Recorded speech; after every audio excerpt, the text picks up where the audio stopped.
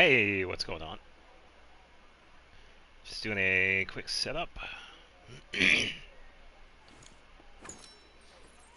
waiting for it to load. And there we go. Try your luck betting on Jade? Try your luck betting on Jade.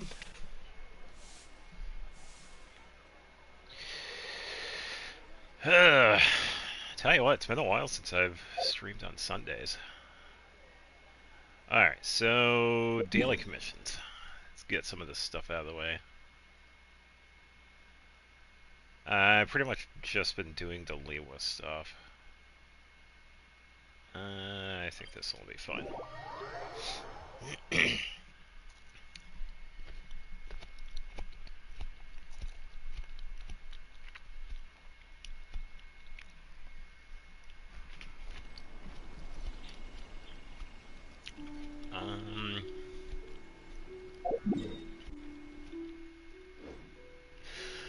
A little bit northwest.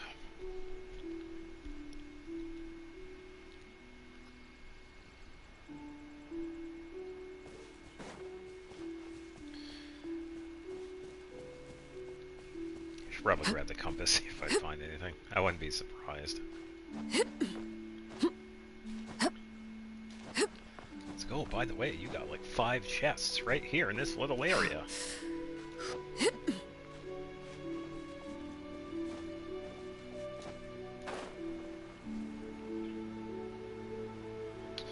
I don't see anything. No, I'll take that.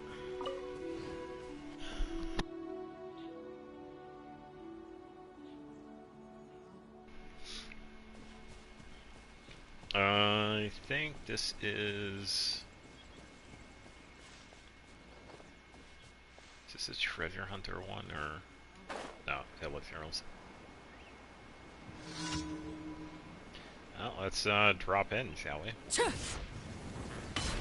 Overruled.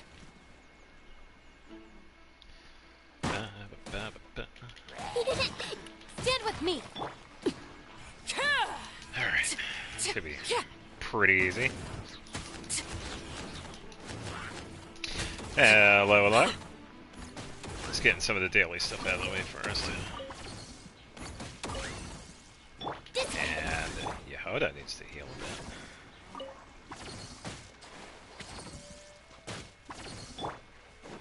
Alright.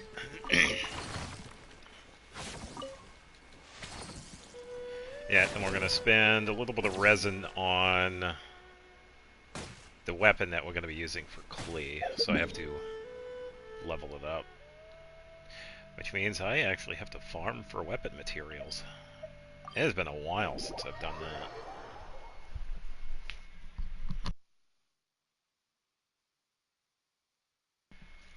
A couple of months anyway.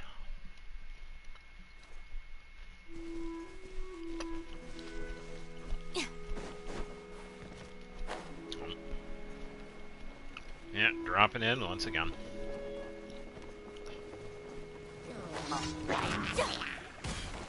Stand with me. Laid bare. I missed it. Finders keepers. Oh. Yeah, I just gotta wait for it, I guess. Alright, yeah. Smash and grab. Here we go. Full charge. Enjoy the overload. Transfixed.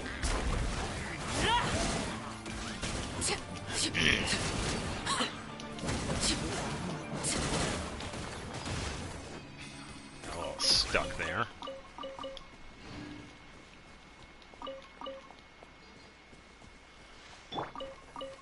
Alright. So I'm gonna heal some more.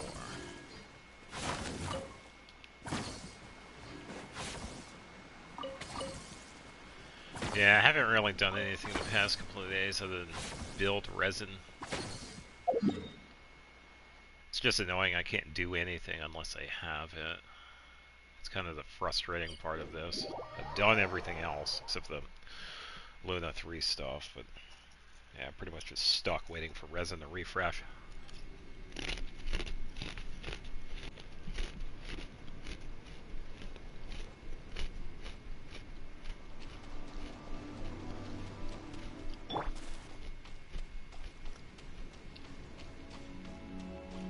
think I should be able to make that.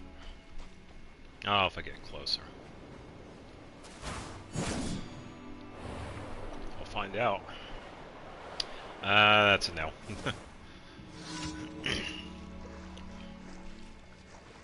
Should be able to at least... Well, let's go to the right... Oh, the aggro. No, keep ignoring, keep ignoring. Should be just... enough. Whew. Yeah, I just didn't want him to hit me with the arrow. Because I would have gotten hit, and it would have made me like stuck there for a second. Yeah. You're my target. Yep. Ding dong water bucket.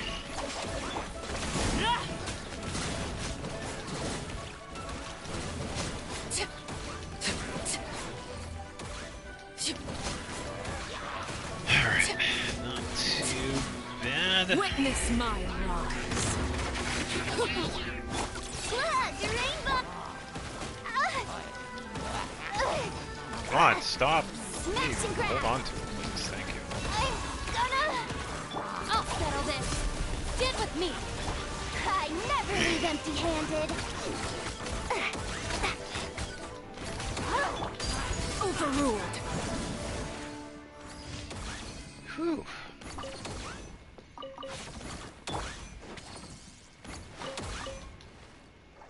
Alright.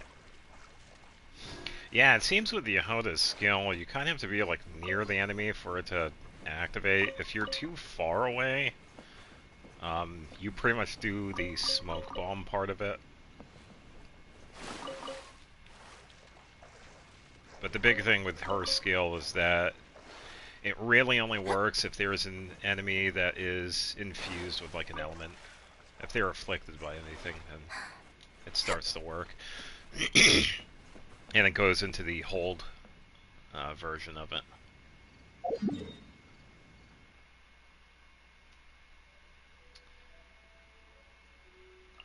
Yeah, good sign once again, because apparently that's the only one I could get out of Lewa.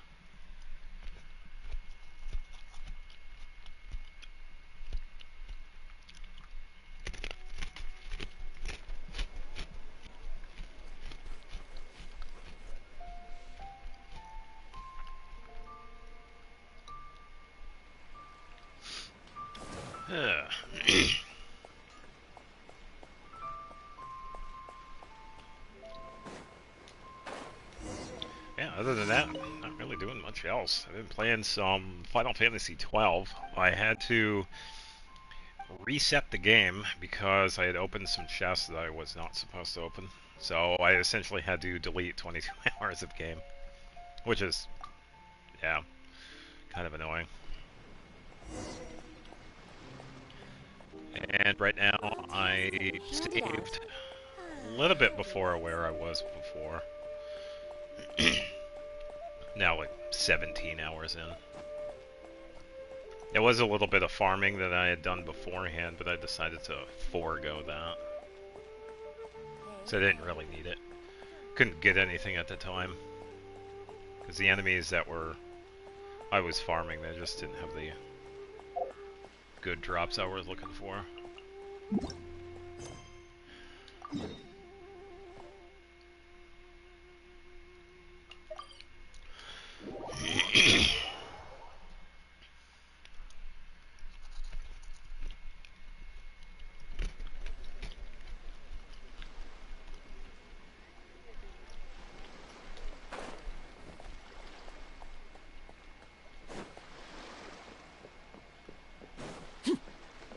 Yeah, I believe I got new achievements for this one, because I think there are two different ones. You find all the signs, and I think the other one is if you mess them up somehow.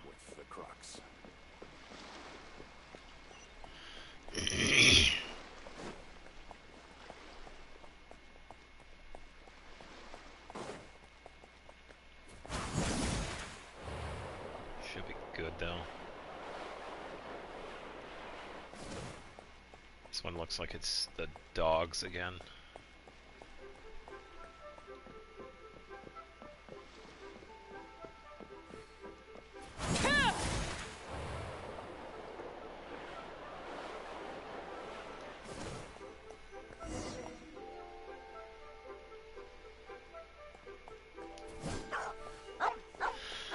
There we go. Yeah, so for the dog one to be a good sign, you have to clear the dogs out of the way.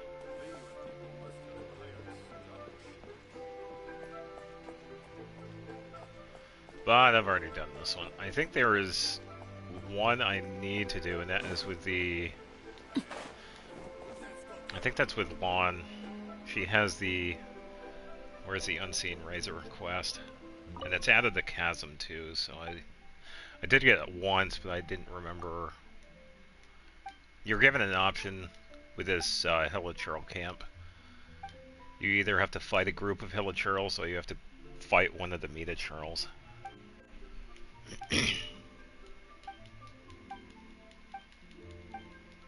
So hopefully I'll get the right one next time. I've just been getting this one non-stop, because this one's just priority, I guess.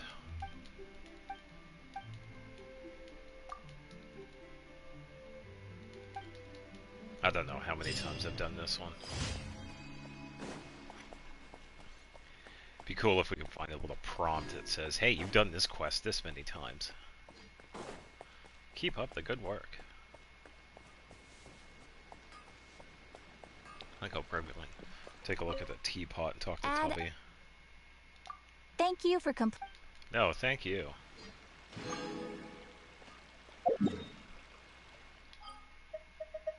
Unless I was there yesterday. I can't remember. I think it was.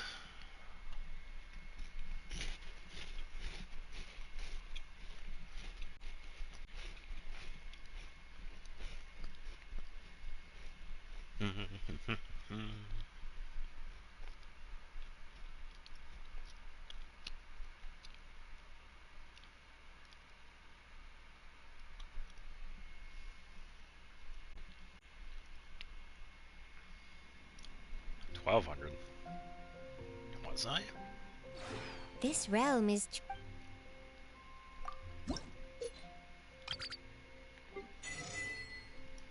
Level 2. I think Yehoda's gonna have something to say. Welcome. Yeah, so I gotta save these for tomorrow, because I gotta get the books. I need a lot of those books. If you ever have any... Alright, she should have something to say. No, she doesn't. Yeah, soon to be the Archon Quest. Just getting some of the daily stuff out of the way first. Liwa, I believe it is the one near the village. Yeah, just getting some weapon materials.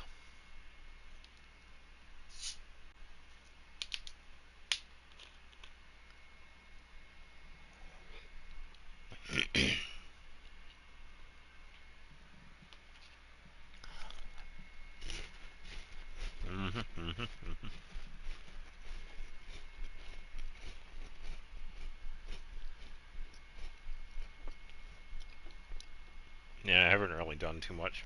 I didn't do much of anything in this yesterday. Save resin, that's pretty much it.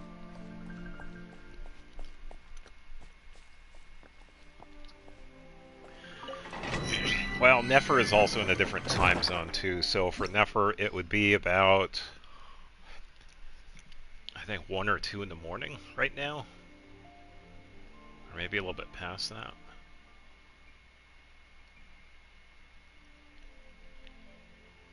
I believe there's also another person that usually stops by, and yeah, they're in a different time zone.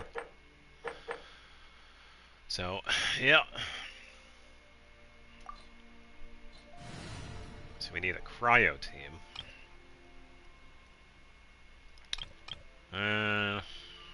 Okay.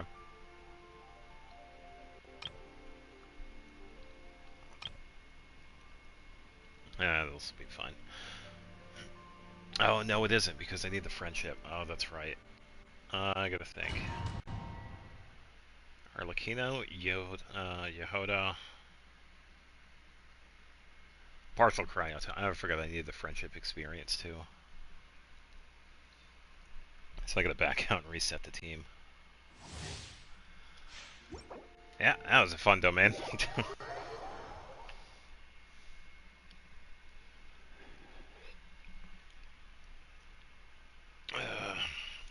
Yeah, I'm glad I caught that now, because if I did the domain, I wouldn't have noticed. I would regret it later on.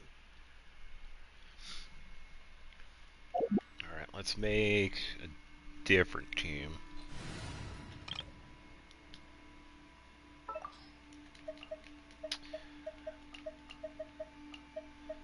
Alright, so Arlecchino, Yehoda.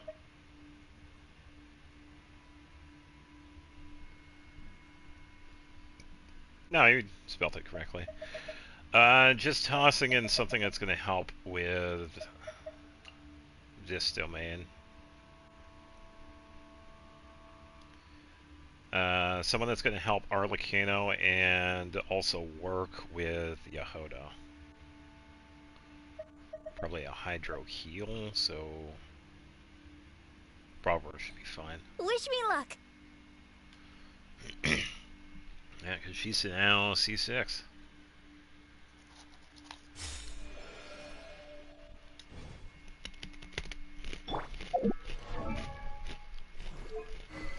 Should be fine with their stuff. Because I usually don't change their equipment. So I don't share anything with anybody else. Yeah, it's always time for Barbara.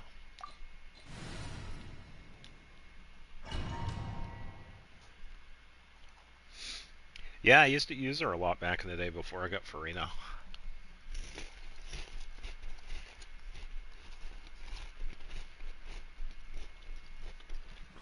Because I always had Barbara paired with Ayaka.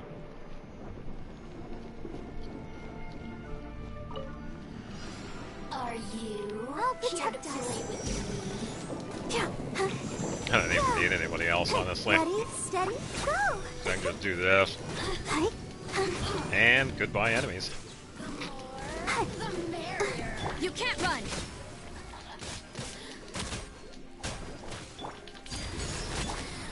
You're my target. Alright, there we go.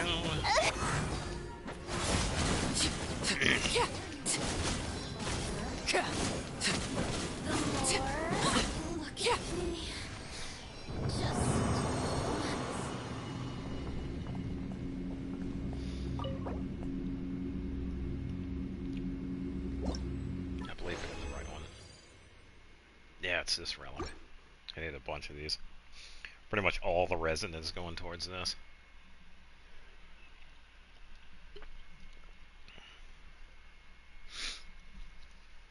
Ugh.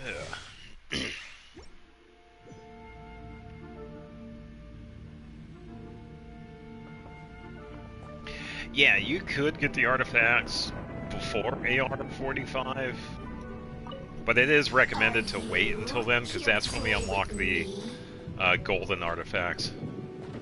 So it's usually good to wait. Because some of the ones beforehand are usually You're not garbage. going anywhere.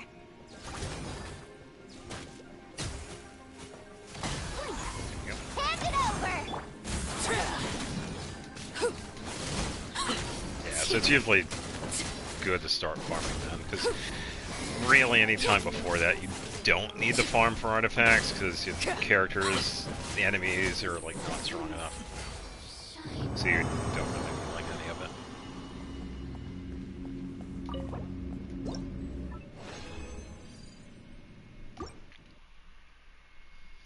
And I know quite a few people usually stay out hard AR-45 because of that. Because the world level changes to AR-50, and then a couple more times after that.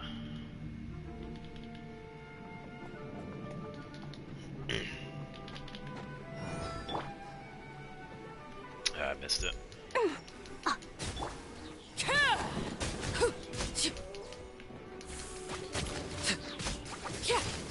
Yeah, there's nothing wrong with staying at AR-45. You don't get as many materials as you would if you were like AR. 55 plus. Overruled. Yeah, you're still getting a fair amount. I never leave empty-handed. You're my target. Shine.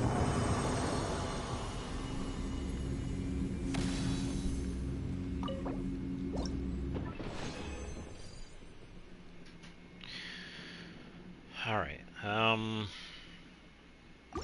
Let's double check and see. We should be able to ascend the weapon at least once now, so I'll just go to a crafting bench.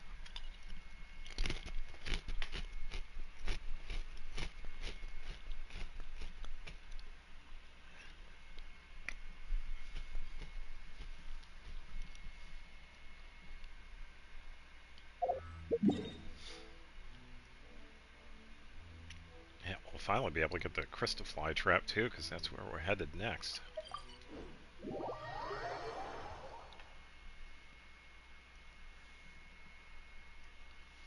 Oh, there you go. Yeah, I'd imagine that'd be an okay team.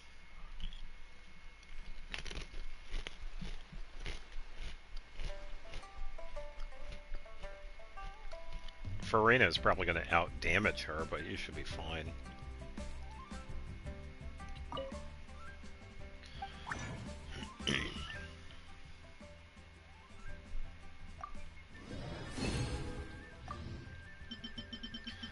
Alright, so we got another resin. Just going to put all of these together.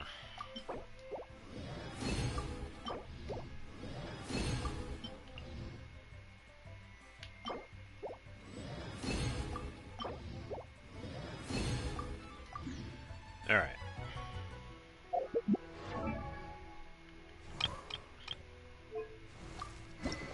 And descended. Alright, so one more ascension after this. So, let's get rid of that. I'll have plenty of materials for this, because I never do anything with the weapons.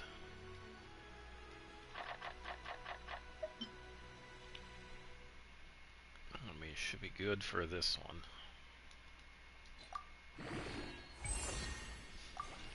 Alright, so now we just need 4 of the gold. So we need 12 of the silver. Let's see if we have enough of those. We have 15 of them. Yeah, so we have enough for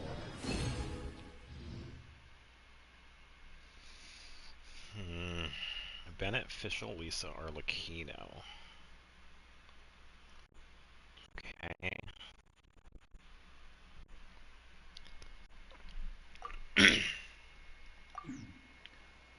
Seems like it would be a partial... No, the overload does work because of Fischl, yeah. And you're getting the attack buff with Bennett and Arlecchino. So yeah, it's a pretty good start for an overload team for Arlecchino.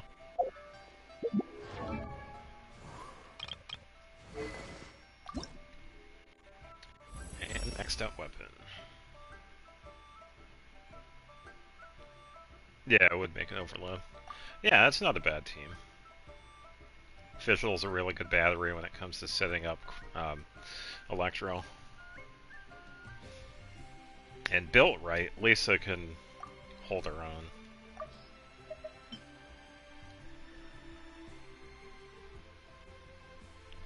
Let's see if I have enough money for this. This is going to cost a lot.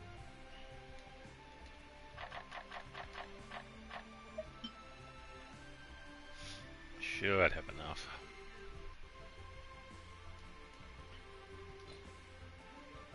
Yeah, 250,000. Alright, so there's that weapon.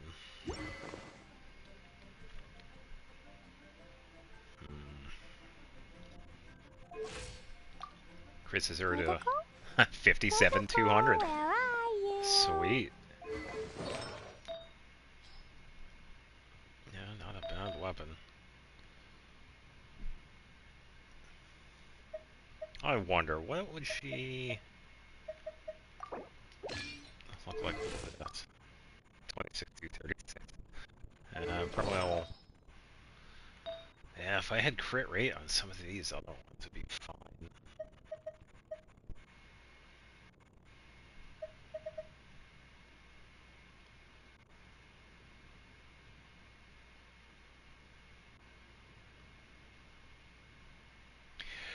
Yeah, because in order to do anything with Arlecchino, even if you have her, you have to do up to a certain point with Fontaine, and then do the Arlecchino story quest to unlock her as the boss.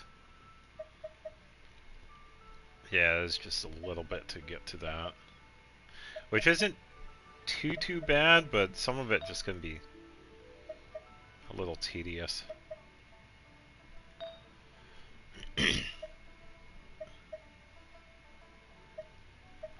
And I kind of wish I would have some more crit rate, but that's alright.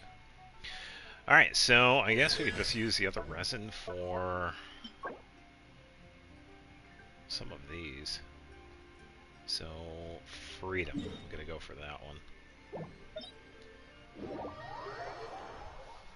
Because the weapon's all set.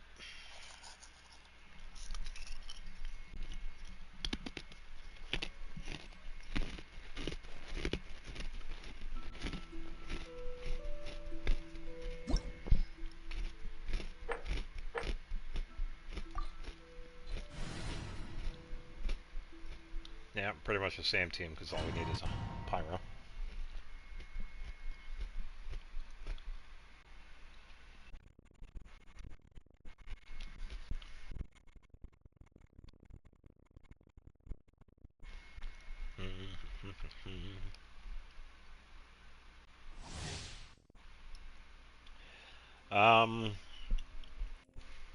Yeah, for some of the bosses, they have kind of like a, it's almost like a trial. They try out the bosses, but yeah, to fully unlock them, you have to do the requirements.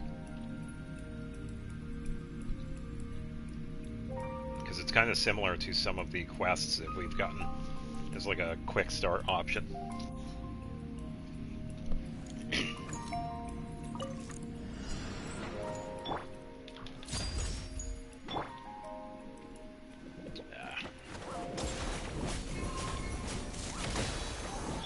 Punishment!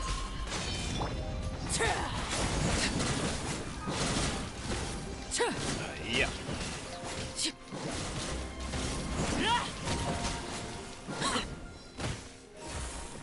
Overruled.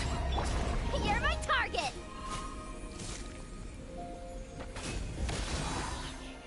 Lights out. Oh. Go ahead. Ooh, 85.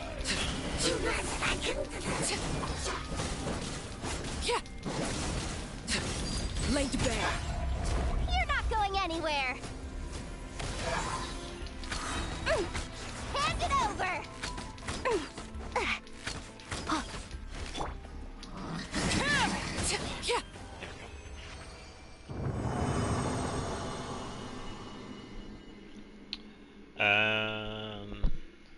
Just looking for her materials.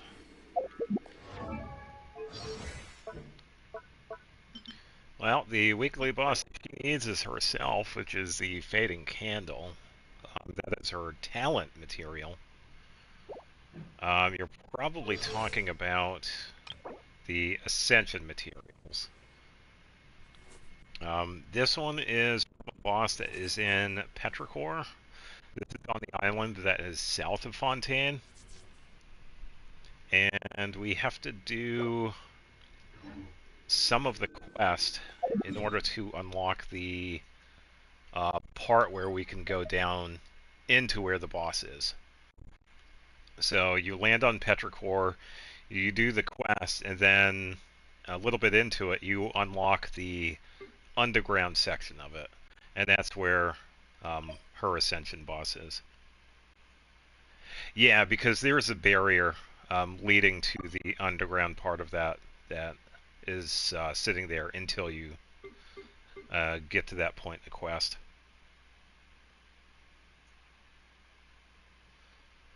Yeah, it takes a little while, maybe like a half an hour or so, because you land on the island, you're trying to figure out what's going on, you talk to a few people, someone leaves, and then they go underground and you follow them. Yeah, so that's another example of having to do a quest in order to unlock it. It might be a half an hour, it might be less, it might be more. I haven't done that in a while, so I can't remember. I'm only guessing.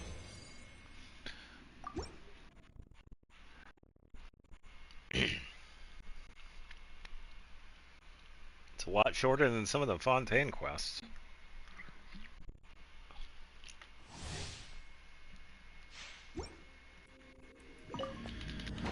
Alright. Judgment.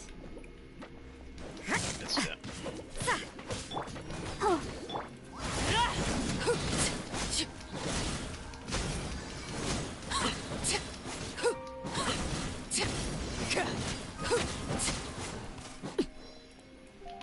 Transfixed. Ah, okay. You're not going anywhere. Shiver.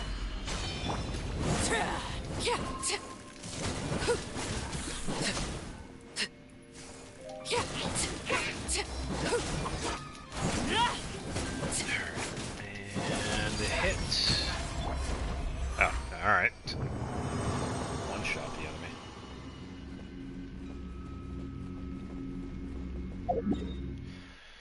enemy. Yeah, it's just having to do some of the quests in order to get to the underground part of it. Because that first one, it's like right a little bit in. It's just you got to do the quest to get past that little barrier right there.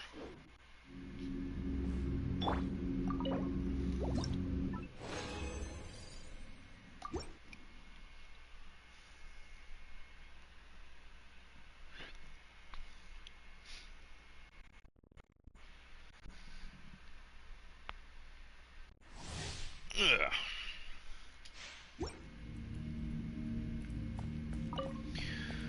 Alright, now for the final one. Run around a bit. I never leave empty-handed. Yeah, so even though Yehoda is pretty much useless with some of this, I'm still going to use her just so I can get used to her playstyle.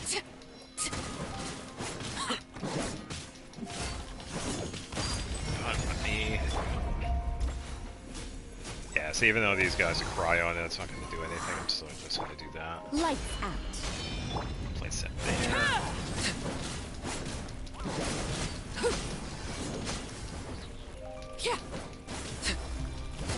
Then auto-target. Wanted my full attention, did you? Everlasting as the moon. Full attention given. Let the show begin.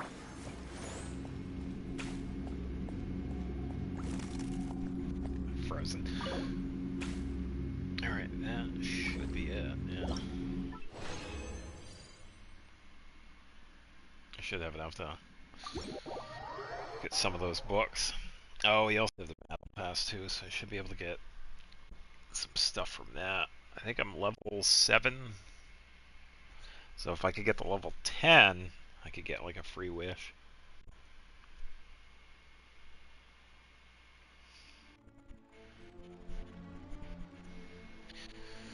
Alright, and I think I have to... Yeah, I gotta double check and see what it is. What the battle pass says. Because if it's just simple stuff, I can go do it, like fight a boss. Even though I won't get the materials from it, it still counts towards the total. Timaeus.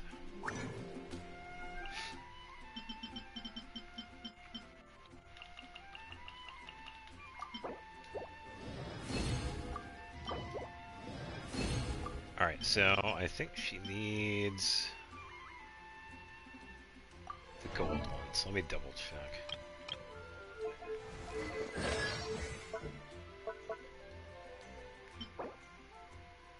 Yeah, so I'll level up her burst first.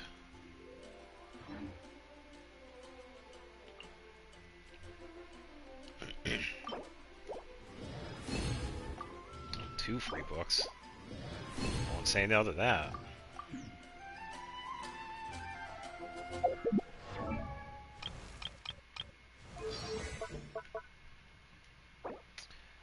Might actually be able to get her burst up to level 9. No, it goes up to 12. Never mind. I'll wait for her skill because I don't necessarily need it. It does quite a bit, but I could get more cumulative damage with her burst.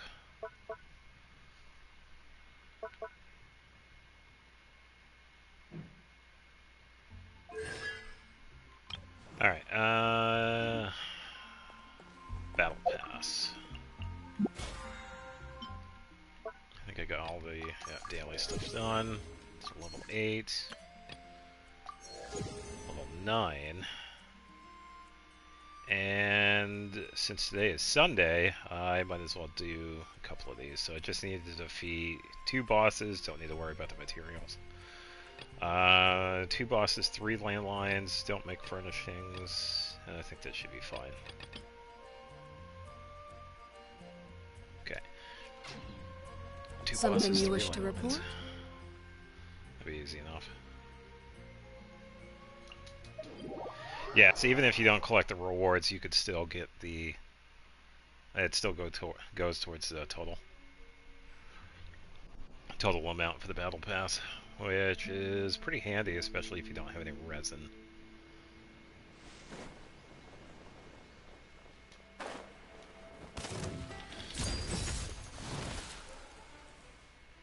Oh, good, good, good. That's Pyro too. Yeah.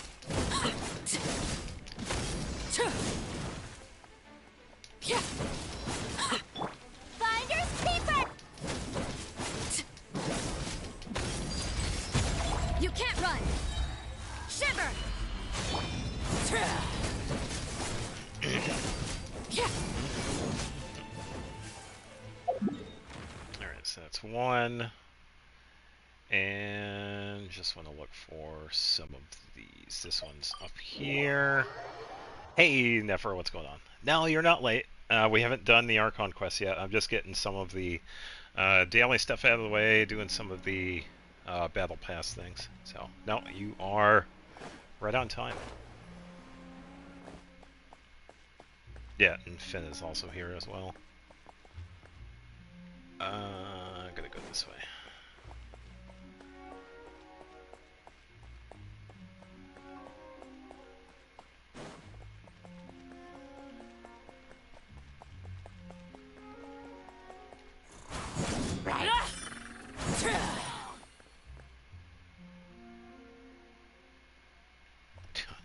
Delay on that. Oy. Oh, 1 day short on it. Oh yeah, the to temper thyself. Don't stare at that. Yeah, it happens. It happens. We are given quite a bit of time for it too. Yeah, because we have 77 days, give or take.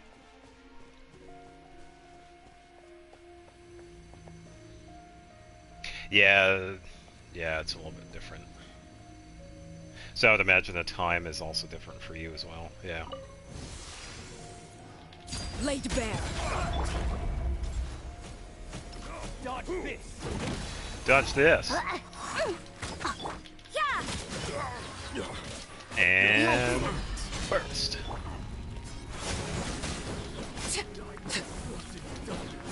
Another test.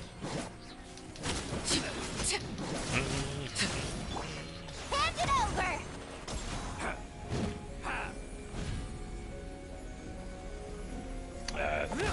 Yeah, see, it wasn't doing anything because they weren't afflicted by anything. Should replace my hammer. Yeah.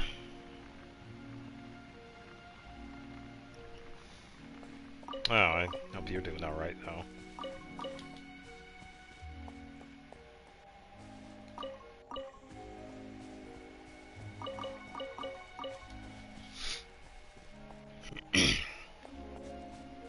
Alright, so don't need the rewards because I don't have any resin. We're just building up the counter for the battle pass. YouTube and all the people on Discord and positions. Oh, the spoilers. Yeah, if that's what you have to do, then go for it. Because if they're not going to respect your boundaries, then yeah, I would do the same, Nefer. Well, if you want, I could turn around and spoil the next 3 updates for him if you want. No, I wouldn't do that. Yeah, because I can imagine how you feel, but yeah, that's kind of annoying. It's just petty. Transfixed. Smash and grab. Just spoiling stuff so no one can enjoy it when it comes out. It's just petty behavior. Punishment. There's no reason for it. Ha! Yeah. Ha! Do I have... No, hold that left. This And is go where to you sleep. fall. No, because that would probably ruin it for everybody, because I do know a fair bit. But I've also said before I can't exactly talk about it because I don't want Hoyoverse to legally go after me, because they have done that to other people in the past, so I am good. So, yeah, for the people that do spoil the leaks and whatnot, come on. There's no real reason to. It's, ooh, you know information beforehand. So what? A lot of people do.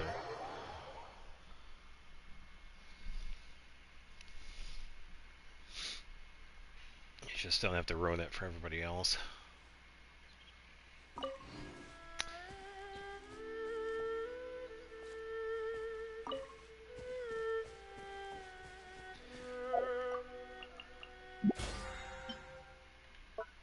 Alright, should be one more boss and one more ley line. Yeah, I would.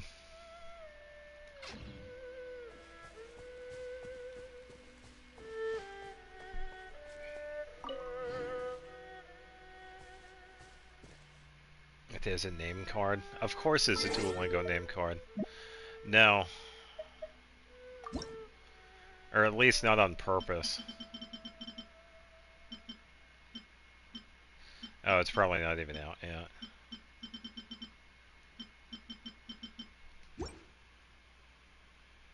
Yeah, I heard about the collab, and I think it's silly.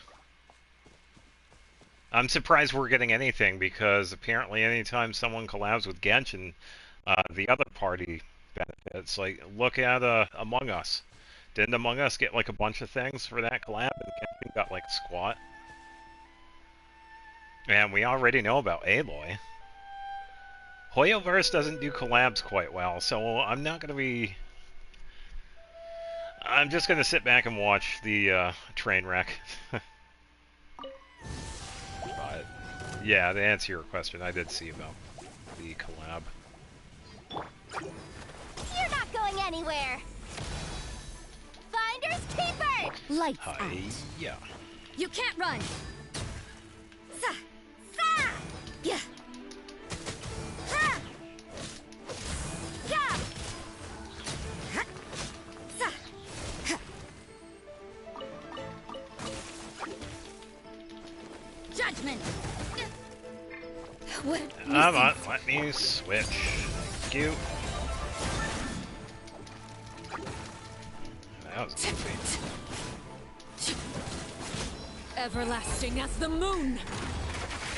I missed it. Let's dance. Did I get everything over here? Yeah. Yeah. Matsutake. Oh, the KFC glider. Yeah, that was another one that was like really limited. Yeah, if it helps, I didn't get it either because it's not available for...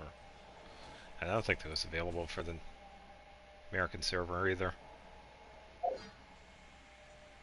But yeah, Hoyoverse needs to... If they're gonna do collabs, do them right. Actually fulfill. And... But it's like they can't even do that.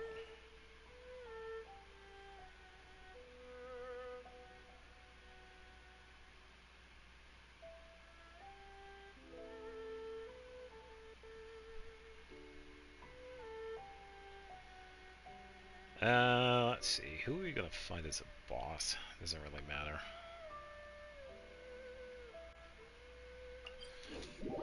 I had to fight this one with Arlecchino out of spite.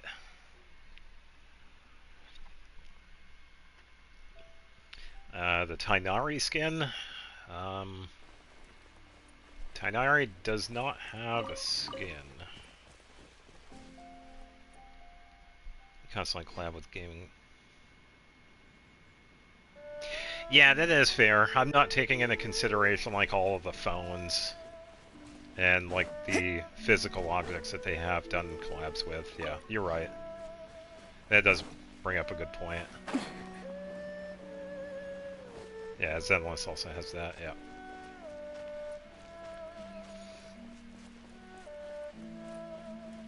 Yeah, you are right.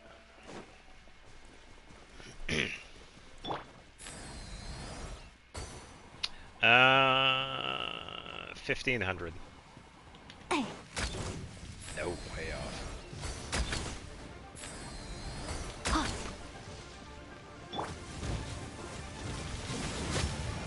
Punishment! Overrule! I'll protect us. You're my target!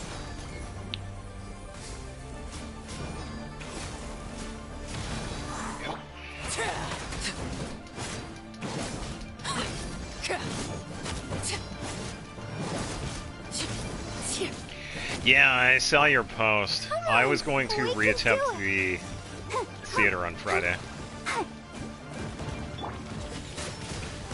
Just so I can take the week to work on Klee.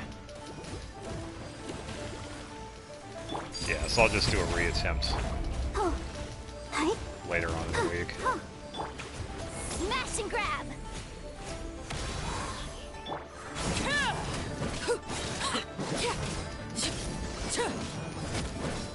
Oh, you borrowed someone's Skark. There you go.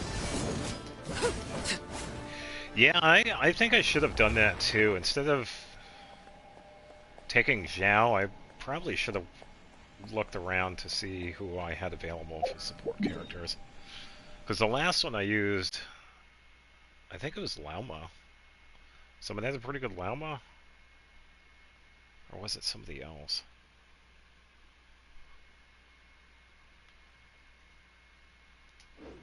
I can't remember who it was the last time around.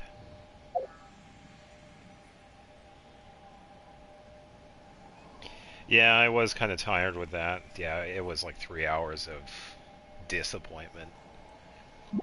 Yeah, I should be fine the next time I attempt a theater.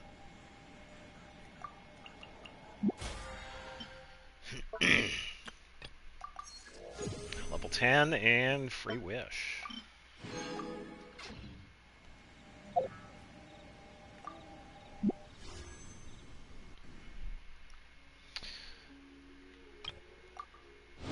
And garbage.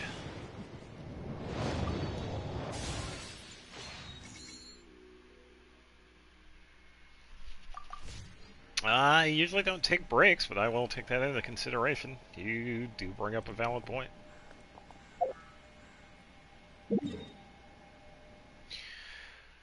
Alright, I need to come up with a team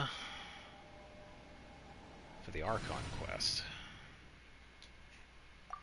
And methinks it's going to be Yehoda in there as well. We do need a healer, though. Well, no, she is a healer. Isn't a real person. I am a robot.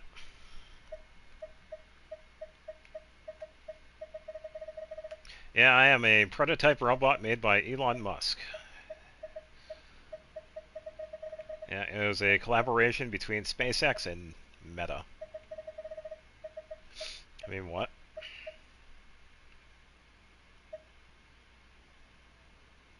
Bring Yao Yao, maybe?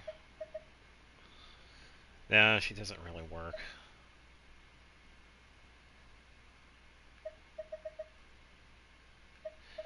No, I think that should be... Yeah, why don't we just bring the whole Nodcry team? Let me just do that. Why playing Genshin then?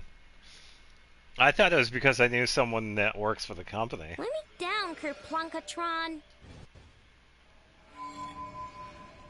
Imaginary person. All of this is in your mind. It is nothing but an illusion.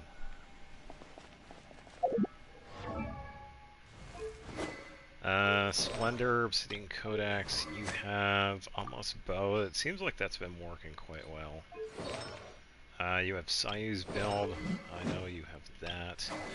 Anefa, you need that weapon. So let's put that.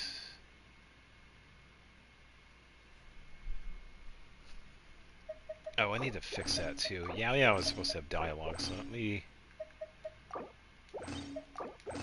give that to her. Oh, there we go. Chevres, it doesn't really matter what you have because I'm not using you at the moment.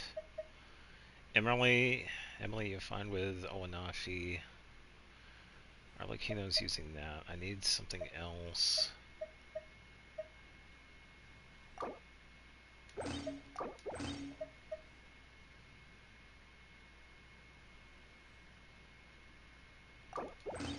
Yeah, let's give her that. At least give her something. I do not have Lisa built. Today, my American server friend joined an Asian server and met with the worst Genshin player I've seen.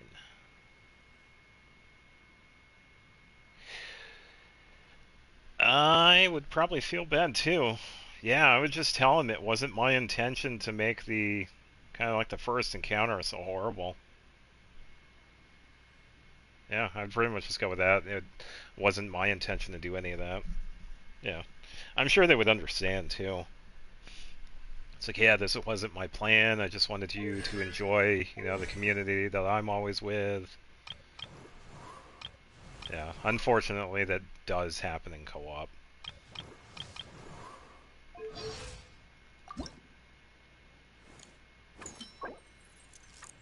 I can make 2 of those.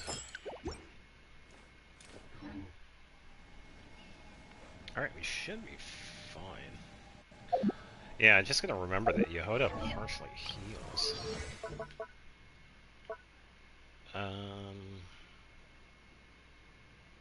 Lowest HP character, additional healing.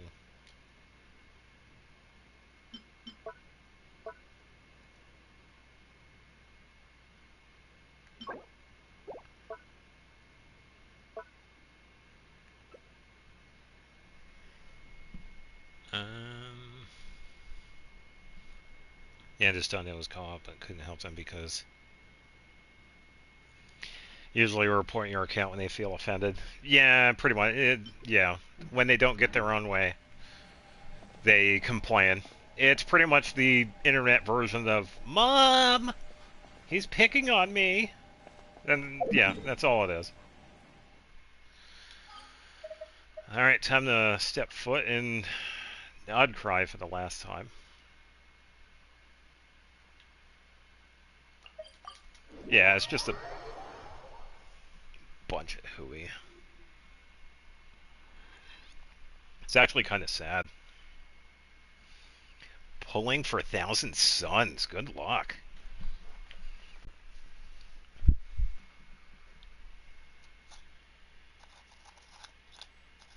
Yeah, a lot of times it's just sad.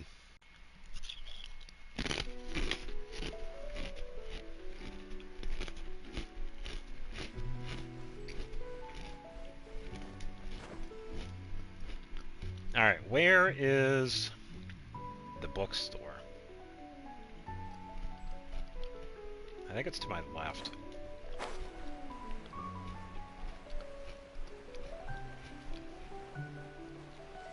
Oh, it's right over here. Don't pull me into the cutscene. I am in midair. Okay.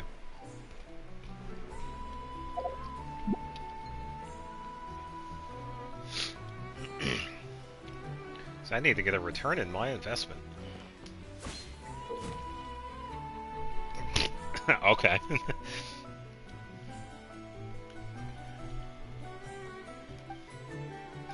Oh, that's right, because I know a lot of people were kind of complaining about only Nefer being able to do that.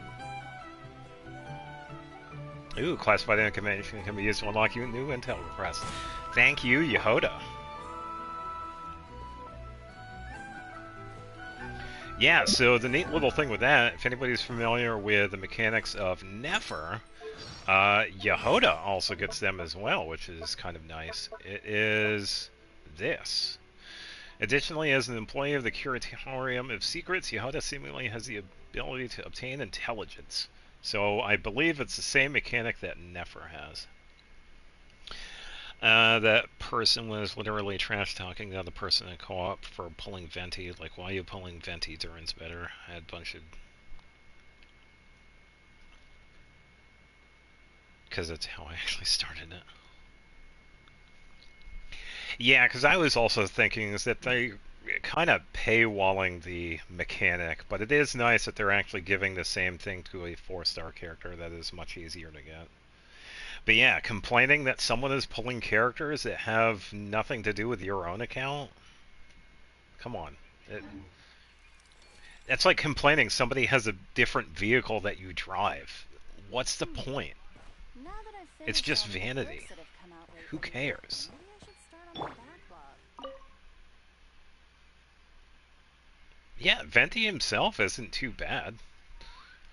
I wouldn't pull for him myself because I just don't want him, but that's what I'm doing. However, there is nothing wrong with someone that wants Venti to pull for him. It's not going to hurt me or whatever. Give me back my investment. I gave you like $20,000.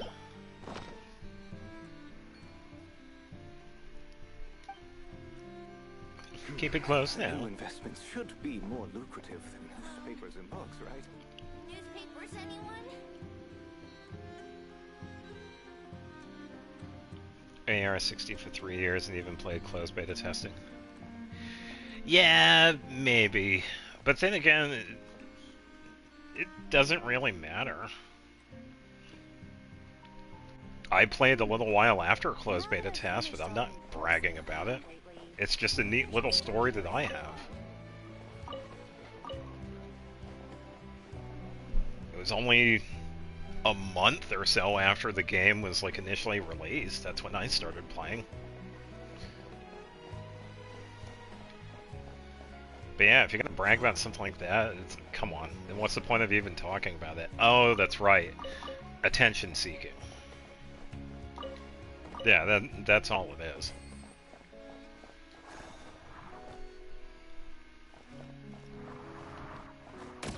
There we go. Well, I suppose we'll just drop right in. Then again, we could probably say hi to... What's her face? Liuka. Yeah, there's nothing wrong with that either. It's just you find some of these people that are just way too high up on their high horse.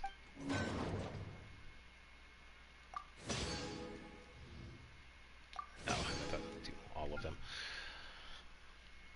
Person mainly pissed me as we were lecturing my friend just because she was flying around with a bazooki and you're like, you're annoying with a snap, but I try not to. Yeah, that's the same thing I've seen with... Mizuki is a really fun character. I would have liked to get Mizuki. I just decided not to. I don't regret it, but come on. You're just hating on a character or someone's choice in characters.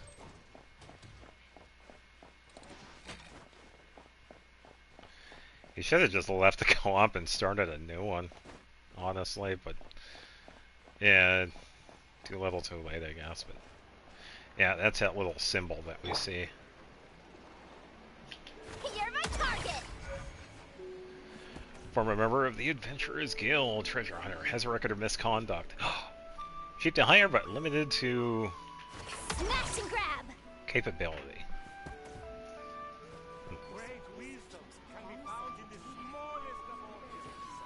Yeah, so we actually got something really good there, too.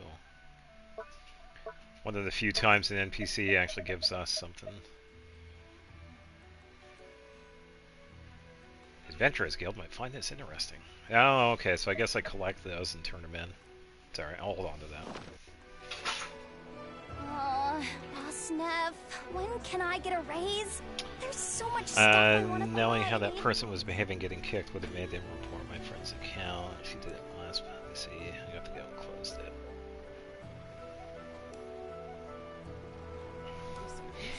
Yeah, but then again, you could always turn around and record like the entire setup, so you could like also, what's it called?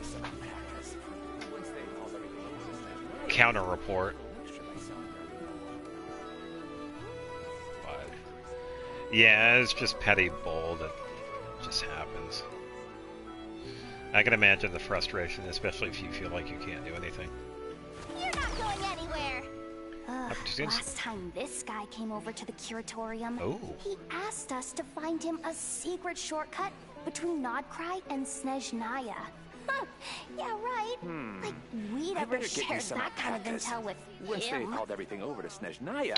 Interesting, we had a little bit of dialogue.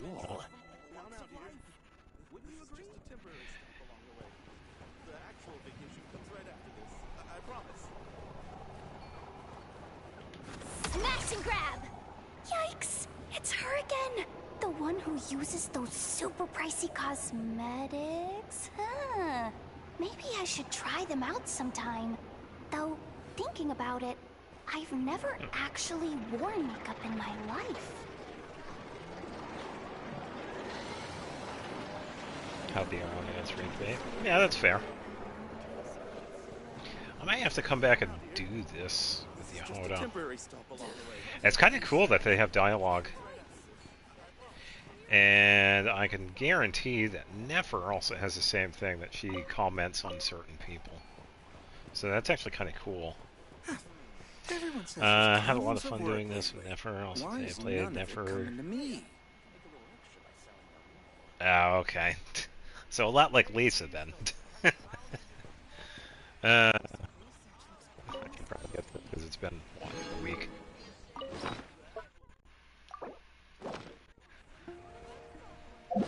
Alright, we'll talk to Catherine a bit here. I'm also going to set up this.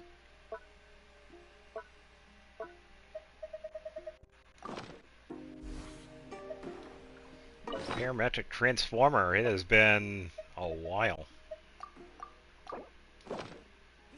Goodbye, oranges. You're not going anywhere!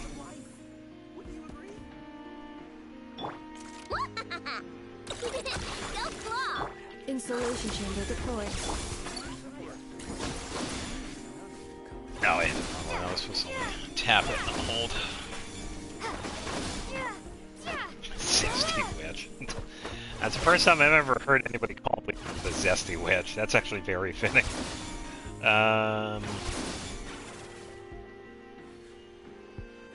Okay.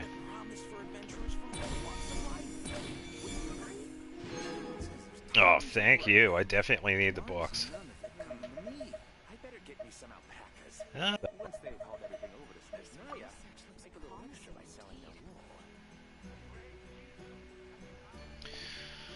Alright, Catherine, what do you have for me?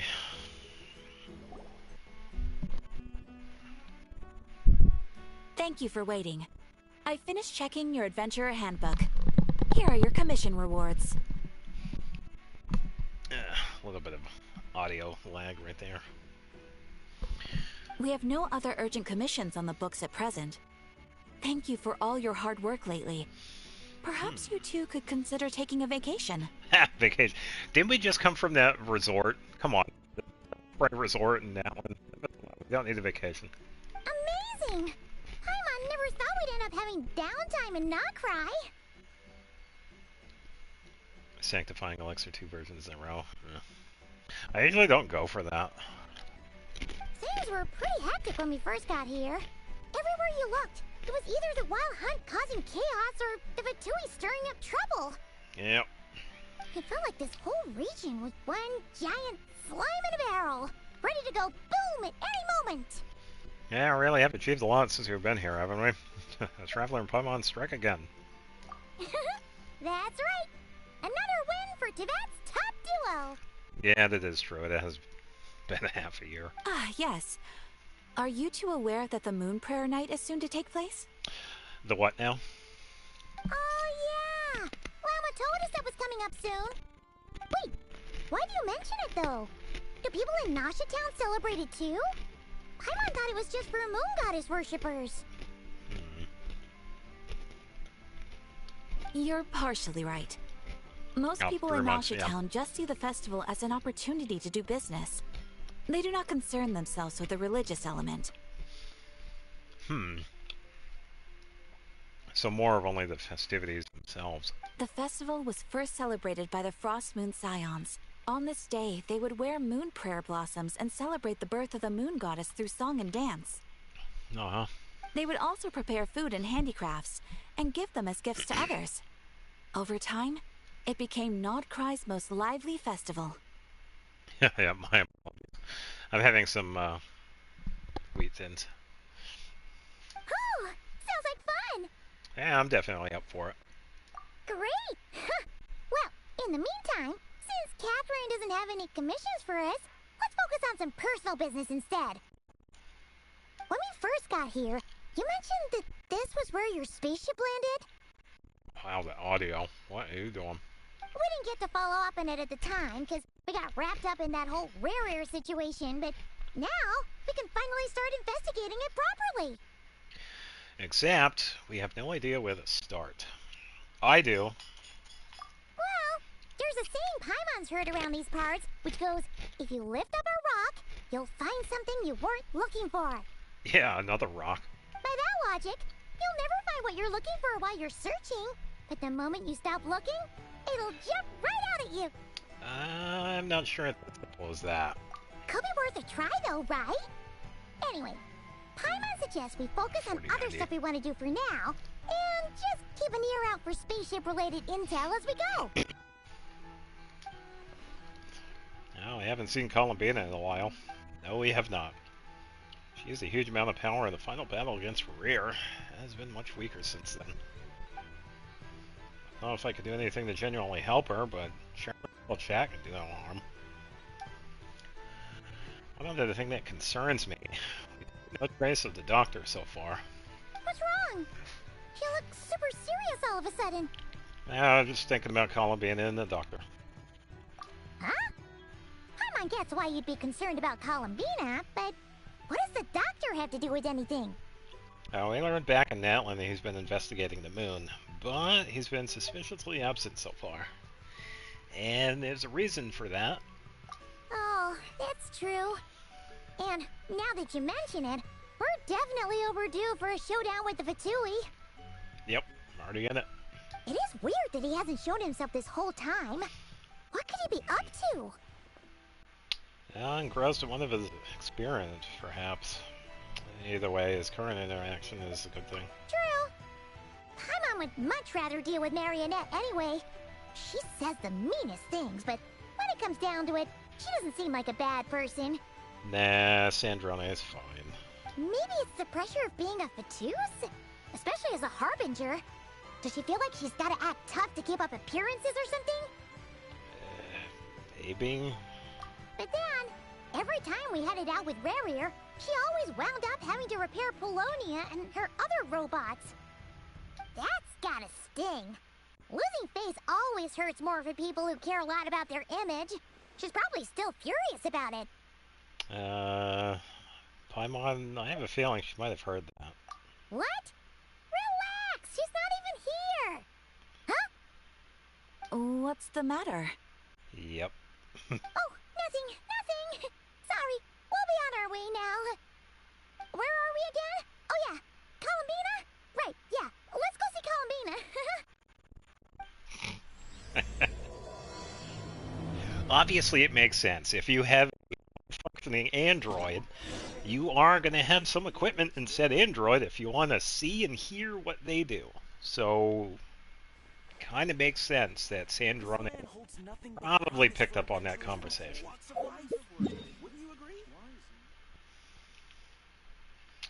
Oh, Columbina, wake up, wake up, wake up, wake up. I want my glider already. Wake up.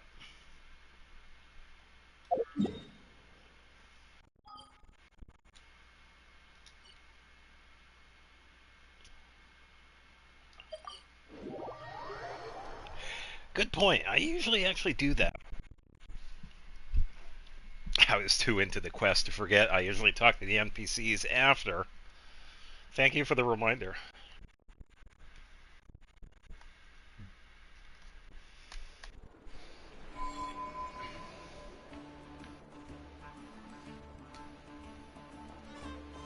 I should find a way to get in there.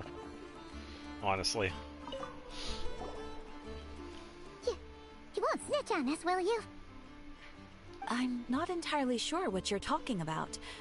But rest assured, I protect client and adventurer confidentiality as a matter of principle. Sure. Phew! That's a relief. Paimon does not want to get an earful from her.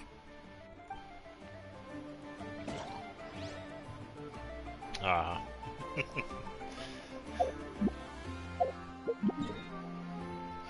Alright, now we can go. Yeah, good call. Yeah, a lot of times when we're talking to a character, especially in the quest, if we talk to them after, like the cutscene or interaction, we usually have like continuous dialogue.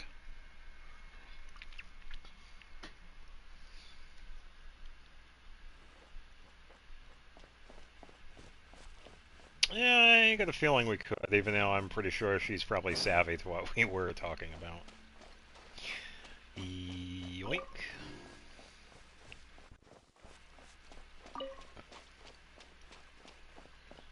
She's just hanging out. How close am I going to be able to get?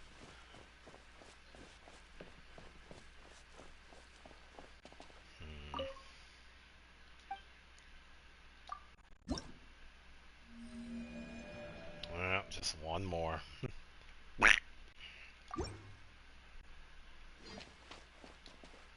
That's what I get for missing it a week.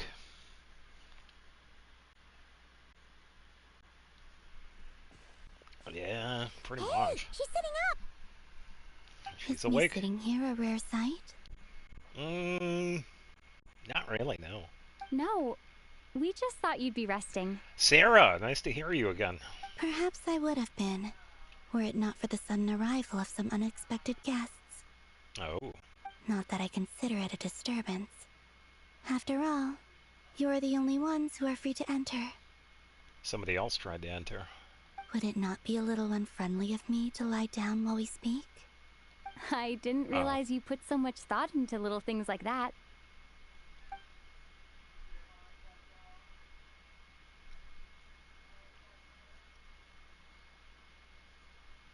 I guess you didn't want to teleport. Only sometimes. There have been moments lately where I think about you and your companions. They are warm, mysterious, and cozy memories.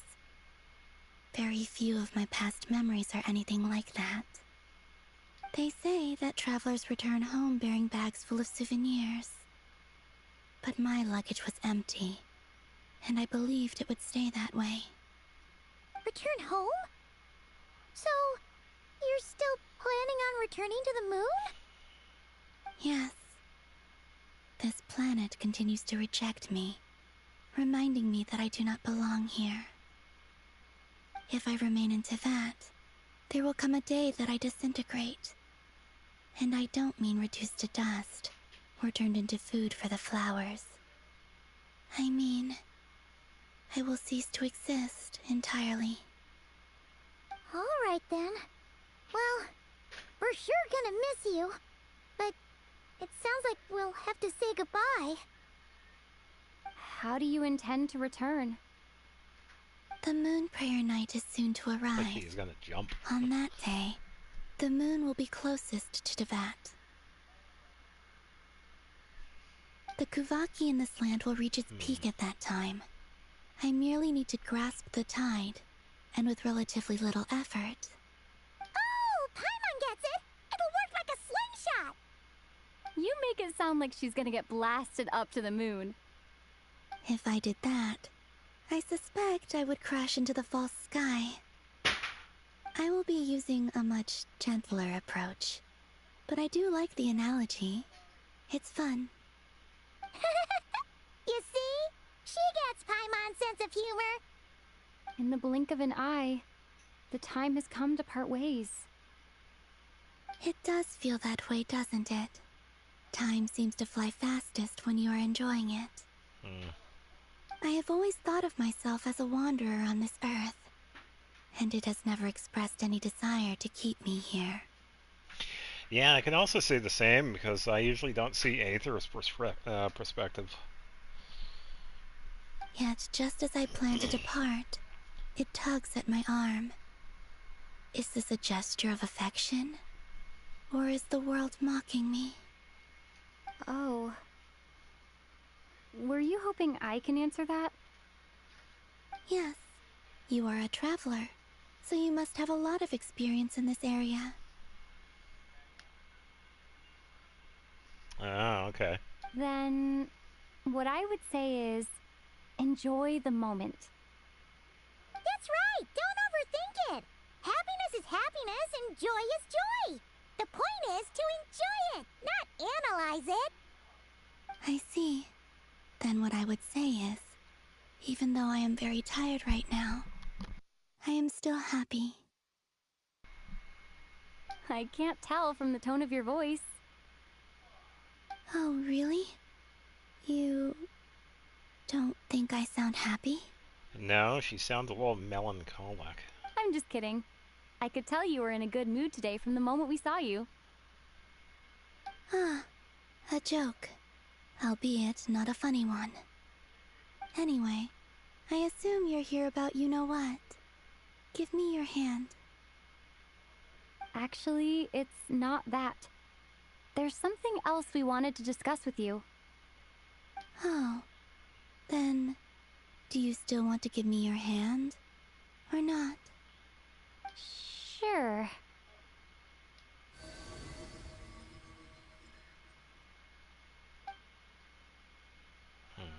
Thank you. So, I've heard that in the Moon Prayer Nights of the past, people here would hold celebrations in the Moon Goddess's honor. Since you helped so much in our fight against the Rehir of Solnari, I think you deserve a farewell party before you return home. I haven't asked everyone else for their opinions on this yet, but I'd like to invite you to join the upcoming Moon Prayer Night. I've never joined a Moon Prayer Night before. I'm not sure what I would even do. Hang out, eat food, mingle.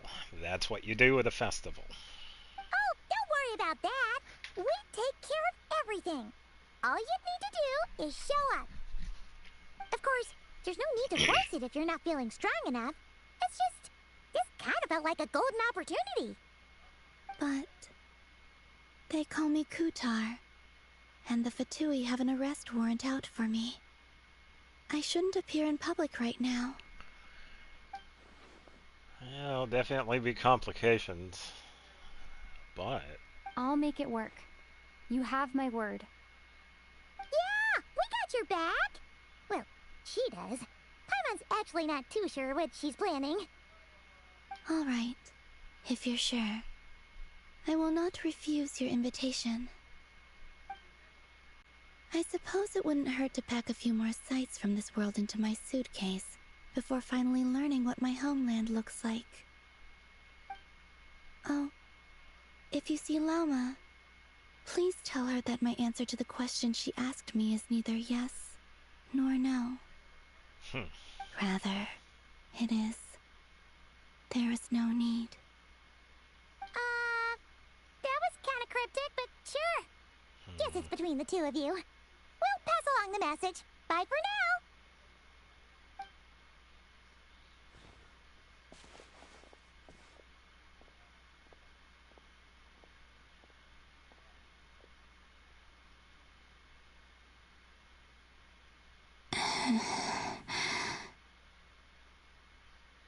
And also, I do not know.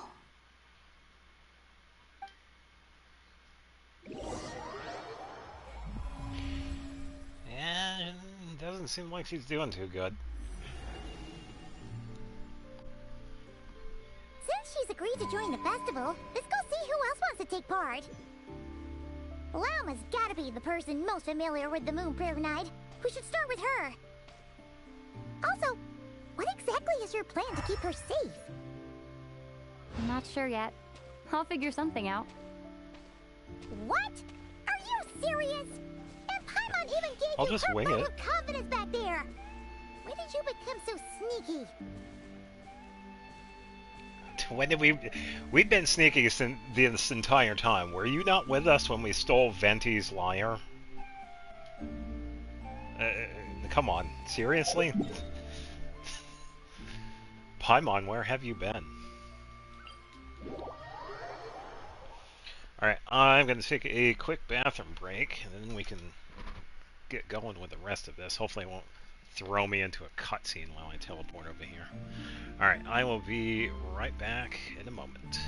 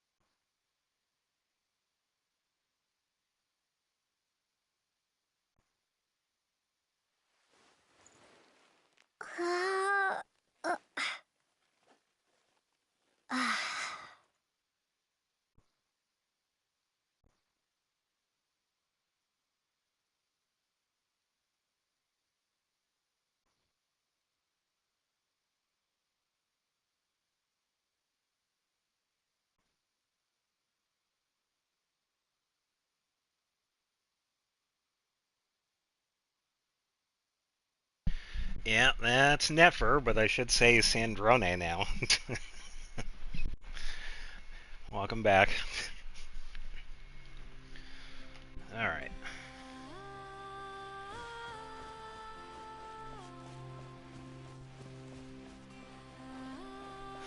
Polonia, get him.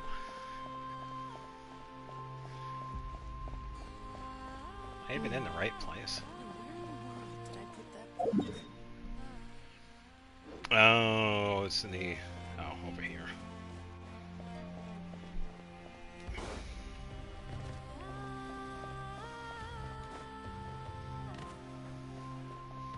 I never...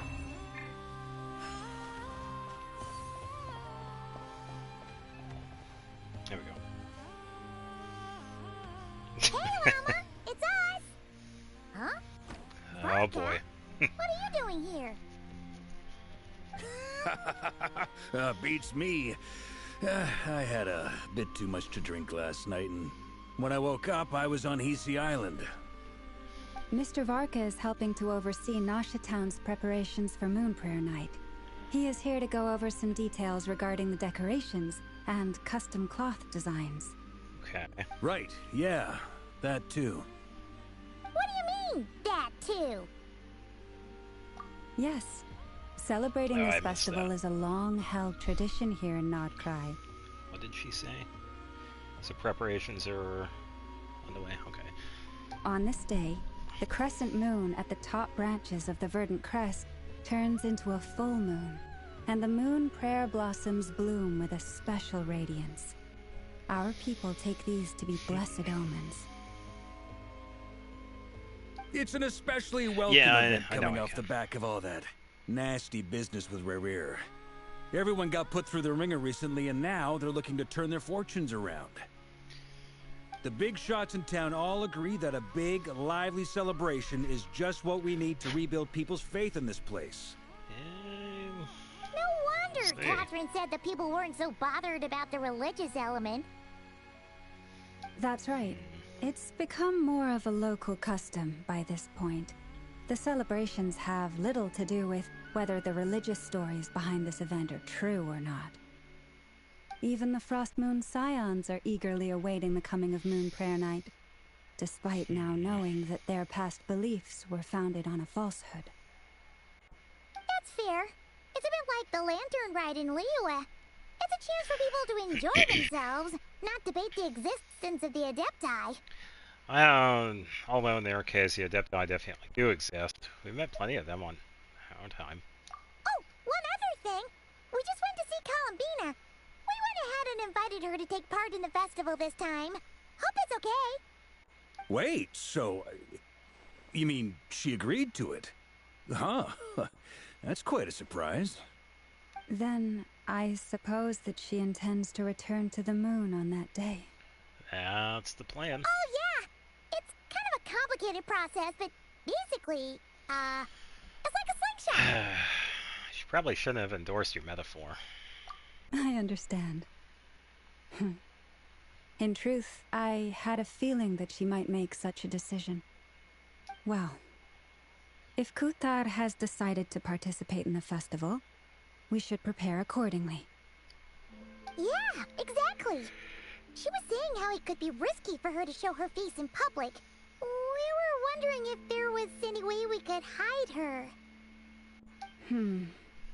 Unfortunately, the people who carved the statues did an excellent job of capturing her likeness. It will be very challenging to hide a goddess whose face everyone is so familiar with. Give her a hoodie. Darn! We may have bitten off more than we can chew here. Nah, don't sweat the small stuff. We can handle that. Huh? Are you saying you have a plan? Yeah, have the party inside a domain and have a bouncer at the outside. Not as such, no, but the most important thing with a festival is to keep the mood light and your spirits up. You can't go preparing for a festival with those long faces. You'll never convince anyone to enjoy themselves. The Mondstatter spirit is strong with this one. That it is. That's what makes Varka so special. As it happens, I agree with Mr. Varka. Let's start by making our appreciation for Kuthar the beating heart of the festive atmosphere. And who knows? Once we get the ball rolling, perhaps everything will just fall into place. Probably. Hey! Did you catch that? Lana said the thing! Or close enough, at least. I'm looking forward to the Moon Prayer Night already. We have a festival in Mondstadt called Windbloom, and you can always tell which couples are celebrating it for their first time by the smiles on their faces. Big, beaming smiles like their whole face is glowing. And I have a feeling we'll get to see that same smile on the Moon Goddess's face at this festival. Not quite the same, surely. Yeah, it's almost like a belly laugh. Anyway, I'll take care of business in the city, but I'll have to leave the decor up to you and the Frost Moon Scions. No one else can capture that traditional aesthetic quite like you guys. But lastly, there's the final key element that brings the festival to life. Companionship. Oh, we'll take care of that part. Before you leave, let me show you something that we've been preparing. Mr. Varka had asked to see it already, so you may as well tag along.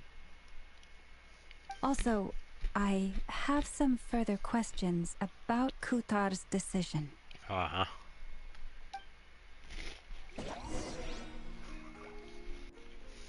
Okay.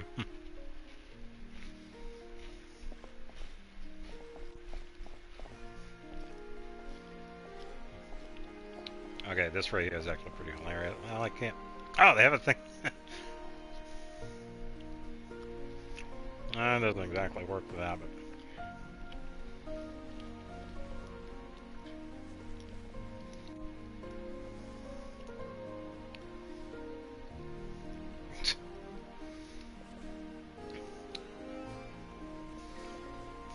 When the character models don't want to work with you.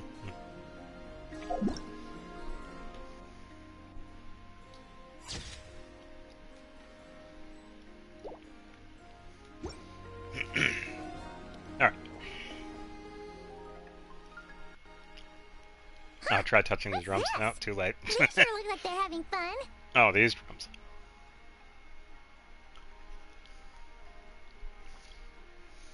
I believe so. Kuhenki seem very skilled at playing drums like these, although I'm not sure where they learned it from.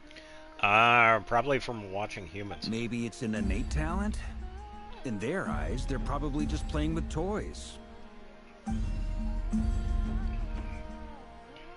Oh, it's a special one. Wanatar! You want to play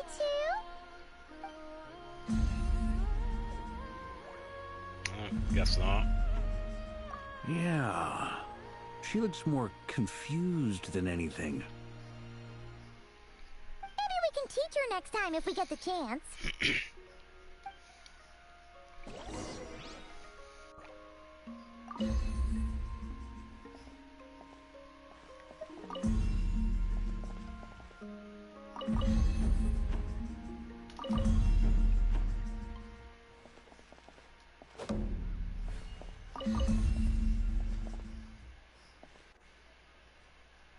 Was that supposed to be something that happens? Because all I'm getting is probably a social anxiety. It's possible.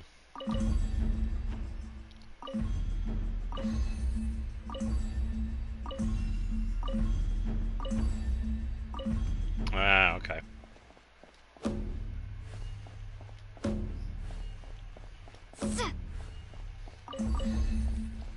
Yeah, What are these floaty things? what are you talking about? Moon veils. Oh, those. We hang them from buildings in the city during the festival. When you look at the sky through them, it creates a lovely misty effect.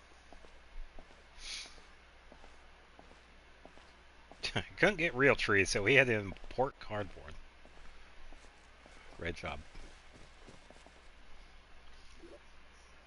Everyone seems hard at work. Yeah, because she could summon the local wildlife. They are preparing items for Moon Prayer Night. For instance, the sculpture being made over here. Mr. Varka and I were just finalizing the details of where it will be placed. Oh dear. Ah, there she is. I didn't know the finished article would be so large. Not to worry, though. All the necessary arrangements have been made. Just let me know once it's ready, and I'll get some people to ship it over. You have my thanks. And over here, we are preparing a very traditional confection. Oh, look at all these colors! It looks great! Can Paimon try one? Yeah, pretty much a bunch of moon fragments. Of course. I have a feeling you'll like it a lot. I'll laugh while I can. You bet! Sweets and treats are Paimon's favorite! If you included those in the Feast of the Moon, I bet Paimon would have joined the Frost Moon Scions by now. There will also be verdant crests like this present in Nasha Town during the festival. The timing of Moon Prayer Night is not completely set in advance. We make a rough estimate, then observe the changes in the verdant crests and moon prayer blossoms to guide us.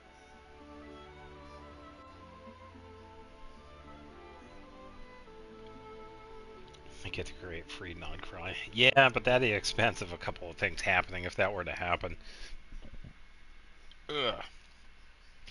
The moon is at a fixed point that if it were to come closer, the Earth's gravity would kind of destroy it.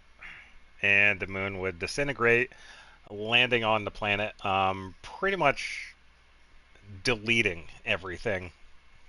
So it wouldn't be a lot of fun. As such, the weight itself is a fun feature of this particular festival. And besides, they faked the moon landing, so I think they could probably fake a hide under your bed. They could probably fake Nod Cry.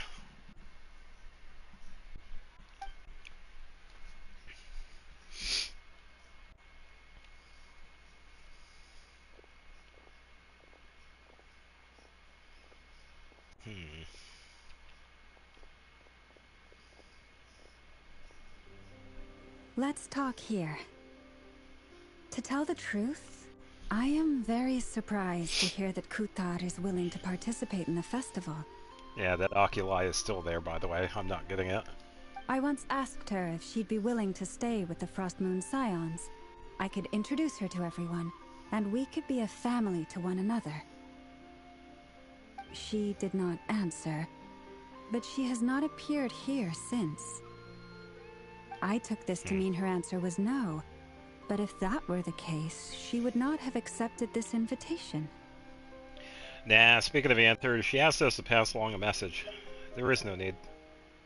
Ah, I see. Maybe she is right. Maybe the Frost Moon Scions of today no longer need a moon goddess.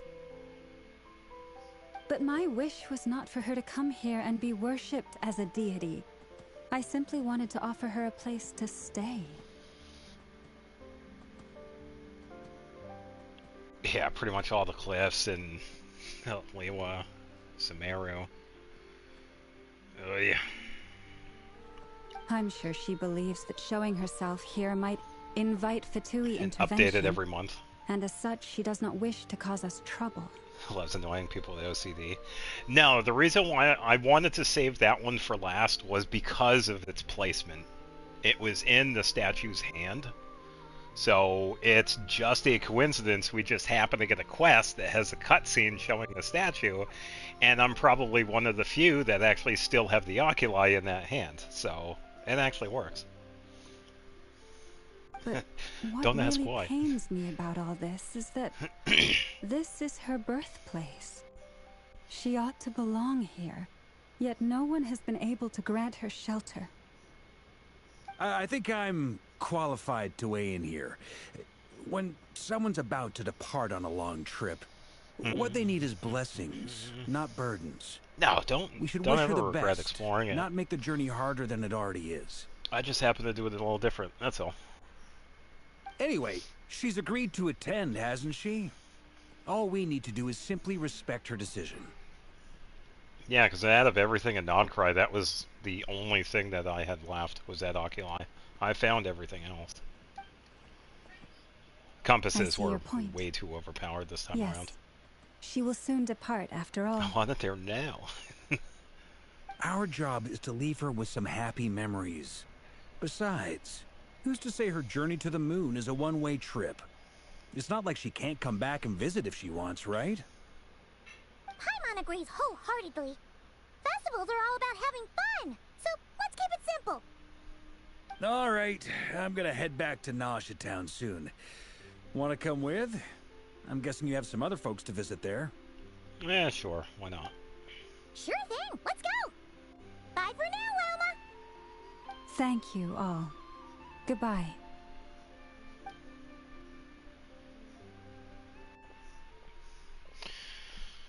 A traveler needs blessings, not burdens. Sounds good in principle, but will blessings be enough for Columbina?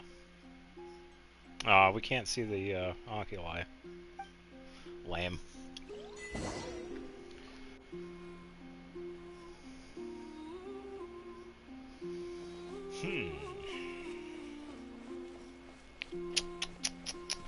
Yoink.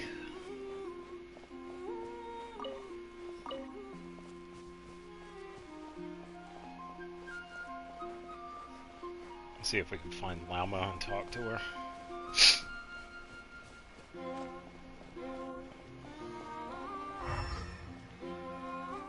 Ooh, creepy. Stuff that actually disappears when we use the elemental sight. Don't see that often.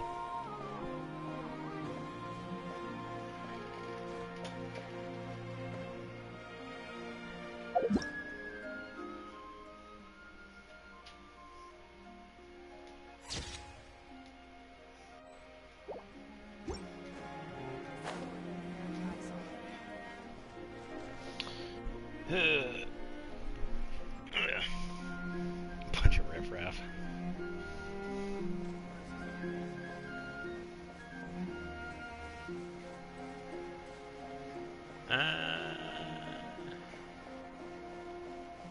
I don't see her unless I missed her. Oh, I wonder if she's next to the statue.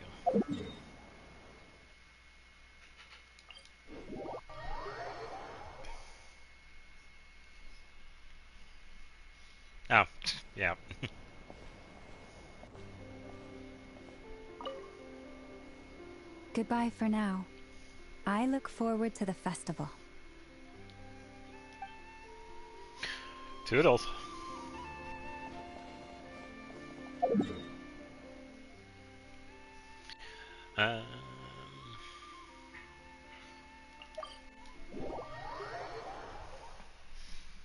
Yeah, because we said this earlier. A lot of times the NPCs and characters we talk to usually have like continuation dialogue. They're pretty much saying the same thing that they said during the cutscene they were in.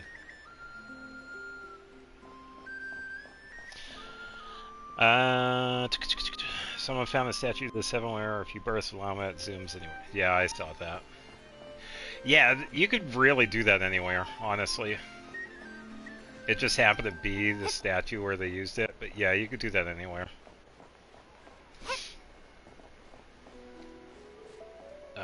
Because there are a lot of times where you don't even see the burst at all. Yeah, it's just where the camera is being placed at that moment. Aha! Hey, over there! It's Durin and Albedo with Flints! What could they be chatting about? Your guess is as good as mine. Ah, Grand Master, and the Traveler and Paimon. Yo. Hello there. It's been a while. Perfect. We have some new volunteers for our investigation. Sorry, what investigation? Wait, let me guess. The righteous Lightkeepers are finally ready to hunt down the Abyssal Dragon? I'm not sure who it was. It just happened to be a short that popped up. I didn't see who the username was. Yes, that too. Yeah, right. Oh, wait. Why does everyone keep saying that too? Well, it seems like they have an itinerary. Well, to be precise, the facts match, but not the causality. Wait, so I guessed right? Half right. Don't act so impressed with Yeah, yourself. I just didn't know who it is. Maybe I can explain. We ran into Mr. Flint's north of Nasha Town. Okay. At that time, we just noticed a few abyssal creatures out in the wild, but the strange thing was, I didn't detect any traces of abyssal energy on them at all. Those aren't abyssal creatures.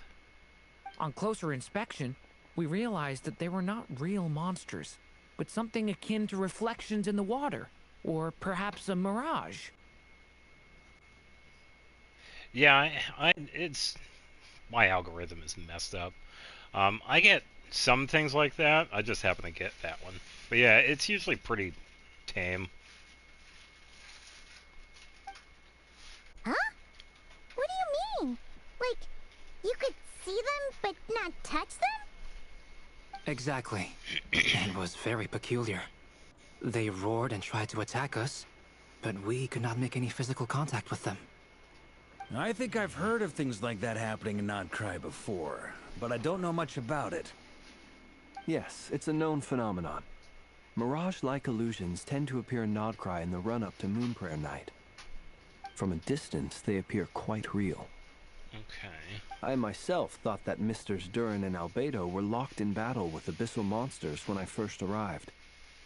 But after sharing intel and investigating a little further, we can confirm that these illusions are harmless. There is no great cause for concern. I see. Well, I'm glad they weren't real.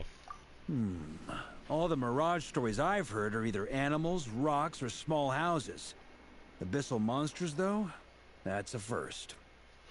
It's a first for me, too. So I'm planning to look into it further just to be on the safe side. I intend to inspect a few more locations. Yeah, Arlecchino's 4th on the list of harbingers. What about you two? Any plans? Alice contacted me a few days ago. She'd like me and Durin to assist her with an experiment. But we lost contact shortly after receiving the message. I'm sure that comes as no surprise to anyone familiar with her. Oh, yeah. We don't know when the wind will blow. Yet when the wind blows, we will know. That, Yeah, usually, in a nutshell. describes how Alice operates. Yeah, I usually just end up skipping most of that because it's usually just garbage. Because some of the feeds, some of the ones I usually do get are pretty good. So I've gotten Milo quite a bit. I've been getting Sterling quite a bit recently that covers like spooky stuff on people's share and whatnot. Yeah, that tracks. Okay. Well, I suggest we investigate this Mirage business in the meantime. It's piqued my curiosity, and I'm pretty sure I know someone who will already be 10 steps ahead of us. Yeah, never. Let me, Oh, that is all she said. Oh. Thought I accidentally clicked that one too fast. Well said. Hooray! Whatever's happening in Notcry, she always seems to be the first one to know. Yeah, time to go say hi to Nefer. Let's go see what she knows. We can invite her and her staff to the festival while we're at it. That's a good thing I brought along Yehoda. I'll take that. Smash and grab! I use Instafar, but they're not as strict as you two, so you get that kind of stuff all the time. It's increased ever since. Yeah, that makes sense. Yeah, I don't use Instagram. I think the only one that really comes close to that is YouTube Shorts, and they are pretty tame from everything. That must have been the wind.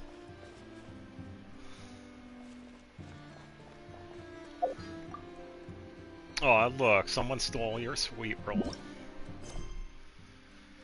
I still got that to do.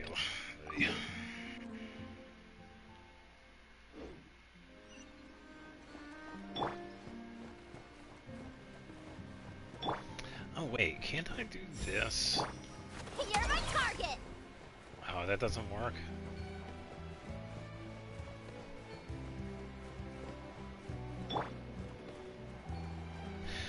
Wait, let me try out something. I wonder if that could work if I'm infused with it, unless it actually only counts with enemies. Let me get Barbara. I'll take care of it. Let me just double check something. Dance. You're not going anywhere.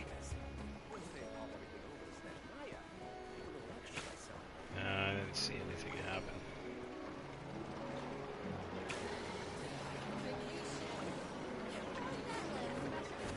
You're my target.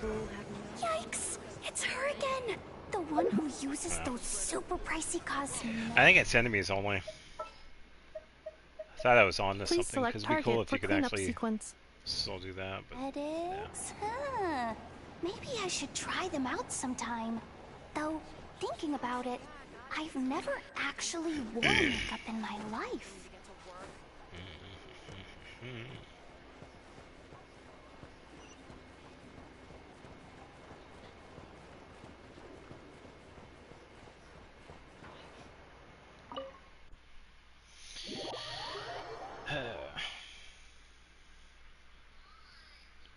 Be cool if it did, because I could like run around. Because it seems like the skill lasts for a little bit.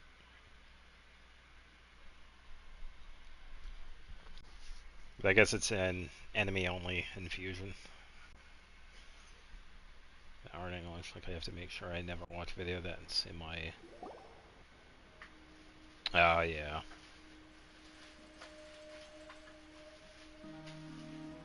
You're right, I have noticed. There's certainly something a little fishy about this situation. Only a little, though. Records indicate that this phenomenon can occur in the days before and following Moon Prayer Night. That said, it has always been a rare sight in the past.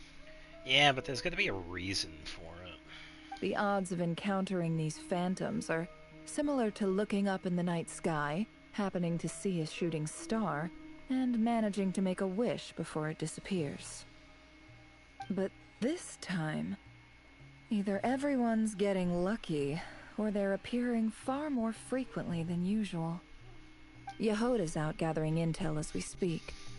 In the meantime, let me check off some points of interest. First, the Abyss. The ones we saw seemed to be abyssal monsters. Indeed. But we have took the shape of identified them. one location where many more of them have made an appearance. And not just monsters, but human phantoms, too. Interesting.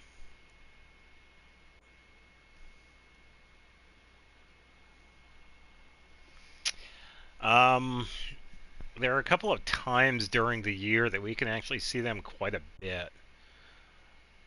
September and October, we have the meteor shower that's actually pretty consistent, but I think it really depends on the hemisphere you're in.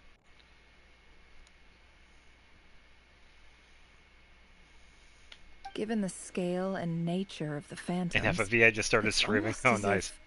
if someone's last memories are coming to life. Or perhaps the memories of multiple people. Oh. So you mean the phantom monsters are hunting down the phantom humans? Yeah, I'm guessing she's probably also going to do like some of the quest stuff too. I would. Exactly. The phantoms can interact with each other, but we have no means of intervening. Yeah, that's definitely cool.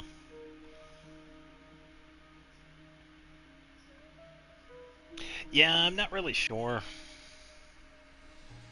In addition, some of the human phantoms would seem to be from the very distant past. This is clear both from the clothing they wear and the stories they tell. Yeah, I would have to look up that. They claim to be from Hyperborea, a name which I've heard from Lauma before. If this is true, it means they must be from 6,000 years ago. Yeah, we've heard that name before. Did Paimon hear that right? 6,000 years? Zhongli's over 6,000 years old, so yes. Come on. It sounds like this merits further exploration. That'd be a big help. I'll leave it with you, Albedo. My knowledge of ancient history is non-existent. I used to doze off every time the pre-Knights of Favonius era came up in class. It's quite a miracle that you were able to understand these phantoms' speech, given how long ago they lived. I suppose you're right. But I'll leave the archaeologists to ruminate over that conundrum. As an intelligence broker, my sole interest is in the value of the information I gather. Yeah, because it's more recent than some of the other stuff. Which, in this case, hopefully means earning myself some good favor with our dear Lady Moonchanter. So calculating. Whew, this intel broker logic always catches Paimon by surprise. Sounds to me like we could split the work up. I think the abyssal phenomenon is best left to Albedo, Flint's, and me. Alright, have fun. Agreed. It coincides with my duty as a lightkeeper. For my part, I'd like to understand the abyss better. Even a little knowledge would go a long way. This is certainly a rare opportunity to study the abyss. But even rarer, perhaps, is the chance to make contact with the ancients. The Curatorium will take the lead on investigating the Hyperboreans. We put in the work to learn what we know so far. It seems only fair that we get some quantity of exclusive intel.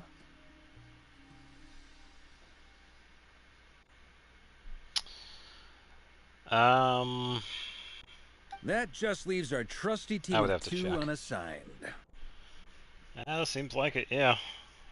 Wait, we're a team? Since when? Since you became an honorary knight, of course. This was part of my grand plan all along. Oh yeah! By the way, we managed to convince Columbina to come to the Moon Prayer Night celebrations. Would you and Yehoda like to join too? She agreed to that? Huh. Quite an achievement. Never underestimate the traveler, I guess. I'd be happy to join. No point shutting myself inside when the streets are all decked out. I doubt any clients will be visiting during the festival in any case.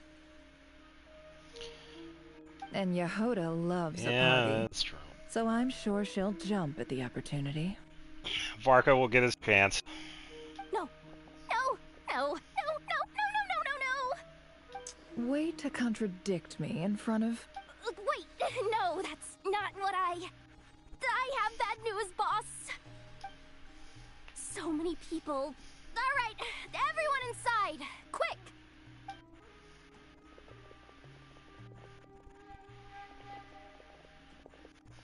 This is gonna sound crazy, but hear me out. I saw one of those phantoms at Star Sand Shoal. Oh. And it was some sort of flying ship. Like a spaceship? A spaceship at Star Sand Shoal. That's gotta be the one you came to Tibet in. You said you saw the same thing through the moon marrow, right? Huh? You already know about it? Ugh, I thought I was gonna blow people's minds. Turns out I'm the last to find out. Wait, back up. You came here in a spaceship? Oh boy. Now my mind is blown. What's it like on the inside? Was it like flying through space? I want to know everything.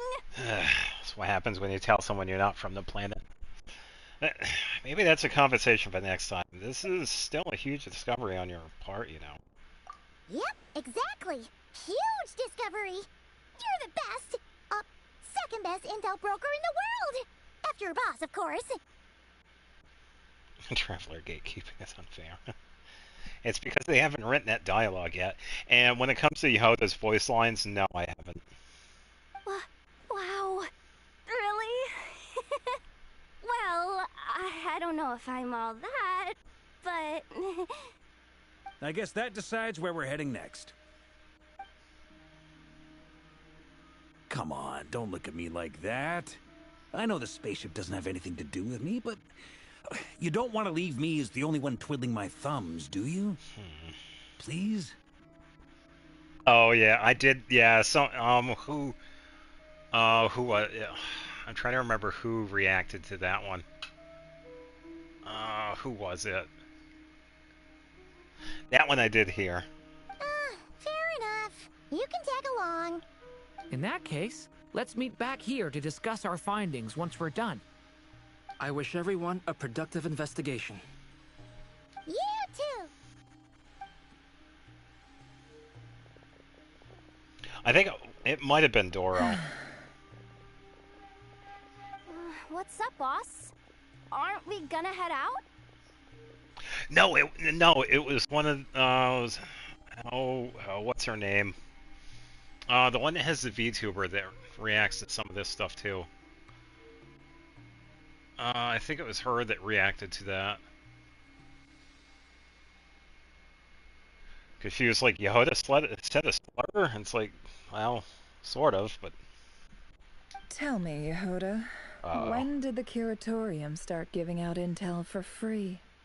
Oh, sorry, boss. Somebody's getting fired. Yeah, I can't remember what her name is. I have her pop up a couple of times.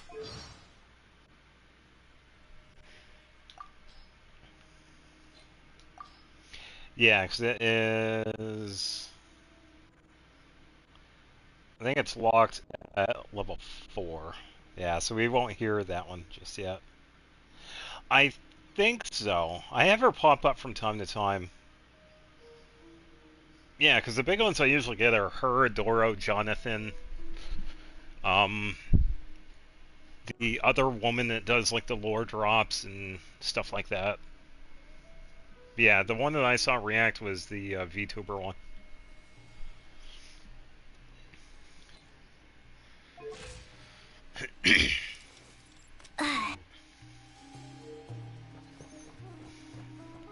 Oh, sure. Yeah.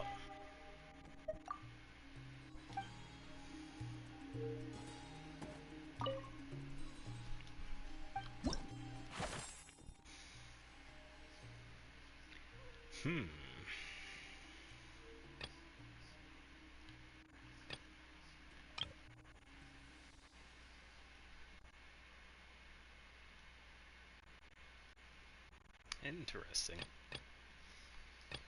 So we actually get to see different ones. also kind of curious with...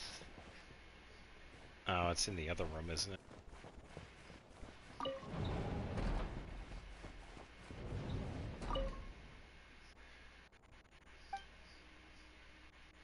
Perhaps Yehoda would like to inspect it. Okay.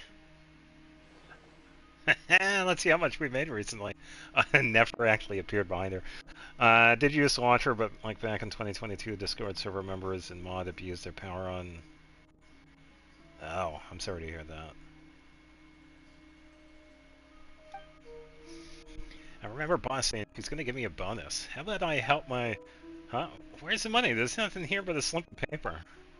My dear Yehoda, your bonus has to come from this box. Be sure to close it properly afterwards. Boss is trying to scare me again. Maybe there's a hidden compartment inside here somewhere. There isn't any hidden compartment in there. Your bonus is right here. Oh, thanks, boss. Boss, I was doing a count. Now we'll get to work now. Right, all right. Stop right there. Yes, boss. Lock the box properly. Yes, boss. Now you can go. Yes, boss. $100,000. Yeah, okay, so I was right. Yeah, so you could get money from this if you have Nefer, but it turns out it also works with Yehoda.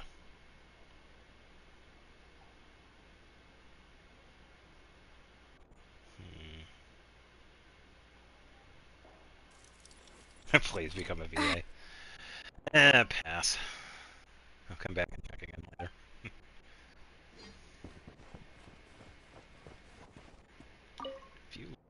Oh, so this is the one that Nefer, Yehoda can do. Another letter? Ugh, please don't make me rescue another cat again.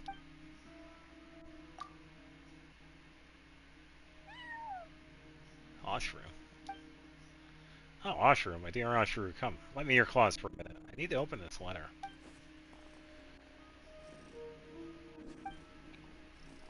I was just joking. Speaking of which, looks like your claws are overdue for clipping. I don't think the cat likes that. Alright, that's decided. I'll do it right now. Stay here a while. I'll get the nail clippers.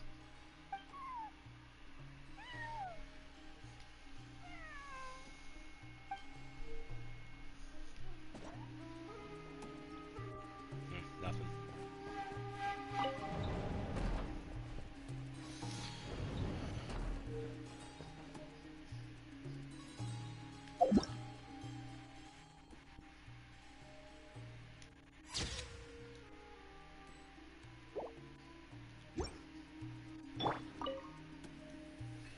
We can't unshare information any more than water spilled on sand can be put back in the bucket.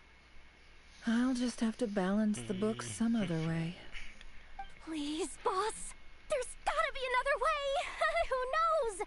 Depending on what they find, maybe this will work in our favor. Please don't find me. Please.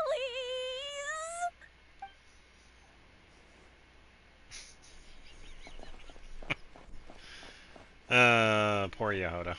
Having to deal with so much. So we gotta check out the Phantom spaceship.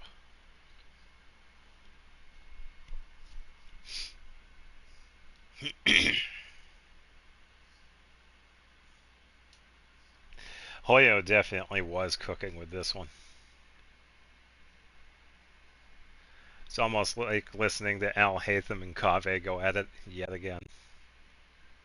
It just works.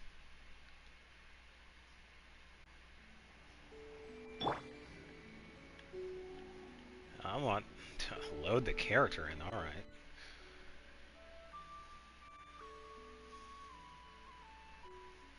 Oh, I could literally drop in. Like Minecraft Phantom? Ugh. You mean the mob nobody likes and nobody wants? That is completely pointless.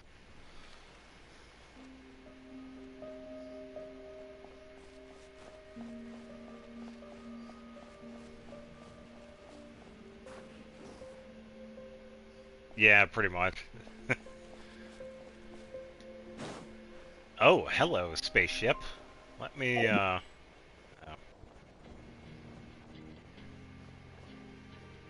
Oh, that looks trippy.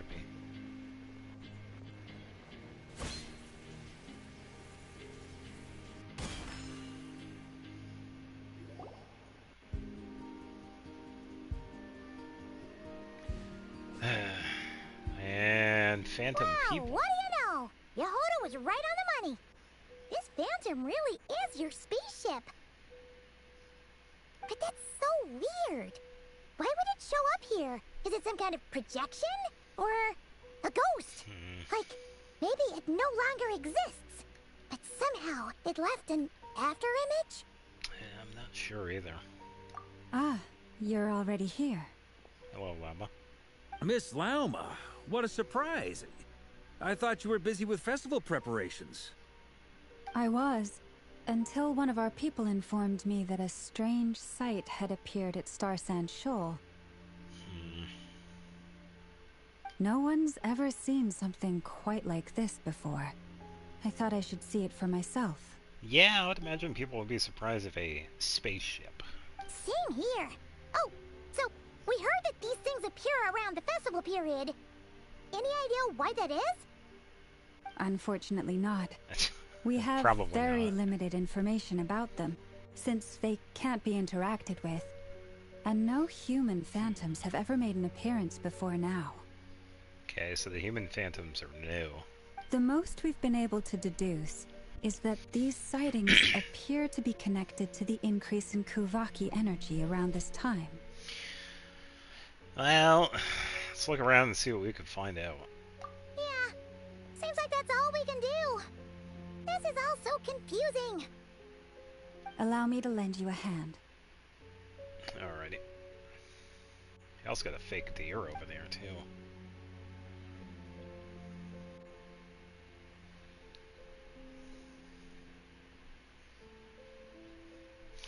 Very peculiar. I have no idea. I only see messages that pop up. I don't see any that get deleted. Everyone, our friend here should be able to provide us with some information. Is that a phantom Rhymehorn deer? Oh, is she gonna talk to the deer? I've heard about how the Frost Moon Scions live in harmony with the animals, and can even communicate with them. That's coming in handy now, for sure. Okay. Yes, I understand. Then how about this?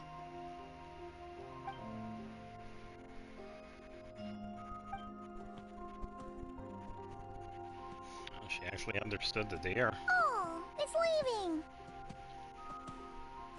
It appears to share our curiosity about this giant spaceship, so I asked it if it wouldn't mind investigating along with some friends.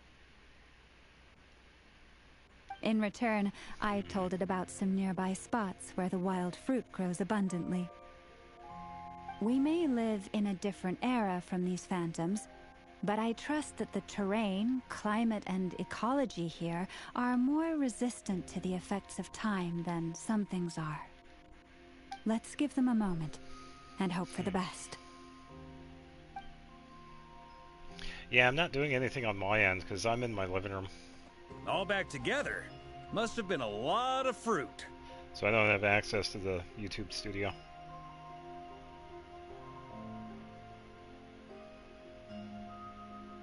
It's possible, I guess. I don't know. Yeah, it's not on my end because I'm in a different room. Indeed. Now let me ask them some questions. Yeah, I have no idea. It did find a lot of wild fruit, enough for them to feast for a long while. This puffin circled in the air several times, but didn't spot anything out of the ordinary. Certainly nothing to do with the spaceship. Yeah, because I remember Asmongold and Muda going over some of the changes that were going to be happening with some of the age verification stuff, like you're not going to be able to make any videos or post or do anything, so it's possible. Yeah, I just don't know. Huh. Well, it definitely makes sense to get a bird's eye view. Indeed. Other than that, I was also thinking that the world these phantoms see is also different from ours. Oh, I get what you mean.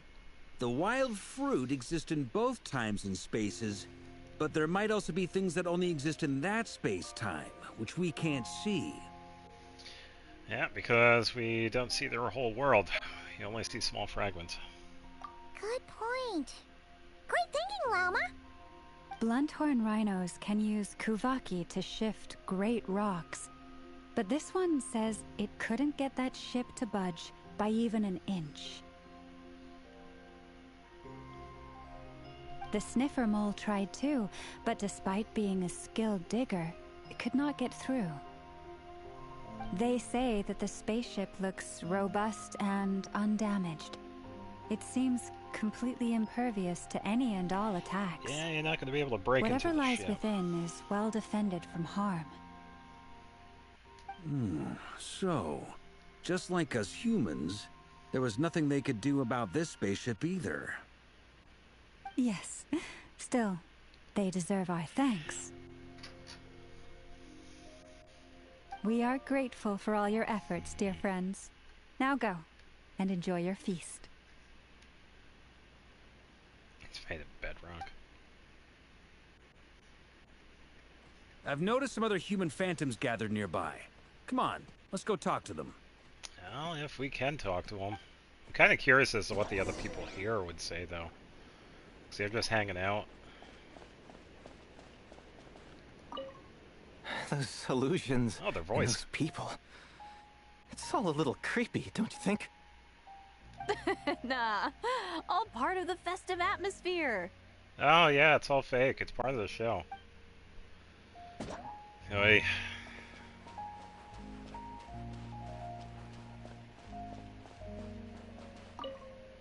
Have you ever seen anything like this? Nope. Never seen or heard anything this weird.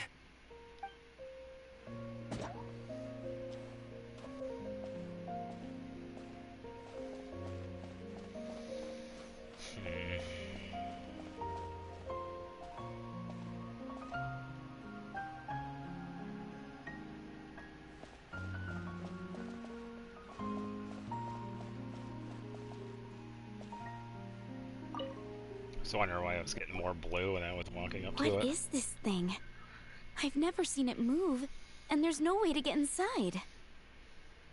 Because that's the wing. The cockpit is over there. Goodness knows. My grandpa says it's been sitting here at least since his grandpa was still alive. Oh, okay, so it was there for a while. What about his grandpa? Did he say anything to your grandpa's grandpa about it? Varka. Huh? I don't know. In all likelihood, it was here back then, too. Hard to imagine something this huge could move. Guess that means that as far as they're concerned, this ship's been around a long time. It's kind of interesting how the Phantoms responded, too, so yeah.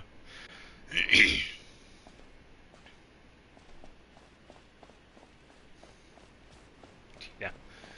What about your grandpa's grandpa's grandpa? Come on, brothers. If we can get even a small chunk off of this thing, it's gotta be worth a fortune. Today is the day we strike it rich. Bro, you're not going to be able to break the ship. Huh? You mean Paimon? Yes, brother, I shall join you. Let's make our fortune. We should go with them. What the? This thing is crazy tough. I can't even scratch it. What's it made of? Based on it being a spaceship, I'm not sure. a composite alloy of some sort, I guess. Sorry, brother. Looks like we'll have to seek our fortunes elsewhere. Enjoying yourself? I was just seeing if I could influence this phantom's perception by playing. But nope, no dice.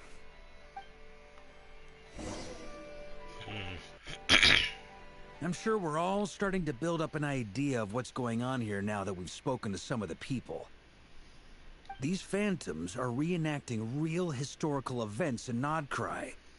So we're seeing the past, pretty much. It's almost like we're in some kind of interactive stage play. We can talk to the actors, but the plot is fixed, and we can't influence it. It makes sense. History is set in stone. The objective facts of the past cannot be changed. Paimon totally thought you were just goofing around earlier. But actually, you were doing some serious investigating. I know, Paimon. Varka can take it serious, can he? Of course I was. Anyway, at this point, I think we're forced to conclude that although the Phantom spaceship is right there in front of us, we aren't going to learn much about it from these people. Call for some more. We're sorry, but the number you have reached is no longer in connection. Please check the number and try again. If only this showed the moment when my brother was searching for me. Maybe then I could have discovered why he wasn't in the spaceship.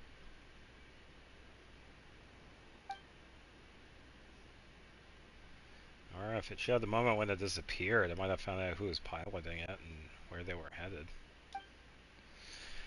But no such luck. All we've seen is an arbitrary moment in time during its long stay here. Don't be discouraged.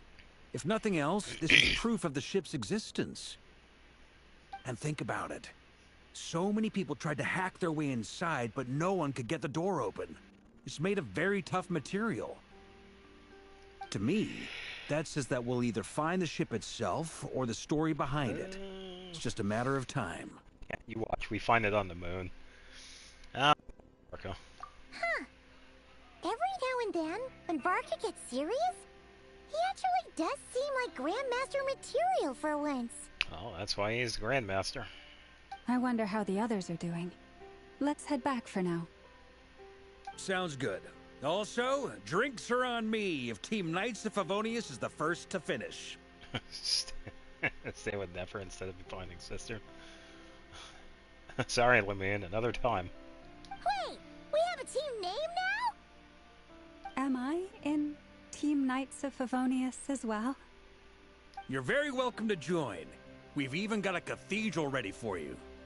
Isn't that technically blasphemy? You wouldn't dare make a joke like that if Barbados was in earshot. Nah, I'm sure Barbados doesn't mind a little harmless blasphemy once in a while. Yeah, probably. Oh, without a doubt, Jean does the same thing with Varka as she does with everybody else. Definitely, without a doubt. It's probably why Jean became acting Grandmaster.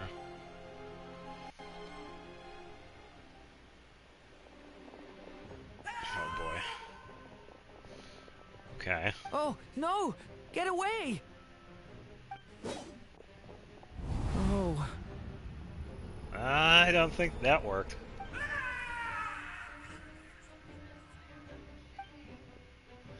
Well, he had his signature, so that was a I know plus. it's hard to stomach, Mr. Duran. But as I'm sure you've noticed, there is nothing we can do to intervene in that which unfolds before us. But we have to at least try.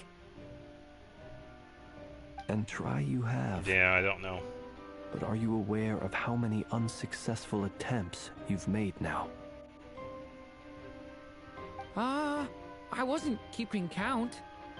I'm afraid this is the 39th failure so far.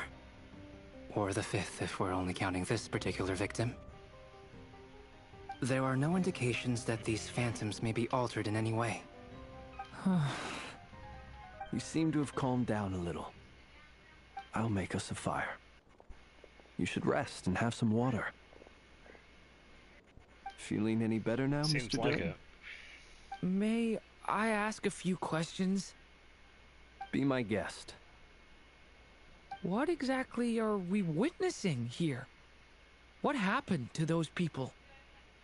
My guess would be that we are seeing Nodcry during the Conrian Cataclysm. Would that be accurate? Conria. That is correct. As you know, once the Abyss senses even the tiniest crack, it floods in and spreads like wildfire. There was a time in the distant past when it permeated all of Nodcry, causing immeasurable harm. The people paid a terrible price to heal this land. Then, 500 years ago, the whole of Teyvat suffered an abyssal disaster. Once more, Nodcry was dealt a devastating blow. Pretty much everywhere dealt with the disaster. I see. In the face of the abyssal onslaught, all were like grains of sand tossed around by a tidal wave, be they human, fae, or god. The moment you witnessed is but one drop in a whole ocean of catastrophe. All right. I guess that answers my second question, too. I wanted to know why there's nothing I could do to help them, and that's because what we are seeing is history. That would be my guess as well. Yeah, it's just fragments of the past. As I understand it, history and fate are not all that dissimilar. The latter may be unseen to us, but both are immutable. Yes. Fate was determined long, long ago. I still have a couple of other questions for you, Mr. Flint's. You mentioned more than one abyssal disaster that has struck this land in the past. How can you be sure that what we're seeing is from the Conrian incident? And also, how are you able to stay so calm when you're talking about these events? Yeah, I'm not sure either.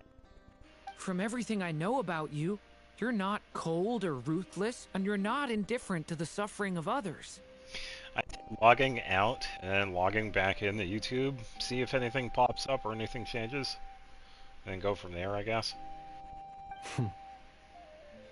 Alas, I am forced to show my age.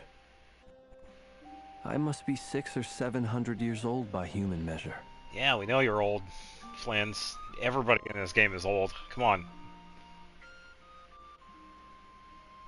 Wait, so you... One is not easily moved by history when one has witnessed the truth firsthand. Okay, Adepti. I'm sorry. You needn't apologize. Your passion is a good thing to have. Treasure it, because someday you may find it in terribly short supply. Now, at the risk of offending you, I have a question in return. Your curiosity toward the Abyss, is it born from hatred or because you sense its call? Well, probably a little bit of both. I only ask because I kept a fragment of Rarir's body in my lantern for a short time. Specifically, his heart. So I know what a burden it can be to carry the Abyss with you. And I hear its power growling from somewhere within you. In my eyes, your mere existence is a miracle. My honest answer is... I don't know. I don't think I have the confidence to say for certain. What I will say is the Abyss is not the only issue that haunts me. Even before I became who I am today, the question dogged me constantly. Should I even exist at all? Durin getting philosophical again. My doubts remain unresolved. But when we fought Rarir, something became a little clearer to me. Sometimes it is the darkness within us that allows us to achieve the impossible. I certainly got the sense from your 39 attempts that you were trying to achieve the impossible. It sounds like you've resolved to see the truth for yourself. Absolutely. In that sense, he and I are quite similar. Then I wish you every success. I look forward to the day of your transcension. Well, if everyone's caught their breath, I suppose we should head back. Oh, and one last thing. I'd appreciate if you kept our discussion about history a secret.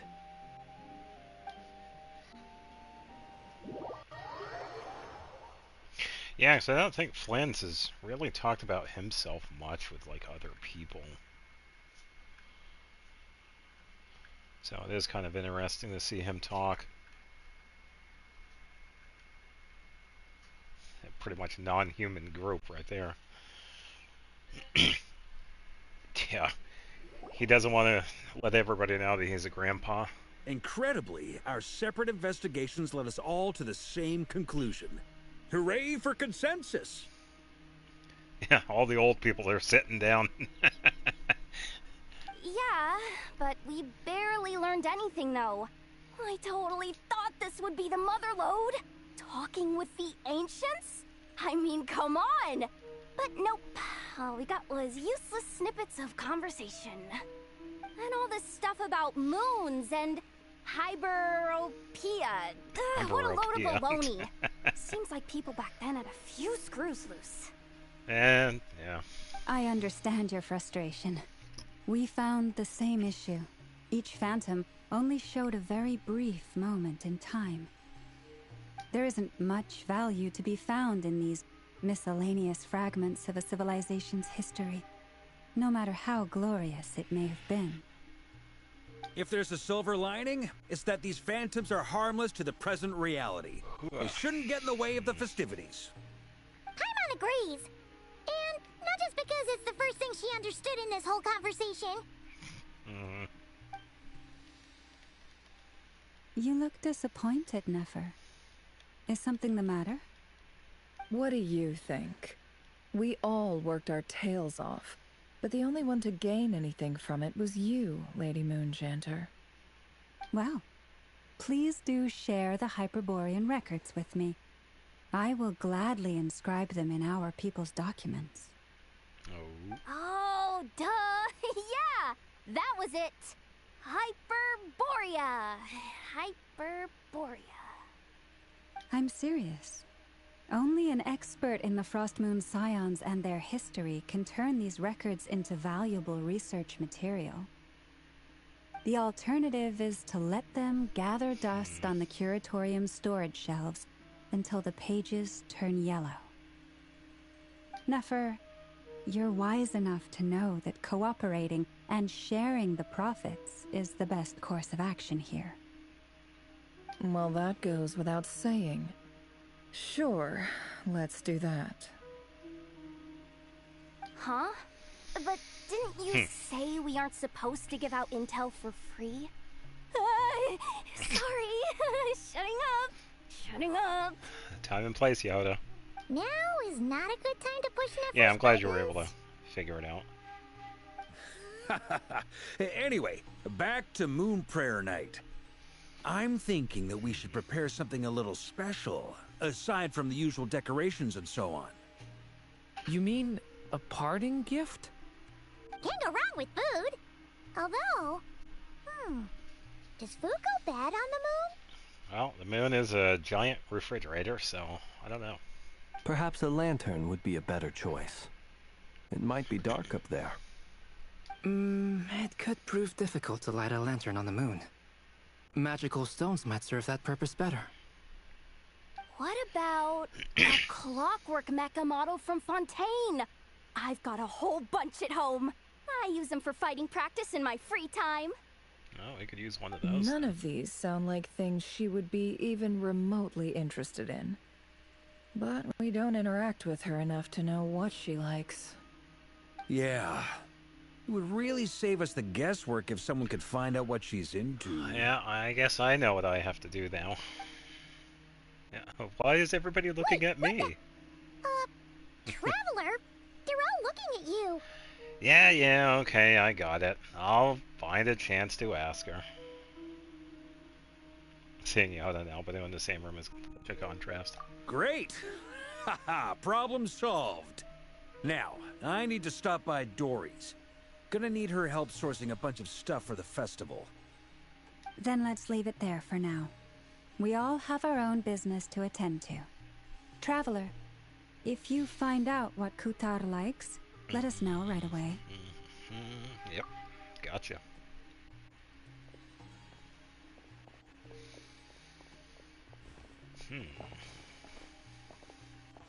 Is something the matter? Ah, that's my line, Durin. You seem a little down. I'm fine. It's just... I'm still feeling a little rattled after witnessing the horrors of the Abyss. But it's okay. This is something I have to work through. I'll be alright. Thanks for your concern. Bro needs a hug. Well, don't put too much pressure on yourself. If you ever feel like something's wrong, physically or mentally, we're here to talk. Yeah, don't forget, I'm a member of the Favonius. You can always rely on me. Come on. Stop treating me like a kid.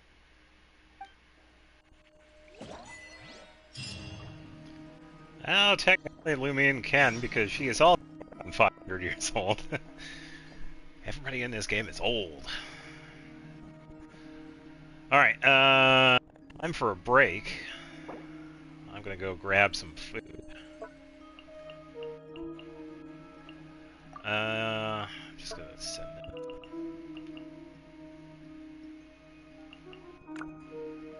Alright, I'll be right back in a moment.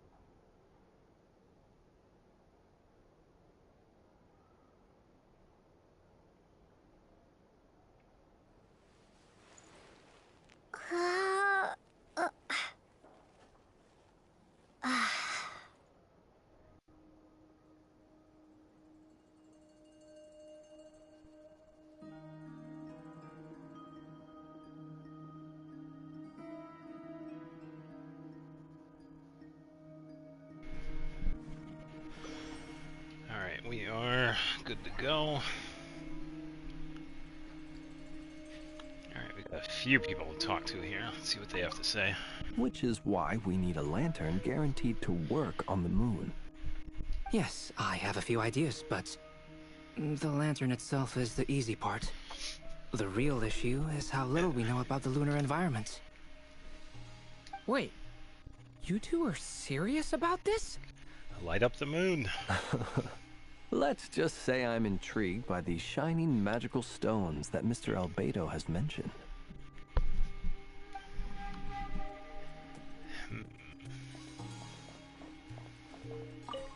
Could you do me a solid and try to smooth things over with Boss Neff? He's talking to Ashru. Thank you, thank you. You should get going. It's important that we ascertain what Kutar likes. Yeah, she's still there. I don't see anybody else. Oh, here we go. Miss Lauma, would you accompany me into town? I think it'd be best if you saw the Frost Moon Scion's decorations for yourself. Very well. Let's go.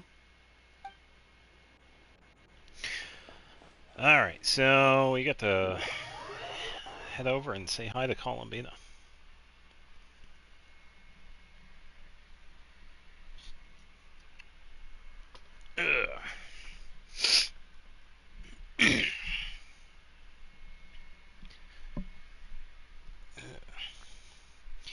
Yeah, quest seems alright so far. Not really much going on, but it's kind of like a It's almost like an in-between.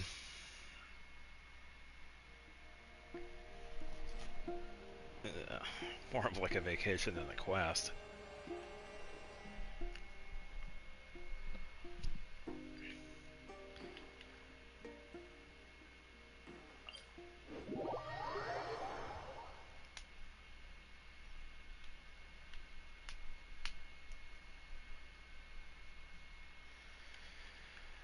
All right.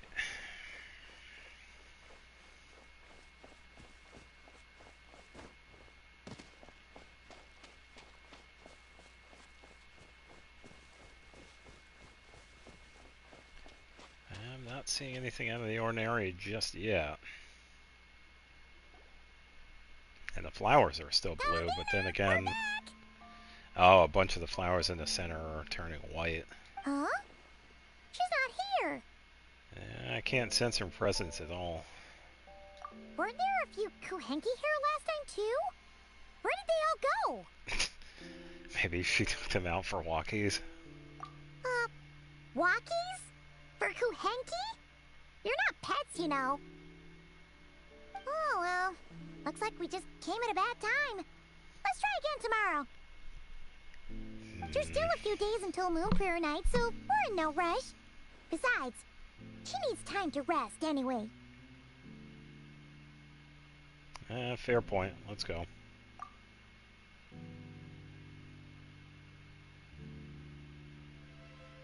She's not here, is she? Kalamina! Are you back yet? More of the flowers are white. Oh, how strange. Looks like she still isn't here. This is a bit odd. Right? It's not like her to spend so much time outside. Especially since she's worried about attracting unwanted attention. By the looks of it, she hasn't been back all day. What about Luonatar? Luonatar, you there? There isn't anything in here. Oh. Hey! Do you know where Kalambina went?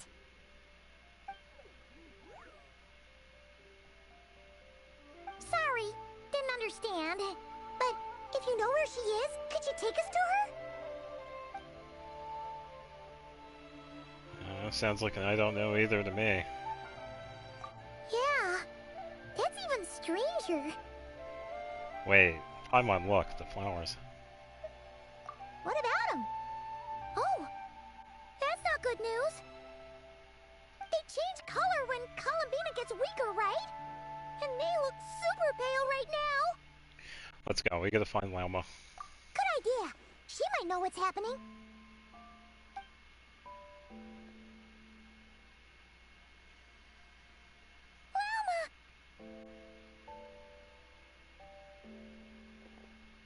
Oh, so she is a little bit of a skip right there. It's you. How is Kutar? Is she okay? She is missing. Has she visited the Frostmoon Scions? No, she hasn't. I came here to check on her after I noticed the flowers had changed color. Based on past precedent, she must be very weak right now. Even getting up to walk would be a struggle. It seems unlikely that she wandered off outside. Not to mention that she doesn't do that at the best of times either. So yeah, this is super weird. Has anyone approached Silvermoon Hall lately? No. Very few people are in the know about Kutar's whereabouts. And if anyone suspicious had visited, they'd have left some sort of evidence. Come on, let's go to Nasha Town. If anyone has seen her, someone there will know about it. It's not Kry's information hub after all. Makes sense. Let's go! Yeah, and I don't think we can exactly check either.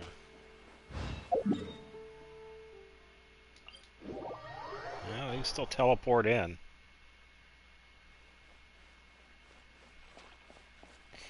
Yeah, I got a feeling she's already gone.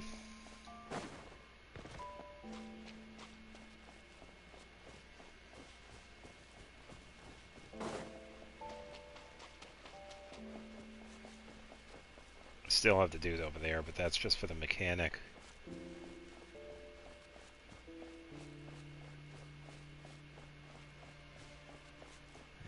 she's not in this spot. Yeah, she is Vamoose.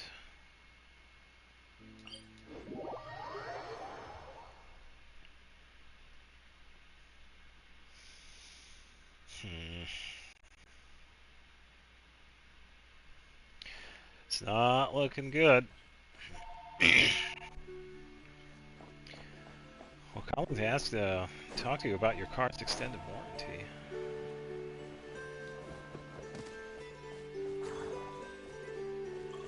I got some more festive stuff over here that needs to load in already. That's a little bit better. Wait a moment. Is it just Paimon, or is this stall kind of suspicious? It's never been here before, right? Yeah, it's a giant tanuki, Paimon. Yes, the stall is real. No, I don't recognize it. Oh, it's not real.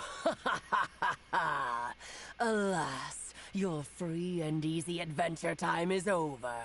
Now, prepare to face the final boss of Nod Cry.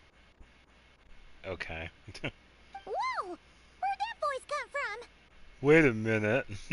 Not sure, but it's definitely hostile. No, no, no, not that way. The final boss is right here. A sniffer mole? The sniffer mole? That's the final boss? Surely not. Also... That voice is a little familiar. Okay, the jig is up. I'll stop teasing you. Turn around. I'm right behind you. Uh-huh. It seems I've Hello, managed Alice. to leave quite an indelible impression, even though you've never seen my face. Oh, nothing could make a great maid more Stupid pleased wink. with herself. Yeah, it's... Why? Okay, yeah, they were right. She broke the fourth wall by moving a camera. That's pretty... Mother of the most adorable Klee. Definitely good entrance. She even changed the name on that. Clever. Very clever. What is going on? Oh, don't worry about it. I've heard that all the big shots in Teyvat have long, wordy titles that stun people speechless when they make their entrance. Unfortunately, none of them are affiliated with the Hexenzirkel, and we ourselves keep a very low profile. The notorious name-dropping so doesn't good. quite work for us. Still, I, for one, think I'm really quite amazing. This woman. So that didn't stop me from coming up with a title anyway. Uh-huh. Alice! It's really you this time? Not a lantern or a Dodoko, but Alice in the flesh? Oh, she's also appeared as... whatever that... What is it called? Oh, that's right. So, what do you think? How does it feel to finally meet me? You look like... You look like Klee. You look so young. What is that supposed to mean, I'm the mother of Klee, Teyvat's #1 cutie. How old could I possibly be? Listen, I already know you're hundreds of years old too, so come on. So she's a friend of yours? Oh yeah, we've known each other for quite a while now. Kind of. This is actually the first time we've seen her in person. I see. Madam Mage, that was, quite a powerful entrance. I certainly won't be forgetting it anytime soon. The wording. It's okay, Lauma, don't force it. Paimon will do the honors. This is Alice from the Hexenzirkel. She's a friend of ours. And of Arcus, too. Yeah, she's helped us a lot in the past. That's right. She's a good person. Just kinda... unpredictable. Well, what is the human heart if not unpredictable? If we could not do as we please, how would we differ from machines? I am Lauma, Moon Chanter of the Frost Moon Scions. It is a pleasure to meet you.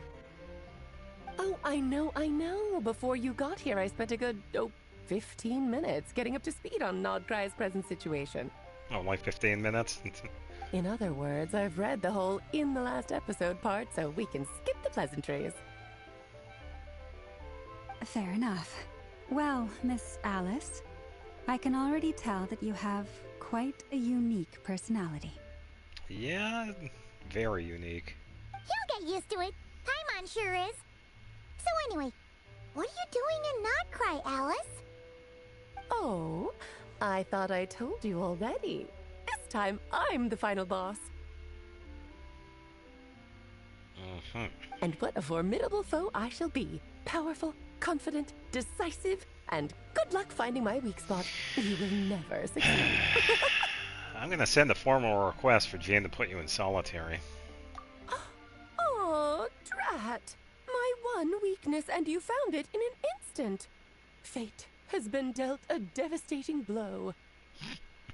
Thus falls the great Dodo King.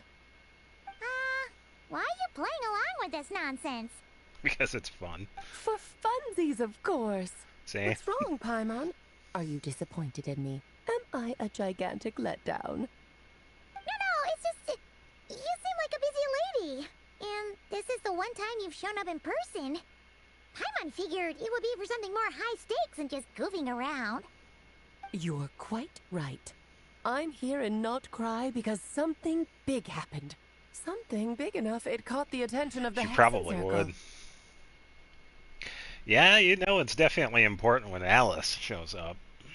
It concerns the 3 moons, Tevat's borders, and of course, the moon goddess you are currently searching for. Oh, so you know where Columbia is. Kind of. Why don't we discuss this over a pot of tea?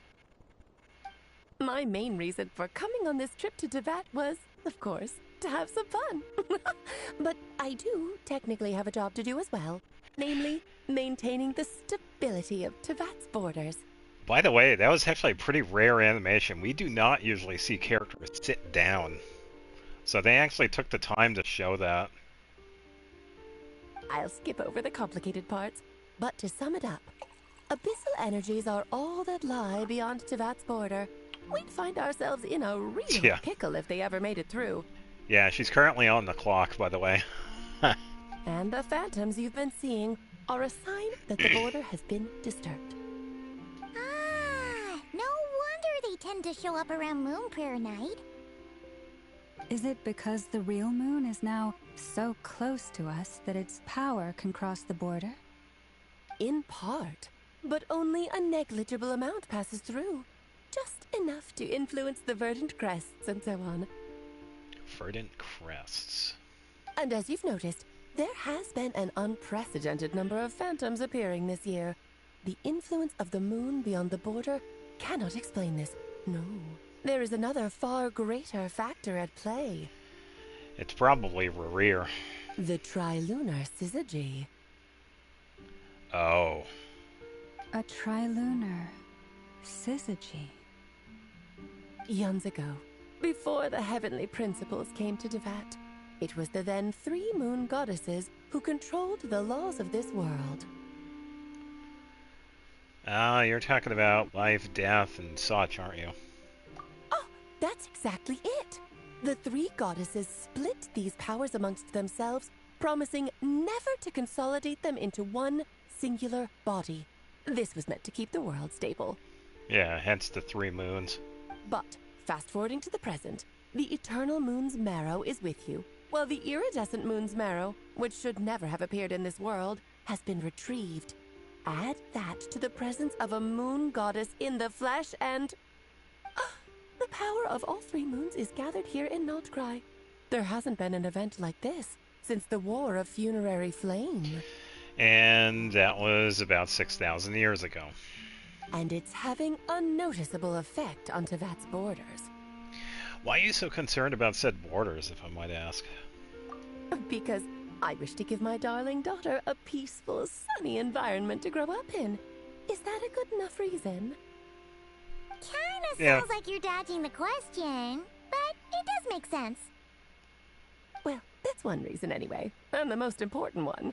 The others are a little complicated to explain. For instance, cleaning up after dearest Miss R. Rhine-daughter. Albedo could tell you more about that if you're curious. But right now, I have a more important question to ask you. Why are you collecting the moon marrows? Columbina wanted to use their power to return home. I see, I see. Nicole told me about that legend once. Nicole? You mean Niche Anne? Oh, so you remember. Very same. Yeah, we heard her voice in Fontaine. Yes, of course. That was a story about fate, her area of expertise. But back to the story of our dear moon goddess. I'm afraid her intended method of returning to the moon is unlikely to work anymore. What does that mean? She may be missing, but she hasn't gone anywhere. She has disappeared.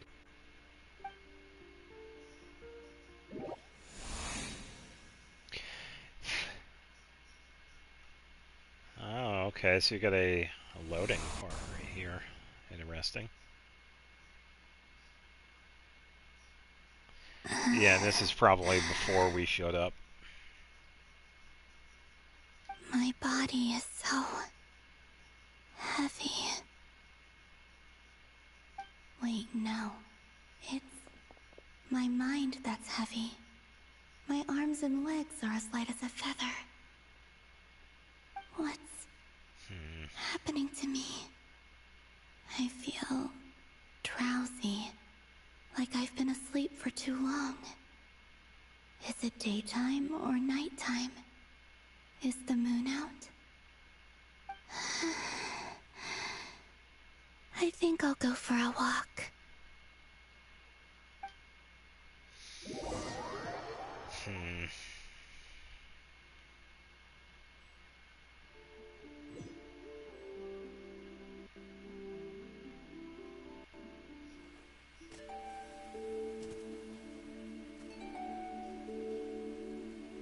Are you out for a walk too? Huh? She's a phantom. Oh boy. This is going to be really interesting then. The day has come at last.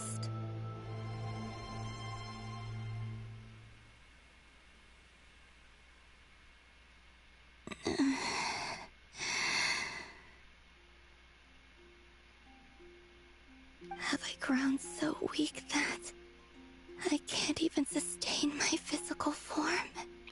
Yeah, I guess so. But Moon Prayer Night is nearly here. I was so close to returning home. Death is near.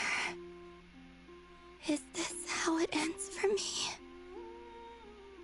Will I return to the moon after I disappear? Or...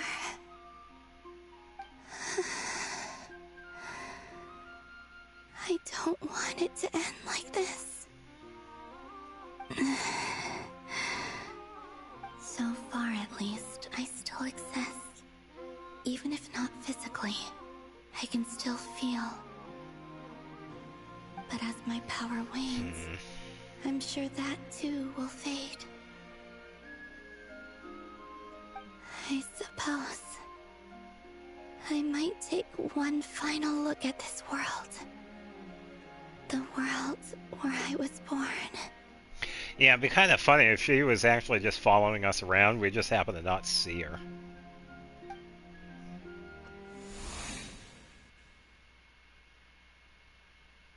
Maybe a last chance to visit the Enclave. Don't let it slip away.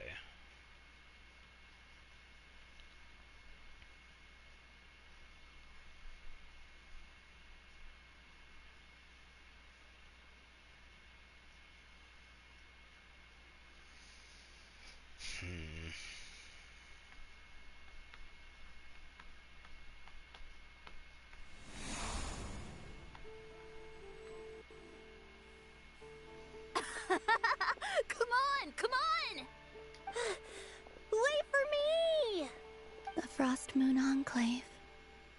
how much it has changed since I was born. These decorations, they're so heavy. It's times like this when you kind of wish men could be priestesses and acolytes. How fascinating. I've never had the chance to be privy to people's private lives in this way. In the past, people would get so solemn and serious the moment I showed my face, like they were frozen stiff. Karina, Lametti, it's time to eat. No, I have not. But it does explain one thing I did see. The past couple of days I've been working on the birthday posts, and I figured, hey, why don't I see if I can find any good fan art of Columbina? And there was one fan art that I saw that actually does tie in with what's going on right now. It was actually kind of on point with what's going on. It was a really good piece of art. I think I might use it for Columbina's birthday, whenever that is. Coming! But it does show... It shows Columbina in phantom form. Now I know what it actually meant. I want to watch them a little longer. I'll explain more if it goes to what else was in that fan art. Oh, okay, so I was right. I was wondering if we were actually going to be able to control her. Oh, so partially.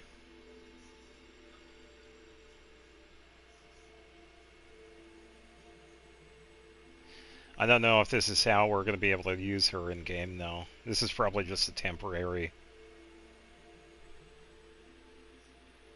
No, I didn't see everything, no. But I could definitely put two and two together, because the fan art was...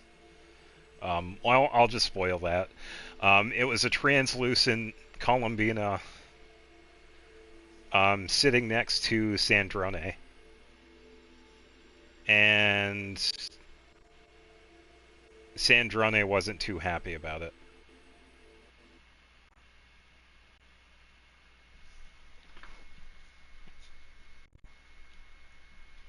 I'm sure you're both tired from playing all day. Come on, eat up.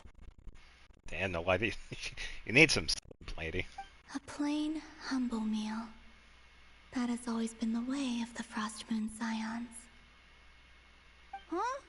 How come Lametti got a midsummer berry dessert? I always get Lockaberry. I don't mind sharing. You can have a bite of mine if I get to have a bite of yours.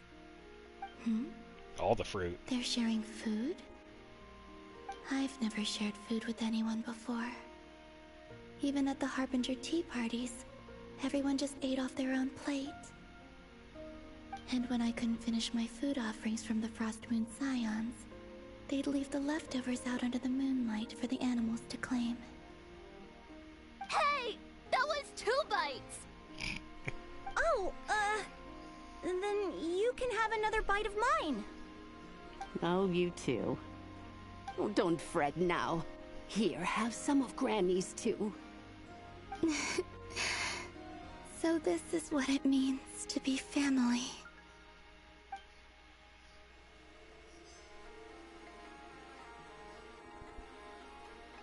No prompt. Of course, I don't get access to the camera. You're mean, Hoyoverse.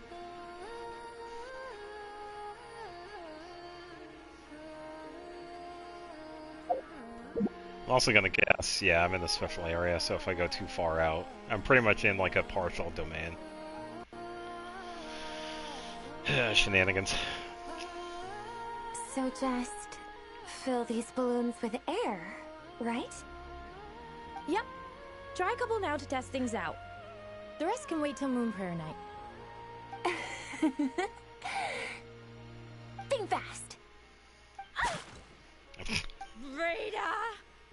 Teasing an acolyte of the Frost Moon Scions? Surely that's a punishable offense. Take this! Huh? Alright, enough horsing around. Lady Lauma gave us a task. We should get back to it. The task is just to check that the balloons Oh, wait a don't minute. leak, right? Doesn't matter if we fill them with air or water. Yeah. Hold on.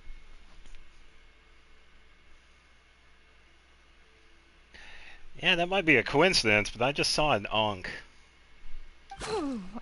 Okay, you got me there. And you got me there. But still, we can't use all the balloons before the festival even starts. We won't use all of them.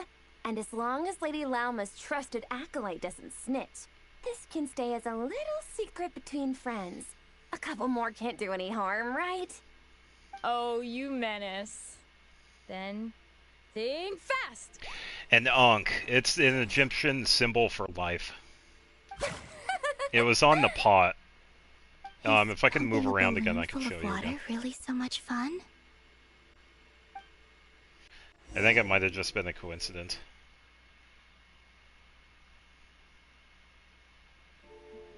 Yeah, that cooking pot that's right there has... It looks like an Ankh. So much that I'd never usually get to see. They'd never act like this when I was around.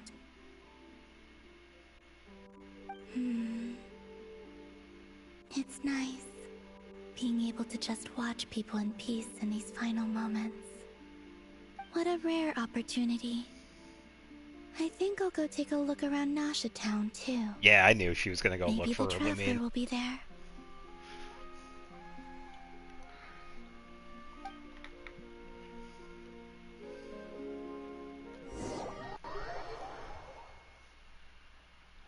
Yeah, I think it might just be a coincidence, though, but it is kind of interesting. I was actually able to see it.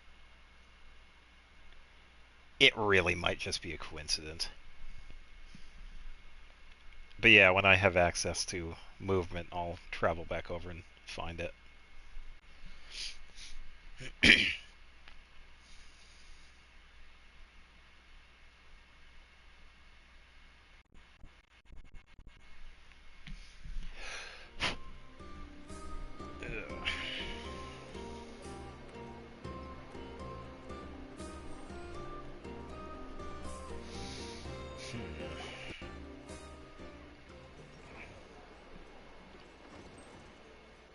Okay, so that was actually pretty recent.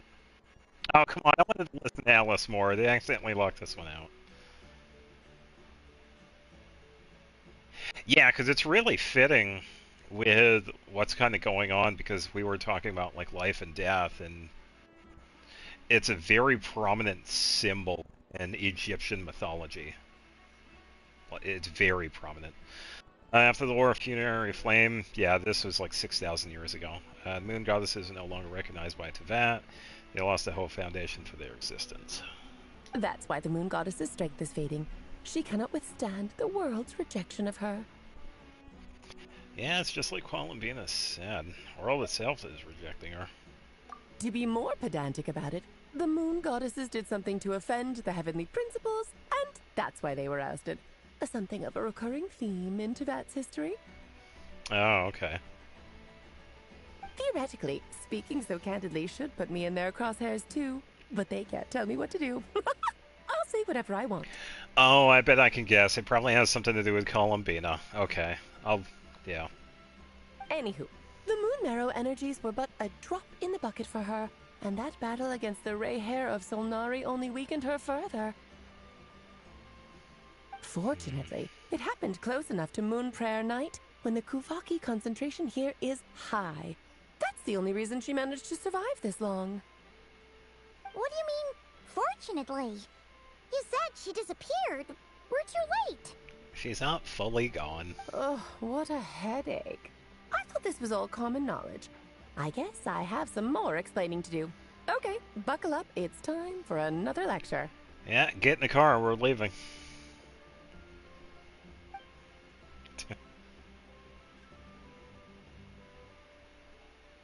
Yeah, pretty I much. said earlier that the moon goddesses lost the foundation for their existence. The reason for that has to do with the natural order. Basically, the rationale for their existence in Teyvat was lost. The same logic applies to the present moon goddess, too. Consider her existence so far. Her comrades in the Fatui called her Damselette. And she was worshipped as Kutar by the Frost Moon Scions. But these connections have now been severed, whether by her hand or yours.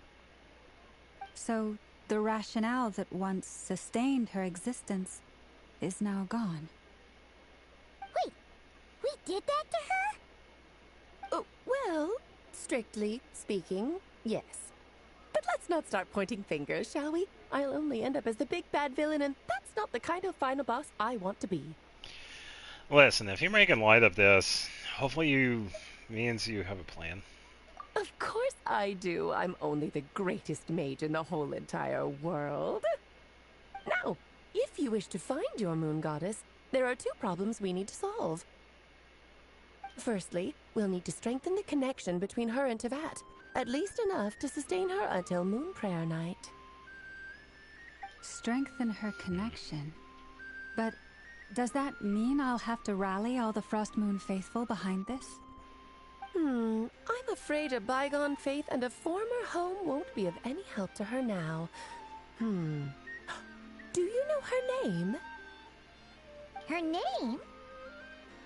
Oh, yes. Names are very important things. A name is a fundamental concept that anchors one's entire existence. Well, I asked her once, but she said she didn't know. Then your first job is to find it. As a moon goddess, I'm sure she must have a name she identifies with. Neither Columbina nor Kutar is her true name, and she's never really accepted either of them. So, finding out her real I'm name not exactly is sure enough what to her sustain original her name existence?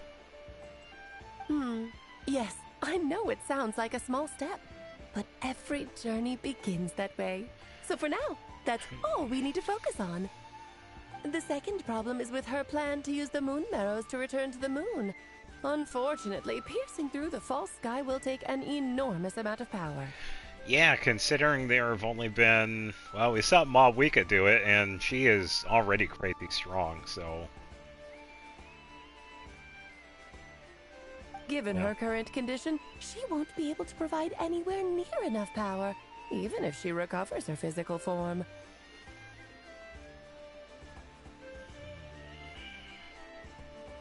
But no need to fret. Arya would Nicole's be fitting, the expert yeah. in this field, and I'm sure she'll figure something out. Oh, maybe we should go talk to Nicole. Wait, Mage N is going to help us out too? That means we've got 2 Hexacircle mages on the case. This is turning into a pretty big deal. Actually, this is more of a side quest for me. Like you said, I'm a busy lady, so I can't stay for too long. I'll have to return to Teyvat's border soon. Well, thanks for telling us all of this. That's the upside you get for looking out for my little Klee. Hopefully that will incentivize you to carry on keeping her company in the future. Anyway, jokes aside, you'd better get moving. It will take quite a miracle for the moon goddess's consciousness to hold out till Moon Prayer Night. Oh, I suppose I might as well tell you where Nicole is before I leave. Oh, that would be nice. Off you go now. Time to meet your new friend. Oh, yes, and a little suggestion. Don't forget to mind your heads. Okay. What? I wonder how Durin's doing. I should really go see him before I head back. The crystal fly trap is working nicely, I see. You really are super busy. I most certainly am. There's so many children I have to keep tabs on just in Mondstadt. Durin, Albedo, Venti, Varka. Yeah, Venti. Yeah, there's some unexpected names in there. Klee didn't make the list, huh? Of course she did, but she's not the priority. Of course not. Klee is my pride and joy. I have no qualms about her, because she's the best child in the whole wide world. Klee's a little angel. I'm glad you agree. Well, all the best. See you when I see you. Wow. Well, that's Alice, everybody. She left in a hurry. That's fine. We finally got to meet her. Yeah, she didn't pack up her stall. Should we handle it for her? I doubt it's necessary. Mage of her abilities doesn't need our help. I must say, I'm now very curious about her daughter. Klee, wasn't it? What's she like? Oh, she's a blast. That's a long story. Come on, we'll fill you in as we go. I should have brought her along.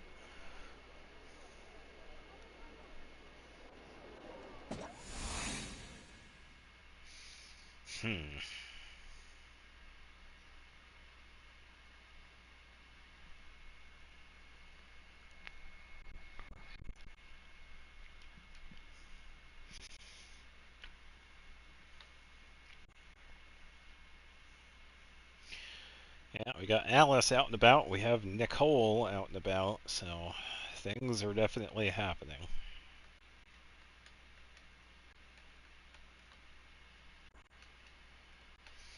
Unlike this loading.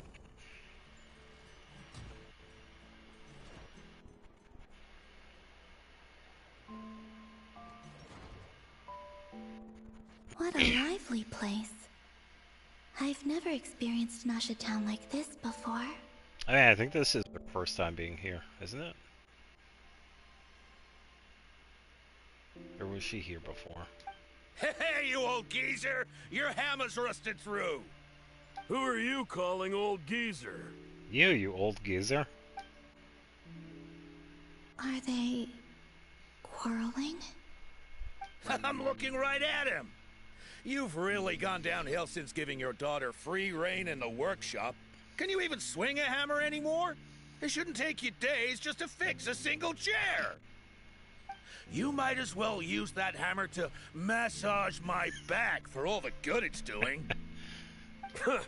Don't run your mouth, or you'll get a back massage that'll put you in bed for the rest of your life. Look, the materials haven't arrived yet, all right? You know how busy it gets in the days before Moon Prayer Night. I'll bet you send all the materials to your little princess. Blood's always thicker than water, huh? All right, you've made your point, Uncle Koski. As soon as the materials arrive, fixing your chair will be the #1 priority. And Dad, if you've got time to chat, why don't you lend me a hand, See? Lolka knows what the score is. Oh, so we finally got the pronunciation of that name, Loka. I guess they're friends. But the way they spoke to each other was so ugly. Then again, it wouldn't be the first time I've seen something like this. Columbina! Sing Yep. outside my door in the middle of the night one more time, and I'll unscrew your vocal cords. You hear me? It's actually pretty fitting, yeah. You know it's a good relationship when you argue. Because you're at that point. It just means it's a healthy relationship, that's all. So yeah. And it's just not people around my age either, too. All kinds of people do. But yeah, if it's a healthy relationship, you definitely argue. Oh, Zandrone. So that was her way of trying to be friends with me. What a pity. I won't get the chance to say any ugly things in reply.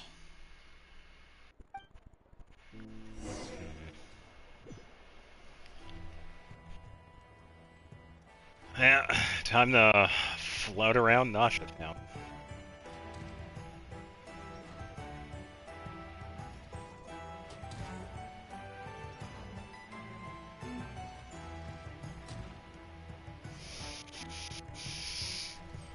I wouldn't say that.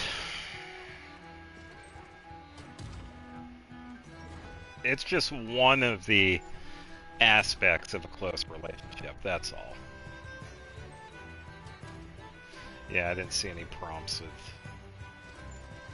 these three.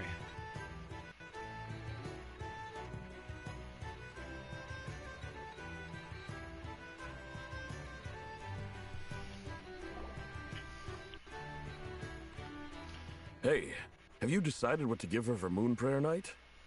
I sure have. She's gonna get the surprise of her life when she's least expecting it. Then I'll whip out the ring and pop the question.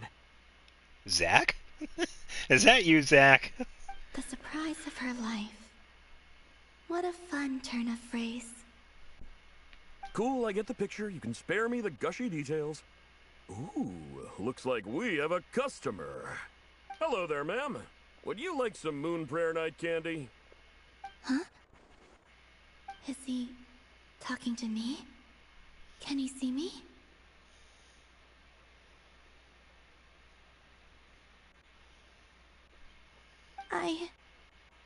Here you go.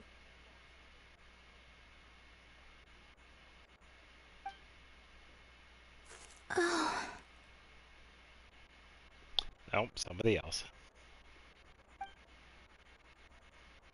Come back anytime. Right. Now, where were we?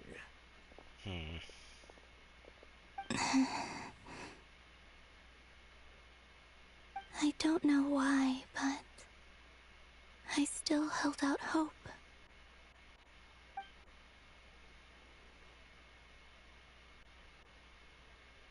The most important thing right now is to find that mage. This name thing seems super important, Yeah, they're too. talking about Nicole. Where do we even start looking? I'd better go pay the Fatui a visit.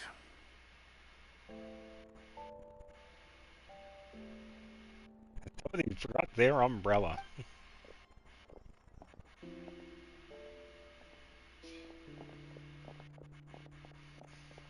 Well, we'll see if Lumine or Aether picked up on it.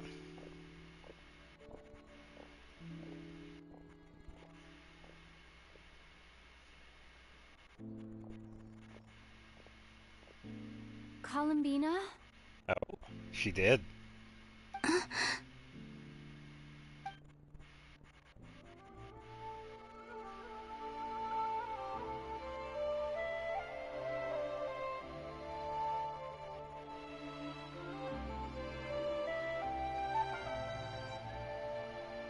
Traveler? Let's go! This is no time to be spacing out!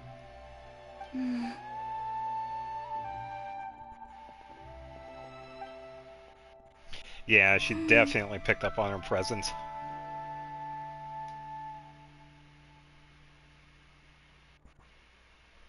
Yeah. I think it still worked for Lumine. Yeah, so I was right. Columbina is going to tag along. It's like the Sixth Sense all over again.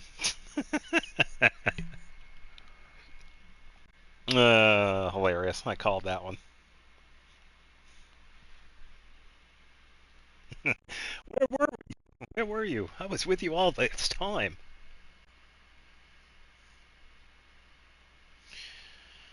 Ugh.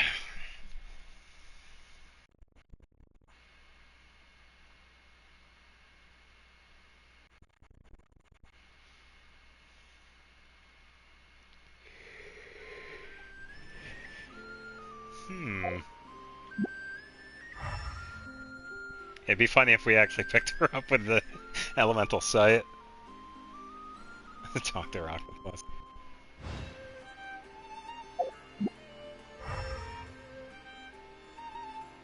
That would actually be a really great deal if we used the elemental sight and she was like standing right there. That would be a shock.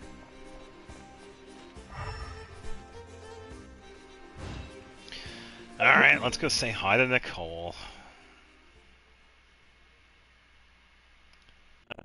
Let's go to this one because I don't want to just teleport. So I want to see the pot. I want to find that pot that I saw in the cutscene.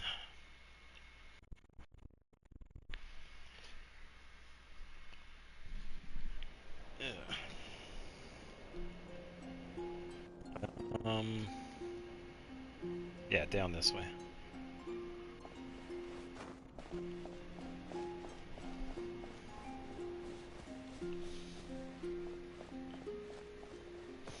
Yeah, I know. It just would have been a really hilarious detail because no one would ever think to use Elemental Sight. And I usually do. Because it's kind of what I do with like a lot of the temporary domains.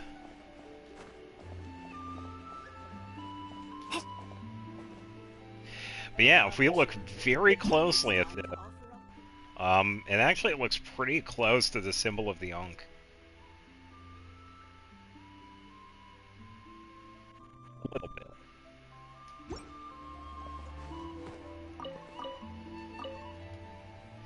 It could be just a complete coincidence, though. But, you know, I picked up on it.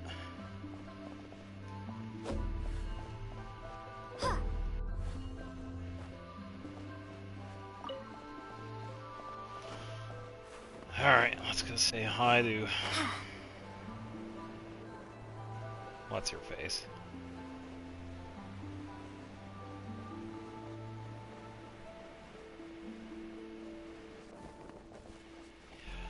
I don't know what I would do with a vision. If I would even need it. I don't know.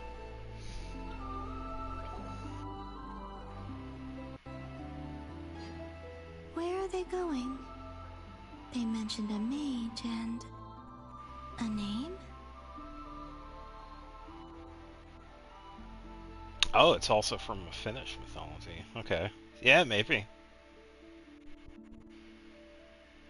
So, Mr. Varka, are you acquainted with this Nicole? Or should I call her Mage N?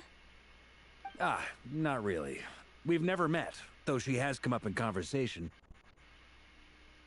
From what I've gathered, Alice kinda took Nicole under her wing.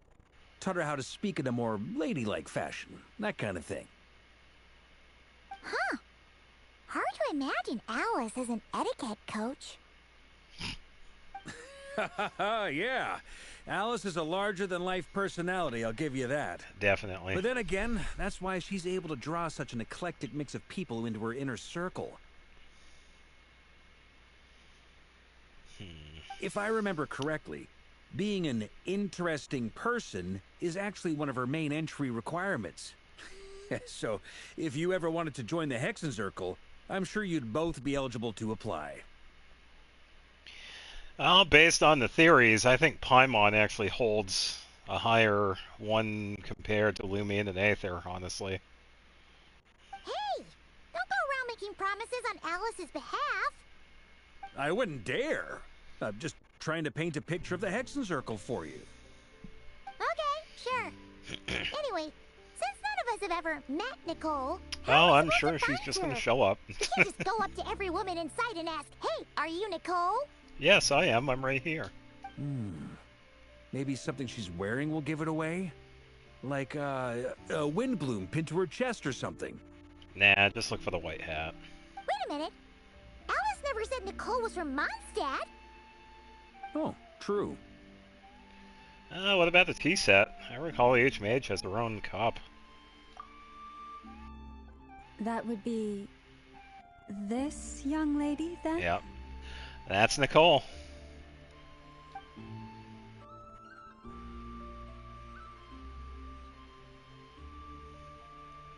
Hey there! Sorry to disturb you, but... are you Miss Nicole? Varka, Knight of Boreas of the Knights of Favonius. Alice might have mentioned me before. If we got the wrong person? Sorry. Well, this is awkward.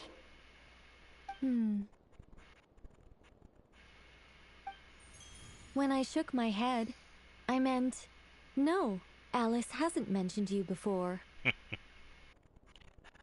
Huh? This is going to be interesting. Where's this voice coming from? Oh, you'll find out in a second. My apologies. For certain reasons, I am unable to speak.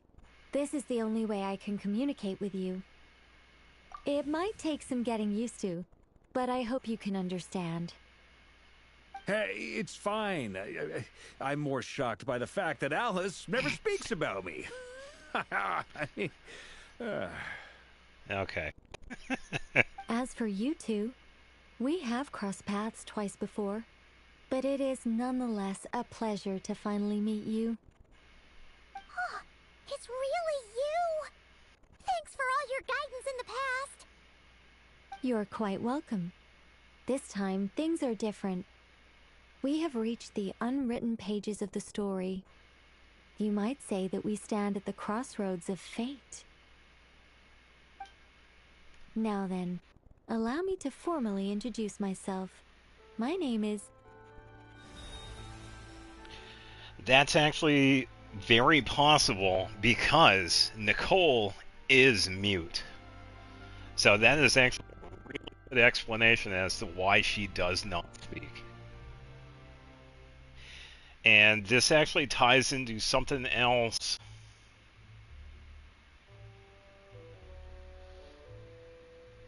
Yeah, I don't remember. Remind me again. Yeah. It ties in more to her backstory that I cannot exactly divulge yet, and once you do actually find out that, it makes so much sense. But yeah, what you said about her potentially influencing fate, and that's why she doesn't, right on the money. No, stop! Alice! I can't believe it! I had a whole speech prepared. I'd agonized over every single word. She always picks the worst moments to ruin other people's plans. I'm so sorry about that. Alice took the liberty of devising some bespoke self-introduction magic for each member of the Hexen Circle. But I could have sworn I deleted all of the triggering conditions for it. How did it bypass everything? Oh gosh, this is so embarrassing. This is a very different side of Nicole than what we're used to. Is she not used to face-to-face interactions? Yeah, 'cause we talked about this too, that this was going to be a really interesting interaction that we see with both Alice and Nicole. Don't worry about it. Which is very fitting for once already, so it wasn't too much of a shock. Please go on, Miss Nicole. We'd love to hear what you have to say, or, well, communicate. No, I'll just say. Come on. Huh? Are they talking to this lady? But... I mean, we are all ears, so yeah. Will you all promise to forget that horrendously embarrassing introduction? Sorry? Embarrassing? When? Well, among the words that helped out just now, I saw Angel. Yes. My name is Nicole, and I am one of a very few angels who have retained both their preferred form and their power. The Traveler and Paimon should be no strangers to this concept. There is another of our kind in Natlan. They call her the Lord of the Night. Oh, probably. So they're pretty much just standing here watching this woman just wave her hands around. Alright! Paimon remembers her.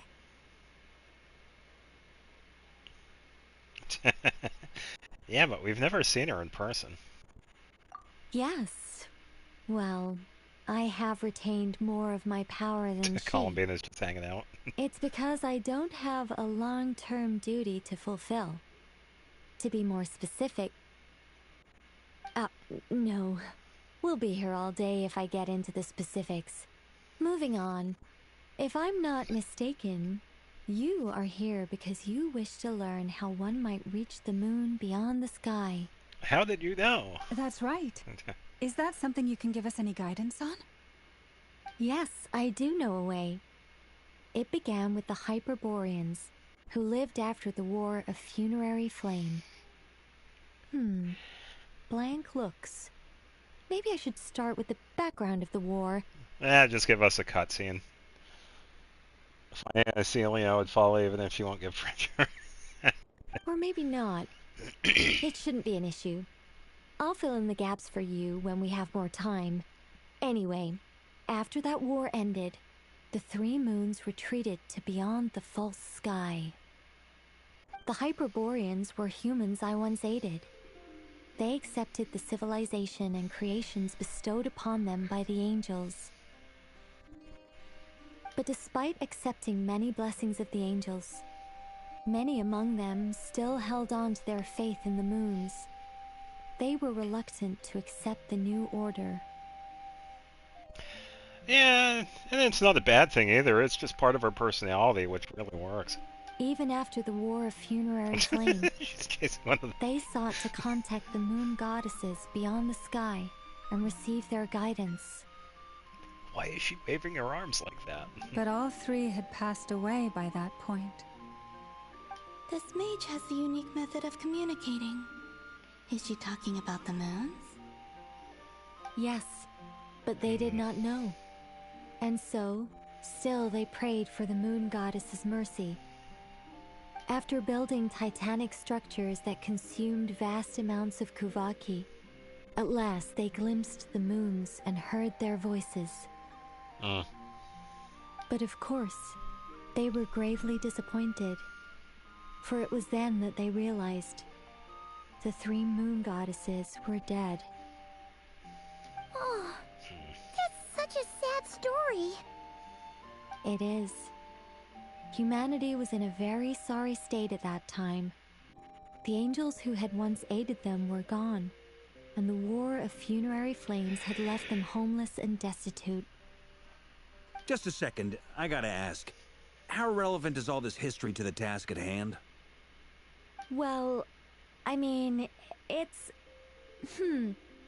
Okay, it seems we've drifted into irrelevant narrative waters. It's been a while since I've had the chance to speak inside someone's head.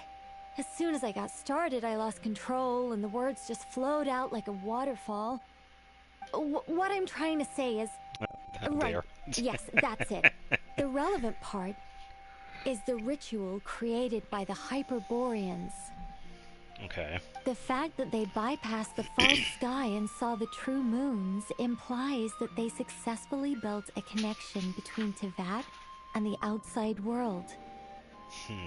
Which means, with enough Kuvaki and a sufficiently stable connection, it should be feasible to send one person over the border.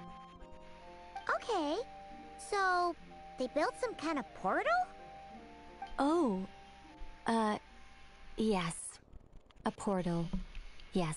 Well, based on her answer, not exactly a portal. Is something wrong?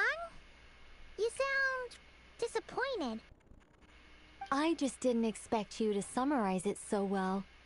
It turns out I could have said all that in one word, if only I'd managed to think of it. Yeah, Columbine is still just hanging around. No, please, it's fine. This is invaluable knowledge. I'll be sure to record and preserve everything in writing. Yeah, it really is, isn't it? Yeah, she's just not used to, yeah, because she explained it herself. She's just not used to talking to people. Oh, really? Well, in that case, I suppose I could backtrack and add some more detail. I did gloss over a few things so far. I think the best part about this scene is that we actually do see Columbine just wandering around because she can't do anything. Whoa, whoa, whoa, time out.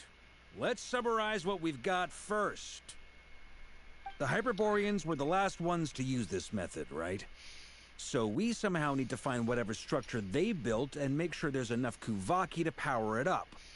If there is anything that is from that time, because that's, once again, over 6,000 years. Yeah. It is sad, but it is kind of funny, too. So, yeah. Luckily, we have the moon marrow of both the eternal and iridescent moons, so we're all good for Kuvaki. Which means the key issue we need to focus on is finding the place. Am I right so far? That's actually a pretty good screenshot, so I'm just gonna... There we go.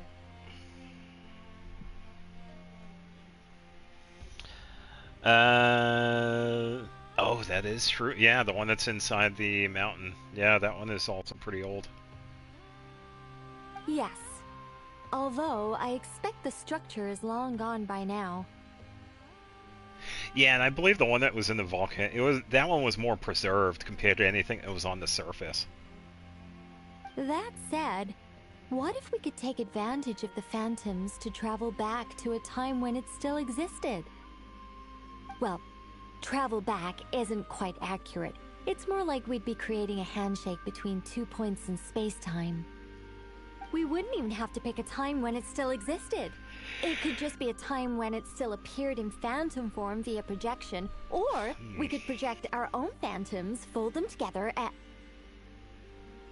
Yeah. You look lost. Was that too hard to follow? Yeah, because apparently there was a nail that landed in, like, every region. I'm not sure where the one in Nodrai landed. The one in Natlin actually landed, I think it was underneath the stadium. Yeah, things got a little, technical there. Paimon's brain is reaching capacity. Alright, let me think about how to put this more simply. Okay, got it. Over the next few days, I'll search for phantoms that we can use. Once I find one that meets the criteria, I'll let you know and we'll regroup. Yeah, it went right. Yeah, because we travel, like if we do the local legends, like inside the Night Kingdom, if we look up, we can actually see it, and it is in the Night Kingdom. Yeah, you're right. By completing certain Well, it went rituals, right through where the specific stadium individuals is. will be able to enter the Phantom and make it to the Hyperborean structure. If everything checks out, and it looks feasible, we'll just need to wait for Moon Prayer Night, and we can send the Moon Goddess back home. I'm really skimping on the detail here. Is this making any sense at all? I think so. For now, we'll just wait to hear from you. Yes. Basically, yes. Great. Counting on you. In the meantime, we'll focus on finding the Moon Goddess's name. I swear, if her name is just Luna, I'm gonna be really disappointed, because that is so... hopefully it's an actual good name. My name? Are they looking for a way to stop me from disappearing?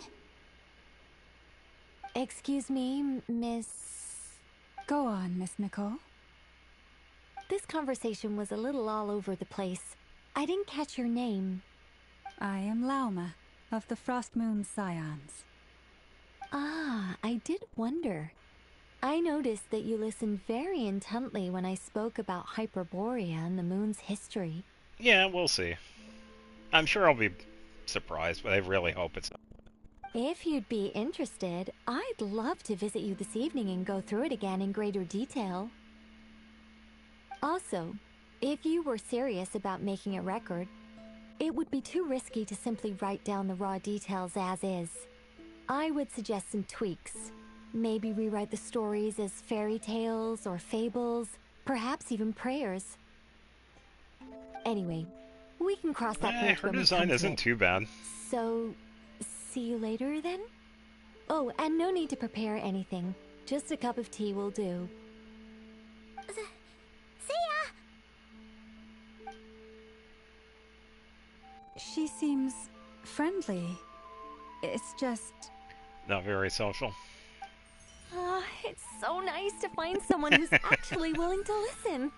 I've been dying for a chance to finally go through all this systematically from start to finish. Any longer and I'd probably start forgetting it.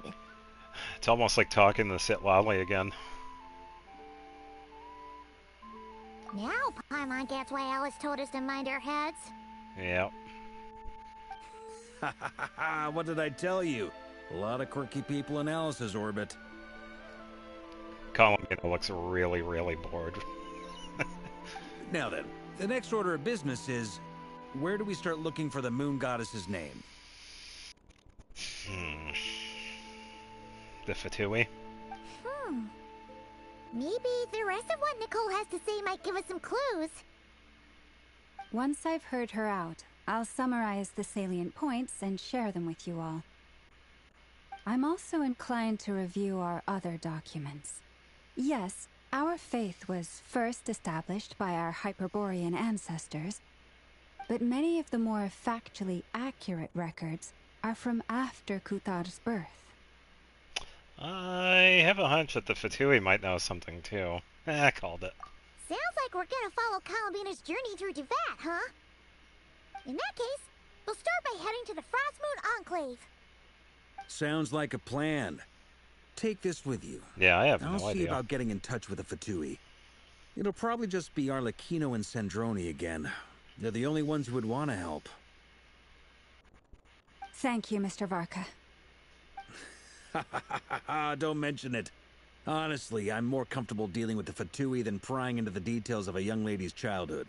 Catch you later. I should follow them, just in case there's some way that I can help. Oh. Oh boy. Sandrone is not going to be happy about this news. So I think that fan art that I had seen, it might be actually really close to what we're about to see.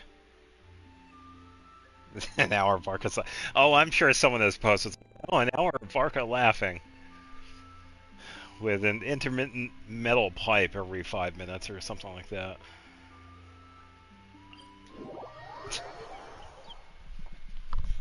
Yeah, his laugh is so fitting of his character. And I really think he is the only one that could like get away with that laughter too, because I don't think nobody else really has that type of personality.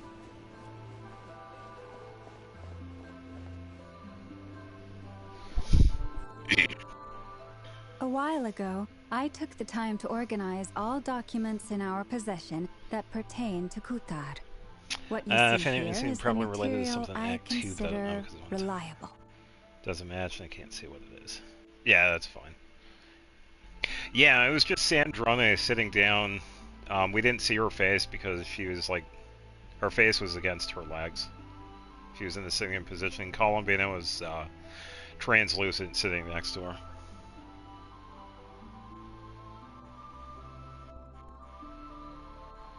Yeah, and it's kind of nice to see someone like Varka too, with someone like definitely a presence, but it's completely different from everybody else that we've seen here. Hmm? You're saying there's unreliable material too? Of course there is. Yes. Most of the information we have was transmitted through an oral tradition. Inevitably, some of her stories were mythologized and deified over the years through countless retellings. So very unreliable. That's why I organized them into reliable and unreliable. Whoever Genshin pays to make ads in US is doing a terrible job because all the people are roasting it on Reddit. Well, it's Reddit. You really can't take it'd be like taking Twitter seriously. There's no sense seeking answers in history unless we can ensure the veracity of the historical record. Makes sense. All right, let's take a look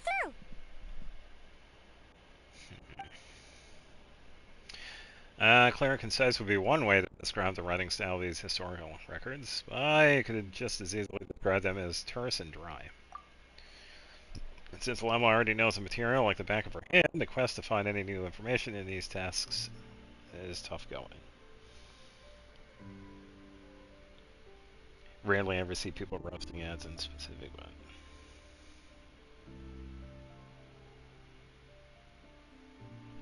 Yeah, you bring up, I don't usually see people roast ads. Really depends on what it is, but yeah, it's just Reddit. Yeah. Almost all these records refer to Kutar instead of Columbina. Although neither of those is her real name. Paimon's not sure what point she's trying to make. What we can gather from these records is that the Frostmoon Scions worshipped her as a god, placing impossible expectations upon her. I cannot fault them for their earnest faith, but for all their devotion, worshipping her day in, day out changed nothing. Like people play advertisements in general, but not specifically saying it's bad. Yeah. I imagine that none of it resonated with Columbina. This is another pretty good one. It wouldn't surprise me if, even back then, she had already begun to reject the name Kutar and everything it represented. Like trying to solve the mystery. Yeah, pretty much.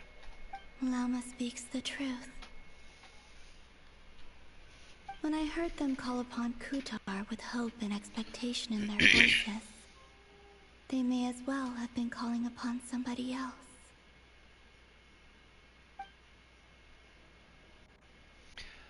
When you were organizing these texts, what criteria did you use? Well, that's a bit complicated. I looked at the level of detail, perceived authenticity, prose style, and how realistic their portrayal of Kutar seemed to be. Amongst the Frostmoon Scions of today, only I know of her existence, and I alone have spoken to her face to face. As such, I know that there are certain things she simply would never do. During when I played all the quests, mode the version release, I took lots and lots of screenshots. She did in prison. Oh, there you go. Yeah, I haven't taken too many, mostly because I've been streaming like all the major stuff, but yeah, I have taken a few screenshots here and there. I've taken quite a bit, but... That being said, I have sensed some changes in her lately. Changes? Me? Oh, seems like this is getting us nowhere. Oh, for what it's worth, why don't we check the unreliable sources too? Sure. Give me a moment.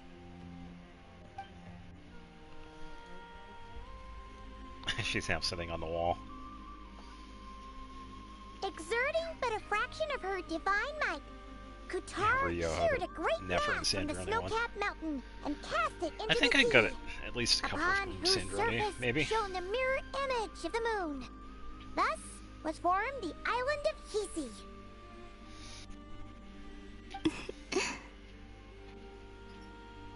Yeah, right. That doesn't even begin to pass the sniff test.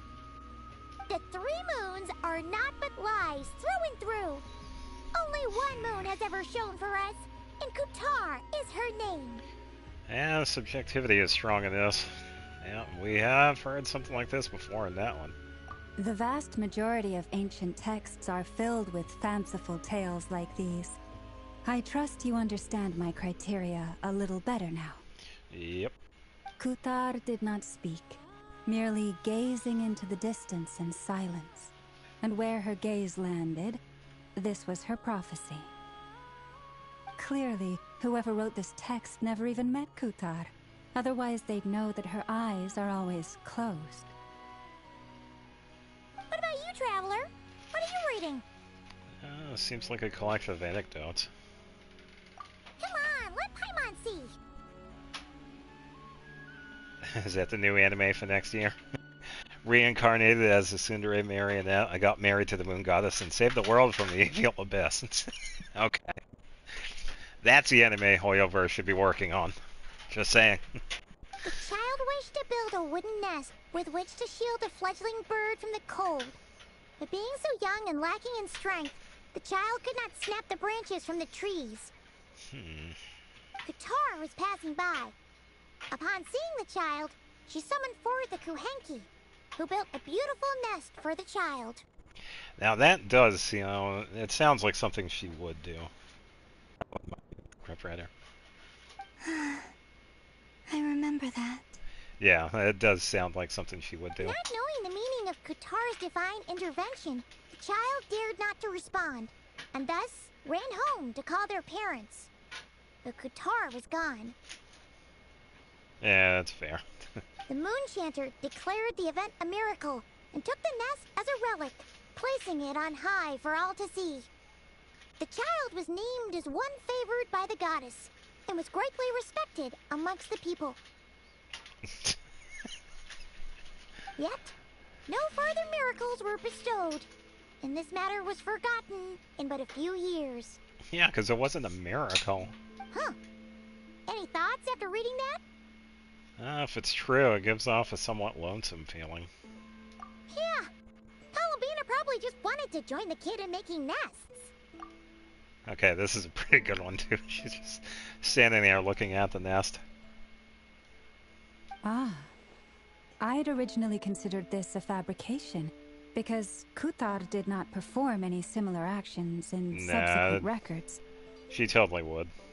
But now that I think about it, It does seem like something Columbina would do. It's just that... She didn't know how other people would interpret her actions. She was probably worried about making things difficult for people. So, she gradually stopped joining in. Yes. Oh, that's so sad.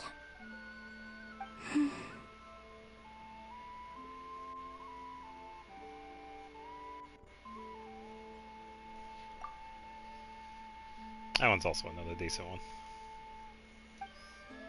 And there goes the bird.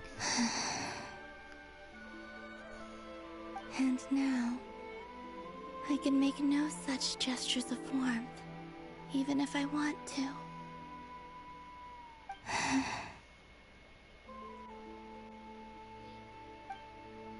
Funny thing is, I bet the animals probably would get her presents because animals do have senses that we don't. But we did learn some interesting stories.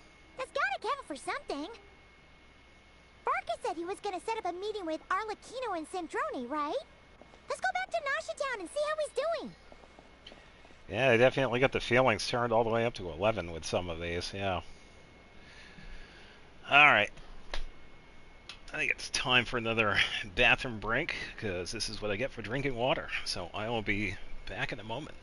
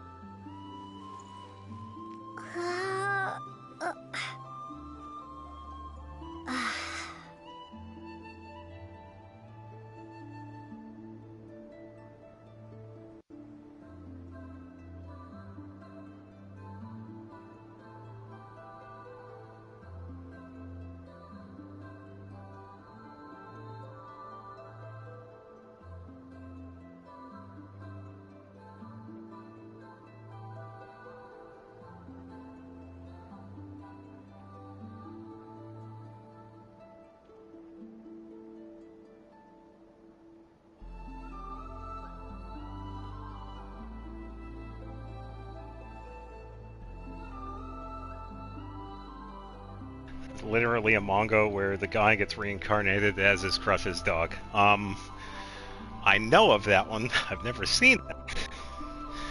But yeah, that's where some of those tend to go. Yeah, the music is pretty good. I know, the anime that people have come up with, it's hilarious at times.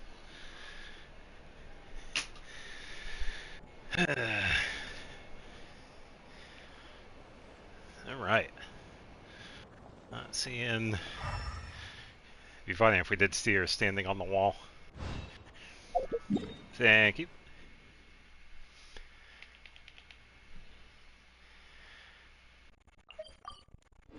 Man, this is still part 5 too. We still have the next one to go. Yeah.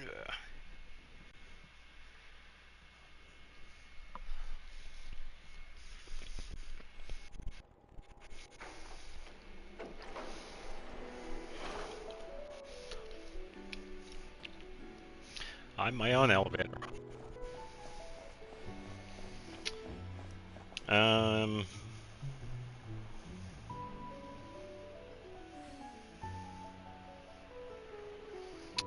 Yeah. Yeah, we have a lot of pressure points in our feet. That is, yeah.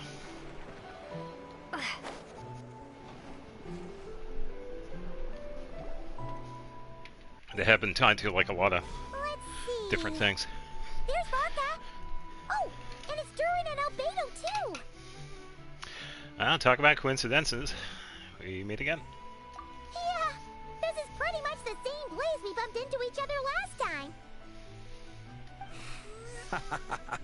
I convinced them to stick around a little longer. We were all waiting on people, so I figured having a little company would help pass the time. Ah, so you've been waiting for us? Does this mean that you've already arranged things with the Fatui? That's why I always keep elevators on this side. Keep you. My point is, if it's up, I keep it up, and if it's down, I keep it down, so I can use them for immersiveness. Okay. Sure does. Now you're back. We can go meet up with them together. How'd your investigation of the Frost Moon Enclave go? Well, we didn't find out Columbina's true name. But apart from that, it went pretty well. Yeah, we learned some stories from her early days. Aha, just as well that I didn't tag along then. I'm sure our moon goddess wouldn't want every man and his dog knowing all about her private life. Still, desperate times, desperate measures, I guess. Oh, someone had to do it. So, Varka was waiting on us, but what about you two? Are you waiting for Alice? Oh, no. We already met with her. Oh. We discussed that experiment I mentioned to you last time. Oh, and she also handed me this communication device. Oh, of course, she gave me a phone. Hold up. This one's actually kind of a funny one. Columbina's like, what's that? Ah, this looks familiar. I'm sure I saw one of these back when it wasn't that far ago. That's right. I understand she informed you about the relationship between the Phantom phenomena and Tevat's borders, yes? She wants me to help her with some more experiments on that front. Oh, okay. She said that she'll contact me through this device with more information. Ah, I see. Following instructions and making observations. Pretty common research method. Takes me right back to Albedo's lab. Yep. Wait, then who exactly are you meeting? Someone you know. Albedo's met him too. But I don't think Miss Lauma or the Grand Master have been introduced.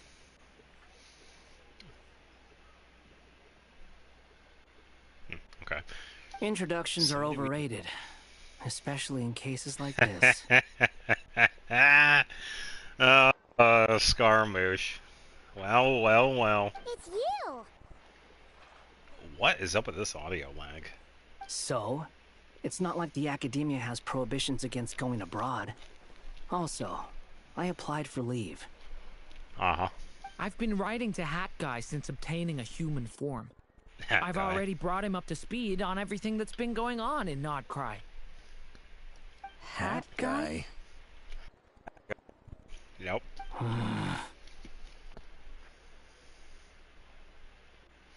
No, sorry, I didn't get the references. From his trailers?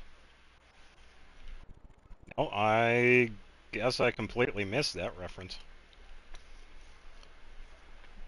Turns out, I actually have heard that name before. Oh? Then why did you react the same way I did? I only knew the name, not the fella. But since we're all here, let's do some introductions for what it's worth. I'm Varka, Grand Master of the Knights of Favonius. Watch this trailer. It's just my favorite trailer ever because of how good the voice is acting in. Alright, I'm going to ask a really dumb question. Whose trailer? Because I think I also missed on who we're referencing. My apologies. I really missed the reference. Oh, Scaramouche. Okay. Yeah, I don't think I've ever watched anybody's trailer. Are you talking about I'm trying to think. Scaramouche is like old. Oh yeah, that's right. Yeah, he got betrayed by Raiden, and then I think it was the friend that had the doll. Lauma, Moon Chanter of the Frost Moon Scions. I probably should, because I haven't seen any of them, honestly. I really haven't. And I'm a Drioche from the Vahumana Darshan of the Sumeru Academia. Hack guy. Good to see you again, Mr. Guy. I Mr. believe Guy. we last saw each other on the boat ride here.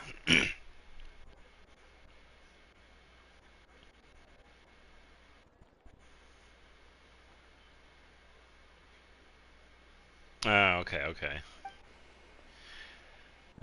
Came to not try together.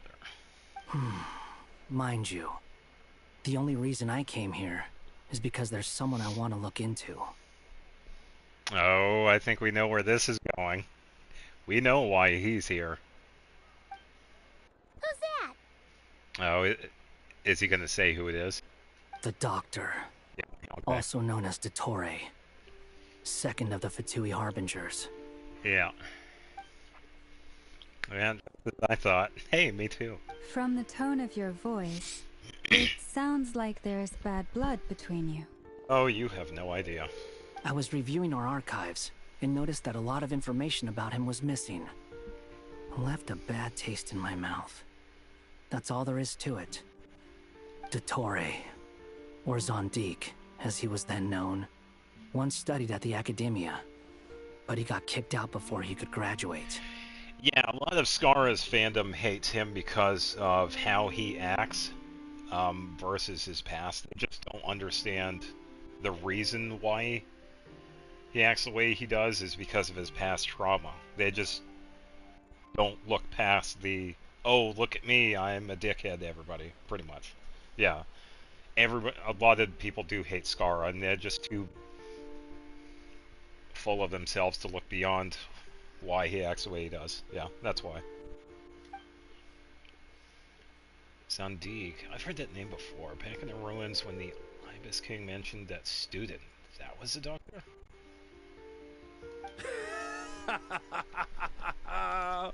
So the Harbinger's #2 man is a college dropout? How embarrassing for them. Last we heard, he was planning something. We actually heard that a few times before, even coming to Nightcry. But we haven't seen a trace of him since we got here. Yeah. The Doctor is busy. He only appears when something interests him. For all we know, he might have left already. But the fact he did something here at all is worth noting. It'll fill a couple extra lines in his file. I think Varka could hold his own against the Doctor, honestly. Why does it sound less like a file you're writing and more like a criminal record? Yeah, it seemed like it was. Yeah, because it was during the event where the Ibis King was kind of dropping lore. And we heard that name. Okay.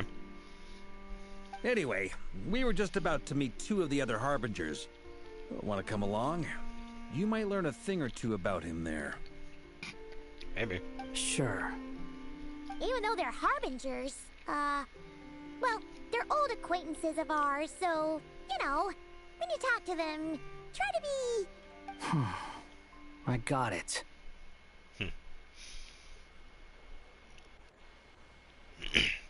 Yeah, that is true. Which is crazy to think about it too. You can stand pretty much toe to toe with Capitano. The Frost Moon Scion's relations with Yeah, I agree with Fatui the Doctor. remain tense. Forgive me if I do not attend. Yeah, the only one that really does know is Lumine and Aether. I don't even think Nahida knows. And that's because they're all tied to Irminsul, whereas Lumine and Aether are not. In that case, we'll continue assisting Miss Alice with her experiments. Good stuff. Everyone's having a fruitful time. All right, we better get going. I'll lead the way. Lead the way, O fearless leader.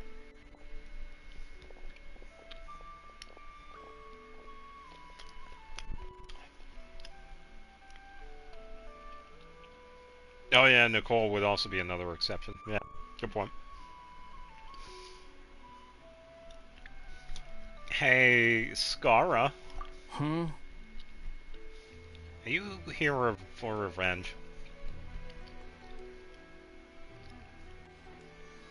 Oh, so she was the one. Okay. I forgot.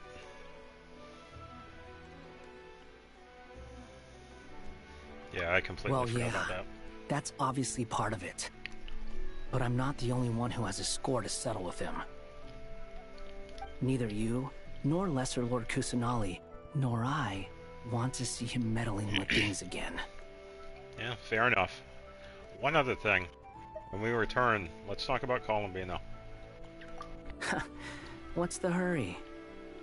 Don't worry. Pigeons always know which way home is.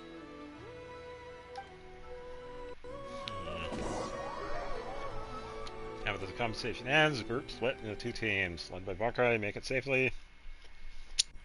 Back into the design bureau, of course.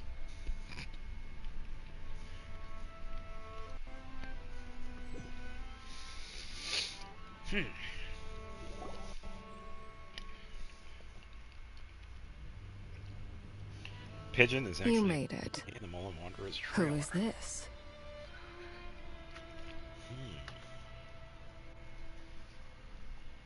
A scholar from Sumeru. They call him Hat Guy. He's an old friend of the Travelers. Wait, this is the academia representative you wrote about? Oh boy. He doesn't exactly look the part. I believe this will prove my identity. You'll notice it bears the seal of the Sanctuary of Surasthana. Well, what do you know? So it does.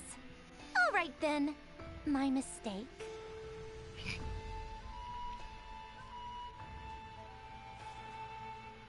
Oh, from his teaser, not the trailer. Okay. It's fine. I expected as much. What? So as I mentioned in my letter, the Academia's got its eyes on Dottore. But this matter remains top secret. Apart from those assisting in the investigation, the fewer people who know, the better. If anyone asks, I'm here in Nodcry to pursue my personal academic interests. Gotta say, Varka, you did pretty well to keep all this under wraps for so long. Sounds like you got in touch with the Academia about this way back. You flatter me. Alright, you're all harbingers. What reason would you have to disclose information about Dottore? Where do I even start? Remember that time we fought Rerir at Star Sand Shoal? He sure let me have it then, didn't he? I'll bet Dottore had that all sketched out, with me as his convenient little pawn. He could not care less about us if he tried, but hey! The feeling's mutual. Okay. Does Dottore really strike you as the sort who values his relationships with his colleagues? No, he only cares about his experiment. Fair point. Definitely not. Which is why I always keep my guard up whenever he starts making suspicious moves. To that extent, our motivations align. On top of which, I consider you trustworthy people. Now, back on topic. In the wake of the Reikir of Solnari episode, Sandrone and I grew suspicious about Dottore's complete inaction during the entire affair. So we tried to find out what he'd been up to, but unfortunately to no avail. Pretty interesting that even those two can't figure out what he's doing then. He never lets anyone in on his plans. The more he cares about something, the more secretive he gets. Indeed.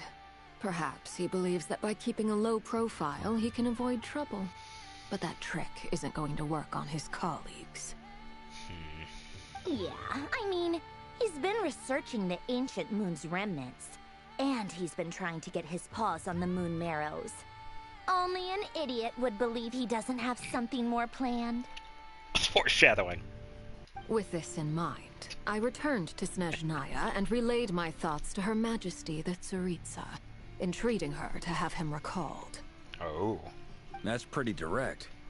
Did the Tsaritsa agree? Probably not. Yes. I made it abundantly clear that the Fatui's business in Nodcry is almost concluded, and we do not need 3 harbingers in this territory. Her Majesty concurred. Accordingly, Dottore has returned at her orders. I imagine he is continuing with experiments, which no one besides he would ever have any interest in. Common sense might mean nothing to him, but he's not stupid. He knows that no good can come from opposing the Tsaritsa. Smarts alone won't get him all the way. He needs the Rooster's resources and Regrator's Mora, both of which the Tsaritsa can strip from him by waggling a finger. But doesn't he have a track record of publicly following orders while going against them in private? He probably has it down to a fine art by now. Yeah, they are. They are currently incapacitated, so there isn't really anybody else that can kind of take him out. Wouldn't put it past him. We worked together on a research project once. Only briefly, but it was enough to show me that we're fundamentally different people. He has no interest in doing things methodically, stage by stage. His thoughts jump all over the place, and the moment his curiosity is satisfied, or he gets the results he wants, he disappears. The only similarity we share is that, once we set our minds on doing something, we will see it done, whatever it takes. Oh, we definitely saw some of that in your battle with Rerir. You got so competitive. Ugh, do not remind me. Then I believe we all concur. Dottore will not simply give up. Fantastic. Now this is turning into a whole day of unpleasant memories. Ugh. Gonna wake up his 3rd descendant, so it means he might be the one taking Dottore on if it ever happens. Okay. That'd be interesting to see if that happens. Are you talking about the moon marrow stuff? He also strikes me as the kind of person to disregard experimental regulations, ruin all the equipment, and go way over budget. Then leave the first person he can find to deal with the fallout. Exactly! This one time, he was running some high-temperature experiment and the substance exploded. But does he care? No! He orders his subordinates to open the device so he can observe the results, which causes the gas inside to leak out.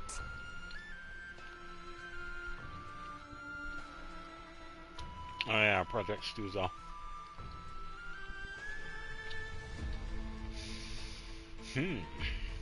That gas was poisonous! If I hadn't been there, who knows how many people might have died? Yeah, because I think, wasn't that another that they were also trying to use Child as a vessel? Kind of similar to what you said about the Wanderer. Weren't they going to be doing the same thing with Child? Yeah, yeah. Said that Tsaritsa wants to revive, yeah. But she will fail and Wanderer would become the actual descender. Yeah. Yes, I think I remember seeing that. And after all that, he left, while I was still cleaning up after his mess. What a waste of time, he said. Waste of time? The nerve! I missed that. He wasted my time! Go back to it, I want to see that. Let me just, hold on, yeah. You've been bottling that up for a while, huh? Hat guy, I must say, you seem awfully familiar with internal Fatui affairs. That was kind of funny. Especially when it comes to Dottore.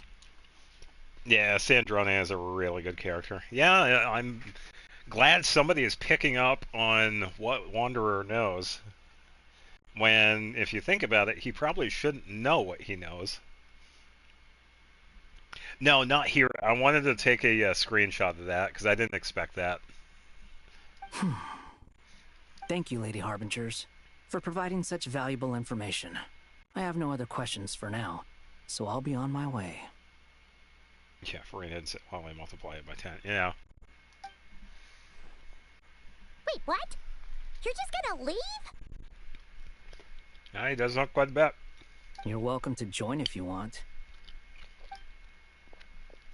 Because he never forgot. Yeah. Just when Paimon thought he'd finally mellowed out. Yeah, it's just that everybody else had forgotten about him. He makes quite the impression.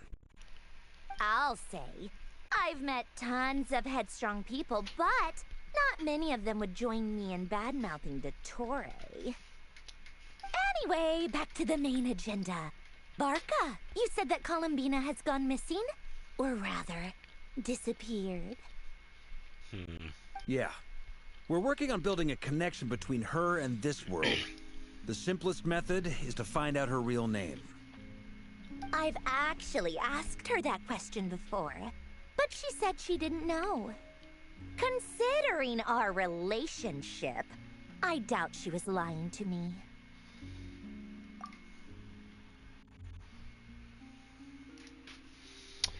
She could have just given you a pseudonym. What did she do while she was with the Fatui? As far as I recall, she was never dispatched by Her Majesty to claim a gnosis or anything like that.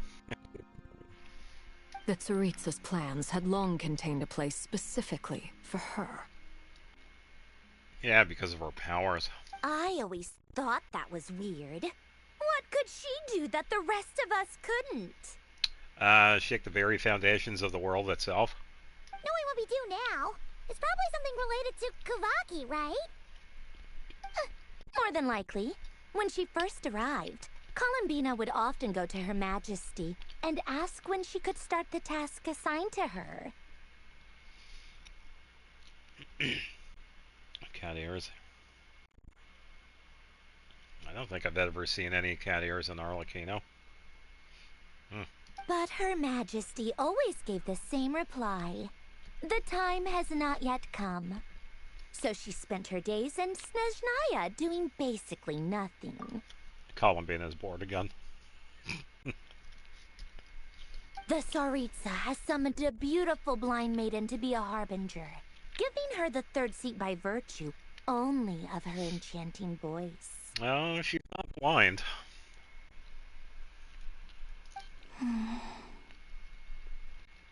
Yeah, thanks to the community. It was a dumb and stupid rumor. But the reality of the situation made it hard to refute. And what happened after that? I imagine she stopped caring. She no longer seemed to care why she had been recruited, and Her Majesty never gave her any missions. So she just continued to sing in the flower garden. For my part, I was busy. So busy, in fact, that watching someone be that idol had me fuming. But still, I got the sense that she had long been used to a life of other people claiming she was needed when she wasn't. Yeah, she definitely cares more than she's showing. I just felt that having a place to stay would cost me something eventually. And so I waited quietly for the day that I would have to pay the price. And on the other end of that spectrum, you had me.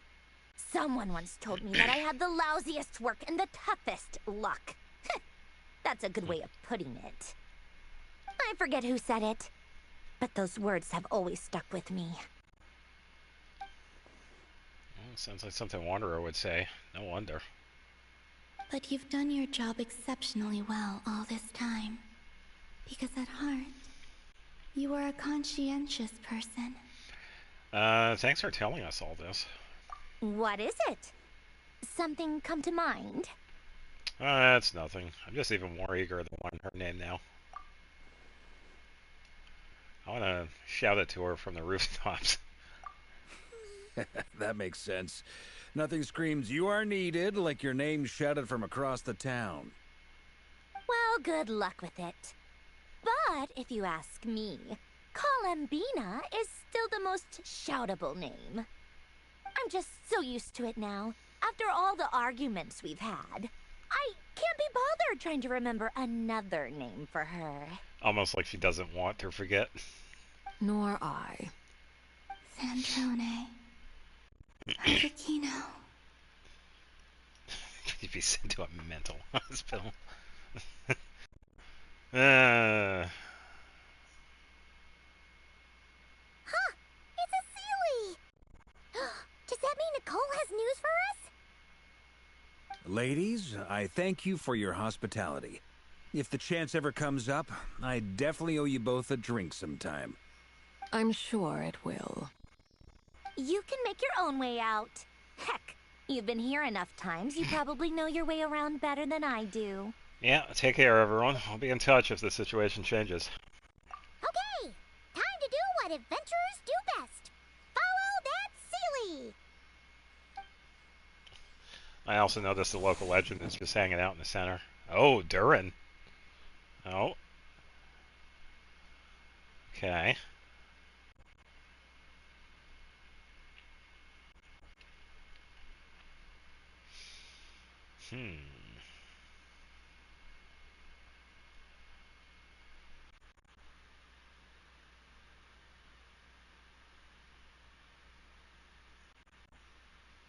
Colombian is more famous in Colombia.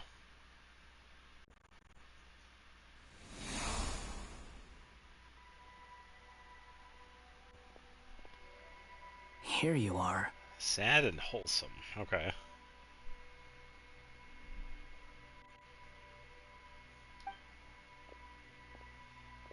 Oh, yeah.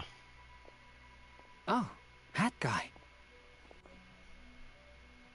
How come you're back so soon? Did things go all right with the Fatui? Fine. Dottore been summoned home by the Tsaritsa. Couldn't get much more than that. How about you?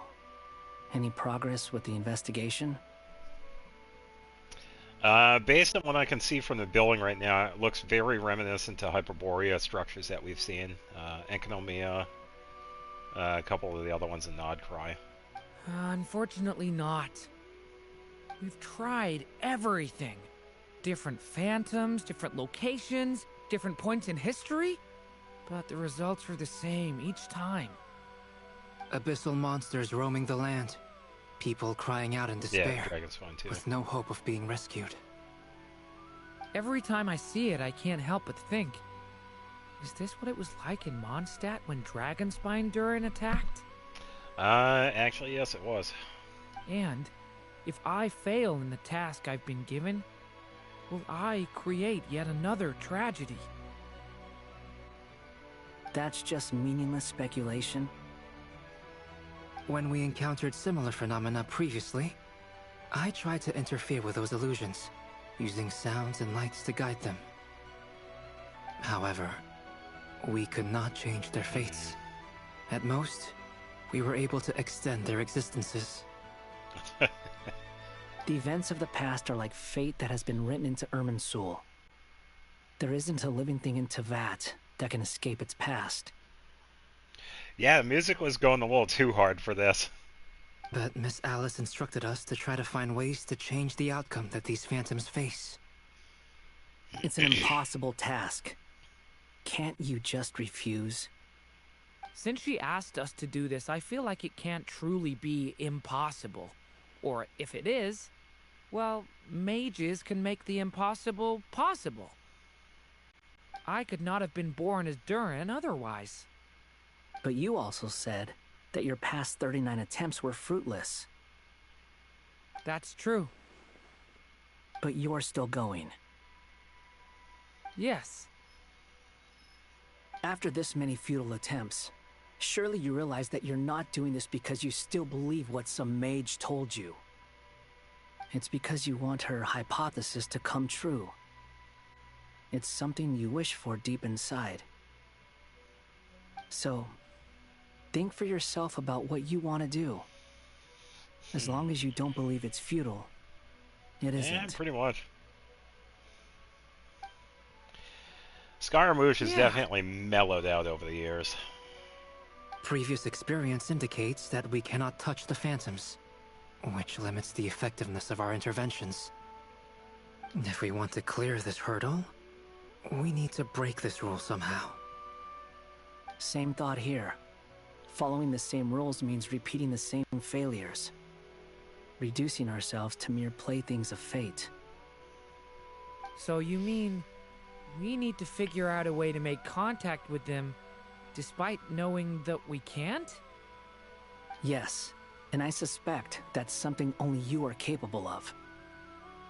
Everything in Tevat is logged in Irminsul, but the withering that once occurred in Sumeru was a sign that the Great World Tree was being corrupted.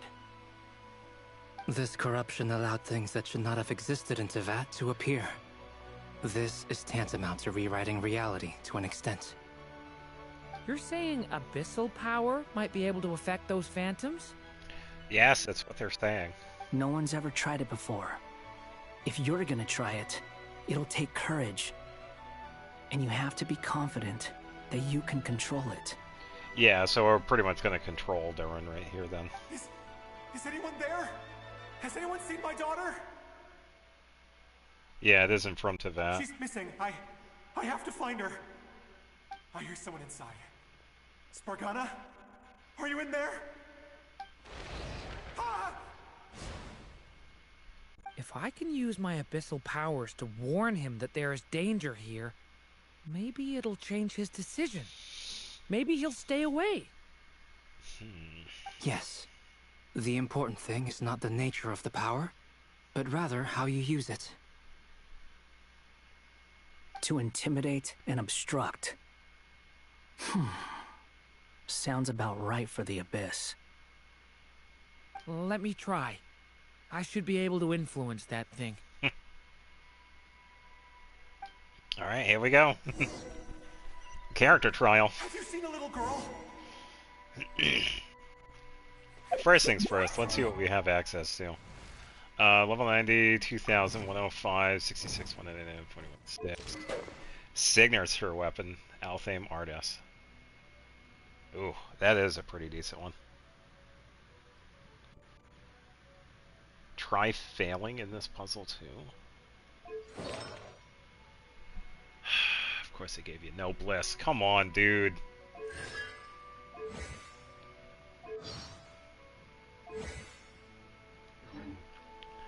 Triple Crown signature weapon, but they gave him Spargana? no bliss. Are you in there? Durin can use the power of the Abyss to affect the world. Let's look at him. Blah blah blah blah blah blah blah blah. Intimidate, obstruct.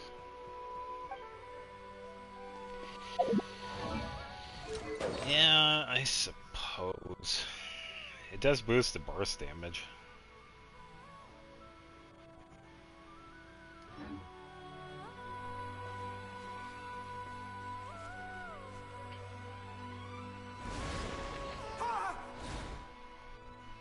Have you seen a little girl? What? This isn't the time for that! Just run! Back! I hear someone inside. Spargana? Are you in there?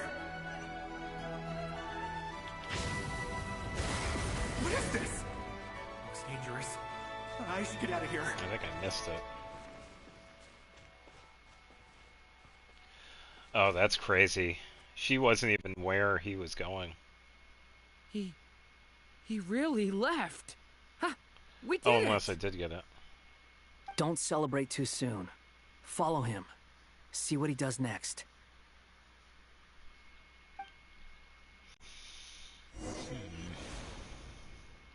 Monsters approaching from the front.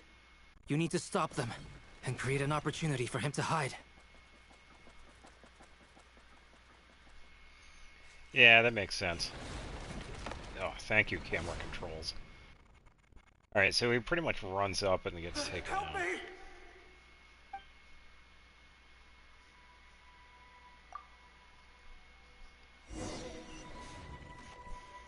Monsters approaching from the front. You need to stop them and create an opportunity for him to hide.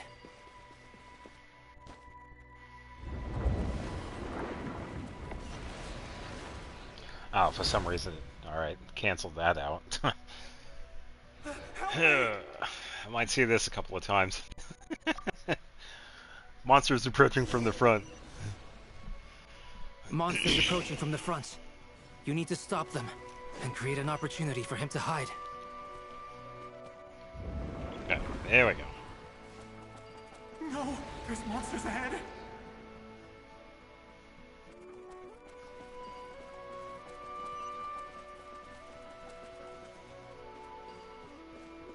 Wait, is that the barrier I saw earlier?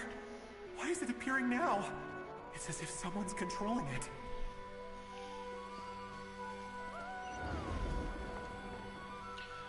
Controlling it. Ooh. The monsters are gone. Is it safe now?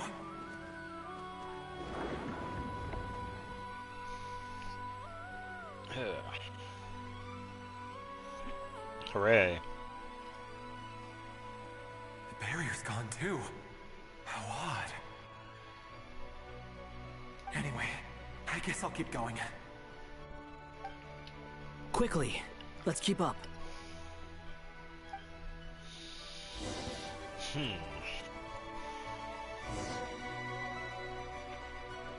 Wait, there was someone else here? Don't go any further. We've got anti-monster traps laid out everywhere. But my daughter must just be up ahead. I have to go. This way's blocked.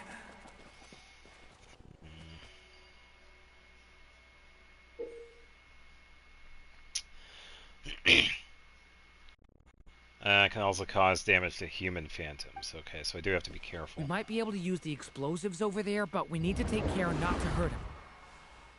So put up the barrier I'll first. use the barrier to keep him at a safe distance. And then, This barrier seems to be helping me somehow. it's fine. Hey, wake up! Oh, no good. Gotta keep moving ahead.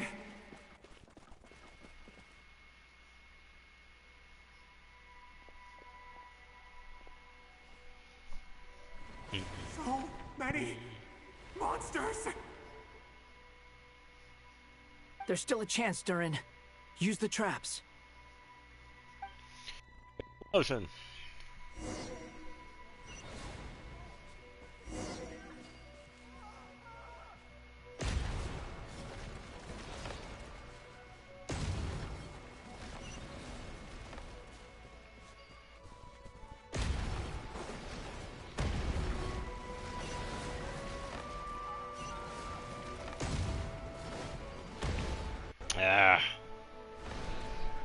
Help me!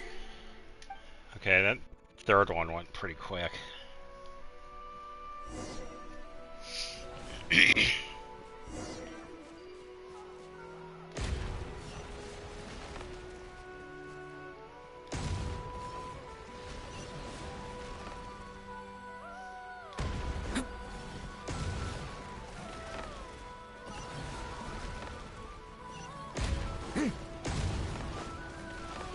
Oh, that's why. Okay, so I was supposed to get that far left one first. This is a new development. I've never seen this happen before. We might just be able to save this person.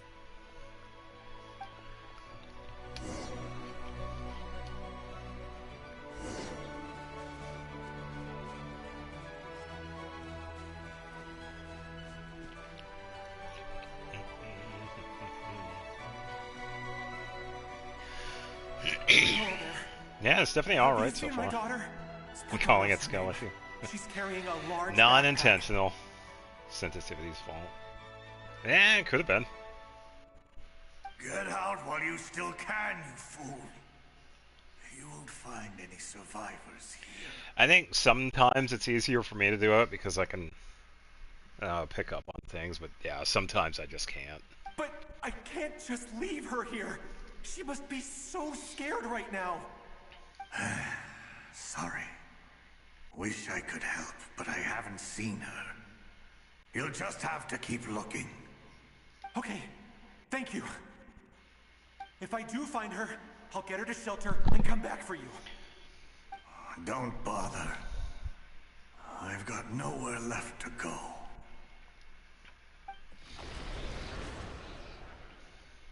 What's that noise? Monster! No, if he goes inside, he'll be walking into a trap. Let's try this once more. This time, we have to stop him.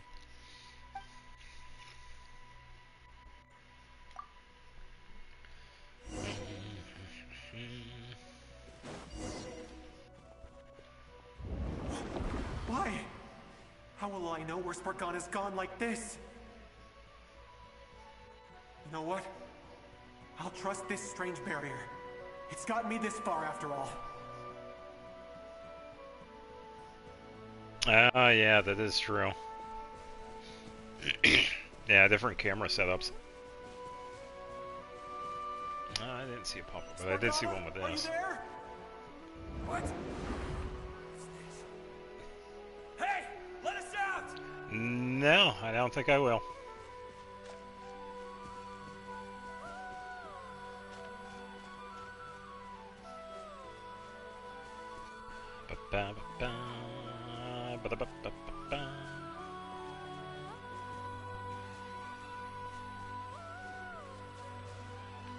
Come on, come on. Yeah, pretty much. That barrier. Well, we don't know if they're dying though, too, so. Huh? That looks like one of my daughter's books. Thank you. Thank you. Yes, it's one of hers for sure. That's her name on it right there. She left her backpack here. Durin, just like last time. Use the explosives. Yeah, when in doubt. Kaboom.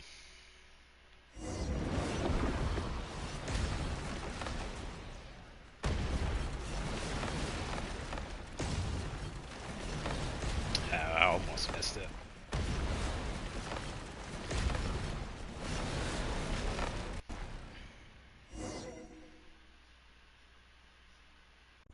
It won't work. There's not enough left. If he makes it in, he'll die. So don't let him in.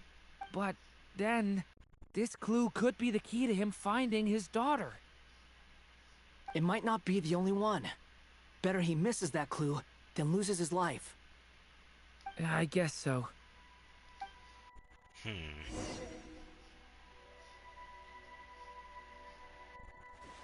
Stop him, Durin. We can't let him get any further in. That's my daughter's book. Denied. This way. Why? Why won't you let me go in? I've searched and searched and searched just for this. Yeah. But how will I find her without any clues? The diorama is closed. I no longer have anywhere else to go. And that almost seems like an impasse.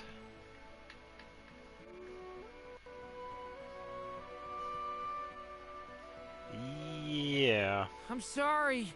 I'm so sorry. He refuses to go anywhere else. Whether he opens this door or not, all that awaits him now is death. We couldn't change his fate. Albedo? Hat guy? Let's try one more time. I don't know how we're gonna do this, but I don't want to give up either.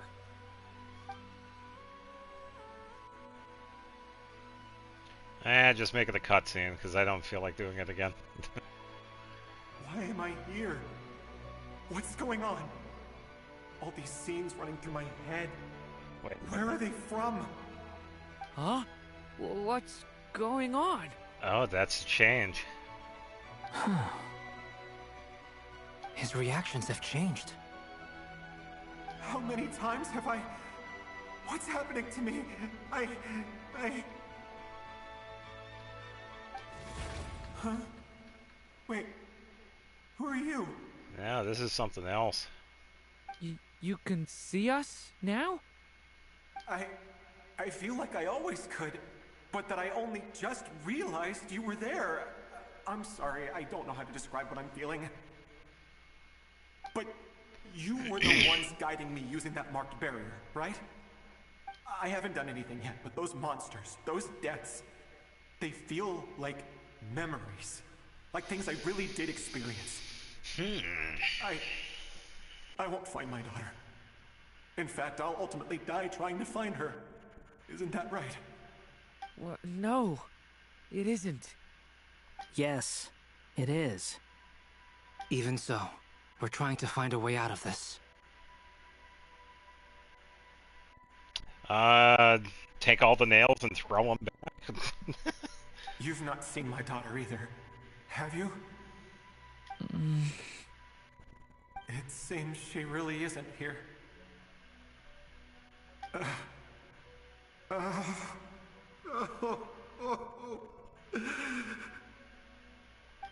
I'm sorry we couldn't help you. I'm just tired. Maybe this is destiny. Maybe it doesn't matter how hard I search. How long do I have left? Experience says 15 to 20 minutes.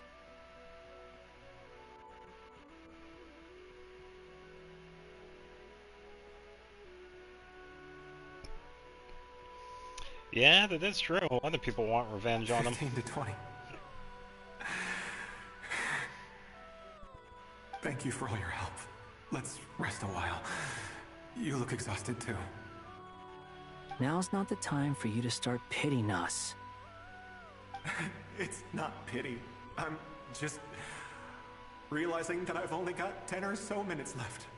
You know?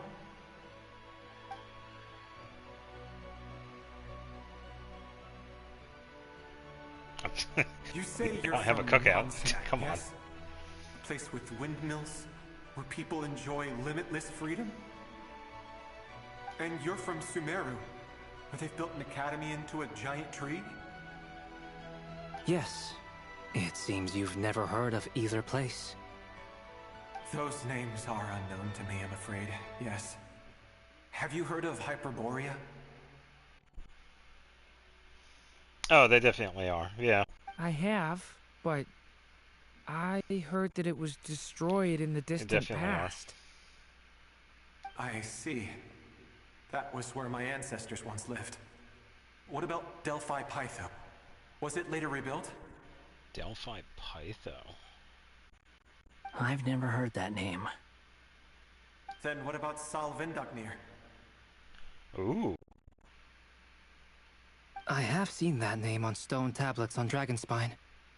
But I'm afraid the only things left of that place are its ruins. I see. Sure enough, there was no way to turn this around, huh? I'm sorry. I was the one who asked to chat, but it seems like we're too many ages apart. There's barely any common ground to start from. Yeah, everything goes back to Dragonspine. It's alright.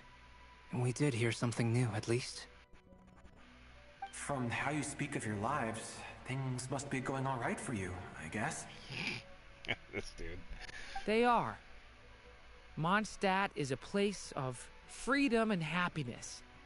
There's a lot of good people in the church and the Knights of Favonius, and even outsiders find that it's an easy place to feel at home. Yeah, I think so. We have festivals a few times a year. Everyone gets together to drink, sing, and be merry. Sumeru is a lot more uptight.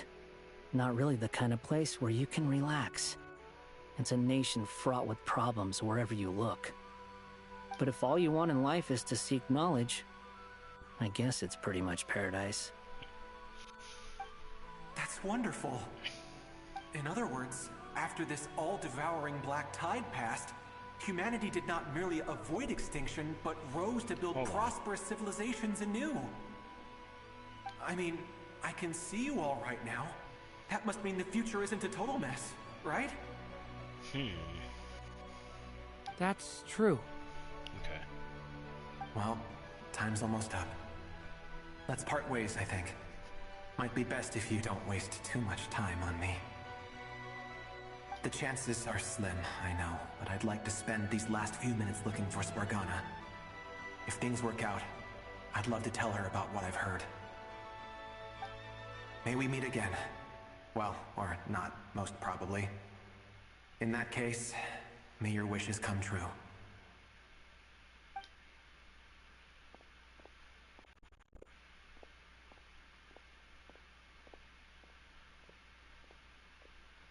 He's gone. Damn. In a few minutes, he will meet the end that was his to begin with. The ending of this tale did not change, but I believe that we've just made the most progress we have yet.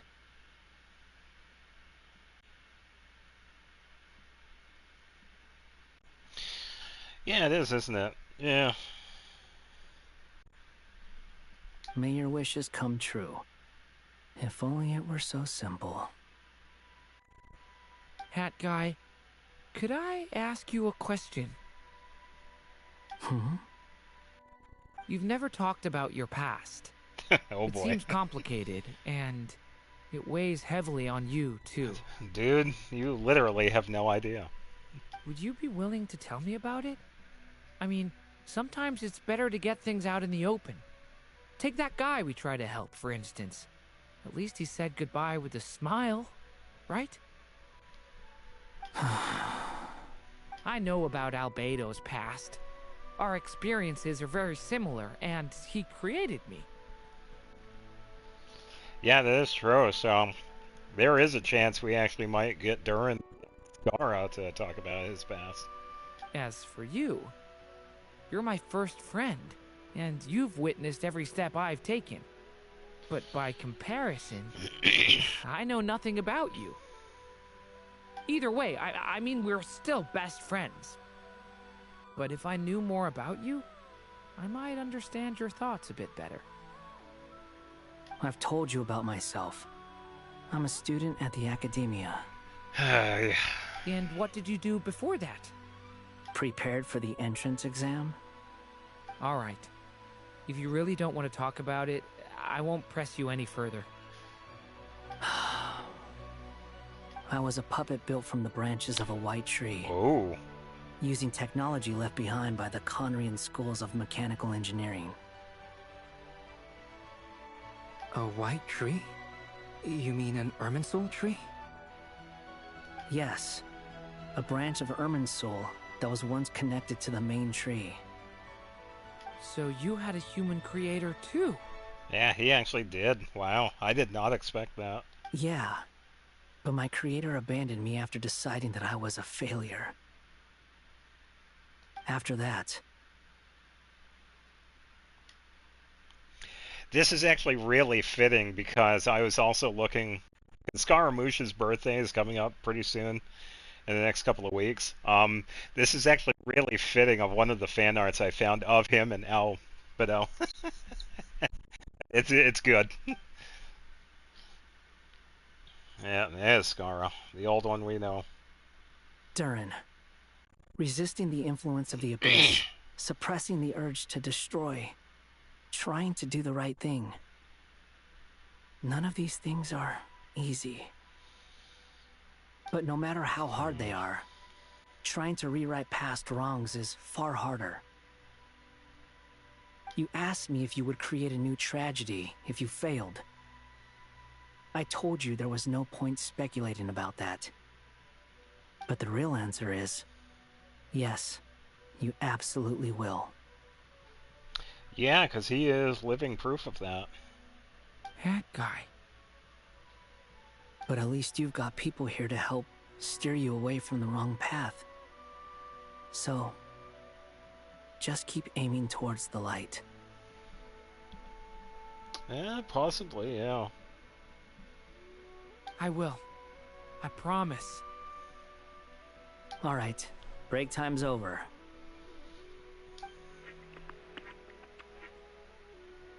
Hello? Duran speaking.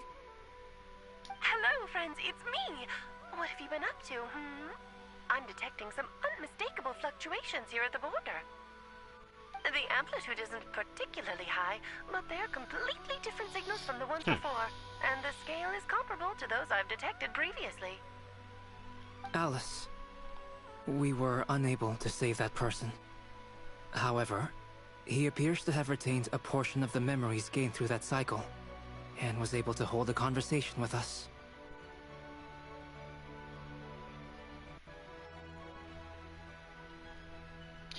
Yeah, I believe Ball was...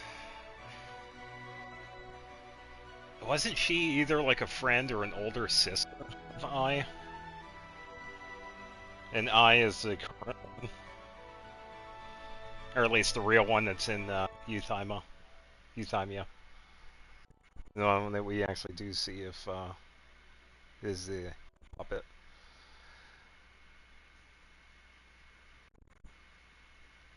Don't you think if Alice has lived long enough, she should know when Traveler entered to that? I, without a doubt, probably know that she probably does. Alice probably knows quite a bit about what's going on. Yeah, that's what yeah, it was sister, yeah.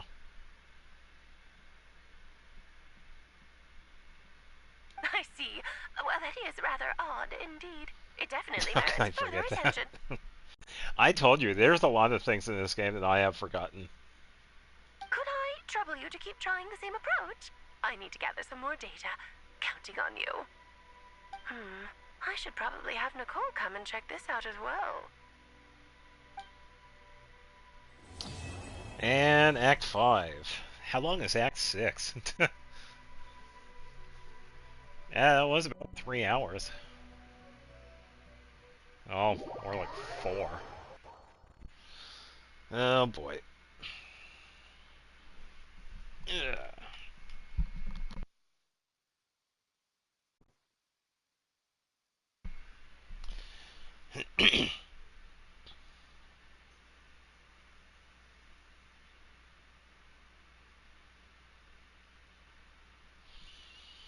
Yeah, because they didn't know about the replacement.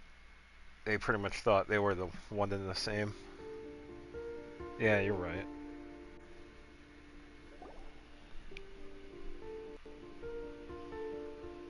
There you are. I was worried you might stop to collect treasure chests opened by the Seelie along the way. It would have taken you so much longer to get here. This spot looks familiar. Oh, wrong button. Meant to actually do that one. Let's go wait for that to disappear. There we go.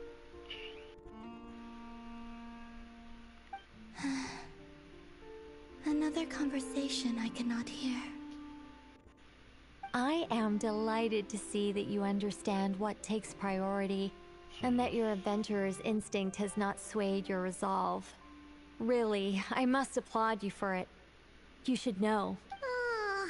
Paimon's head. Oh no. Okay, I'll try and keep it short. My senses are telling me that this is where we shall find the entrance to the ruins. Oh, cool! Well, what are we waiting for? Let's open it up and see! Patience. This was a sanctuary Ooh. of great importance to the Hyperboreans. A special process is required to open the gate. Yeah, doesn't that look reminiscent of the dragons? Oh yeah, look at that. Oh! Like the place that housed the Eternal Moon's Marrow? Yeah, it seems like it's just back to back. Yeah, good call. Yeah, I know I wouldn't have had enough time to do it anyway because of the Imaginarium Theater. That usually takes me like 2 or 3 hours. Okay, so what's the plan? Yeah, I am Need glad us I to do decided anything? to break this And just the short version, if you can. Because tomorrow I have Duran's story quest, and that was going to take me until Friday. So. Ah, alright then. I was planning to start with some background on the invention of these techniques. Are you sure you don't want to hear it? It's quite informative. Remember what you were saying about priorities? Fine. Simply put, we need 3 human representatives to successfully undergo a process of Kuvaki resonance. Okay. Think of it as a test from the 3 moon goddesses to see if the entrants are qualified, with the most recognizable qualification being Kuvaki. Well, considering we have one of the Moon Morrow inside us, we should be good. Pretty sure Lauma would ace that test. Oh, wait. We need 3 people. Yeah, same with Lauma. She's pretty close. She is the spokesperson of the Moon Chanters. I also have no doubt that the Moon Chanter would be qualified. But we would need 2 other people with the same constitution. Therefore, the most feasible method is not so much to follow the rules, but to figure out how the test functions and find a workaround. I've done some research, and it turns out the mechanism is rather crude. We'll simply need humans to stand before it who have sufficient Kuvaki energy within them. I'm with you so far. How do we get the Kuvaki in them? The easiest way would be transfusion. Take some Kuvaki from Nodkrai's soil, put it into the bloodstream, and get it circulating in the body. So we're going to cheat on the test? Precisely. There are other methods, but this is the simplest one. Cheating the system is much easier than trying to hide from it. Huh? Sorry?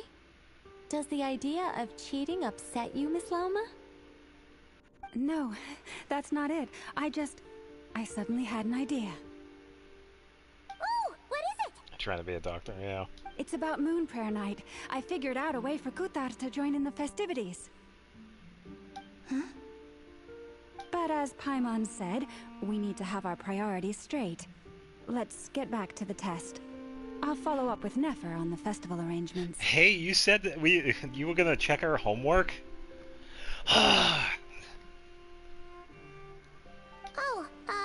Okay. Anyway, is this really the best method we have? A Kuvaki transfusion sounds dangerous, no matter how you slice it. Not really. If you think that's dangerous, wait till you hear the other methods. I'd be more than happy to go through them if you'd like. There are several. No need, we're good. Let's go with this one. Very well. Kuvaki transfusion it is. Now, I should mention that the risks can be greater or lower depending on individual compatibility. It would be rash to simply infuse the Kuvaki and hope for the best. If the body rejects it, the reaction can be quite severe. The symptoms are similar to another condition that some people living here suffer from, known as congenital Kuvaki sensitivity. So, before we execute our plan, I will perform a simple test of my own to see who is compatible and who is not. Why do I have the feeling that Lauma is not going to pass this test? Once that is done, we will have to complete the resonance process as rapidly as possible. The participants must remain stationary while the Kuvaki circulates and bonds with them, and they mustn't eat or drink anything. What? No eating or drinking? I know, the hardest thing for you to do, Paimon, isn't it? That's some hardcore fasting. Yeah, it's just They'll all be feeling. monks by the time they're through. Hopefully I'm wrong. How long will I have to keep that up? 3 days. I've got to stand here for 3 days. Oh, that's so long! And we still need to find 2 more people who are not just compatible, but also willing to volunteer. Oh, I think I know the 3. Albedo, Durin, and Skara. Fasting? What are they talking about? I'm willing to volunteer. Really? Don't you want to think this through? Maybe. Haha, count me in too. 3 days without food? I can handle that. Miss Nicole has made it clear that this is the easiest way. The way I see it, there's nothing else to discuss. It's time to step up. Yeah, compared to having Colin Bandit disappear completely, fasting for a few days is nothing. Yeah, you're right. In that case, Paimon volunteers to be captain of logistics. She'll keep the fires lit and grab some spare clothes to keep you comfortable. Good work, Paimon. Then we'll start with you first, Traveler. Please step forward. Forgetting someone who could do it for the same reason a traveler can. Probably, yeah.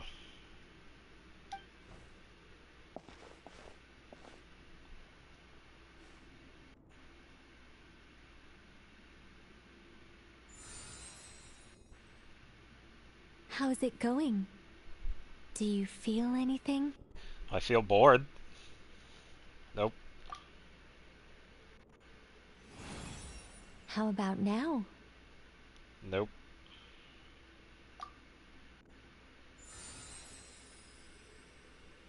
And now? Still nothing.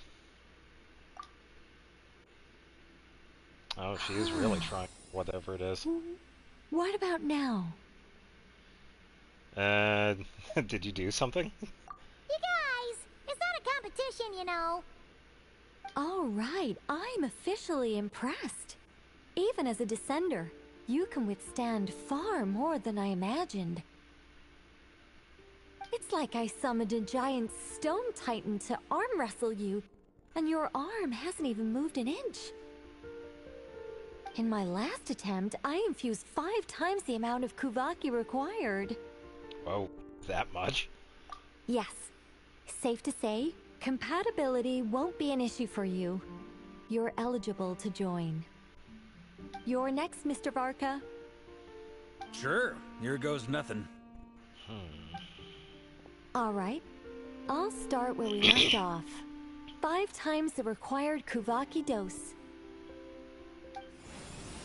Whoa, whoa, whoa, hey, wait a minute. Look on his face.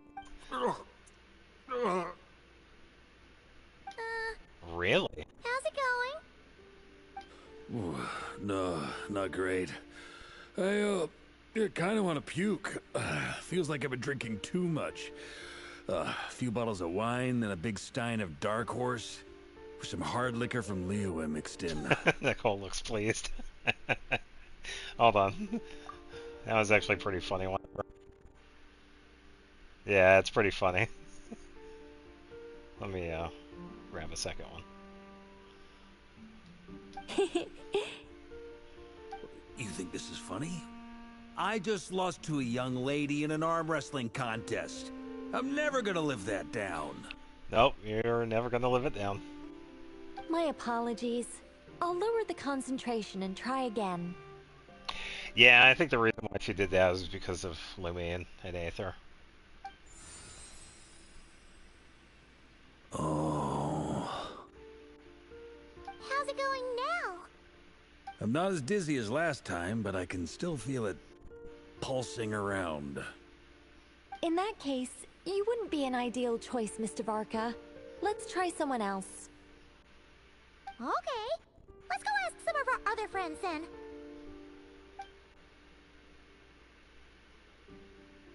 I was gonna say, is Lauma not gonna be able to do that? Oh, okay.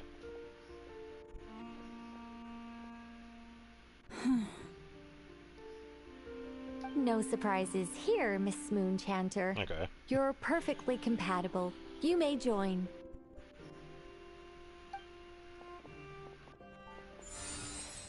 Never, eh? Yeah, probably not.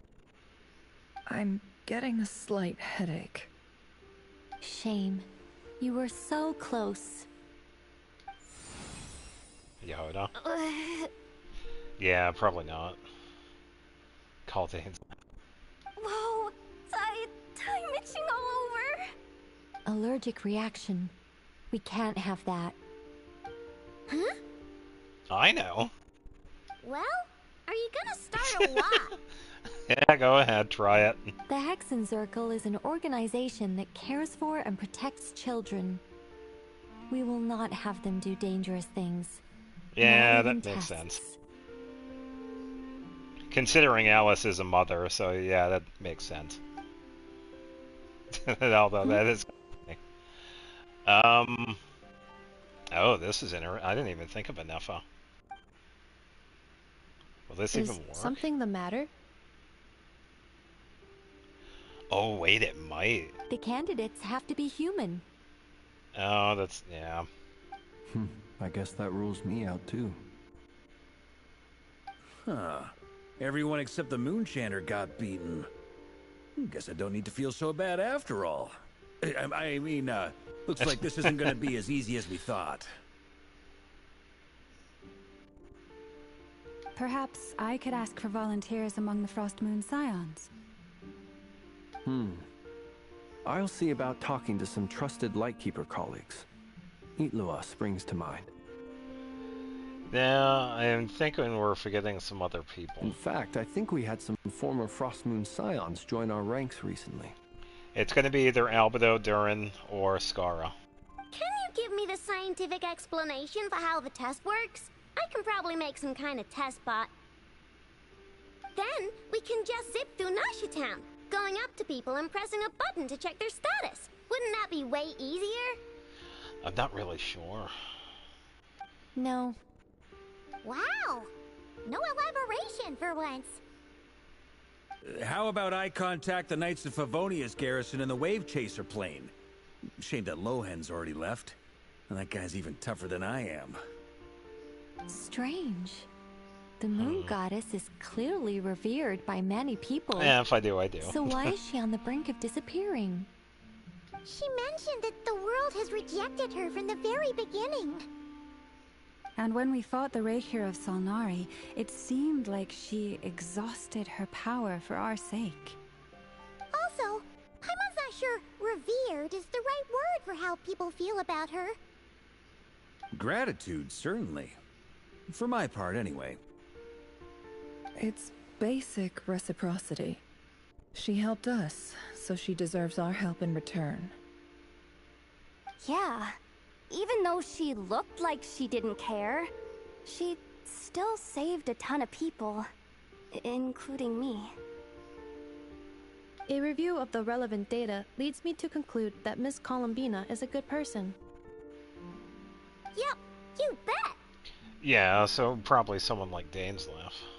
They really think so?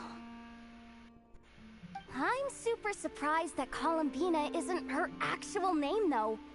I think it really suits her. It's light and graceful and... yeah, just a really pretty name. I know, right? Unfortunately, that's not our decision to make. Columbina. That was the code name the Fatui gave me. But it also came up in the song I heard when I was born. What? Is that really all there is to it? What do I truly think of my own name? Is there anyone left who will still call me by that name?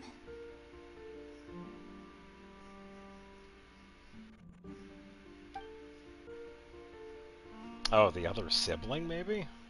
That wouldn't work. She told me to pick whichever name took my fancy. Why did I pick Columbina? Maybe because I felt she never wanted to become Kutar as a god. Moon Prayer Night is getting closer by the day. We're running out of time. We need to look for other candidates. Then allow me to try. Oh, yeah, that is true. She has the Crimson Moon. Wow, I am an idiot. And you called it. Huh? What are you doing here? You contacted your friends via the Adventurers Guild. Sandrone has been keeping an eye out for something like that, so she informed me. Duh. Since That's what I get. have the ability to accommodate a moon marrow, I should prove to be a suitable candidate. Arlecchino. When can we begin? I see. We can begin right away.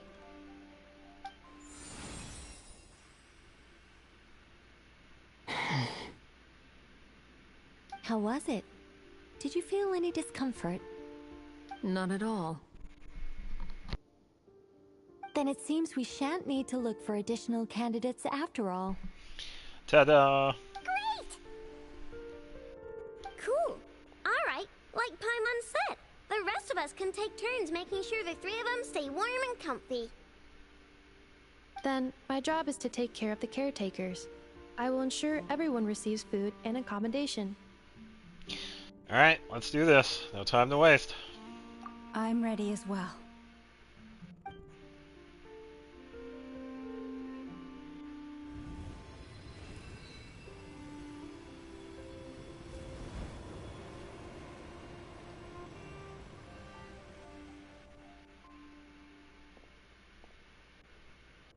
Three days later.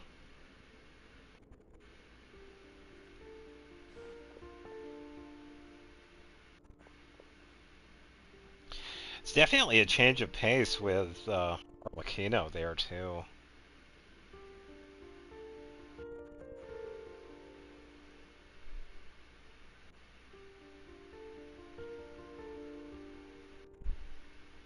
I can imagine.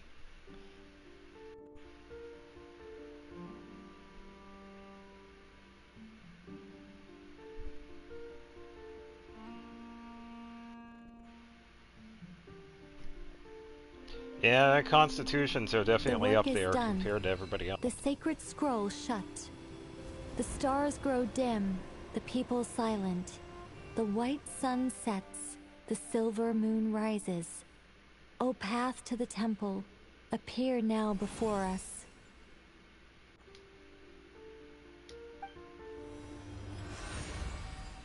Wow! It really opened! So that's what all this is about. They've been trying to open this gate. Come, let us enter. Wait a minute. It might be best to eat something first. Take care to chew properly and swallow slowly. It will give your body time to readjust to the digestion process. They will head in soon. They will need to enter this gate. Yeah, I've never fasted myself, so I would imagine that near the end of it, it's... yeah, I cannot pass through. Is it because I have no physical body?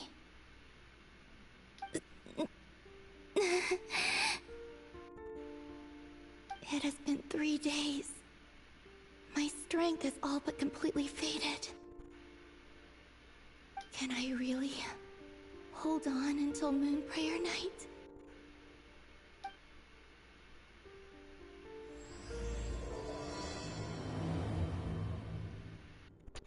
now it started. Oh boy. Pretty nuts. Yeah. Nope, still not here. Oh, I figured more people were gonna be in here.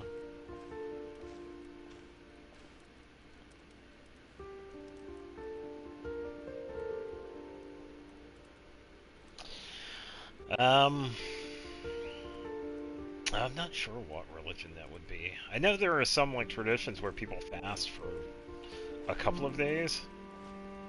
I don't know about 30 days. I'm not sure about that.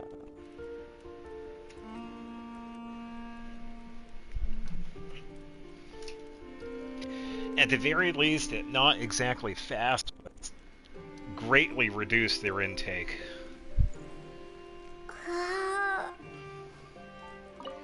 I have confirmed that you are all in good health. With that, my work is now complete. Congratulations are in order. Woohoo. Yeah, there are like rules to it. It's good to know you're all well. Puts me at ease. Yeah, which is definitely good because, you know,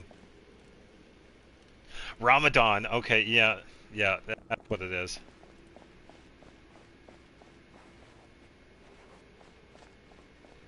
Yeah, I have heard of that. Phantom of the Sanctuary.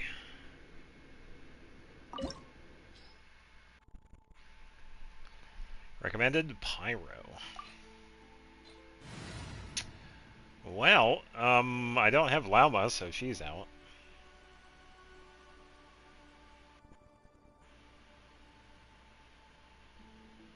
Yeah, that makes sense.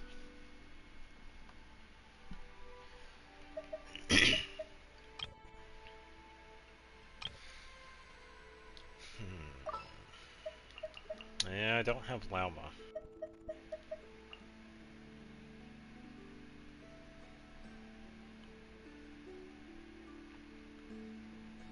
Not exactly need a healer, but I do have to be careful.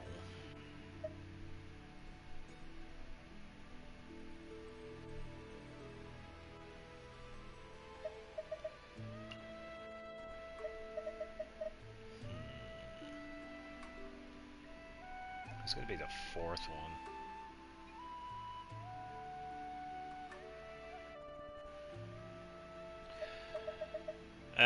Yeah, that is true. Oh yeah, then we can, yeah, I'll take Mona. I get some Hydro. And she is pretty much the strongest one that I have. Yes, I'll go with that then. Yeah, even though Klee is pretty strong herself, I consider Mona stronger.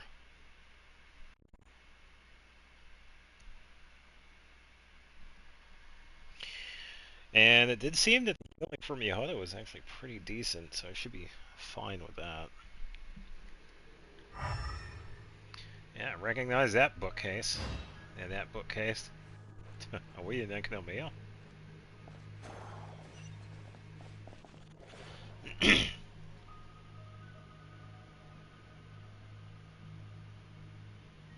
Yeah, Pyro characters definitely are stronger in that regard.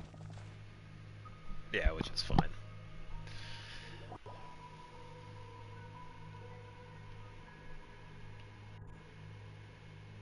Are these people...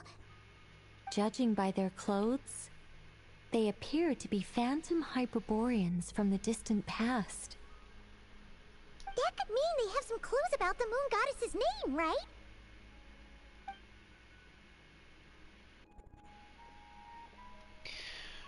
Hey there! Could you tell us what the moon goddess's name is? Yeah, I also agree. Nulu Bloom is definitely one of the stronger ones. Put Paimon in the party. Sorry.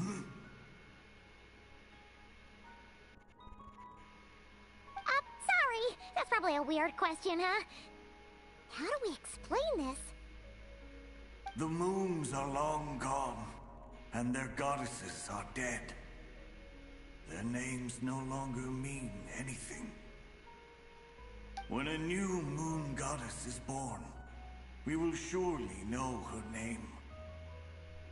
We have used every last resource at our disposal. All that remains is to wait, patiently and quietly.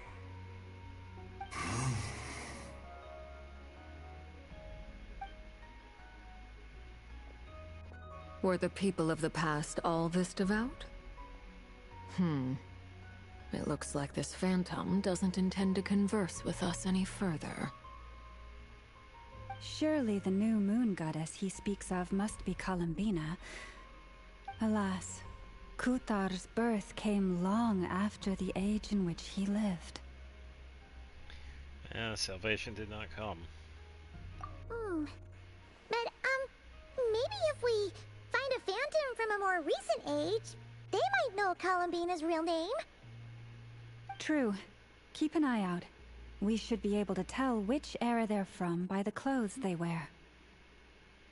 Nicole, nothing to say on the matter? Yeah, you've been pretty talkative this whole time. What changed? Oh, nothing. I'm fine. You all make good points. When the Hyperboreans speak of moon goddesses, they mean the three from truly ancient times. I can't imagine they would know anything about our current moon goddess. There once was a time when the moon goddesses blessed them greatly and protected them from harm. So, when the war between the gods and dragons plunged the world into chaos, it seems they looked once more to the moons for help, praying for a new goddess to be born. Yeah, so definitely another character that's several hundred years old. Yeah, that checks out. But definitely more recent than the things. Let's continue on. Who knows what else we may discover? Because there are really only a few characters that are over 1,000. Namely, characters like Venti, Ganyu is over 1,000 years old.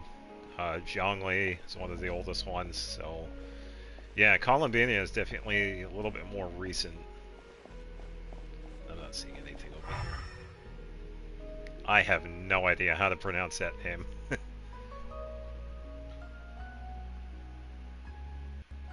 Zayas Ansis, maybe.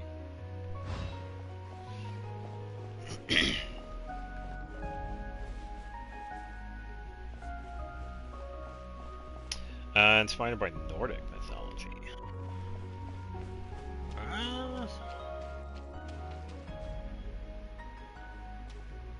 Yeah, There's a door keep blocking that his in path. mind. Not a problem. Try this.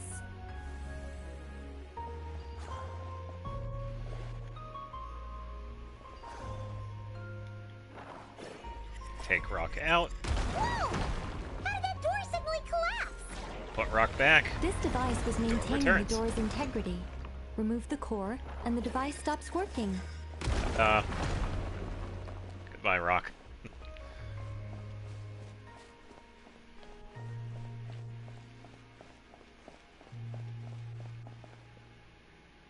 I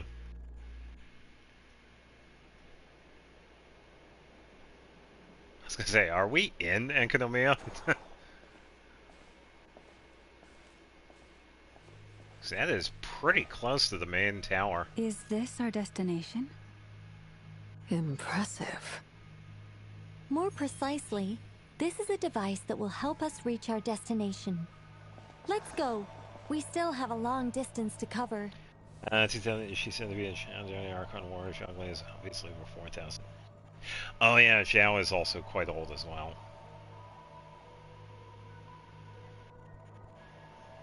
We are in Enkanomiya. Yeah, I knew that looked pretty reminiscent of the tower that we've seen. Yeah, yeah. So this is past Enkanomiya.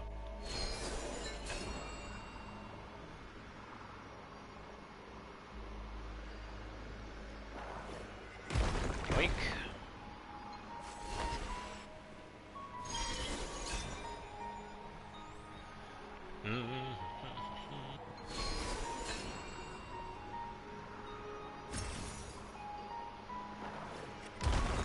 Yeah.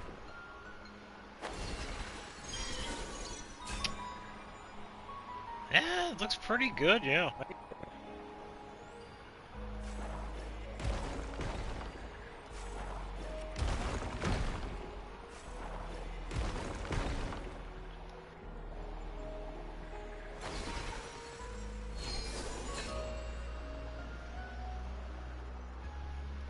Yeah, that makes sense because of, yeah, saving resources and whatnot. That's why a lot of these places are usually just temporary.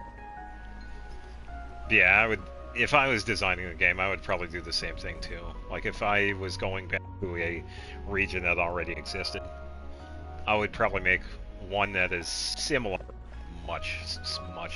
The way ahead is blocked by broken rocks. Oh. Let's try that device again. Remember the door from earlier? Yeah, we just have to find a rock. I don't see one.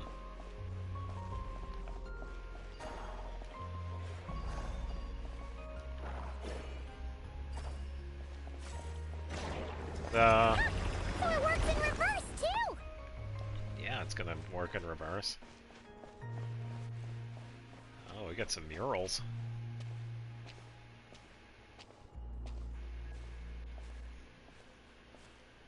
It's the humans magic. we see are all phantoms, but the monsters are real. What a fascinating place. There'll be plenty of time to admire it later. She's faking. She's faking. She's fine. I only lost the burst.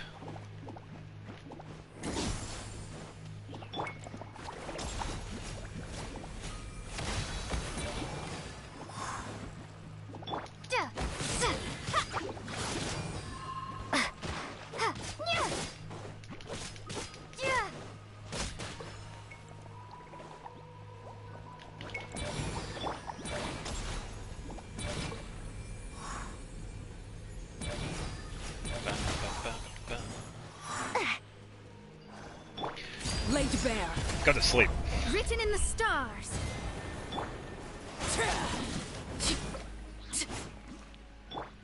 Alright. This is where you fall. Smash and grab. My characters die more often than what most people realize. Yes. See? This'll do.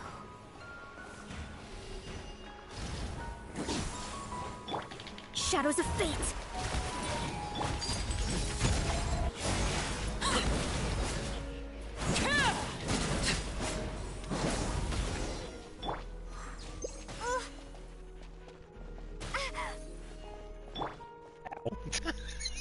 What was hitting me? Mean. The environment is mean. Yeah, it does. Okay, we only got a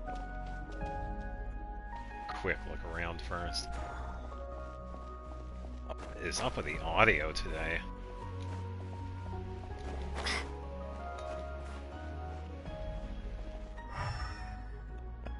Over there afterwards.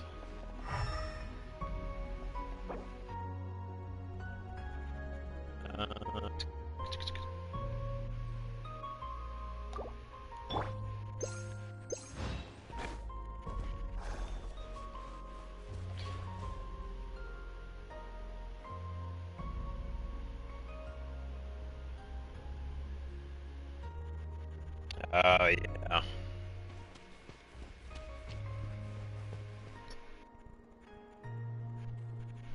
Well, we have the 3 original moon goddesses.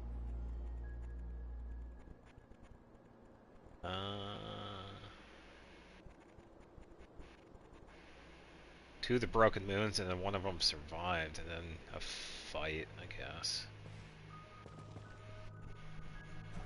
We'll probably get the explanation here. Ooh, there's a whole bunch of artwork in here. Seems pretty old. Nicole, this is probably your area of expertise. What do all these paintings mean? Let me see. To understand these murals requires some knowledge of the history surrounding the War of Funerary Flame. I shared a little of this with Lauma before.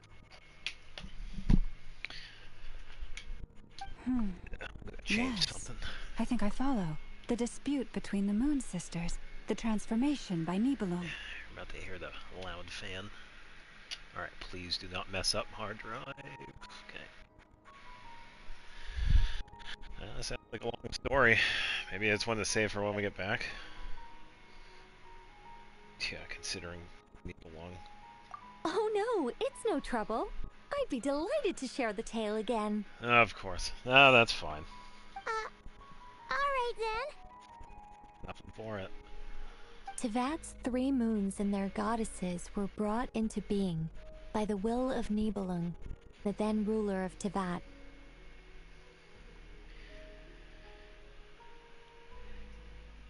Because people can't read, we already have this lore to get. Yeah, through the books and the stories that we.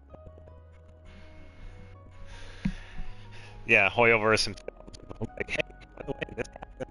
It's in the game already, but here you go. But when the heavenly Here's the character principles to go with it. they changed the world completely, down to its very foundations. The moon goddesses were nowhere near strong enough to challenge this entity. But the heavenly principles did not view them as heretical entities that had to be removed. Essentially, the 3 moons existed to keep this planet alive and operational, which did not directly conflict with the heavenly principles' aims. Nevertheless, the inherent precariousness of this arrangement would soon be revealed.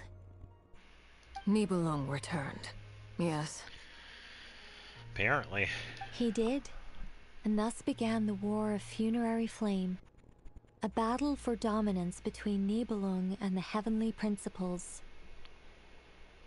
Discord would soon emerge between the 3 moon sisters. One would voice the opinion that they should follow Nibelung, for it was he who first hung the moons in the sky. Another would argue that taking sides in the conflict would only bring the world closer to ruin. There was no telling where it would lead. Yeah, and that's the thing, though. Why was it necessary to rewrite the laws of the world? I'm sure why Celestia made the decisions. We just don't know why those decisions came to be. Especially since their creator had returned, bearing the perilous power of the Abyss. Nibelung would eventually discover their disloyalty. He had all three imprisoned before transforming the moons into weapons with which to fight against the heavenly principles. What? Weapons? Yes. The very moons that had once defended the planet became instruments of death and destruction, striking terror into the hearts of all living things.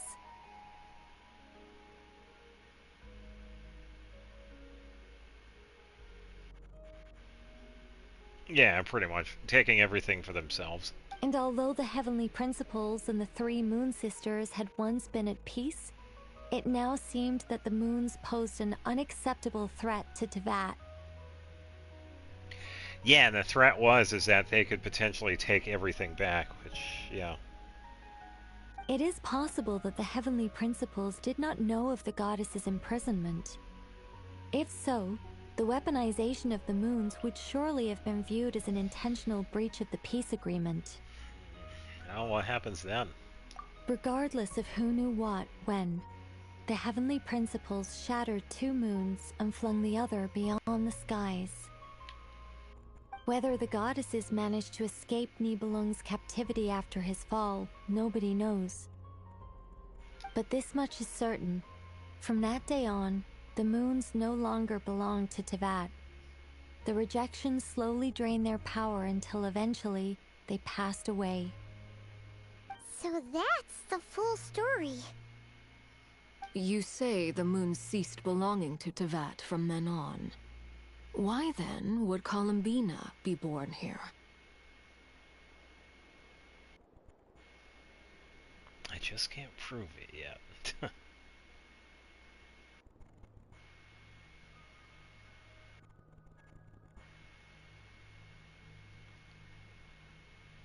Yeah, that already meant that they sent a message while in, I would imagine. That is perhaps due to the lingering connection between the Frost Moon, which was not shattered, and this world. You could see it as the three sisters' dying wish. They never desired war. All they ever wished for was to protect this land. I see.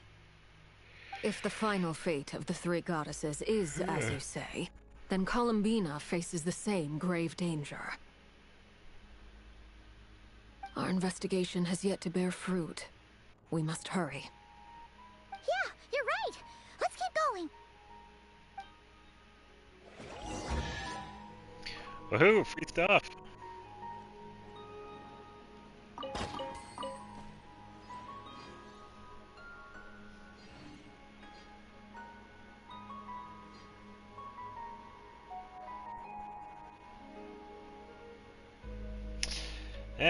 I don't know. Last time I tried to pet Ashru, the little fluffball ran away. Someone's not getting their dried fish today.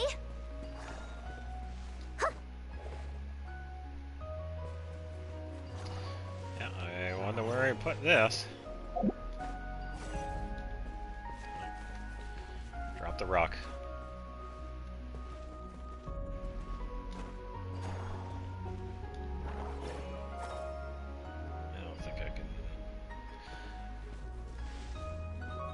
There we go. This might be the First Nations Archon Quest where we get Act 7. Keep going. I think somebody spoiled it that it might even be longer than that.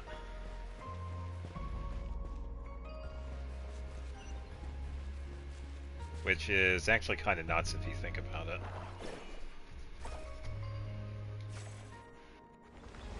Ta-da!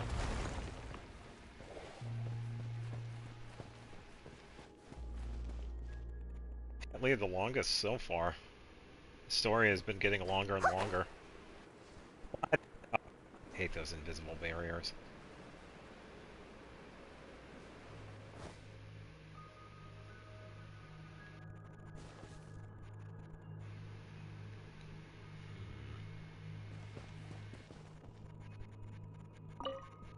Should we trust him to keep his promise?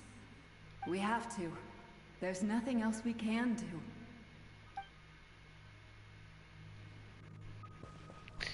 Okay. Why? Why do the creators of this world no longer show mercy upon their people?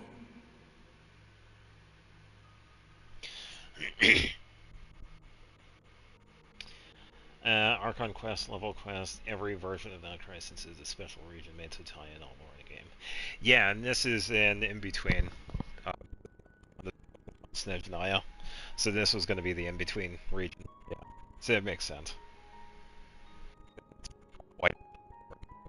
Remember his words. We must change our fate with our own hands.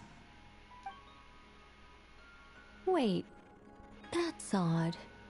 Who is he? Is something wrong? No, not really. It's just that over 30 possibilities emerged in my head, so I can't be sure who he is. It's been too long. My memory isn't as sharp as it once was. Oh, so you're hearing it too? Yeah, I've been getting like audio lag. Okay. 30. Wow. Impressive. Where it stutters for a second. Yeah, I've been hearing it throughout. I'm not going crazy. Yeah, anytime I'm sad, it's like, oh, there's audio lag. That's pretty much what I've been hearing. It's just like a slight stutter. Usually when the characters start speaking. Yeah. I don't have anything going on my end, so I shouldn't be doing it. So, I don't know.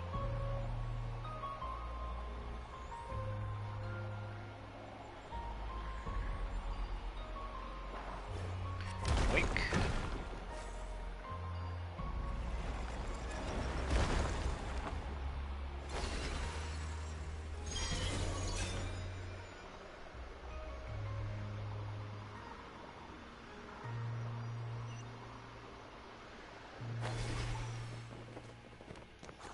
Oh no. We're finally here. I didn't expect the cutscene. Please survive. We'll need to activate this thing? Indeed. I was a little worried about that at first, but as we got closer, I sensed that the Kuvaki within it flows unimpeded. It should be functioning normally. The only issue is how to activate it. It's looking a little worse for wear.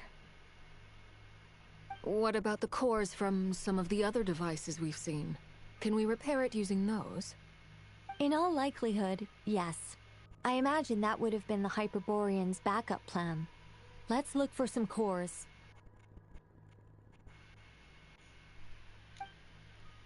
Oh yeah, the multi-house one. Oh, she did take a little bit of damage.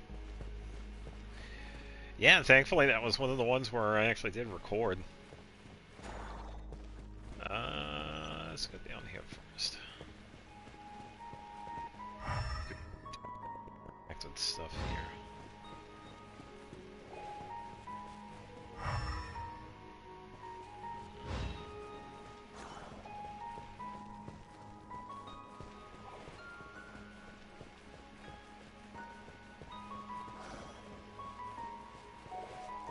Oh, I need a core for this to open that. Seems like I need to get one. I'm gonna break this.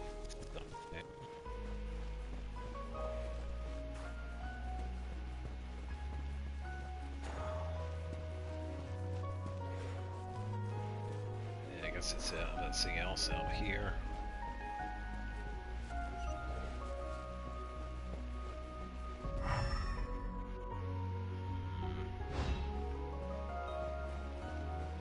Yeah, very spacious.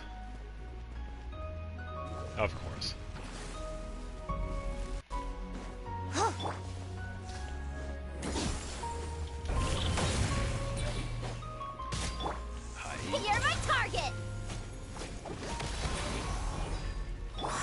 Overruled.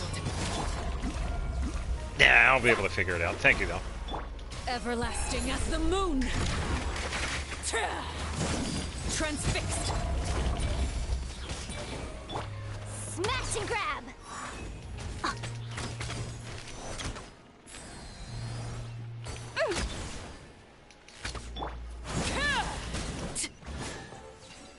Free stuff. Open puzzle. Okay, so there's the core. Yeah, it seems like I just have to bring this one over there. Yeah, I do appreciate it, though.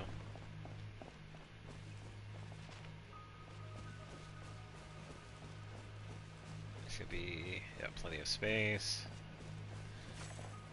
Drop this here. And let's see. I'm guessing I probably... But how do we get across? Walk up, then jump down. Oh, yeah, there we go.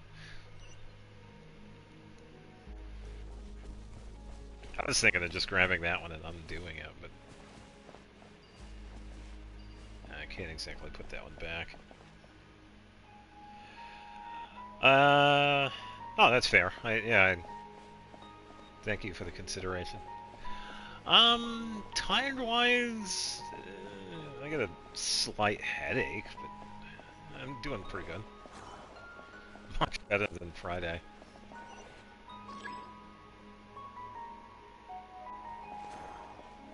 Ah, okay, so we do have to grab that. Let's have some chicken.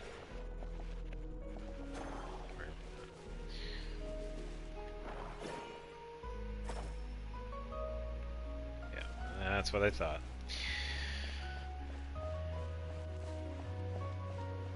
Okay, so these are close enough, so I can just bring this with me.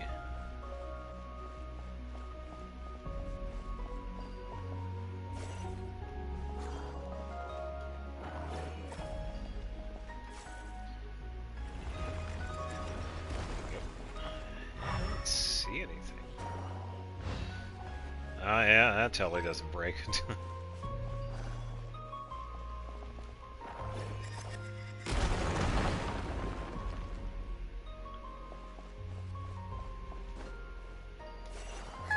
That should be enough cores.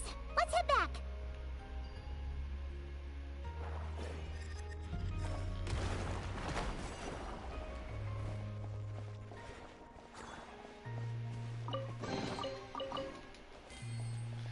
Don't mind if I do. Okay, so this was the... Alright. Don't need those. Or...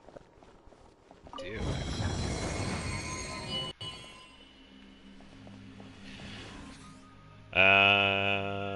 Does that feel like that? I think a lot of people would. I'd definitely be startled.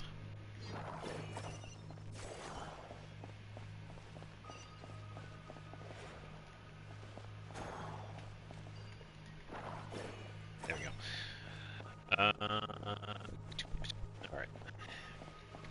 Yeah, I pretty much just grab the rocks and place them. Okay, that's one.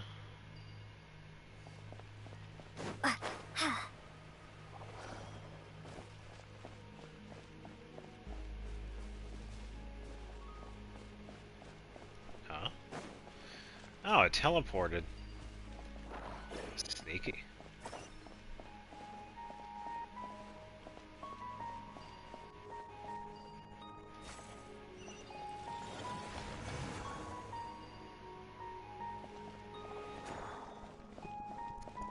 Like they're fixed. Yep, there we go. And that's The too device bad. is up and running. It's hard to believe that the ancients were capable of constructing such things. Paimon sees our destination! It's right up ahead! Yeah, it might have been let's because go. it grabs one. Yeah, sometimes if objects are too far from their start, they thankfully are pretty much reset in their original spot. That was good. It wasn't too far away.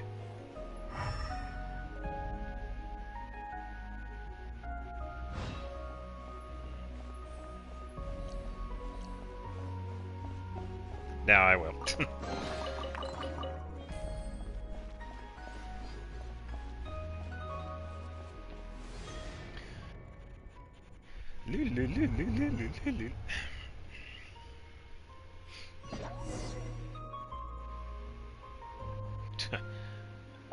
Great time to have a camera, just saying.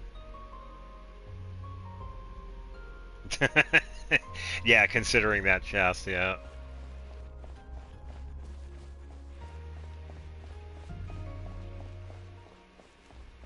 Oh, very fitting the moon is here, actually. A very good backdrop for this area.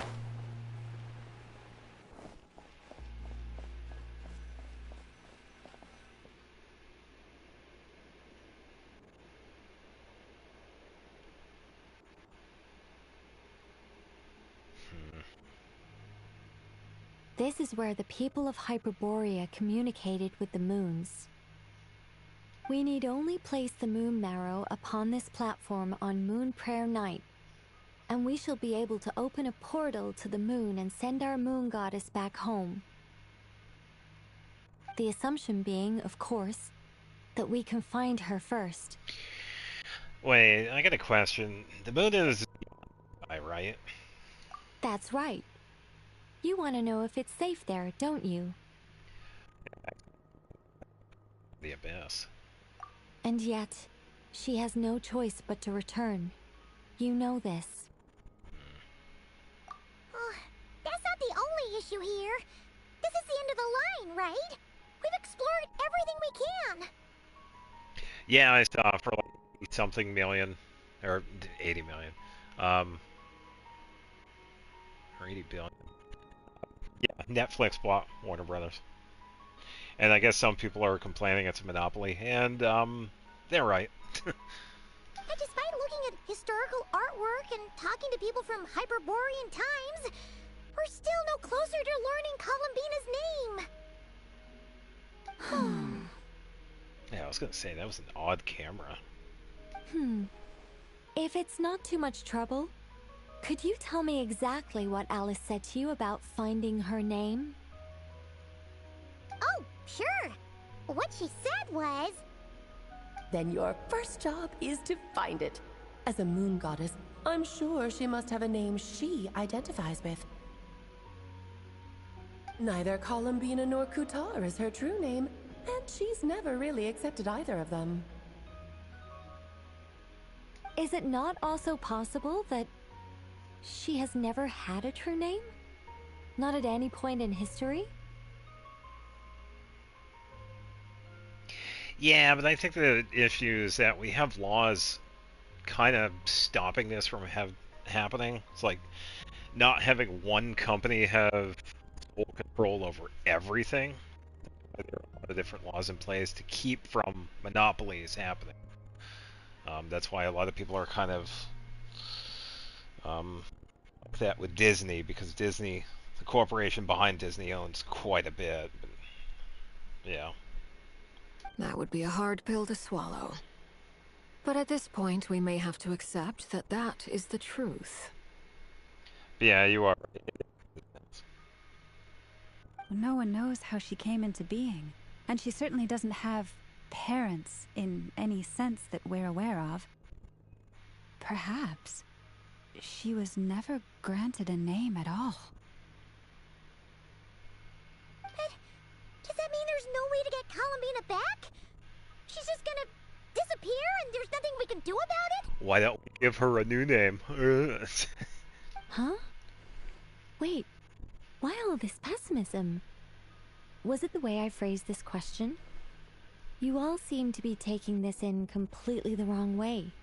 She's a Pokemon. Give her a name. What do you mean by that? Well, just because she's never had a real name in the past doesn't mean she can have one now. Pokemon. What? Think about what Alice said again. She never once said that you'd have to find a new name, did she?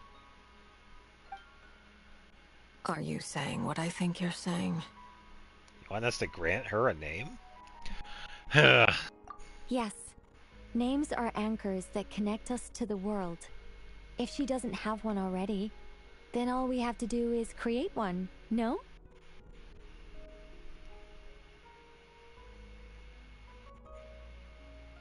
Oh, that's interesting. It's like... yes. Traveler, when you first arrived in Teyvat, do you think you would have turned around if someone behind you shouted, "Hey, Tumaini"? Tumaini. Now I was thinking of Bartholomew. No, I wouldn't. But what about now? I understand what you mean. Life is a long journey. Okay. Even the friends and family by our side can change over time. When people call you by different names, what matters isn't so much the words themselves, but what they symbolize. And of course, whether that resonates with you. Ether.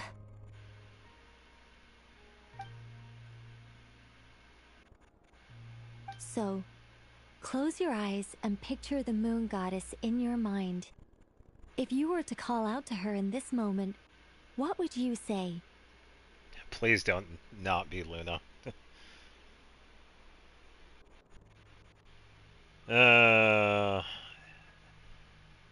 Is she going to be called Ether? Oh, that is dumb. Dude, come on. Columbina. Columbina. Paimon would call her Columbina too. Well, she has long forsaken everything that Kuthar represents. I think from now on I should call her Columbina too. Well, it sounds to me like you found your answer. Are you sure? Is it really that simple? We haven't found her this whole time, and not for lack of trying. It's because she's been right next to you. Well, not right now, because she's been...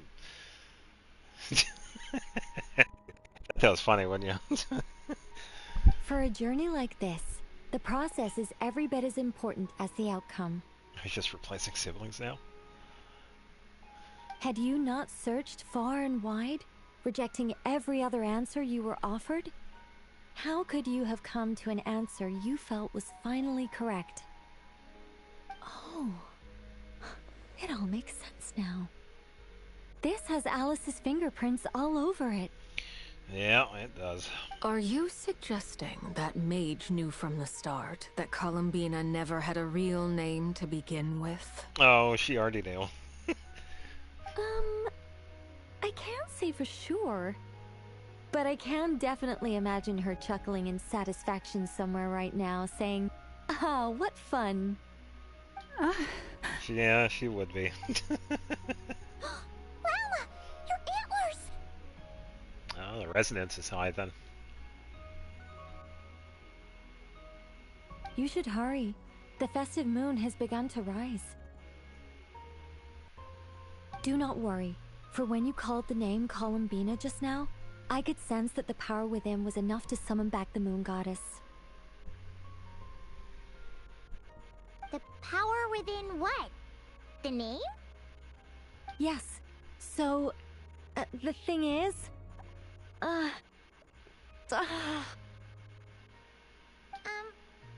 What's wrong now? This is so annoying. I really want to explain how that whole thing works. Starting from the founding principles of Teyvat and... Oh, I could talk about this for hours. But... Deep breaths, Nicole. Deep breaths. You're an angel. A sober, sensible, solemn angel who has her priorities straight.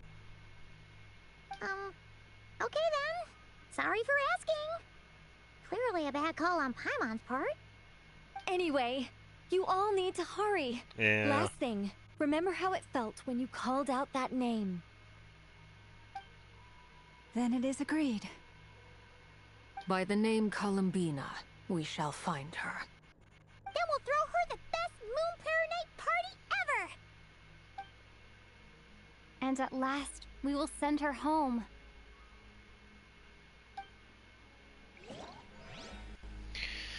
After you informing your friends, everyone splits up to look for Columbina by calling her name. You choose to visit the place where you first met. Columbina! Wake up. You've been in the coma. It's been 8 years.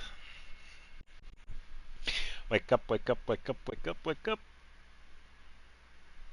Yeah, so Sandrone definitely does it pretty good compared to everybody else.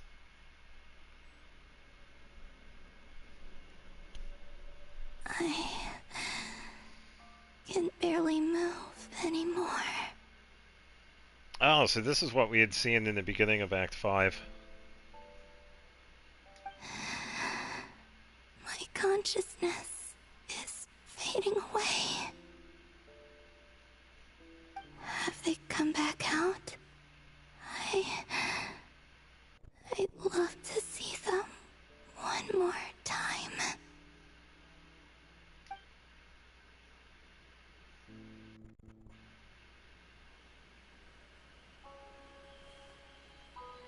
They didn't make it.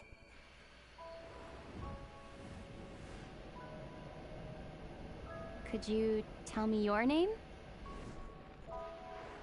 My name is... Columbina!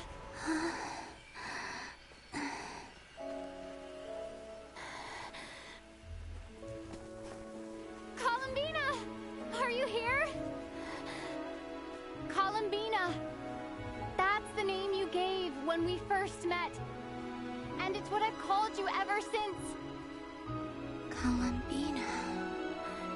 It's a fine name. I have many fond memories of Columbina, and so do all of your friends.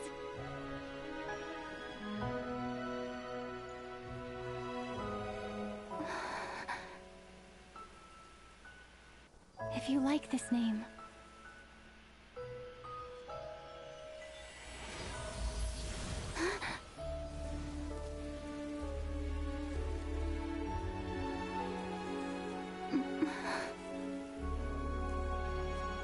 looking for me? I'm right behind you.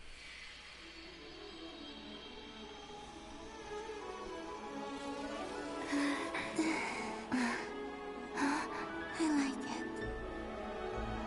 You can carry on using it. My name is Columbina Hyposelenia.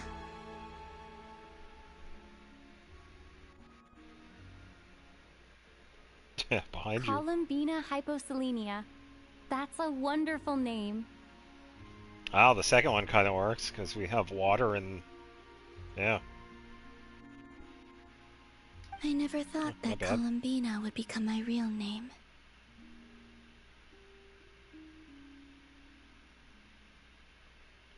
Yeah, and I also agree too. Zach also has done a pretty good job with it.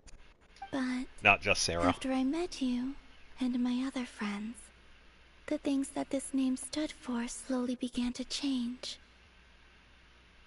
It went from being a Fatui code name to something my friends call me. How much she's changed since we first met. She never used to share her innermost thoughts. What is it? Why aren't you saying anything? I'm just so happy for you.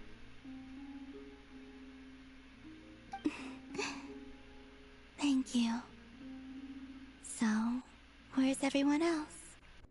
Yeah, that's also what I've kind of noticed too, that Sarah gave Lumine more of a serious tone compared to Zack and Aether. We can go and meet them very soon. Everyone went to different places to try calling your name. Great. I'd like to thank them as well. Everyone's done so much for me.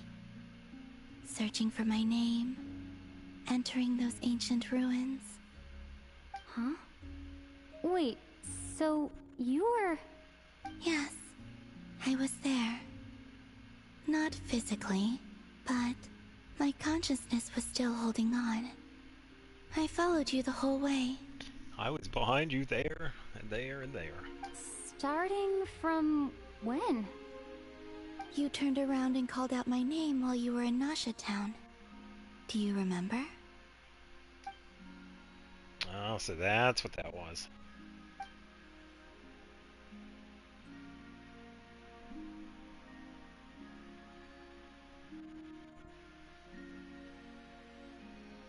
Yeah, it does. I feel like Sarah does a really good job. Not just with the serious part, but more of the lighthearted stuff, too. Yeah. Let's go. We don't want to keep them waiting. Sure. In that case, come with me. But... Hmm? Before that, could you call my name one more time? Sure. Come with me, Columbina Hyposelenia.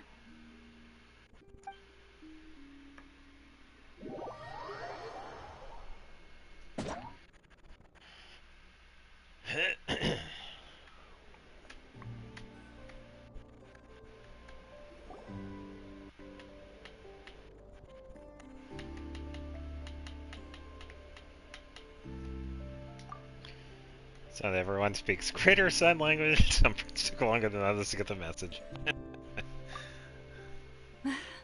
Columbina. Oh, this truly is wonderful.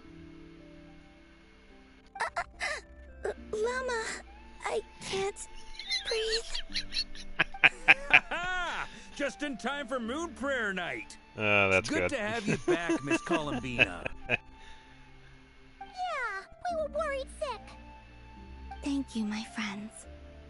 With your help, I now have a name that belongs to me. Columbina Hyposelenia. Where's the second half from? Yeah, pretty much. You added it yourself? That's right. It means... Born beneath the moon. Yes. And by extension, it can also mean born beneath this world. A fine name. Now, as No. much as it pains me to interrupt this beautiful reunion, I feel obliged to remind you that the Moon Prayer Night celebrations in Nasha Town have already begun. Hooray. Don't you want to enjoy the festivities? There's so much to see and do. Man, And this some of audio the lag. ambient lighting and entertainments were sponsored by the kind souls in the Hexencircle. Nicole? Why have you turned into Dodoko? So you're Miss Nicole.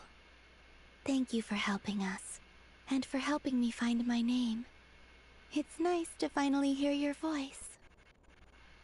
You're quite welcome. Guiding lost people to hidden treasure is what we Seelie do. And if you ask me, spiritual treasures are far more precious than material ones.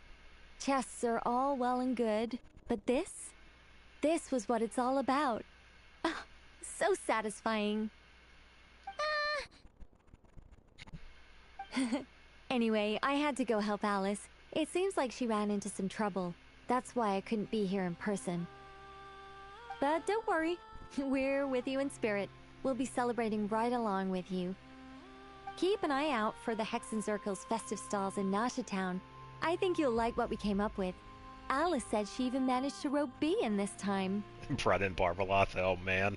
The Frost Moon Scions have also prepared various attractions. They came I with the believe lag. Ino Wow. and Effa and their crew are setting things up as we speak. On that note, Nefer, about that request I made. It's all in hand. Yehoda is on site to ensure that everything goes off without a hitch. Wonderful. In that case, Traveler? Got it. Huh? Come on, Columbina. It's time to celebrate the best Moon Prayer Night ever.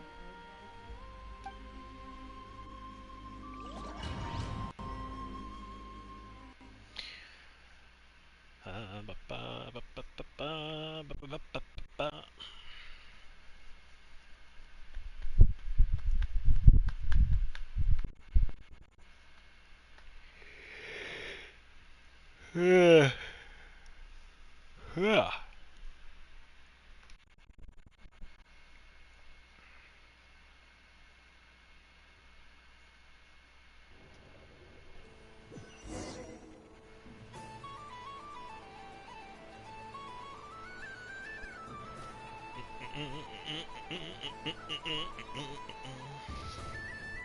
Yeah, I will say the emotion for this one was actually pretty good, but it was kind of nice. It wrapped up pretty nicely at the end.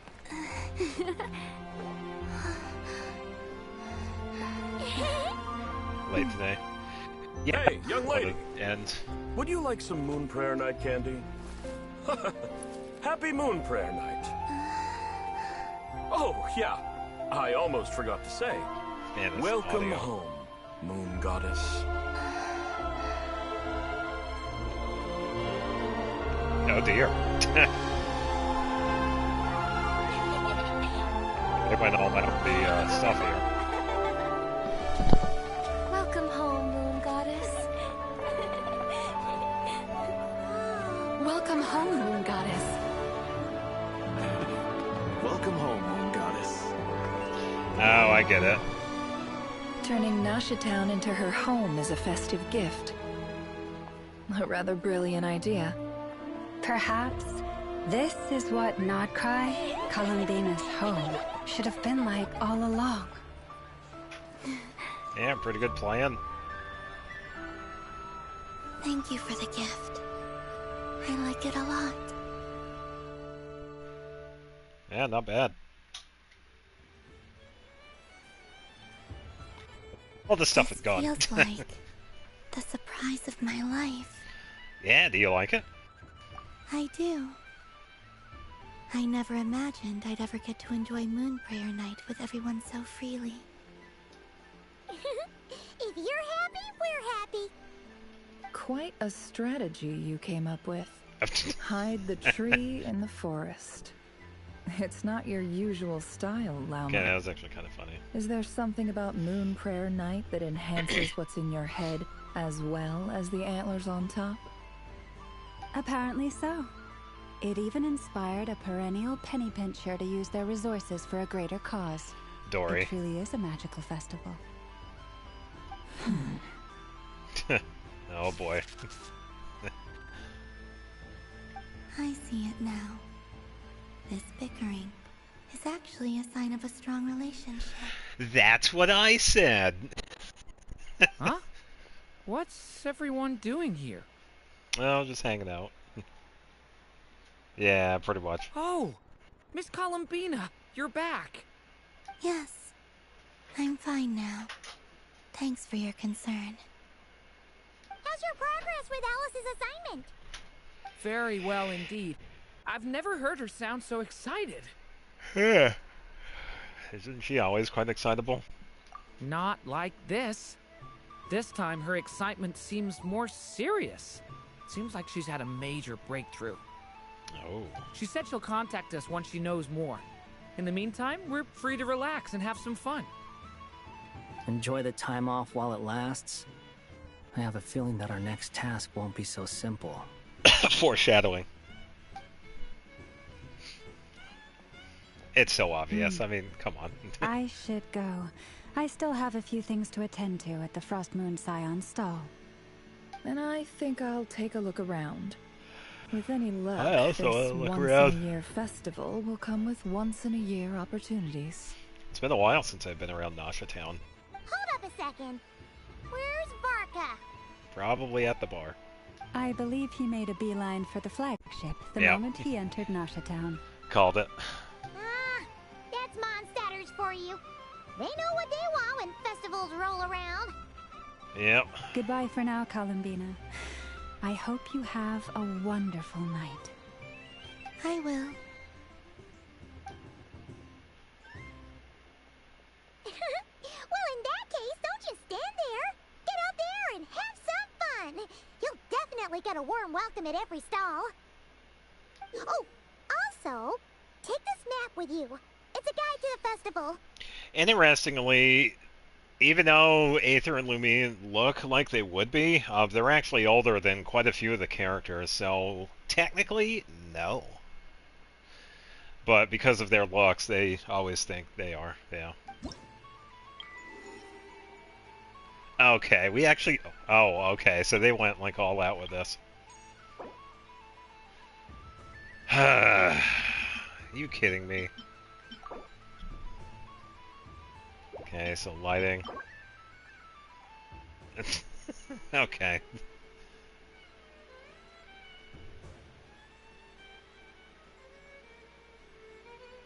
Oh, they've also said it?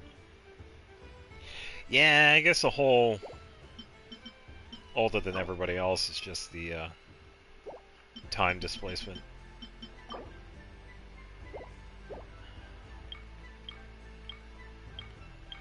Okay, so they are a bunch of different rides. The Frostmoon Scion stall is over here.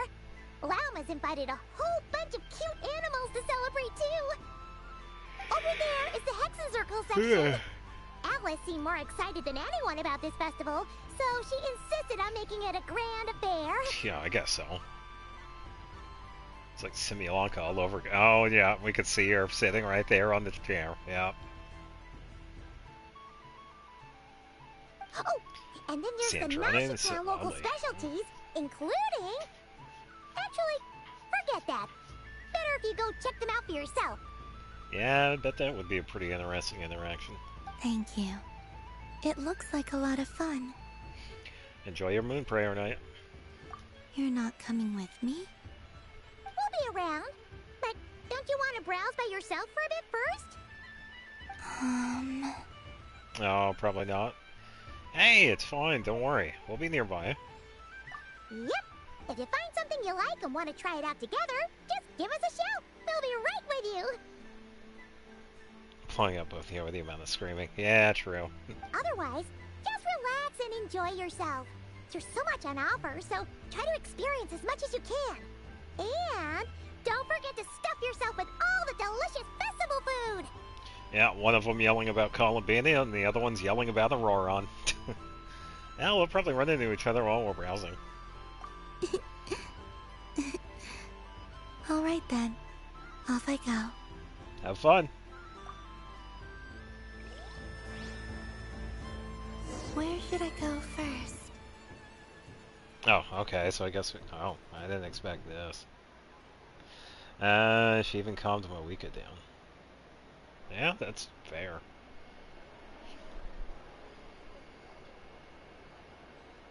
Oh, we actually get... Oh, I see the characters on the minimap, and I see one in particular that we should probably go say hi to. But first... Happy Moon Prayer Night, adventurers. May you have a lovely evening. Okay, so nothing special with Catherine. Yeah, I see Sandrone way off into the distance. There are so many attractions here. Since I rarely get out, I might as well make the most of it. You know, it'd be really hilarious if they actually... I know they'll probably change it when Columbina comes out as a playable character, but it actually would be cool if this was her movement.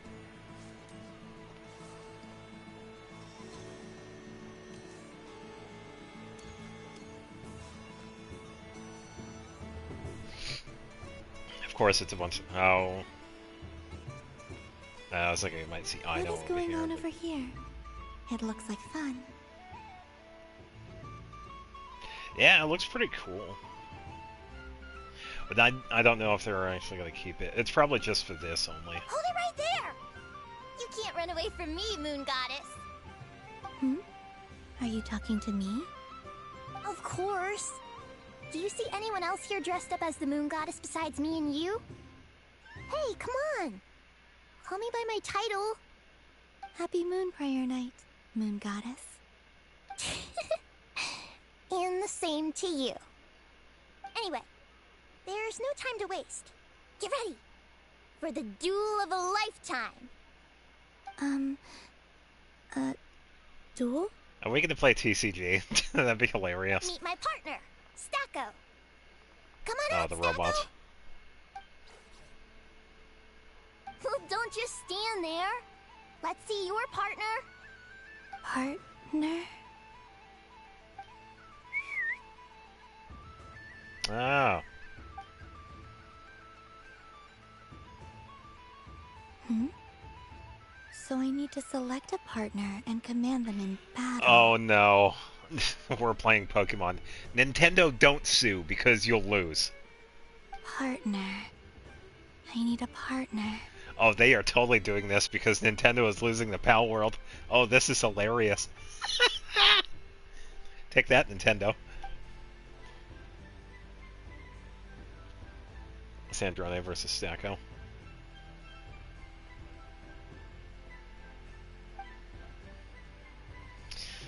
Oh dear. I don't know. I should probably go with Stantler. And... what? Whoa! Am I seeing things? Where'd you get a Kuhenki? They're super rare. That's great, but you can only bring one partner to battle against me and Stacko. No ganging up allowed. They all look so eager to be picked. Which one should I choose? Is that the Moon Clanker? Oh, yeah. Yeah, we gotta go with the Kuhenki. We have to. This one usually lives in Nasha Town. She likes falling asleep to the sound of striking hammers. And I bet she's quite familiar with robots' weak spots. Yeah, we have to. Alright, I choose you. Oh, man. It's getting dangerous now. Nintendo lawyers are already standing by on those phones.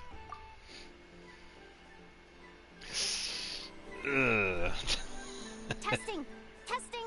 Oh, this is an emergency broadcast! An exciting battle is about to take place right here at the Nasha Town Special Arena!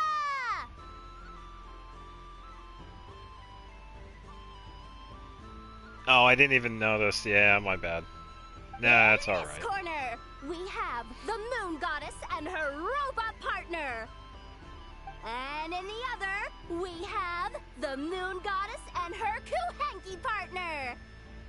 Only one Moon Goddess can be victorious in this ultimate battle of destiny. But who will it be? There's only one way to find out. Now, without further ado, let the Battle of the Moons begin! I don't care who we're up against. Stacko and I ain't gonna Yeah, that's lose. fine.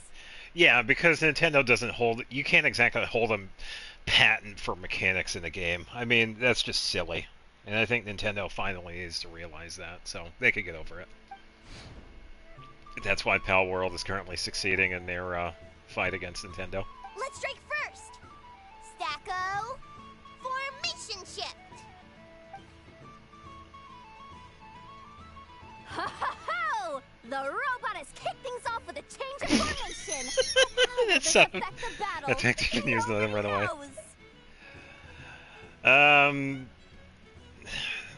Kuhenki, use Hyper Beam. The other Let's attack. party chooses to attack. Let's see how their partner performs.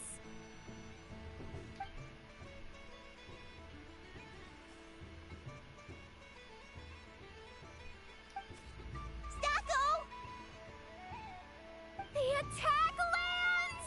And if those sizzling sounds are anything to go by... Oh, I might have seen it too, yeah. Effective! Okay then. Stacko, maintain formation and enter your empowered state. Okay, so empowered will probably mean that they are about to attack, so this time defend. Empowered state! There we go! Now we're talking! Absorbing the immense Kuvaki present on Moon Prayer Night, this lean, mean machine has greatly increased its offensive power! Yeah, but the Kuhenki are like pure Kuvaki, so we'll be fine. They chose defense! But Stacko's about to attack with full force! Soyan versus Sora. Oh, yeah. Late? We have to hide as an Ectomosaur. The battle is heating up fast! I'm about to start sweating machine oil over here! We could have also attacked, but that's all Go right. for it, Stacko. Set Kuvaki to maximum. Can their opponents withstand this blow? Yes, And we'll be what fine. will this Moon Goddess do?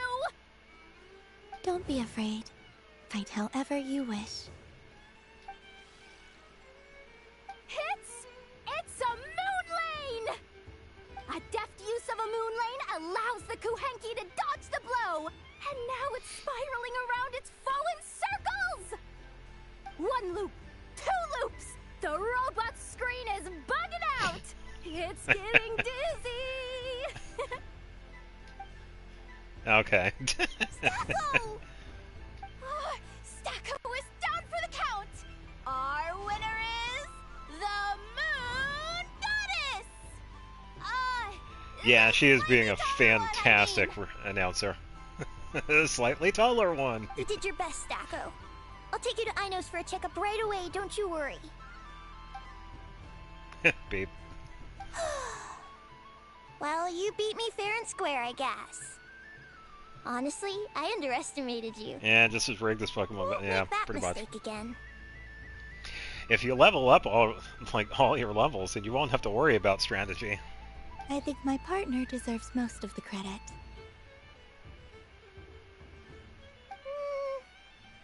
Just you wait. When I'm a little bit older, I'm gonna come back a whole lot stronger. You ready for a rematch? That wasn't too bad. We got to play Pokemon. Best. Oh, winnings. Oh no. Oh no. Oh, that was definitely against Nintendo right there. That is hilarious. Deserved. I'm gonna come back a whole lot stronger. You ready for a rematch? Yeah, that was pretty funny. I thought Sandrone was... Oh, unless it's this? Because she is on the mini-map. I guess that wasn't it. Well, Oh, look boy. who it is. I heard someone went and disappeared on us the moment we let her out of our sight. They looked all over for you. Frankly, I didn't think you'd be back for Moon Prayer Night. Were you worried about me, Sandrone? Yes. You would like that, wouldn't you? Do you even hear what you're saying? Oh, that would actually be a really good point. But yeah, if you think about it, that actually does make sense.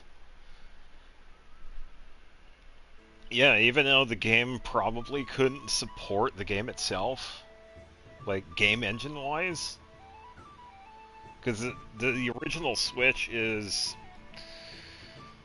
probably as powerful as, what, PlayStation 3? And the Switch 2 now is a little bit more powerful than the PS4, so... Yeah, if you think about it, Nintendo probably had something to do with it. It's kind of a stretch, but it's not impossible. But yeah, at one point there was the idea of it being on the Switch. It seems to me like you disguised yourself with festive headgear. Just so that you could come see me on Moon Prayer Night and make I sure just I'm okay. noticed the cat ears. You didn't even bring Polonia with you. Oh, there you go. Cat ears confirmed. You? I thought you couldn't see. Yeah. I cannot. But I sense the confusion of those around us rippling through the Kuvaki currents. Based on what I know about you, let me guess what you're wearing. Is it cat ears?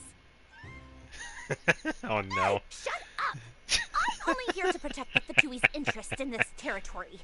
Running into you was pure bad luck. Oh, and the thing is, it's even worse with Sandrone because they're the same color as the rest of her costume. Those are totally hers. She owns those.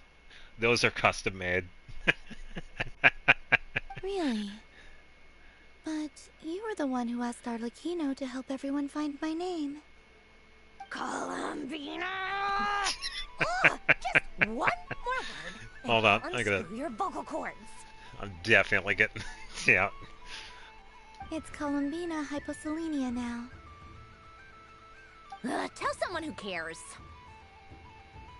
I just did. I've missed you, Sandrone. The whole time I was gone, I was thinking. I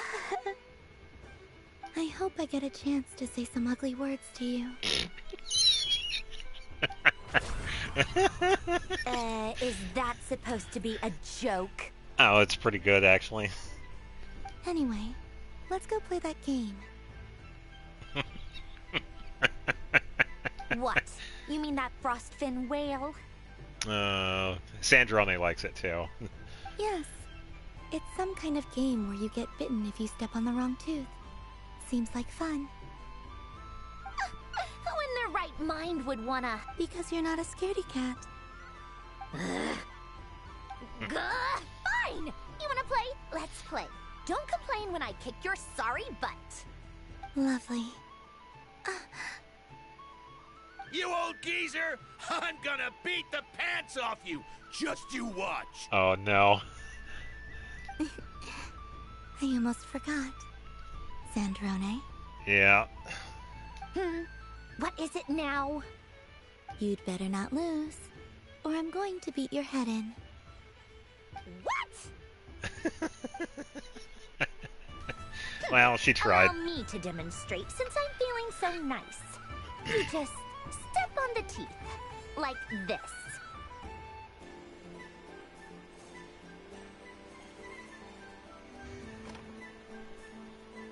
This is so good. This is definitely good. Which should I pick? I do want to beat her at this game, so I'm gonna go with the one that was next to it. I'm getting a bad feeling from this one. Oh. Sensing Kuvaki doesn't count as cheating, right? I want to switch. Oh, what a cheater. Your turn, Sandrone. Oh, what a cheater. I'll go with it. I'll go for the win. This is gonna be hilarious, though.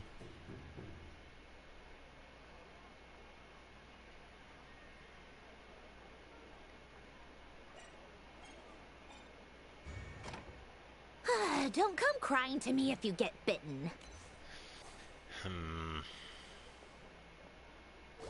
What if we try this one?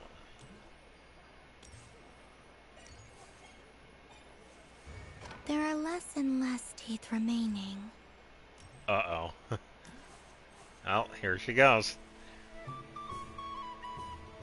We're just gonna take a step back. Huh? What's that noise? I called it. It was actually that one too. Yeah. Oh no.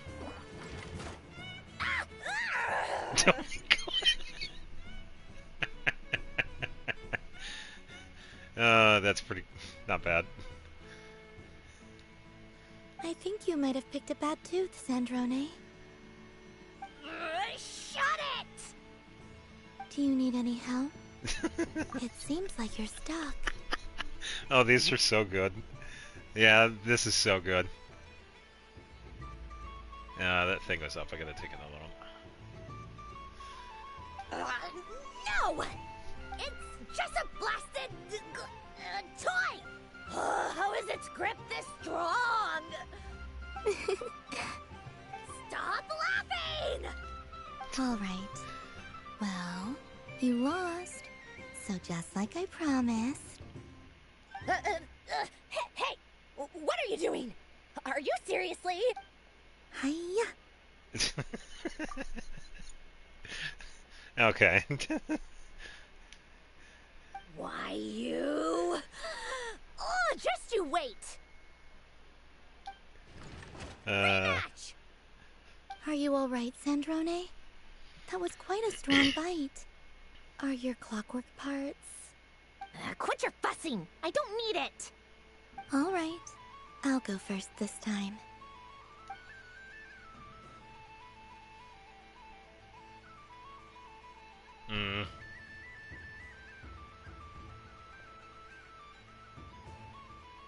I see it now.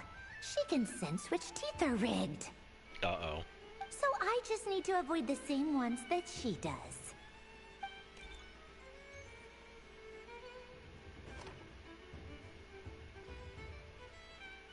This one... Seems fine.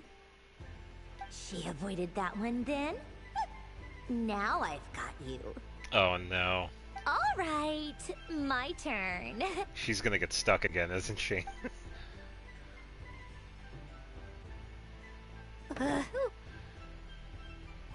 What? Looks like you lost again, Sandrone. Yeah, I think Columbine already knew. Wait! There's more than one bad tooth! Bonk. Of course. I love it.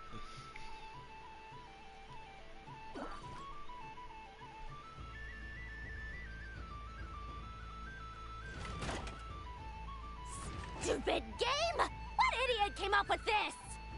Are you alright, Sandrone? You said some nasty things just now. Oh, I'm peachy. Should I let you bonk me on the head as well?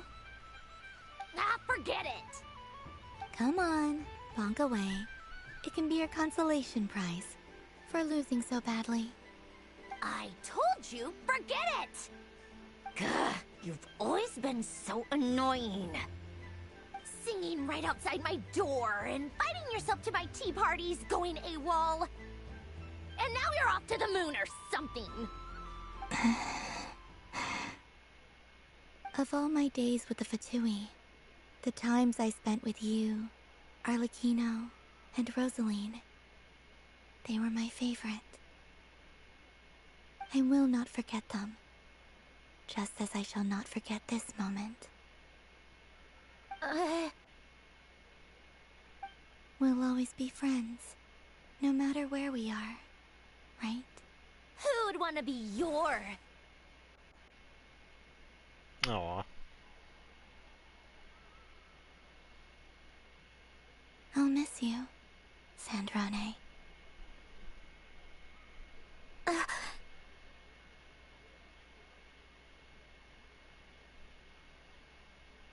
Yeah, she definitely does. Goodbye, Sandrone.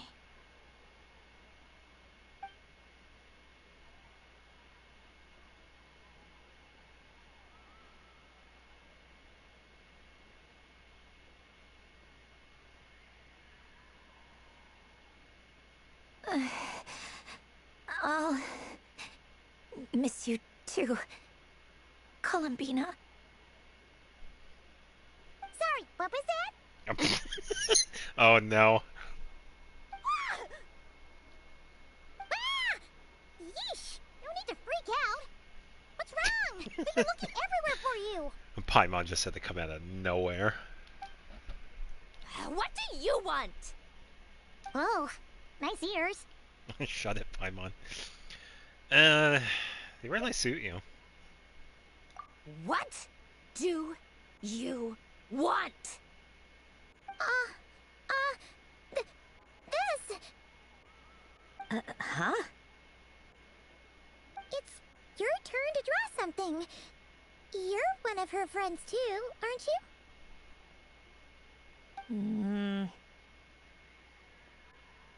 you? Doesn't know how lucky she is. Sorry? Nothing. I'm done. Take it. Oh, that was fast. Oh, and one more thing.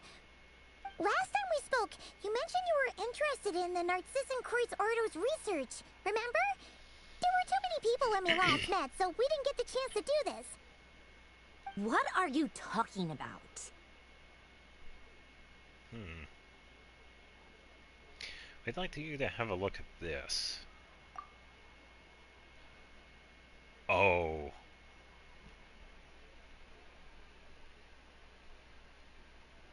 Holy cow. They actually kept it too. This is... Oh. Alain, Renee, and Marianne. And this. Huh. The Holy Blade. The sword, yeah. A savior's plaything. You don't approve of their goals? It's not about whether I approve or not. These people, they would sacrifice themselves for the sake of the world. Especially Alain Guillotin and Renee.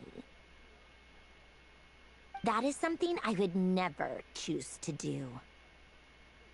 Still, I didn't know they had any pictures left from that time.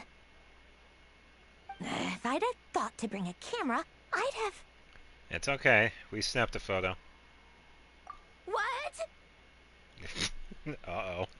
Yeah, if you being bitten by the frostfin whale and Columbina bonking you on the head. Tear it up! Now!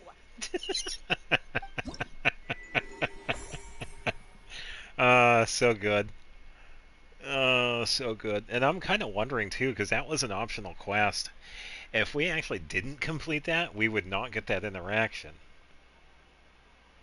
I wonder if that's the case. But that was such a good part to this. That was so good. Yeah, it's going to be hard to top this. What's there to see on that moon anyway? A lot of land for development. Let her go up there and cry alone. See if I care.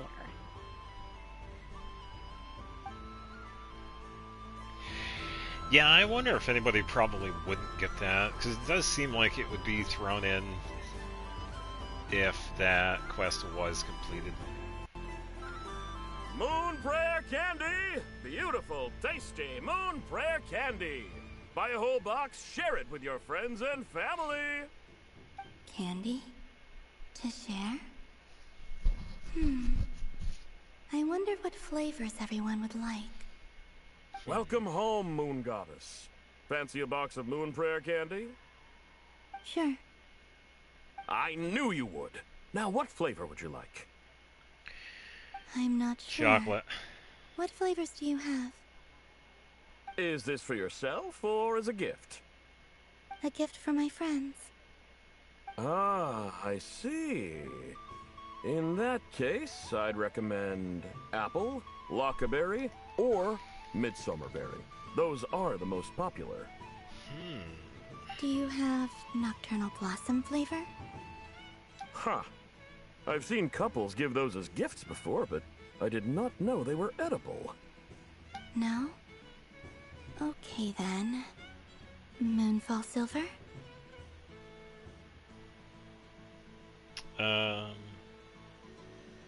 Lantern Right, Venti, and Zhongli.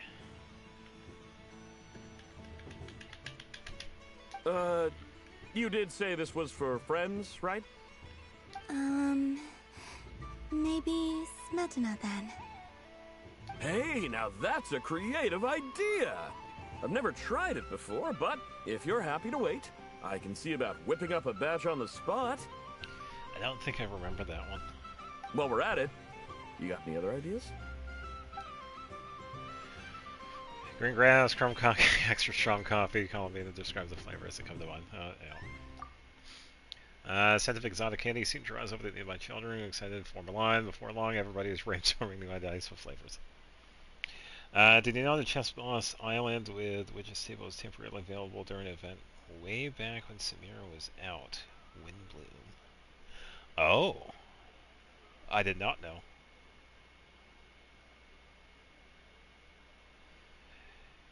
Yeah, because I wasn't around when Samira was out.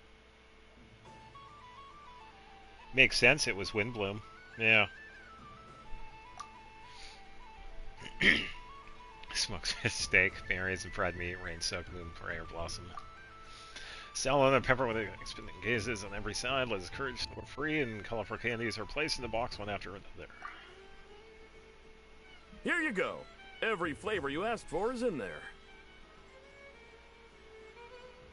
Yeah, we really do need to have some of these places more permanent. Thank you. Cool, we got a to-go I box. should be the one thanking you. You brought me a whole bunch of new business. It's like a genuine blessing from the Moon Goddess. I hope you and your friends have a lovely night. Sandra and I still standing there. Okay, so this one was pretty much for herself.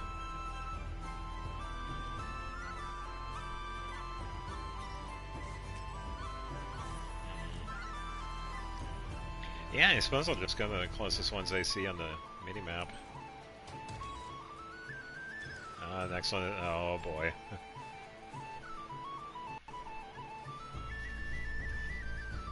What's up with the stickers? This doesn't make any sense. How am I losing every single time? Wait, Inefa, you're cheating, aren't you? Yeah, that must be it. Wow, foreshadowing much with that post. I sure hope nobody ruins this happy day. I am not cheating, I know.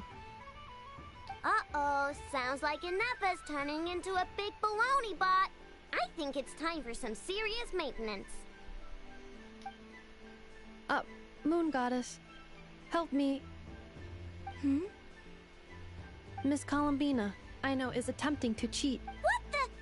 I'm not the cheater. You're the cheater. How dare you throw it back at me?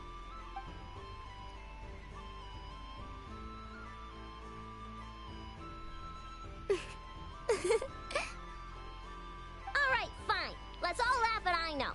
Just you wait till I get home, because I'm gonna make a game bot that can win 100% of the time. Let's see you laugh when I come back and beat your butts. You'll all have your heads covered in stickers when I'm through with you. We came to check everything was okay after all that yelling, but, Yep.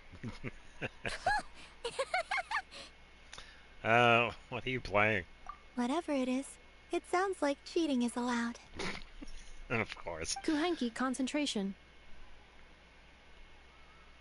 Each player starts with differently colored Kuhenki. Each round, they draw one Kuhenki from their opponent. Yeah, I think it's all the intention behind it. So yeah, that's probably why they allow I know to speak like that. When a player has two Kuhenki of the same color, they make a pair and can be discarded. Any that can't form a pair must be kept. The round ends when a player can't form any more Kuhenki pairs, and that player gets a sticker. Okay, so kind of like Candy Crush. Oh, it's Lunatar. ooh, can 4 people play as well? That is fine, so long as the turn order is fixed beforehand. Alrighty then. In that case, the 2 of us will join as one team. Okay, but if you lose, you're both getting stickered. I don't want to hear any excuses. No, I've never played it, but matching colors and whatever, that's pretty much Candy Crush, isn't it? If you win, only one of you gets to sticker someone else. I have taken to calling this. I know logic. Hey, lay off me, alright? Okay, so we're starting the game from scratch again, which means all my stickers so far don't count. Never played it. Looks like Luanatar is the Kuhenki of honor for this game. Anyway, let's go clockwise, starting from Inefa. Yeah, we just match the colors. Wait for companions and choose boxes.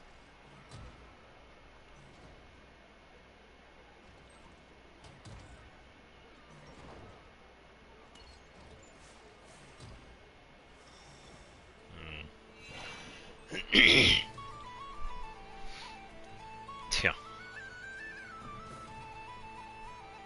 Nice! That's a pair!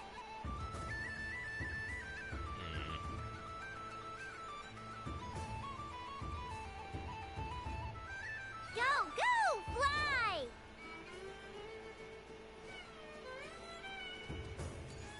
Oh, I guess I don't have to guess then.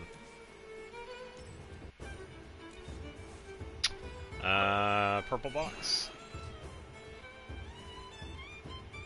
Go on.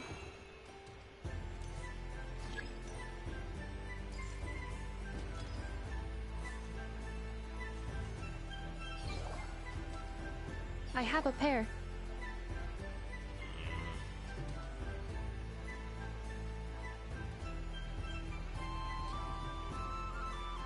Uh-oh! We gotta pick up the pace!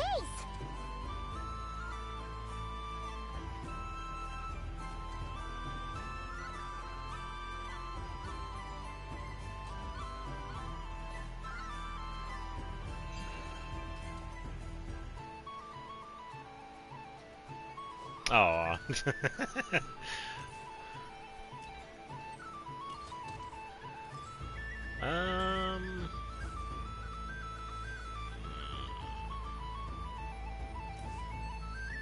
I'll go with my first instinct. I'll go with this one.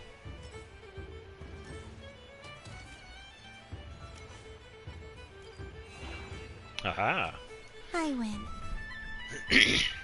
Sweet.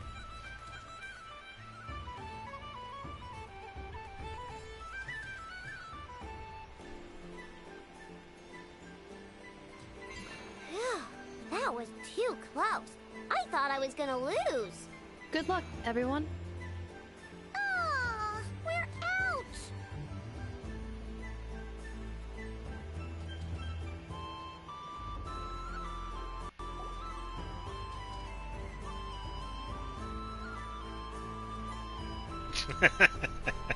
Let me pick a good one.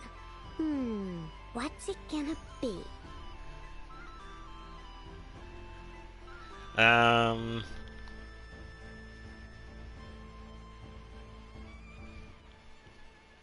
Yeah, and Kaya pretty much has like the generic, hey, this is what the character can do. Yeah. And then the characters get like the full, pretty much like a movie trailer. You're not looking very pleased with yourself there. What happened to being a huge Grumposaurus? I won. Duh.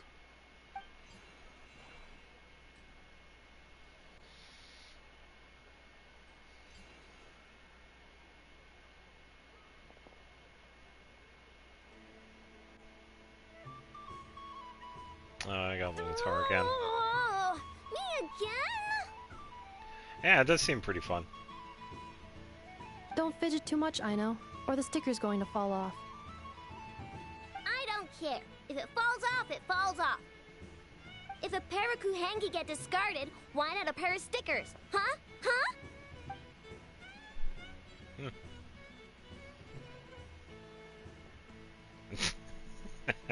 They're not doing too good. And Efa doesn't have any. Oh. I've lost. Wow, okay. Very unexpected. And Efa is pretty good with this. Sticker, sticker, sticker! Ready? Here it comes. We need these in outfit decorations. It would be a good idea. We've gotten some pretty decent ones over the years. Aww. Right in the middle of the forehead. Cute! Yeah, still. You think so? Shame. I can't see it for myself.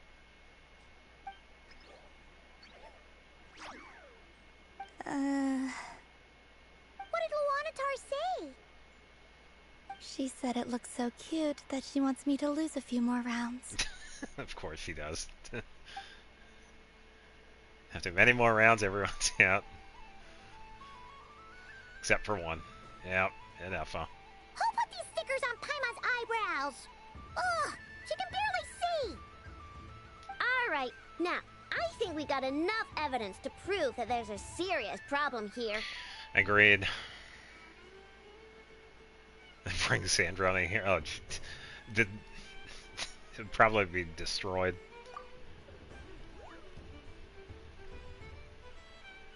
Yes, I agree as well. The culprit is... Inefa! Culprit? What did I do? Quit acting dumb, Inefa! You're not wriggling your way out of this one. I've been watching you. Not only did you remember whose side Luanatar started at, but every time someone drew a Kuhenki, you were logging it and calculating every last possibility. Oh, that's what an AI does, so... Which Kuhenki pairs were gone, who had what color Kuhenki in their hand, even our facial expressions. You were keeping track of it the entire time. Exactly! What Ino said! Putting aside the fact that running calculations is not against the game rules, do you have any evidence to support your allegations? Ah, the evidence is your eyes were shining. But that's not against the rules either. Oh, she's not wrong, too. If we could do it, too, if just for coffee. If I drink a lot of coffee, my eyes shine. So she admits it. She certainly does. Alright, everyone grab a sticker.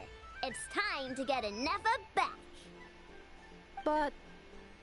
Take that! All the stickers. Oh, I got a free screenshot. Nice. Poor Nefa, yeah. I'll grab another one because the thing popped up just to make sure.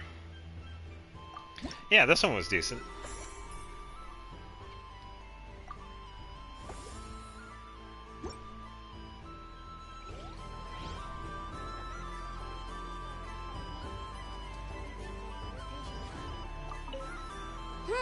I'm never playing games with you ever again, Nefa. Would you like some moon prayer candy? Ooh, moon prayer candy? Sweet. Is it okay if I grab a whole bunch? Psst, Columbina, turn around. Use your huge cloak to block Nefa's vision.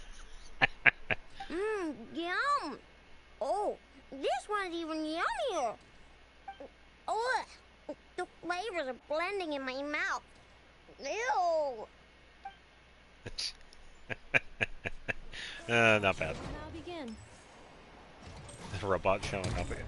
Oh, I can't talk to an Nefa. Oh, lame. Oh, wait a minute. Can we give Sandrone candy?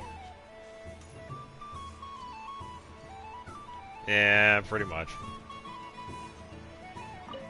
What's there to see on that moon anyway? Let her go up there and cry alone. See if I care. Here you go. You're giving me candy? That isn't like you. This had better not be some weird prank. Coffee flavor? I thought you hated coffee. It's extra strong too. Huh. You didn't do all this just for me, did you? Hey! Don't take it away! I never said I didn't want it. I mean, you can't unmake the candy now. Okay, not bad. Of course, Dory is over here.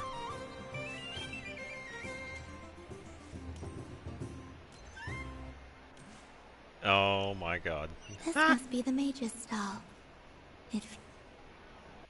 No way. We got characters from Simulanka. Oh man. Aw, what a pity. I saw it with my own eyes. You were so close. Okay, Dory, come on, relax. Very close. That's not true. It dodged out of the way right as I was about to snag it. I'm sorry? You heard me. This paper frog can move. I swear. Yeah, they're from Simulanka. Dear, oh dear, what are you saying? How could a paper frog move? Unless you believe there really is magic in this world. But even if I, the mere humble merchant that I am, knew such magic, surely I would not use it on a paper frog. I'd sooner give Mora legs, so it could walk right into my purse. My dear, dear customer, why not have one more try? This time I'll give you 12% off. A very generous discount for one of my most regular customers.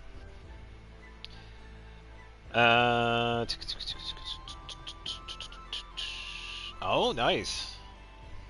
Just think about how much experience you have under your belt now. You're sure to win the next one. Yeah, I haven't used that much because I don't usually spend a lot of time at other people's teapots. Darn. I used up all my coins. I'll be right back. Just gonna fetch some more from my house. Take your time, but don't take too long. This event is Moon Prayer Night only. Miss it, and you'll have to wait a whole year before I'm back. Next customer, please. Welcome. Hello. There's a YouTuber.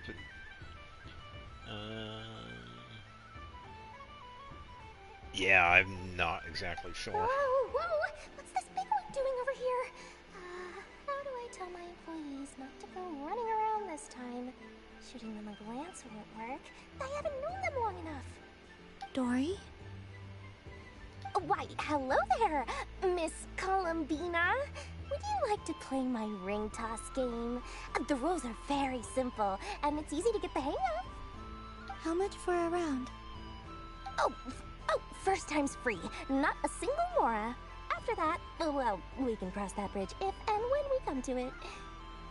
But with your sharp sharp skills, I'm sure you'll win all the prizes in one fell swoop. That was an obvious enough hint for them, right? Right? Yeah, so she knows what she's doing. Hold the ring toss button to aim at the prizes. Okay. Interesting. Set showcase 10, so I have to do it 10 times. Here comes the ring! Oh, peanuts.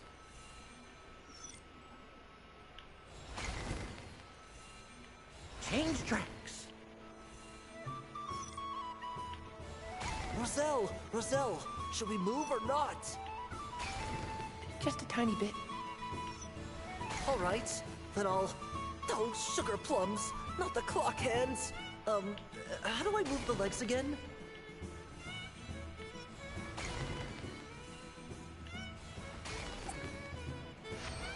Sorry, Dory. Them's the breaks. Let's see now. Let's see. Wow, very good. That's the highest score we've had all night. And here's your prize. Oh, look at that. How about another round? As for the cost... Happy Moon Prayer Night, Miss Columbina. Happy Moon Prayer Night, Durin and Hat Guy. Are you here to play the game? Yes. No. Love it.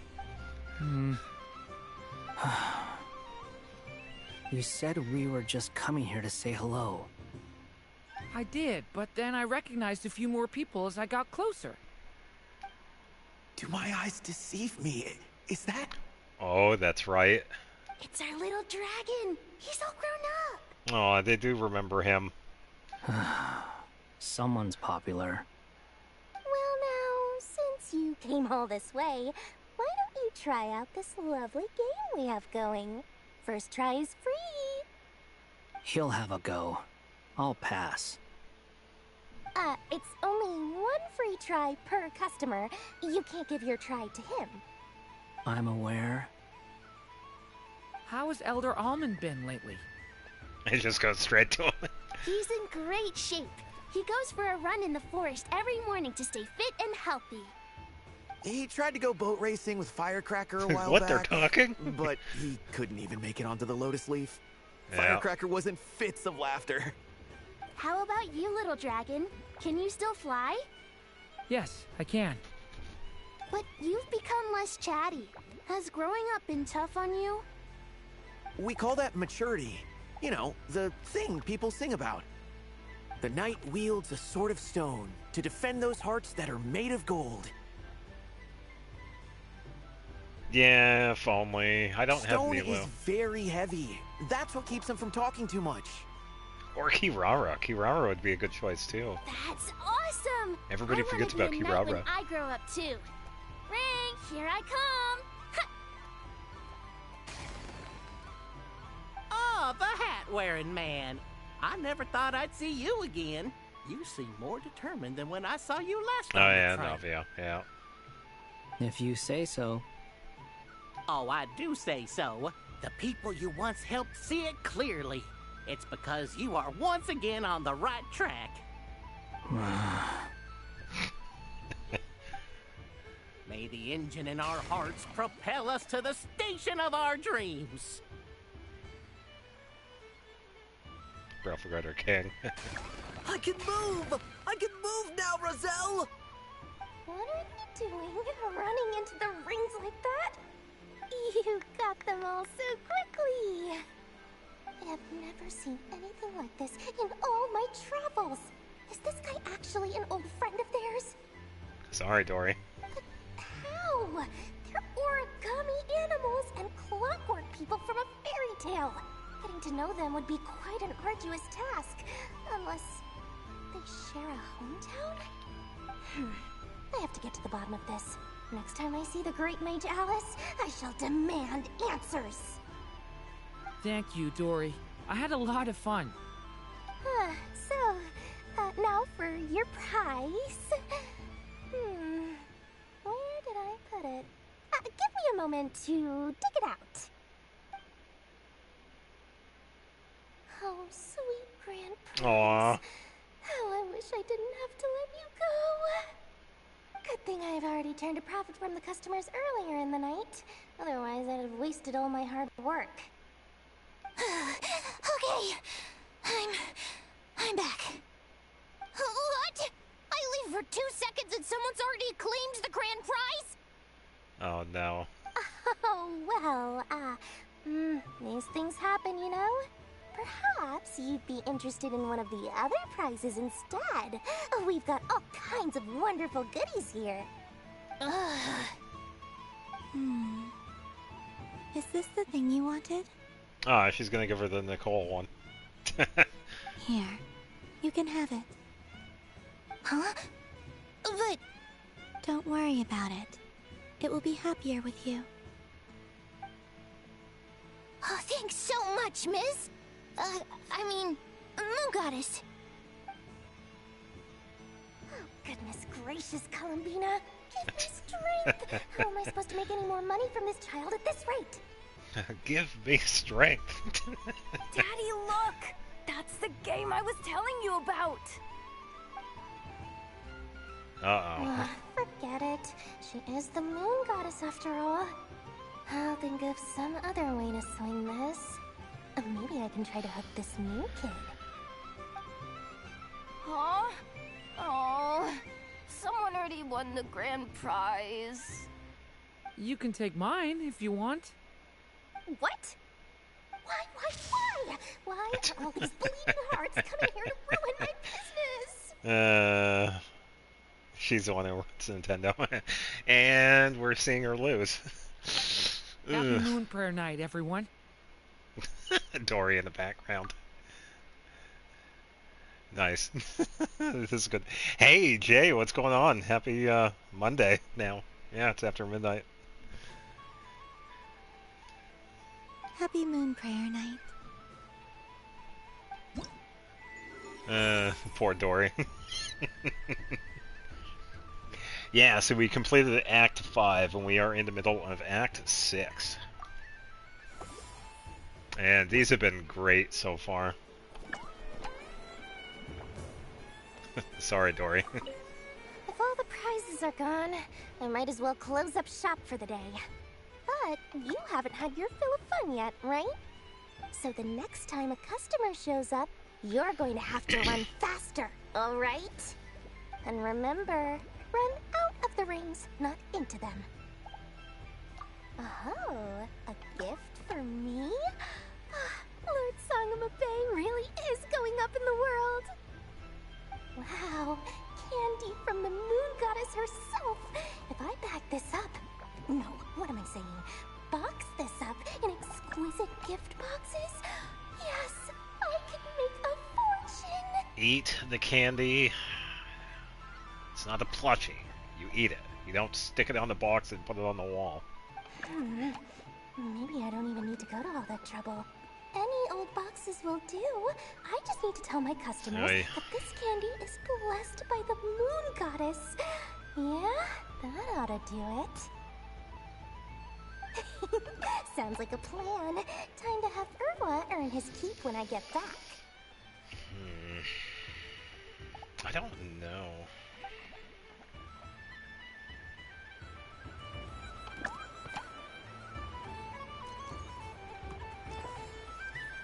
I don't know if I have any favorites. What's this?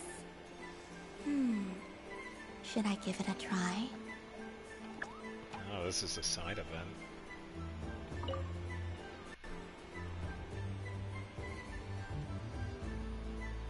Come on, Citrus. One more round. Just one more. Hey, Jay. Again. Yeah, it would be cool. But my neck... oof. It's acting up again. You should take a break. Health comes first. Yeah, don't push yourself. We'll find someone else. Hey, don't look at me. I'm the referee. That voice. Oh, that was good. What are we gonna do then? Do you need my any bad. help? Yes, we do. We need one more player for our game. All right. Could you teach me how to play? It's really simple. You just throw the dice and move by that number of tiles. First one to reach the finish line wins. Oh, okay. Rolling a hamster means you move one tile. A paper frog is 2 tiles, and a flying squirrel is 3 tiles. 'Cause they go the fastest. Okay, I get it. So, we're all set? In that case, please take your places and let the game begin! Ugh. That voice would feel annoying to try and impersonate. Moving a little too much there, Columbina. Come on. Let's go, squirrel.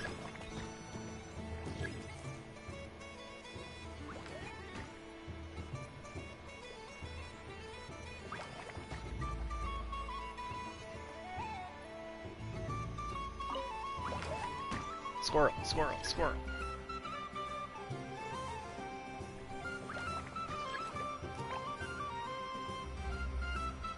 Ah, squirrel is 3. I might get it this time around.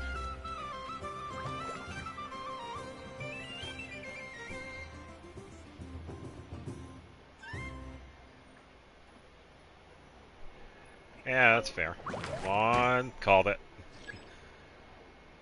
Winner. And the winner is the Moon Goddess! Congratulations! Oh, I see money.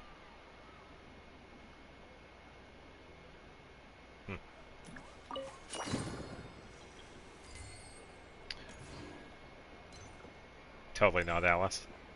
Oh, and there's Barbara lost. Oh, we can, alright, interact with the balls here.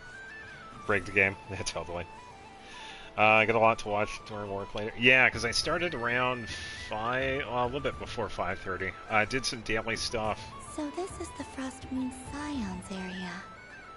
It feels very familiar. Got some of the materials for Klee. Much happier than usual. And then we started, like, what? When did I start? I think it was after 6 for the quest.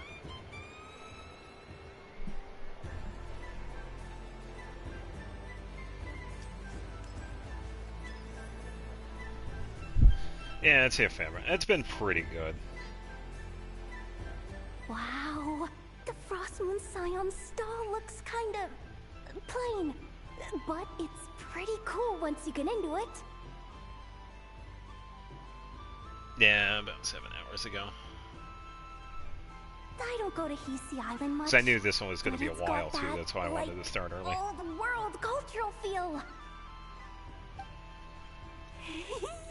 And culture means we get more festivals. I'm all for it. Hello, Yahoda. Yeah, that's fine. Yeah, that's why I'm grateful that YouTube has it, like, automatically saved when I stream. Columbine. Hello, Moon Goddess. That was too close. I almost gave the game away in front of the staff. Oh, wait. What's the deal with her shoes? They don't make a sound when she walks. I could do with a pair of those. Do you like balloons too? Balloons? Oh, you mean those? What's so fun about balloons? I'm not a kid anymore. They're probably more up Aino's alley. How do you hear horns? Yes. The animals seem very curious about these strange flying objects. I was drawn here by their voices. Yeah, I will say, to add on to that, listening to like stuff during like driving isn't illegal. It's whenever you have something in your hands and you're looking down at that. That's when it becomes an issue because you're distracted. You could call listening to like an audiobook or music distracting, but not as much as, ooh, I got a text. Oh, I should probably answer this. So, I use my horn all the time. I recently learned a fun new game you can play with balloons, so I decided to come and give it a try. A new game? Hello. Welcome home, Moon Goddess. Here to buy some balloons?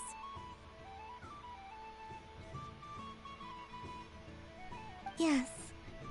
Could you give me a few that haven't been inflated yet? Are you sure? I guess it's not a problem, but... Yes, please. Thank you.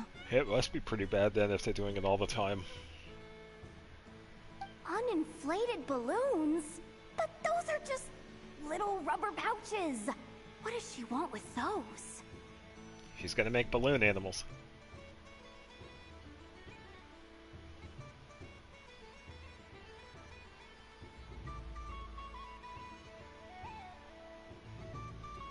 Oh yeah, I could see that. Constantly having the horn blaring make it so that, oh, I gotta keep an eye out for that. Yeah, I see that.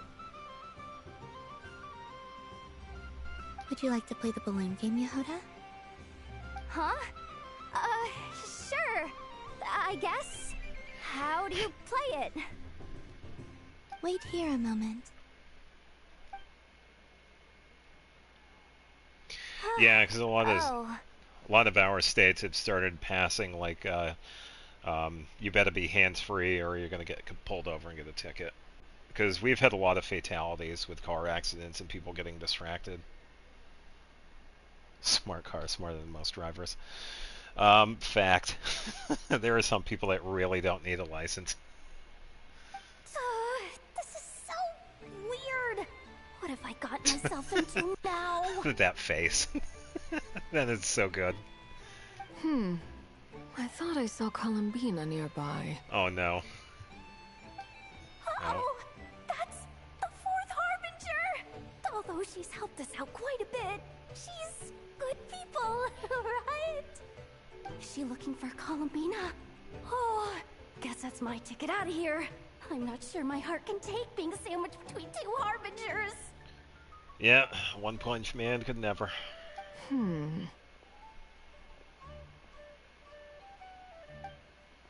Which stall is she checking out? Oh, it's that other Frost Moon Scion's one. Try on the headgear, see what it's like having antlers or animal ears for a day. Oh. Oh, so Sandroni actually didn't have them custom made. They were actually made like that. Oh, okay. Oh, I wouldn't be caught dead wearing that stuff. So embarrassing. I have enough gear to carry as it is. Wait, is Arlecchino gonna wear the cat ears? Oh, this would be hilarious. Wait, what? No way! Oh, that is awesome. Hold up.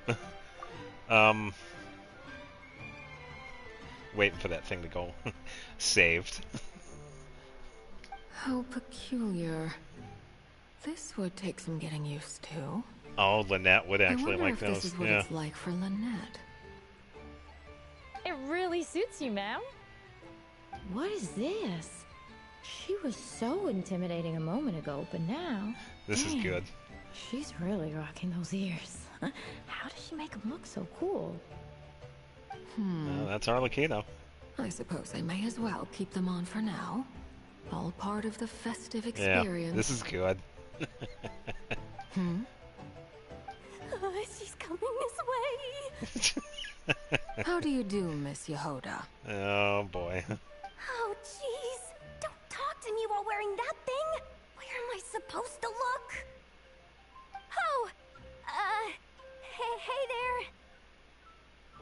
I'm looking for Columbina. Have you seen her? Oh, yeah, that kind of makes sense, yeah. Made it from the fan videos versus the other way around, yeah. She just... Huh? Oh boy. No. Wait, is that what she meant by balloon game? Wait. No. Yeah. Don't throw it. Oh no. Oh, she actually... Oh. No fair! How come I get caught in the crossfire? Oh, man. An ambush from the rear? Is this a declaration of war, Columbina? Would you like to play too, Arlecchino? Seriously? Are they gonna start some beef right here, right now? Gladly. That said, I believe there is another who would like to join. Oh, man. Boss Nev! Thank goodness! Cat girl or angry girl, who would win? Things are kicking off big time! Hello there. I'd like 10... no, make that 20 balloons, please. Uninflated. What? It's hard to top. Miss It's actually Moon kind of nice to Goddess, have stuff like this I happen hope from you're time to time. prepared to pay the price for assaulting my employee. Oh, no. Welcome to the game, Nefer. Just to be clear, let's keep this a fair fight, okay? No strange powers, please and thank you. Naturally. Don't just stand there, Yehoda. Aren't you going to team up with me? Huh? Do I have to? Of course. Don't forget, the Curatorium has a reputation to uphold. I knew something like this was gonna happen. Oh, man. So good. This is good.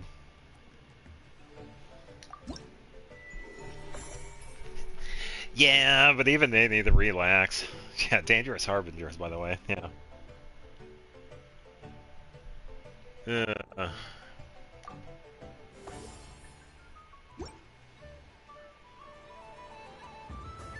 not bad. Yeah, but the cat... Oh, she's still... Continuity. Gotta love it. I've seen Lenny and the other children play this game before. It would seem that it's not a bad way to relax, once in a while. Would you like some candy? Candy? Would you mind if I took a handful extra? I'm sure the children will enjoy them. I must say, Columbina, you really have changed. You never used to show this much consideration for other people, even when prompted. I'm sure Sandrone would agree when I say, I like the present version of you better.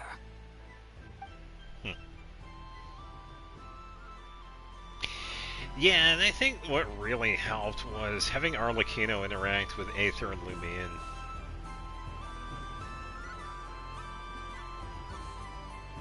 Because it kind of gave Arlecchino the chance to kind of give everybody a second look. Oh, I was expecting we can actually throw it. It's a gadget.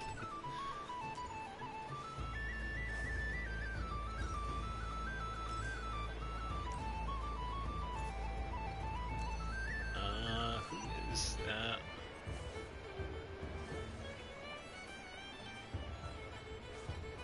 I'm looking at the mini-map. That looks like Lumine, but I don't see her.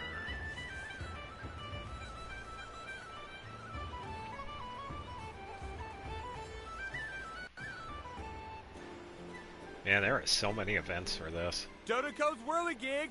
Come check out Dodoco's Whirligig! Haters will say this isn't peak. Now, they're probably just oh, why do we have to do this dumb shit here? It's really annoying. Can't we do something else? I want to fight.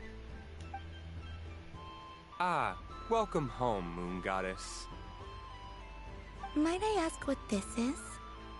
Ah, it's a very special amusement sponsored by the great mage herself. Ride on a soft and furry Dodoco and embark on an unforgettable adventure.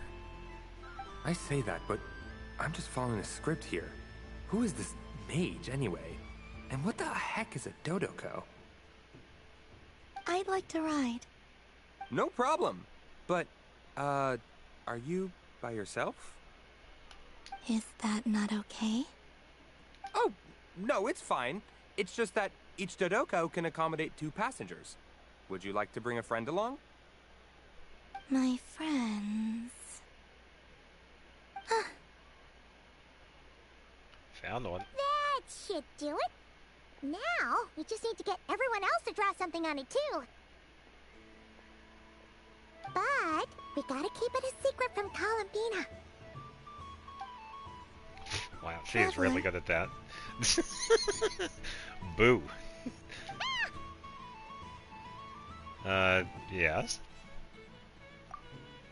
I want to go on that ride. Will you join me? She is really good at that.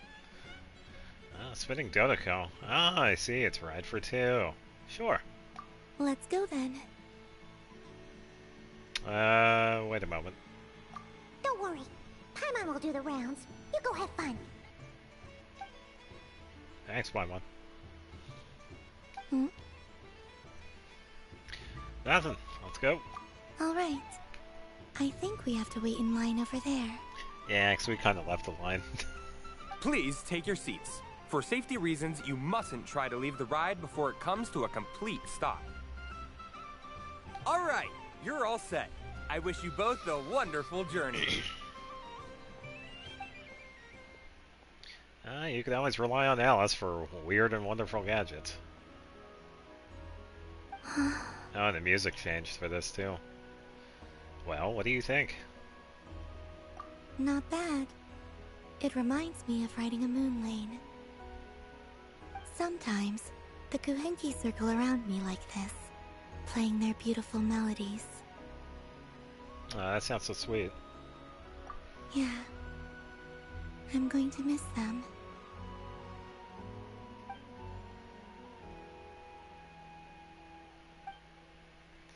What do we Columbina will find on the moon? Perhaps even she doesn't know. Does it scare you at all? It does. I've felt scared in the past, too. But this is a little different. Of course a pop-up comes up and ruins it. Yeah, and bring the whole moon down, but that wouldn't exactly work because you don't want to destroy anything. You know something? I got to see a lot of fascinating things during my disappearance. No, it's that little pop-up that... It's not the chat that pops up because that's what shows up on the overlay. It's that little on-air thing that pops up because I think sometimes the screenshots like pick it up too. So yeah, it's not your fault.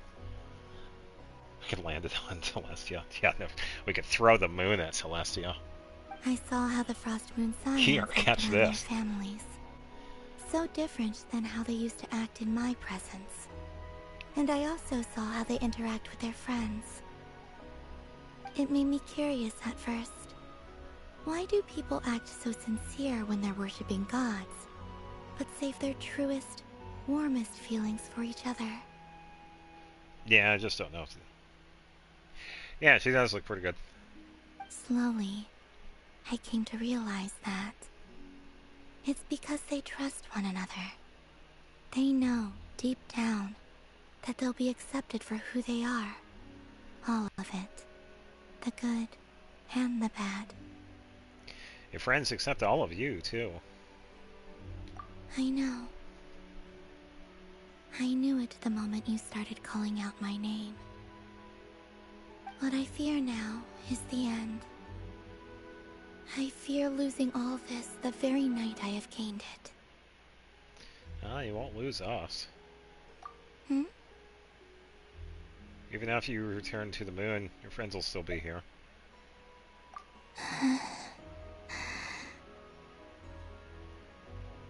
Thank you for this conversation. Thank you for listening to me.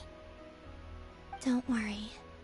This fear I have, and the unknown that awaits me, they cannot hurt me. Not when I possess a treasure far greater. I just want you to remember this version of me. The real me. On this final night together. Dear passengers, Dodoko's awesome adventure has come to a close. Please leave in an orderly fashion, and we look forward to seeing you again in the future. Yeah, the music was very fitting. Don't want the journey to end, huh? Nope. Don't worry, you two. There's always another adventure waiting just around the corner. This dude.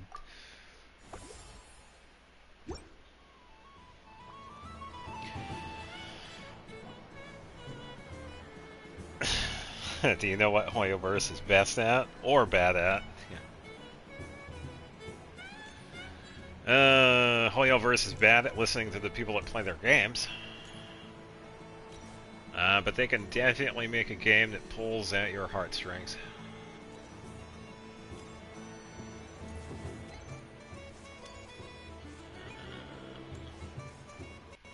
Another side one. Sunny days! I prefer sunny days. Ah, well, you are as warm as the sun itself, Moon Goddess. You're bad at not shattering our hearts. Very well. I believe your spirit animal has to be... a turtle. This most adorable chic badger. Wow! Thank you, Mr. Talking Magic Lamp. Have a very happy festival, Moon Goddess.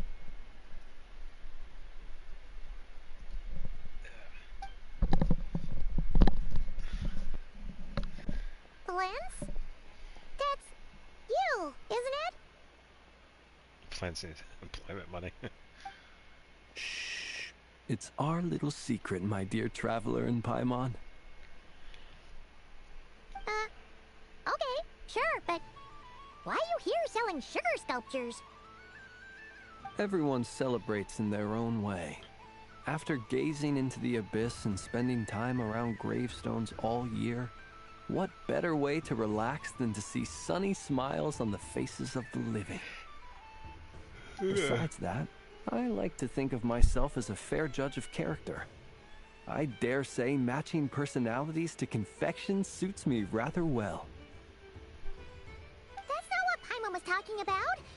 Aren't you afraid that your true identity might be exposed? That people are gonna think he's a Coleman Lantern? Should I be? There is all manner of magic in the air this Moon Prayer night, thanks to the work of the great mages. Nick did a really good job as Flens. Yeah. I see Miss Columbina is hiding in plain sight. Yeah, very well. Why should I not do the same? Why miss this rare opportunity to enjoy a special evening in my true form? Fair enough. You got a point there. People who don't know you will probably think you're just a talking lantern. Well, now that we see eye to eye, what brings you here? Not a search for your spirit animal, I presume? Oh, I know my spirit animal, but I am curious about what the Aether and Lumines are. Ah, well, actually... Here, see for yourself! Oh, this is... How wonderful. A beautiful idea. Yeah! We just met Barca, and he said that having everyone draw their own section was kind of boring. So, he did your bit for you. It's lesser rare than being a fae. Pretty much. Yeah, because I think he is the only fae, but yeah, he's also probably the only talking lantern too, so, yeah. Ah, Varka. Ever the maverick. I see his artistic skills are truly one of a kind. In that case, I shall paint something on Mr. Albedo's behalf in a short while. What? Why not now? Ahem. Welcome home, Moon Goddess. Phew, that was close. Hello, Flins. She Wait. recognized you right away! Of course she does. Oh yeah, technically a fae too, yeah. In real life destinations, but in game she's described as such. Yeah. What keen eyes you have, Miss Columbina. especially considering they are shut. I did not see you. Rather, I sensed you. I can sense the fluctuations in Kuvaki all around me. One would expect no less of the moon goddess. Might I interest you in some candy? Yes, please. Excellent. I shall make some for you right away. Something the matter, Miss Columbina? What about my spirit animal? All the other children carrying sugar sculptures are talking about it. Wait, is she taking the test seriously?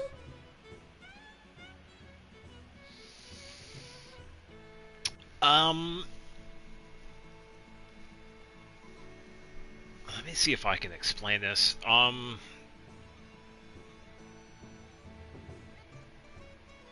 Some blind people have been able to learn something that's really close to echolocation and seeing things that are usually different. So it's probably a part of that. Ah, my apologies. How could I neglect that? You are quite right, Miss Columbina. Every one of us has a magical creature living in their heart. Would you permit me to help you find yours? Bad and the shark thing? Yeah, it is. And it turns out humans can also get pretty close to that as well. It's pretty much just sensing sound waves. Yes, please. But I think Columbina probably takes it a little bit farther because she also explained it herself. She can sense Kuhenki. So she probably noticed that there was probably a little bit less around the cat ears. So she was probably able to see, in a sense. Women's intuition. Do you prefer the day or the night? Ooh, do we actually get to choose? Night. No. I'm gonna be Batman. Where is she? Which of the 4 seasons is your favorite? Winter. Winter. Hell yeah! Think of a perfect day. What is the weather like? Sunny? Rainy? Or perhaps cloudy? Cloudy. Rainy in the morning, sunny at night. What kind of answer is that? Sunny at night so she can see the moon. Or at least, yeah. Yeah, Frost Moon Goddess, obviously, yeah. Forests, exactly. lakes, and open seas. Which do you prefer of these? Ooh, forest. I like them all. Ah, Imagine you opened your very own shop. What would you sell there? I have no idea. Moonlight, I think. Wow! Paimon would totally shop there. How much would it sell for? It wouldn't cost anything. You'd just need to visit. Aha! I believe I know what your spirit animal is. Here. For you. Oh, it's a Kohenki! Oh, yeah, there you go. Indeed. A free-spirited being with a deep love for all things here in Nodcry, who selflessly lends her aid to as many people as she can reach. Yeah, as we watch the town load in. It is the perfect fit for you, Miss Columbina. Thank you. Plans. Now I want to give this a try. It would be my honor. But you shall have to forgive me. We have known each other for quite some time. I doubt there is any answer I could give that would come as a surprise to you. If you guessed my spirit animal, I actually would be surprised. So instead, would you accept this sugar sculpture as a token of our friendship? Fine. It's a lantern. Of course it's a lantern. Hey, why don't you two go enjoy your candy over there? Paimon wants to try out this spirit animal thing too. Right, Flint's? Oh, this is going to be interesting. Play ball. I got this drawing done. But I want to hear Paimon's answers. Aw. But Paimon's a complex soul. And we don't want your candy to melt while you wait, huh? Oh. Okay then. Phew. Nice excuse, Lady Paimon. That was some quick thinking. Yeah, she can be quick on her feet. Yeah, no thanks to you. A little help next time? Alright, I'm gonna charge my controller. It's sweet. Is that Lockaberry? I wonder what flavor the traveler got. Just gotta move some of this stuff around. This way, this way! It's the candy-selling lantern! I'm coming! Of course. Traveler, maybe we can share? Share? Lady Paimon? Yes. I found out recently that people share their food sometimes, so I'd like to try it. Or... is that a no? No, we can do that. Just don't take too big of a bite. Thank you.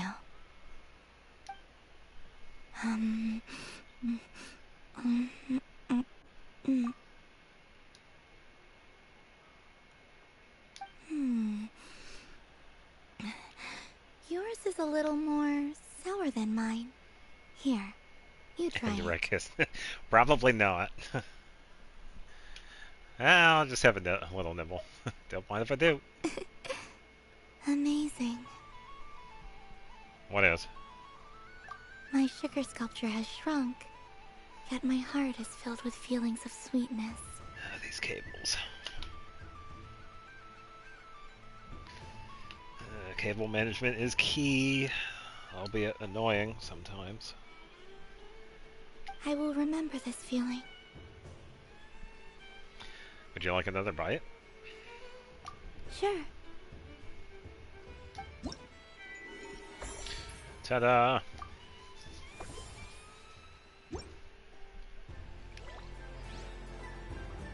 Sandra really must be fuming. Yeah. Well, I'm sure she'll be fine. We still have the balloon. I also saw Nefer during the interaction too, so I also gotta go talk to her. Something about festive lighting always has a way of putting the warmest smiles on people's faces. Hey yo, Flins, you want some candy? This is most thoughtful of you, Miss Columbina. Kindness exudes from your heart like benevolent moonlight. Forgive me, but I shall have to enjoy this gift a little later. I hope that the flavor I chose is not the only one of its kind. If others were denied the chance to sample such kindness as you have shown to me, it would be a great pity indeed.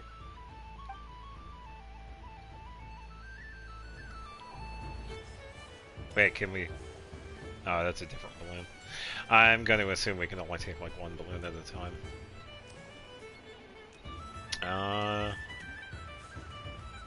Did we talk to Yahad already? I just had a water we did fight not. with No, I forgot. 2 Fatui Harbingers. Pretty scary, but also surprisingly fun. Would you like some candy? Aw, man. This feels kinda wrong. Like, shouldn't we be the ones giving you candy rather than the other way around? I guess I'll just take one. What flavor is that? It tastes like getting a mouthful of muddy grass. After being rear-ended by a blunt-horn rhino, then face-planting the ground. I'll never get this taste out of my mouth. What were the flavors? It's delicious.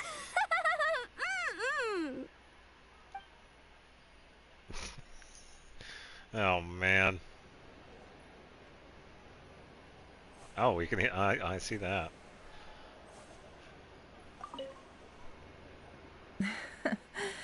That was fun. It's a shame Ashru doesn't like playing with water. Or I'd have roped him in as well. Yeah, I bet. Would you like some candy? Oh. A gift? You shouldn't have, Miss Columbina. Very nice indeed. Candy is one of many luxuries that the desert folk could never afford. How I yearned for candy when I could not have it. Yet, now that it is readily available to me, I never seem to crave it. May your moon prayer night be one free from regrets. That's basic human psychology. People want what they can't have, so, yeah. What's this? Should I give it a try? Talking while eating is a bad habit. Oops. Well, I think everybody does that from time to time, me included.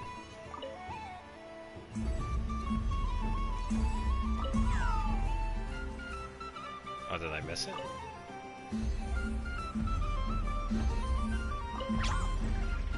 Ah, there we go. Oh. I won't say no to the free money.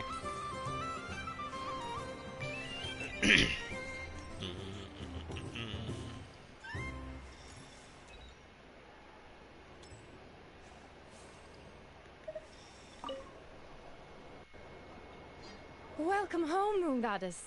Would you like to try on some animal-themed headwear? No way. Never miss to be the Trump Walker. I always hear Llama saying how heavy her antlers are. I wonder how it feels. Let me give it a try. No, not the antlers. We already know you want to try the cat ears. Oh my! It really suits you. Eh? It's a little itchy, and it's hard to turn my head. Should I keep wearing it? Try How a does different this look? Not bad. I'll try the other one. How does this look? Get the same one that Sandrone got. Yeah.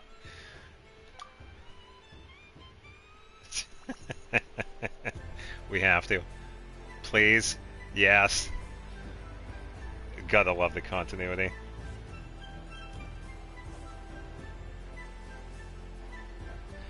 No, we gotta get this one because of Sandrone. We have to get the scene. Oh, the antlers?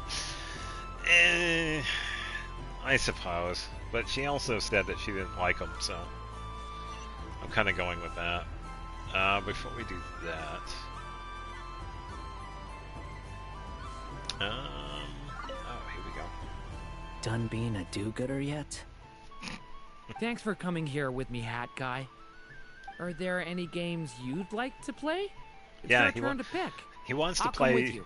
He wants to play Go Home. Why does that hamster think you've grown up?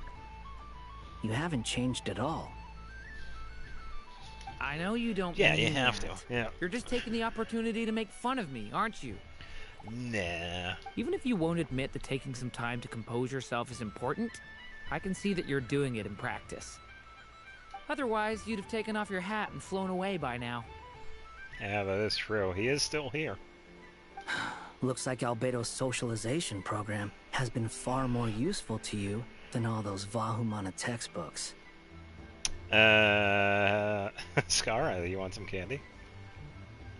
I thought you'd actually spend your precious time doing something more worthwhile. Everyone has to take one? Well, fine. I'll take mine. Yeah, just shut up and take your candy. Does it mean I gotta talk to him again for Duran? Alright, hold on. Done being a dupe. Thanks for coming here. Are there any... Why does that... I know you don't... Even if you won't admit that... Otherwise, you'd have taken off... Looks like Albedo's socialization... A moon prayer candy for me? Huh, thank you. It smells like... baked apples and butter. Reminds me of Good Hunter, a restaurant in Mondstadt. I always have to resist the temptation to go there, unless I'm ordering food. I understand your homesickness, Miss Columbina. I have a double dose of it. Yeah, Mondstadt and Simulanka. Because both Simulanka and Mondstadt are my home. Pretty much. Oh, did we get anything to Dory? If all the prizes are gone, so Oh, I think I did. And remember... Let's see. Oh, here we go.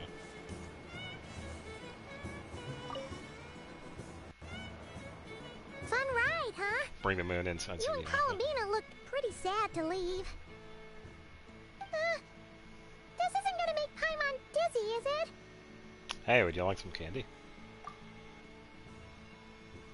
Oh, candy for us? Thanks a bunch, Columbina. Don't mind if we do. Whoa, this one's intense. But it's so tasty. What about you, Traveler? How does yours taste?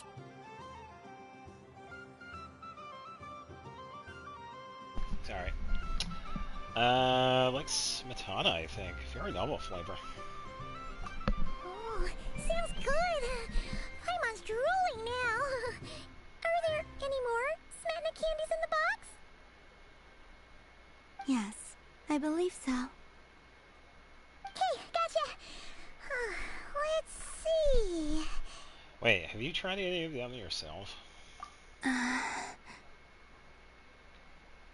Paimon, could you pick out 3 smetana flavored candies? Sure. This one, and yep, this one looks right too. Okay, that's 3.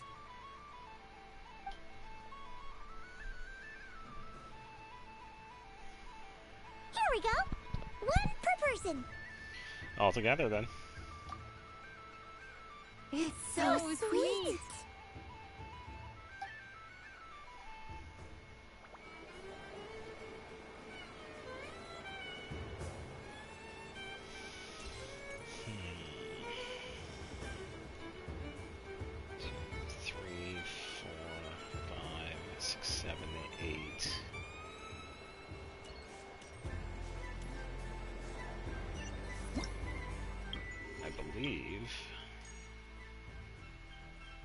Wishing slips.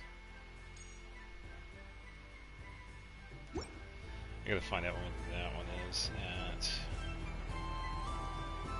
Oh, the deer, I believe.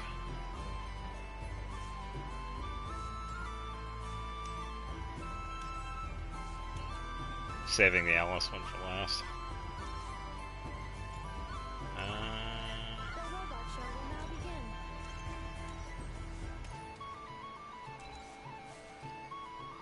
Sephiroth. Brother, I've just been through a breakup. Console me, brother. Ease my aching heart.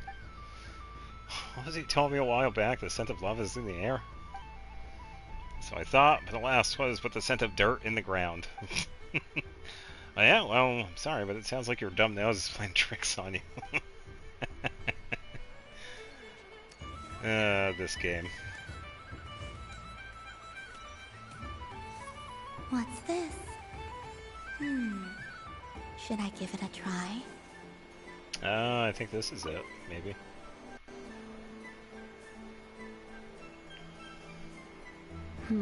I don't have enough data. Need more samples.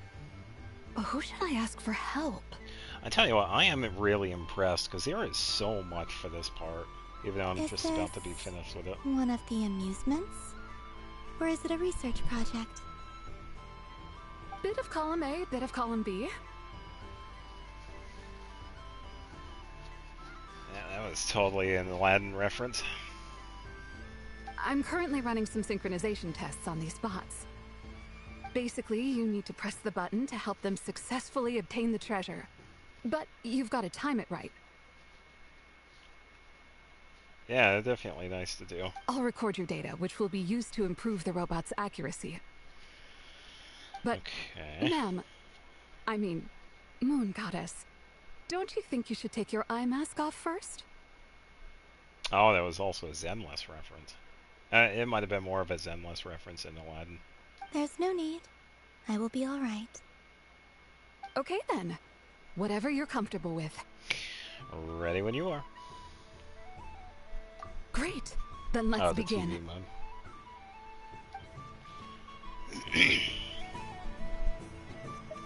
Start the challenge.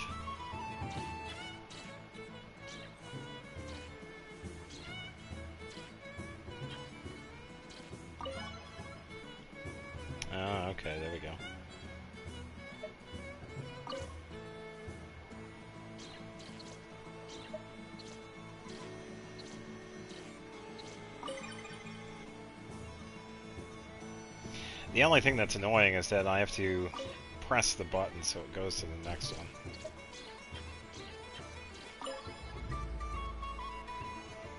Nice. Data collection complete.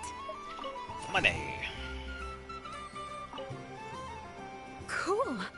So much useful data. I'm progressing much faster than I expected. Thank you so much, Moon Goddess.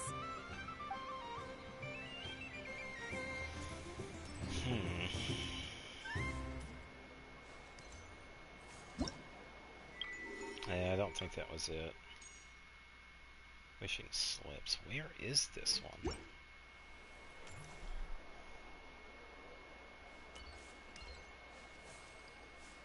Unless it's somewhere else.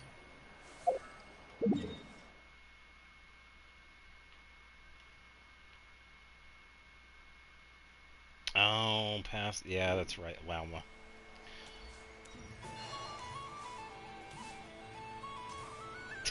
Even more fast. Yeah. Okay, the gliding is hilarious. Faster gliding is better. Don't forget to take my primo gems. Yeah, from the. I wish for a never-ending supply of Laka berries. Katya. What a humble wish. Probably written by a child. Hmm? Is that Lauma the Moon Chanter?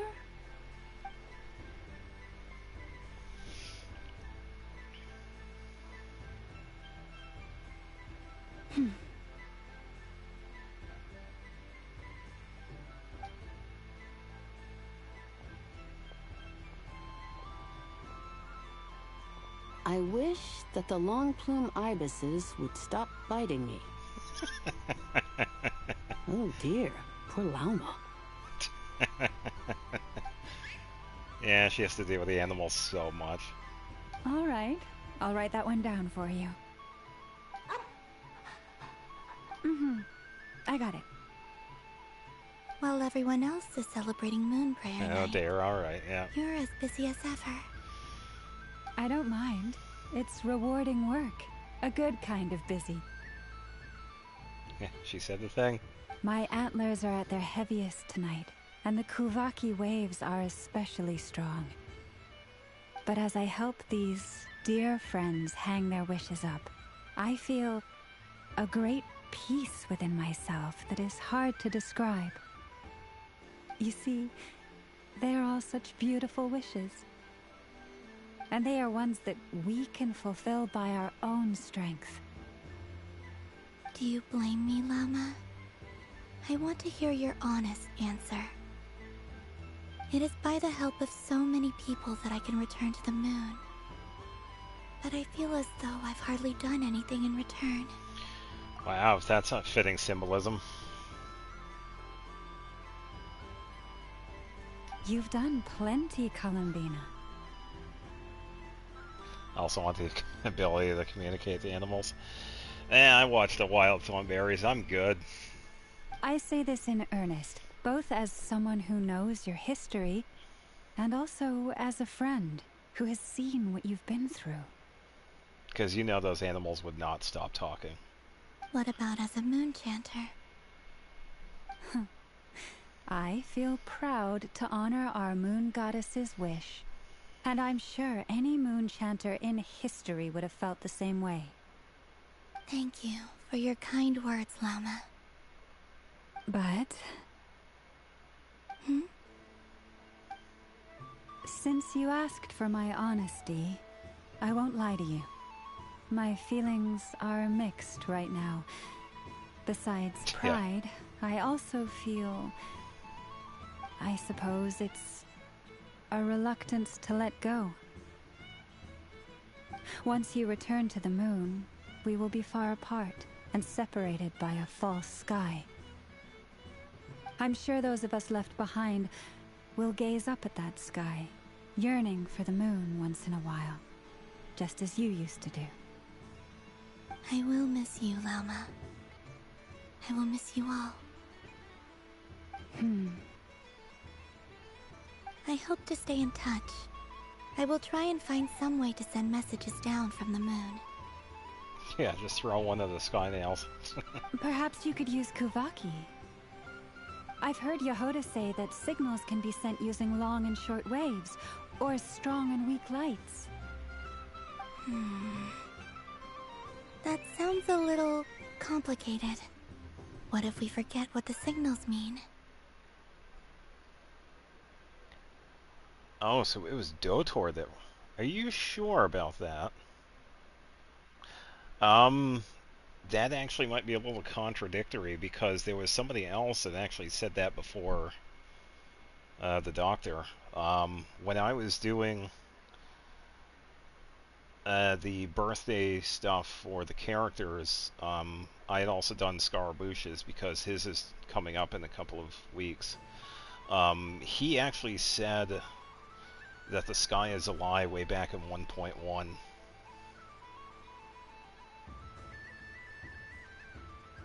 So I'm not sure if the doctor was even known about by then or was talked about, because I don't remember. We could prepare a codebook beforehand, but... You're right. It wouldn't really suit you. Still, whatever happens, I believe that you will find your own unique way of communicating with us. Yeah, probably. Yeah. Tartara Tales.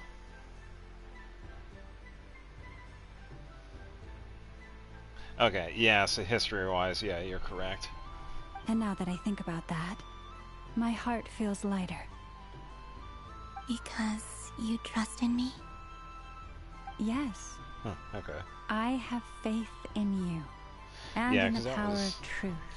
That was one of the fun facts that I had for Scaramouche, because he had said it during the event, Unreconciled Stars. In my experience, the truth tends to be I think he did mention difficult. That. He was told that. But that's what makes it stand out from what is false. So I'm confident that your thoughts and your love will shine through the curtain of lies. We will know it when we see it. Thank you. Now, could you help me hang up my wish?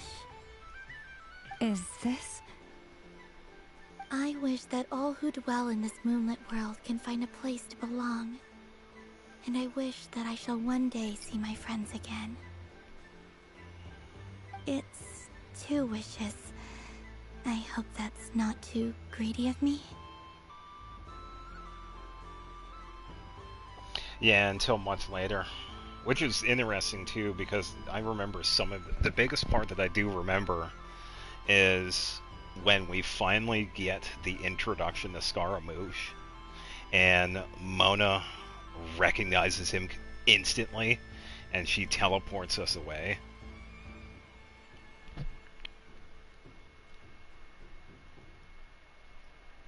Yeah, because I remember that one definitely. Because this was a little while after, because we had initially saw him as like this wandering person from Inazuma, and then he introduced himself. Not at all. And I think you speak for us all with the second one.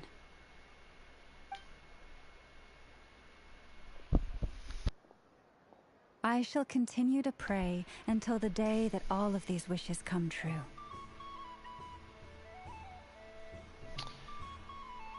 When you meet Scar, it's depending on whether you did the one quest or not. Oh, I don't remember the change, though. I probably didn't notice, because it was a while ago. But yeah, it definitely makes sense, because there are scenes... Yeah, because I was talking about the one when we were talking to Sandrone about the sword. And the Narsen Cruise stuff that was going on, because I figured that was probably an add-in if we did that quest line, because that one is completely optional. So, yeah, probably. I just don't remember it.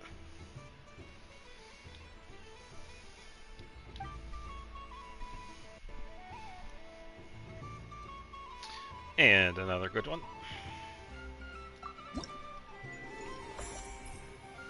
Alright, now we can do the Alice one, but I gotta give Lama some candy. Those who didn't do the 1.1,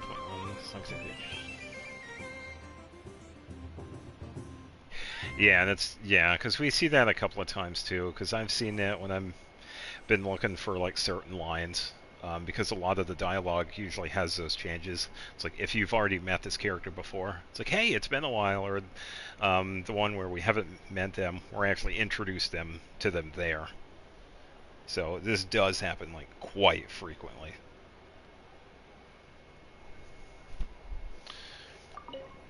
All right. Yes.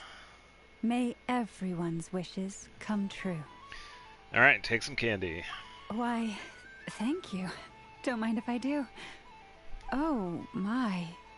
It's so sweet. I'm so accustomed to plain, simple meals that this sweet treat is quite a shock to the senses. But I savor this moment in its entirety because it tastes like true friendship.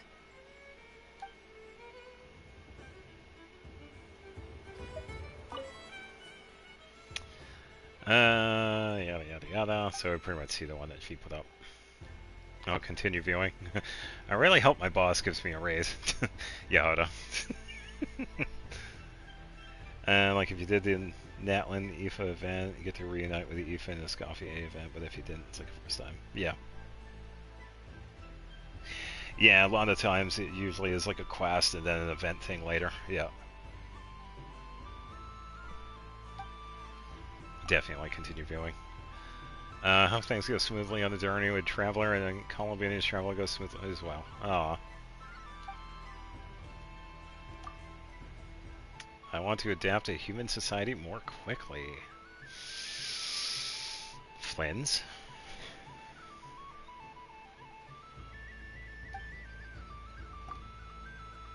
If only Miss Leaky would notice me. Probably one of the NPCs. I think so. I wish the long plume ibises would stop biting. Yeah, we learned that that was one of the animals. Yeah, it has to be. I really hope my boss gives me a raise. Yeah, pretty much. A couple of decent ones. Alright, gotta go fast.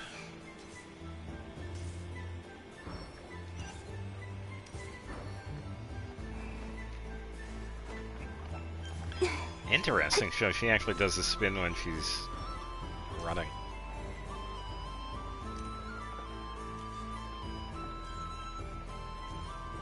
All three of them are here. Oh man.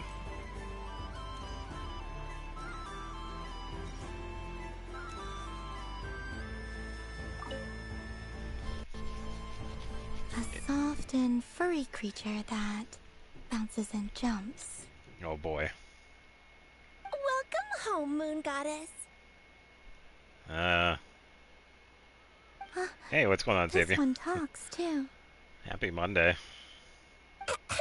Allow me to introduce myself. I am a Dodoco from a distant archipelago, the most mischievous of all my Dodo brothers and Dodo sisters. When the going got tough, I powered through, and when I met obstacles, I boomed them away. Huh? That sounds like a lot of fun.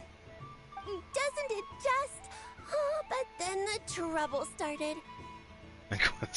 Yeah, thanks for stopping by. Yeah, I pretty much just did the Archon Quest today. And we should be ramping up part 6 shortly. Recently, I found a lovely beach, the same beautiful jelly color as my hometown, and so I dove in to have a look. Only to find it overgrown with seagrass and nasty little spiky fish everywhere, looking to turn me into a Dodoco kebab. I made it back to shore by the skin of my teeth, but my tail was sorely hurt. Couldn't you just boom them away? Oh, I wanted to, believe me. But I've heard that you, Moon Goddess, can understand animal speech. The last thing I wanted was to cause a gigantic fuss and get taken to court by a school of spiky fish. I'd be driven out of these waters for good, and my winter holiday would be ruined. And so, dear Moon Goddess, I was wondering if you might lend me your allegiance. Are you roping me into a crime? Oh, let's call it a once-in-a-lifetime carefree adventure. Does that sound better? All the festival goers tonight are dressed up as the Moon Goddess. Oh, there but she there's is. nothing to say that the Moon Goddess can't disguise herself as a Dodoko, is there? Besides, this is your home. You should be free to be whoever you wish. I'm afraid I'm not well acquainted with Dodokos, Madam Mage. Oh, that's quite all right. We Dodokos are innocent, happy creatures with a free-spirited nature. Many, like myself, are mischievous troublemakers.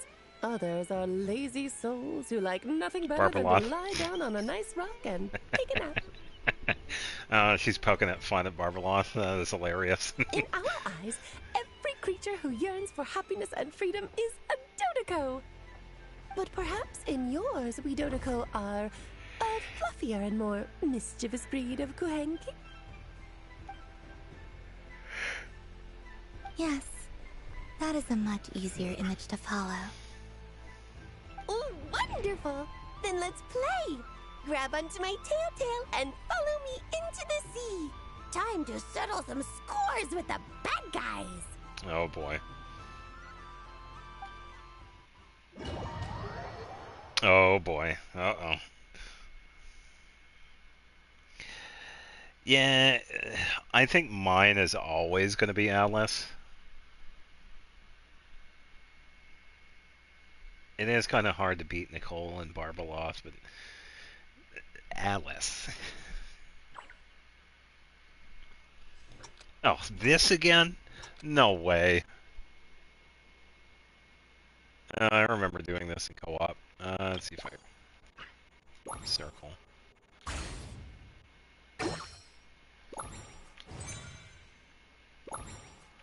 I missed it.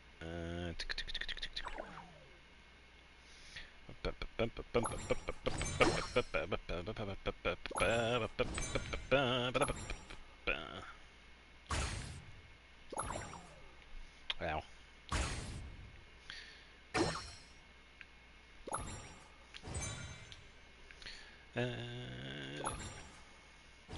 Kapow. I got stuck. It's not enough.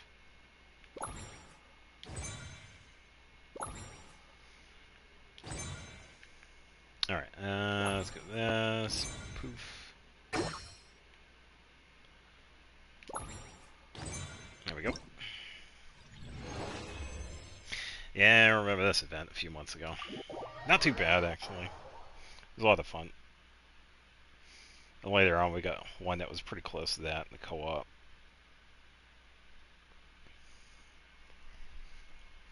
One of the few times where I actually get to redo an event. Albeit a tiny version of one.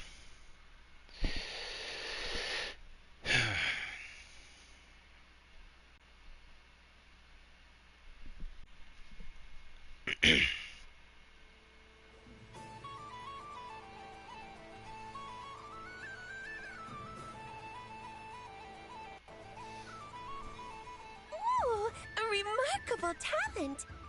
So, what do you make of it?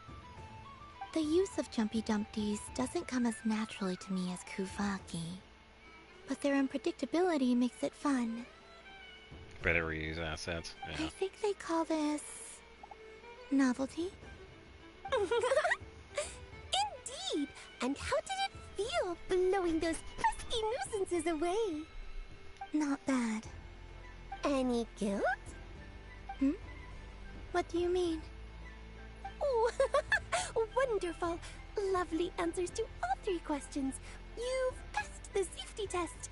Now I can give this special bomb to you as a souvenir.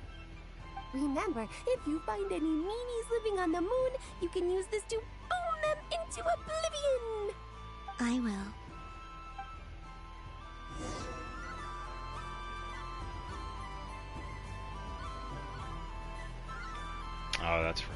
Because I saw this, it's like, oh, wait a minute. Never mind. I already did that.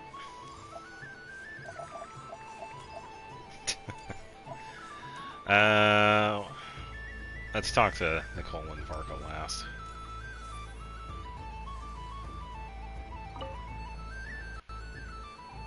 Welcome home, Moon Goddess. Oh, you're the genuine article. Alice was right. This Moon Prayer Night was worth watching after all. Another one that talks. Greetings. Pleased to make your acquaintance. I am the Hexenzirkel member they call B. Barbeloth Trismegistus. Columbina Hyposelenia. Pleased to meet you too. Hyposelenia. A fine name indeed. Now then, Miss Columbina, do you wish to hear a mage's divination? Divination? The Frost Moon Scions used to ask me what would happen in the future. Is this like that? From the perspective of the one seeking answers, perhaps. As you look to your journey ahead, if you seek to understand the unknown, resolve your doubts, and soothe the confusion in your heart, divination could be for you. The unknowns on my journey. Of course, if one wishes to peer into fate, then hydromancy is the more precise option. But that is a complex affair, and to relegate that majestic art to the status of a festive amusement would seem somewhat uncouth. Besides, it is sometimes better to not know fate with great certainty. Hence, I shall use the suitably festive Luna Arcana to tell your fortune instead. It is more popular with the youth in any case. Uh-huh. Lunar Arcana. Yeah, she definitely does have a really good personality. Indeed. Unlike hydromancy, this will only display possibilities and trends. People like to think of themselves as creatures of agency and free will. Peering too far and too clearly into the future is detrimental to both body and soul. I'd like to give it a try. Of course you may. Come then, take a seat, Miss Columbina. Before we begin, are there any specific questions you would like to ask? Let's stick to general possibilities and trends, like you suggested. Ah, very well. Then I shall use the basic Lunar Arcana deck. Yeah, it's a pretty almost like a tarot reading.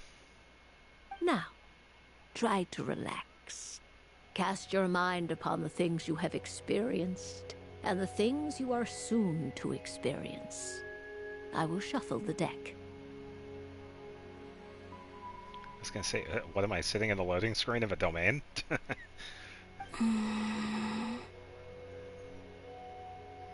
Would you like to cut the cards yourself? You do it. No problem. Now then, to make things easier for the seeker, that is to say, you, I shall decipher the cards from your perspective.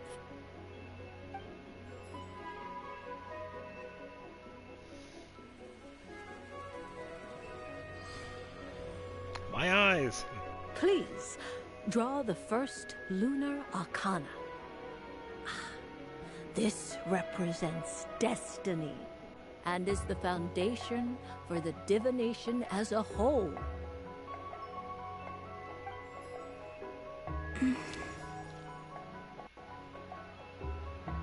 Now, draw your second card. This will stand for the past, the sum of all your experiences that have come before. And now the third Arcana. This is the present, your interpretation of the current moment.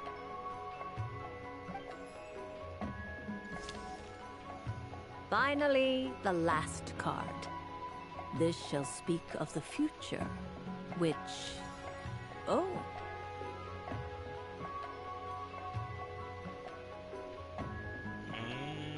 It's possible. Kuvaki Pulse? Fascinating. I've never encountered this before in my role as a diviner. Something has exerted an influence upon this card, causing it to leave its designated position.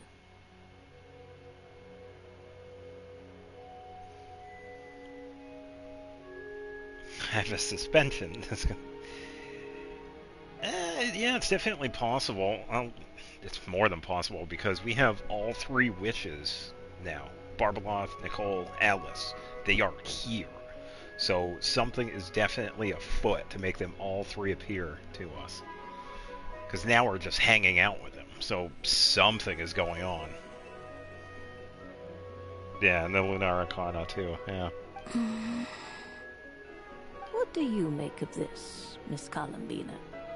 Perhaps this is the guiding hand of fate in action. Of course, if you wish, you can choose to deny the validity of this card and draw the future for yourself. No, it's fine. Let's go with this one. A bold decision. I must say I'm looking forward to the results. Yeah, I would imagine so, because apparently Barbeloth was surprised. Yeah.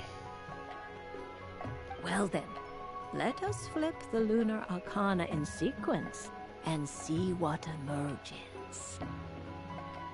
Sure. First, Destiny. No surprises here. The card that represents yours is the moon. It totally doesn't look like a nail. Yeah. The moon. Indeed. The moon can represent the truth at some times, but deception at others.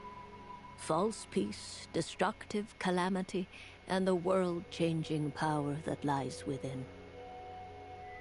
When the moon is placed on the destiny tile, it indicates that your destiny is not what it may appear on the surface. Instead, it may yet have a hidden side. It symbolizes a journey through the fog, fraught with uncertainty and deception, where one must face inner challenges head-on. I don't understand. Patience, my dear. This is but the first card, which serves as a basis for the interpretations that follow. Our divination will only grow clearer from here on out. Now then, flip the second card, the one that speaks for the past.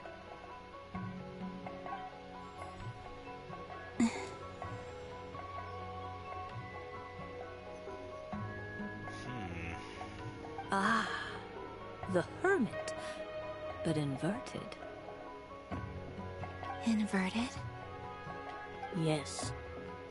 The Hermit symbolizes solitude, introspection, and the pursuit of truth.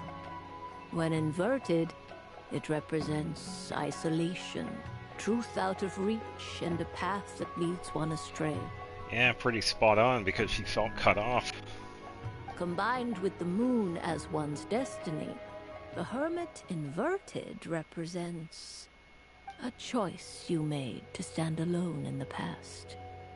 It was a choice made not out of fear or arrogance, but for reasons that others could not perceive.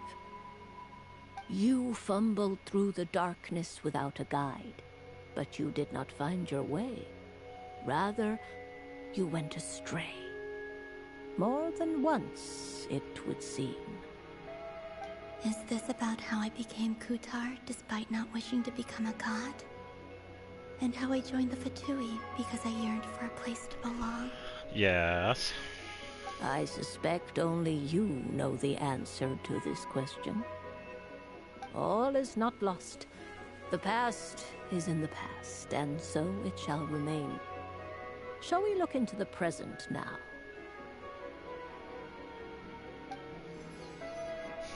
Oh my. The lovers. One of the most interesting Luna Arcana. What does this one mean?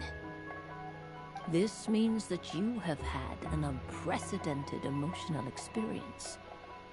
The joy of finding your soul becoming intertwined with that of another. A precious and wonderful thing indeed. It's true.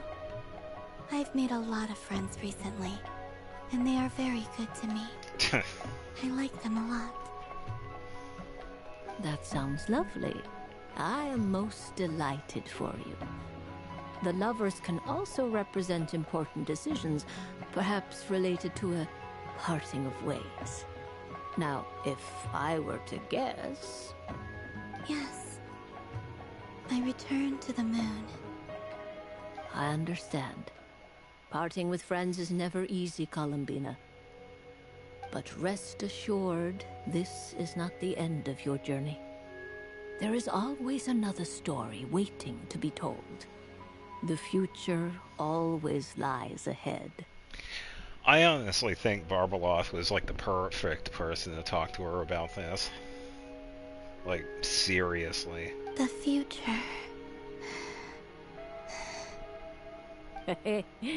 Well now, it's finally time to flip this most mysterious of cards.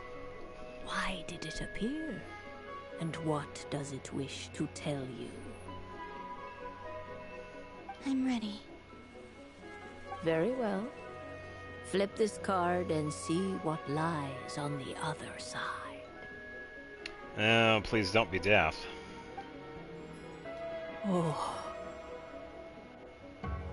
Miss Barbeloth? Oh boy. What is it? This card is death's. Yeah. That's not always a bad thing, though.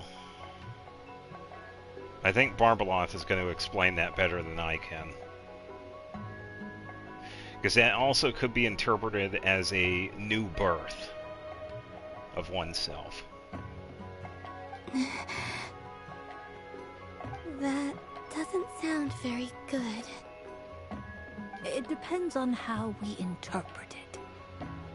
It is true that it can represent an agonizing death, a complete and utter end. Hey, that's what I said. At the same time, it can also represent rebirth. Yeah. Yeah, I know a little bit about tarot cards. Only a little bit. Do not forget that your destiny card is the moon. That lends your future many different potential meanings. If death spells the end, is it unavoidable? As I have said, divination can only display general trends. It is a rough guide, but it does not show predetermined outcomes. Allow me to summarize it for you. In the past, you may have lost your way, but now you have gained new connections and new strength. You now face an important decision, one that may bring about a great change in what is yet to be. Yeah, so I'm going to guess with this one, it's definitely the death of her old self and the rebirth of her new self. That's pretty much what it's representing here. This change might, in turn, be the end of all things, or their beginning. But remember, everything is subject to change because of the moon present in your destiny. You must see the truth clearly and face your innermost thoughts. The truth. My innermost thoughts. Thank you, Miss Barbeloth. Don't mention it.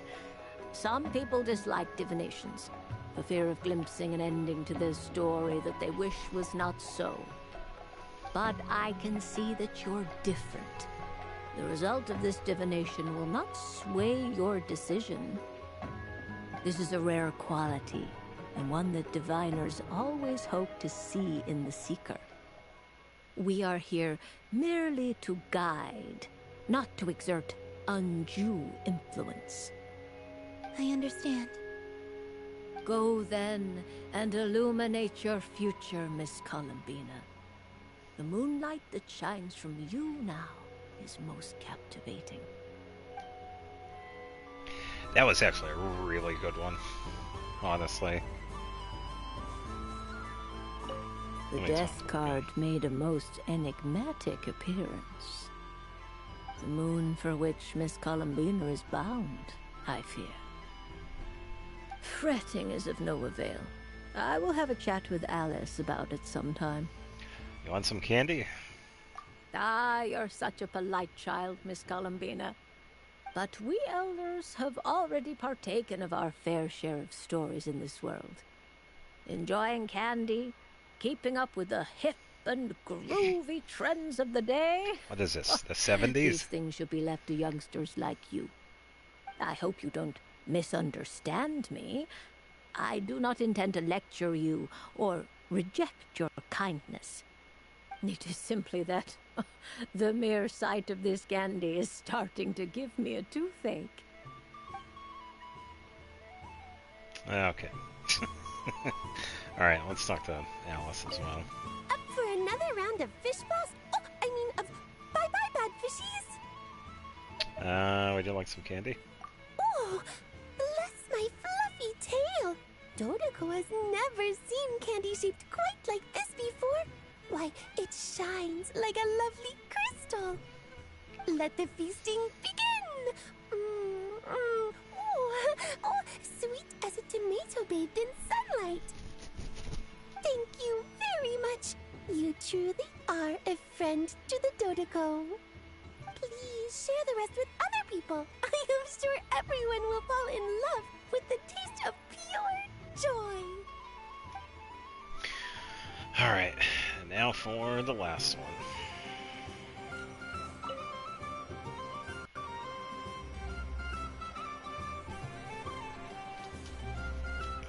I wouldn't say it's unfair, exactly. I mean, your voice goes right into people's heads. How would you explain that to the kids? It's a magic trick. There you go. It's explained. You can't just explain it away as magic. Yes, you can, because I just said you could. Is something the matter?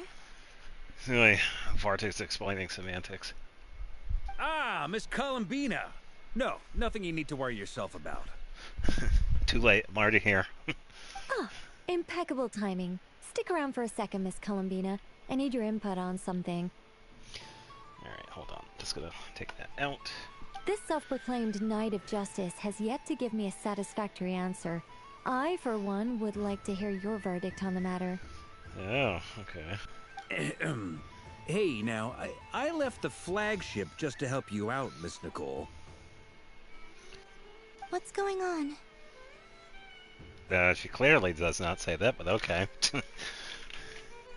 So Alice and I are both using long-range remote control spells that work on similar principles, allowing us to attend this festive fair in Dodoko form. Yeah, pretty much. It's just like using a cell phone. Sorry, let me backtrack a little. While similar, there are some key differences. Okay. Alice, being a great mage, wanted her Dodoko to reflect something of her own charm and mystique. So she adjusted the way its tail moves when it spins around. Okay. An entirely gratuitous move, in my opinion. I hardly see how anyone is going to notice that. If anything, I'd say that anyone who stares intently enough at a Dodoko's tail to notice such a small detail is someone we ought to be highly concerned about. I only say this to emphasize that my question has nothing to do with tails. Now that we're clear on that, why is Alice's Dodoko permitted to interact directly with the children celebrating Moon Prayer Night, while mine is not? Your voice speaks directly into people's minds. See? Exactly what I said. Miss Nicole? Aw. Yeah, it's obviously gonna... I guess we don't really have any explanation for this because we don't know if this is gonna actually happen. I would imagine it would freak people out. Ugh, I can't stand it. Oh, I think she's jealous of Alice. I know that probably makes me sound like a whiny child acting out in front of their parents. No, here she goes. And it's a little embarrassing now that I think about it. But hey, I said it now, I can't take it back. That would be even more embarrassing. Also, don't go reading too much into that analogy. It was off the top of my head. I'm actually an awful lot older than either of you. Bro, you're a couple thousand years old. Try me. I mean, why not? Miss Nicole, are you saying that you'd like someone to play the game you've prepared? I'm not so invested in that. It's just something cobbled together using items I borrowed from Alice. She probably didn't even make them herself. The point is, I want to know everyone's thoughts after they receive their prizes. But as you've said, I can't just ask. I've been biting my lip for so long, and I've had no one to vent my frustrations on. I thought this was going to be a nice, straightforward festival where I'd get the chance to guide people to treasure. Well, can I play? I can't guarantee that I'll win a prize, but... You will? I'd like to try. Then what are we waiting for? Let the game begin! It's like they forgot I was ever here. Oh, Barco.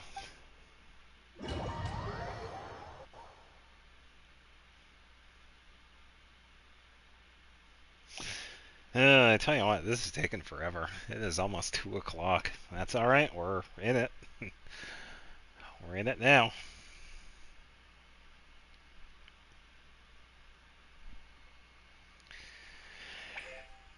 Oh, the pinball.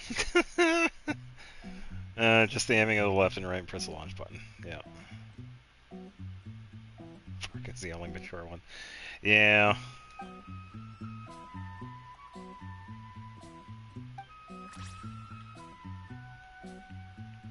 Oh, and I can aim too. Okay.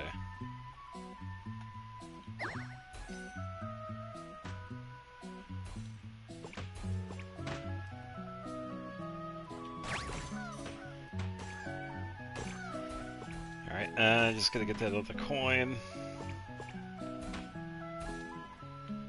There we go. Yeah, tell I haven't played pinball before. Yeah, I also see how they kind of have it set up so it like slows down, like right at the end, right there. Not bad, actually. This is a kind of minigame that they would definitely need to bring back.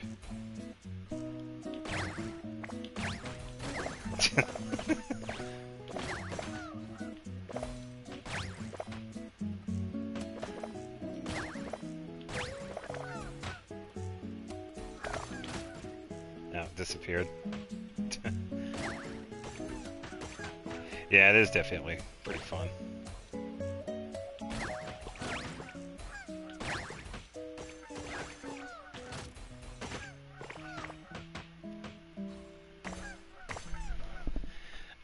Totally not cheating. Favorite game turn through point. Oh, so it was this early. Okay. Wow.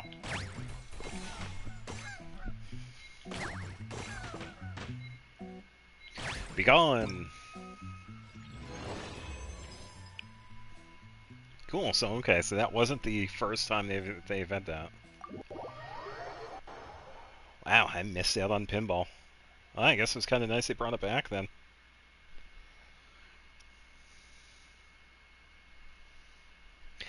That is definitely something they should make permanent.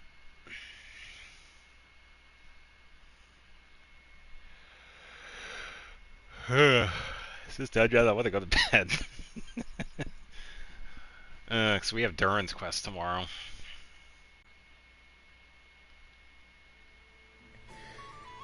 Alright, let's see how Nicole fares from this. We also got to talk to Nicole afterwards. Congratulations, Miss Columbina. With your great wisdom, you have overcome every obstacle in your path and conquered the great challenge posed to you by fate. Fate? Well, something to that effect. If you'd prefer something more poetic, it could be the icy winds or the dawn. Anything you like, really. You could even go with the challenge posed to you by Dodeko, if that's what you're into. Anyway, you can take or leave my suggestions. Moving on. All my hopes are now resting on this. Can I open it now? Stop teasing me. Please, I'm begging you. No more talk. Just open it. She really is just like a Sealy. Yeah. Wow. What a lovely sculpture. Classic and cute at the same time. Thank you, Miss Nicole. I'll always treasure it. Ah, there we go. Music to my ears. You have my sincerest gratitude, Miss Columbina. Thank you for sharing your precious time with me and fulfilling my wish. Don't mention it. You've all done much to help me. And still, I'm the one receiving all these gifts.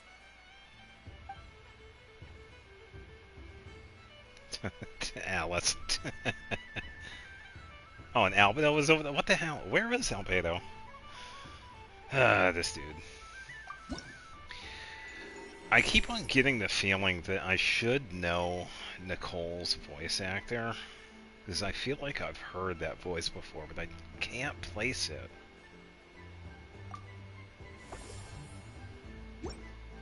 So Albedo was over here. I didn't see him. Oh, there he is. I don't suppose you'd like to play again, by any chance? Only if there's another treasure chest involved. Don't get me wrong, once is plenty. You're under no obligation to indulge me any further. And besides, I don't have any other prizes for you. Yeah, I don't know. Oh, I love the color of this wrapping paper. But the bow on that one is just so perfect. Oh, this is a tough choice. I'll pick them both. I know the wrapping paper doesn't affect the flavor, but it does set the first impression, which can influence your mood as you eat it. And actually, that does affect the flavor. Just have them both. I have to listen to my heart and pick the one that I can really build a bond with. It's the only way to eat candy. Oh, but look at the shape of this one. How lovely. Ah, this choice is getting harder and harder. Oh, man. I think I know who it is, but I might be, like, way off. She almost sounds like Velvet from Tales of Berseria, but I'm probably wrong.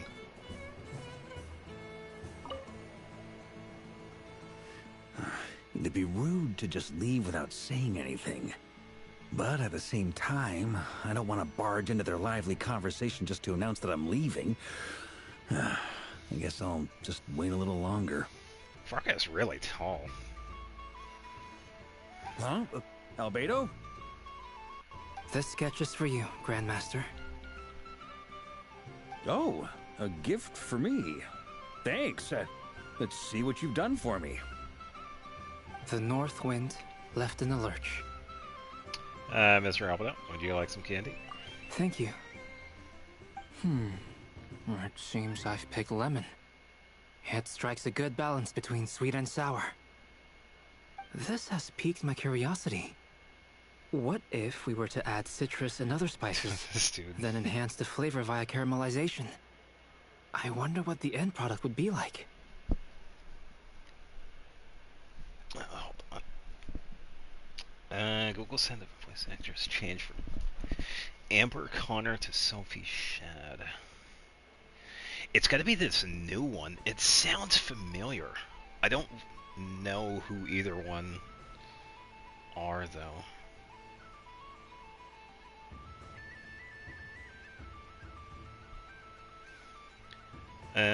didn't change, but apparently it was changed during Samira. Yeah, and that tends to... Yeah, especially with a character we don't actually see, so that kind of makes sense. Yeah, because Barbara Loth was only really recently, but yeah, Nicole and Alice have been around for quite a while. Because now that I think about it, I don't know if it's the same voice actor for Alice. It's possible it might be the original one, I just don't know. I cannot remember what she sounded like from 1.0.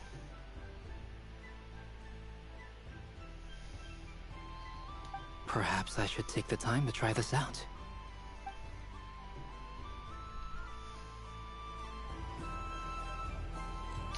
Varka. Huh? Albedo? This sketch is for you, Grand. Oh, the North Wind left in the lurch. Ooh, Varka. I get one too? Nice, thanks.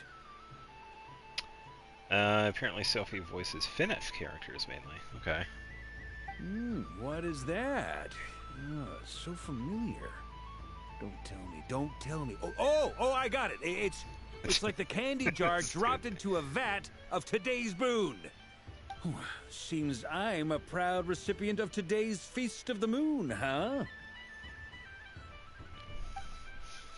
Yeah, let me actually... I'm really curious as to know her work. I'm gonna check her out. Sophie Shad. I'm gonna write that down.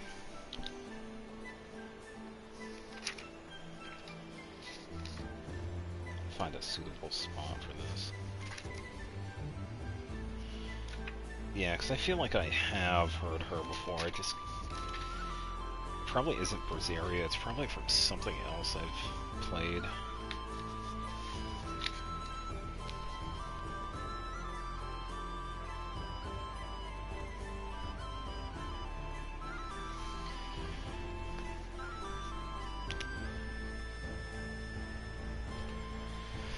Alright. And that is it. Continuing enjoying Midnight Prayer. Okay, so we can continue on. Or we can end it. Well, we talked to everybody. I believe. Yeah, I feel like it's been long enough. Cannot use. She can't use Elemental Sight. Alright, Paimon. Time to wrap up the festivities. Traveler. Hey there, Kalamina! Are you done checking out the festive amusements already? Are you sure you don't want to look around some more? You might not get another opportunity like this for a while. It's alright. No regrets. Right now, what I'd like to do is... I think I've had my fill. Thank you. But I think I've had enough fun for one night. I've made plenty of precious memories. Really? You're sure you don't want to have a little more fun out there? Final answer! Final answer, Regis. Yes, I am sure.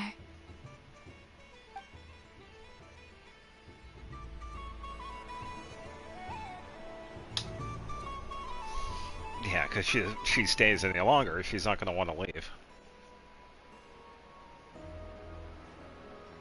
This was the most fun I've ever had on a moon prayer night. Everywhere I went, people were saying, "Welcome home," and there were friends at every turn. I only wish it could last longer than one night.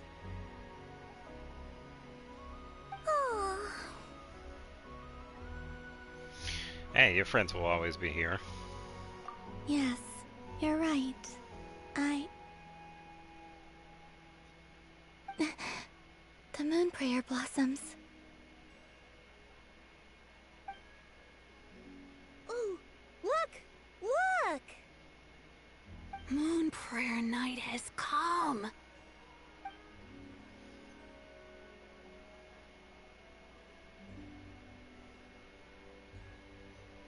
The moon.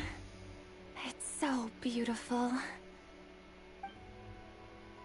Happy Moon Prayer Night, dear. Happy Moon Prayer Night. Happy Moon Prayer Night.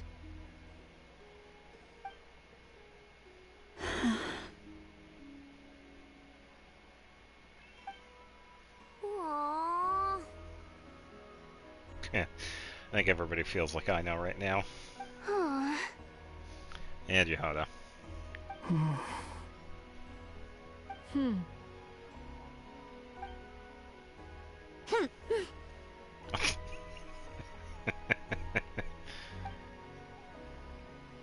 Time flies when you're having fun.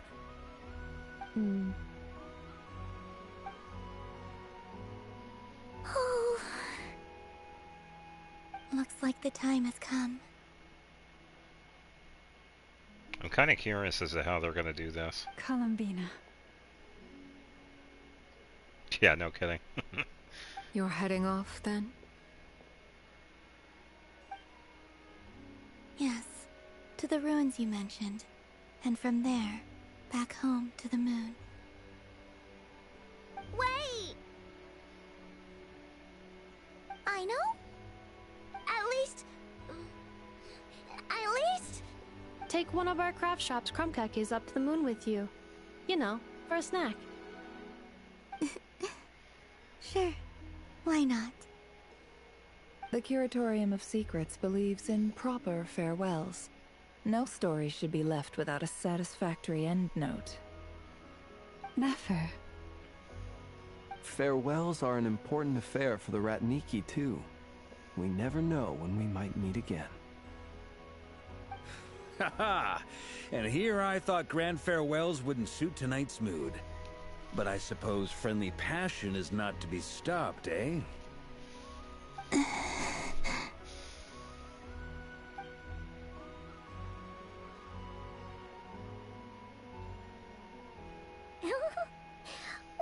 made a little something for you, Columbina. Ta-da! What is it? A Moon Prayer Night greeting card with drawings by all of your friends. Okay, that's actually pretty cool. Of course, Albedo the artist way up here. Jesus. Relax, dude.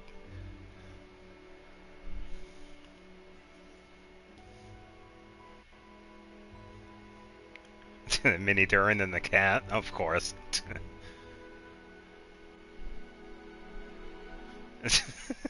Okay. Sandrone, but Columbina getting bit by the by the game.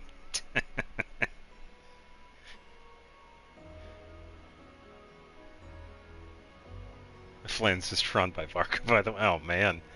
Wait, who drew Varka? Oh, Flynn's drew Varka? Oh, that is crazy.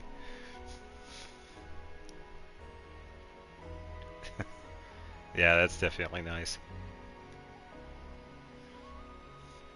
You did mention that you'd like a portrait done, so I took the liberty of creating one for you. Wait, then who drew Varka then? Varka drew both himself and Flynn? Oh, that's mean. I, meanwhile, did the portrait of Mr. Albedo.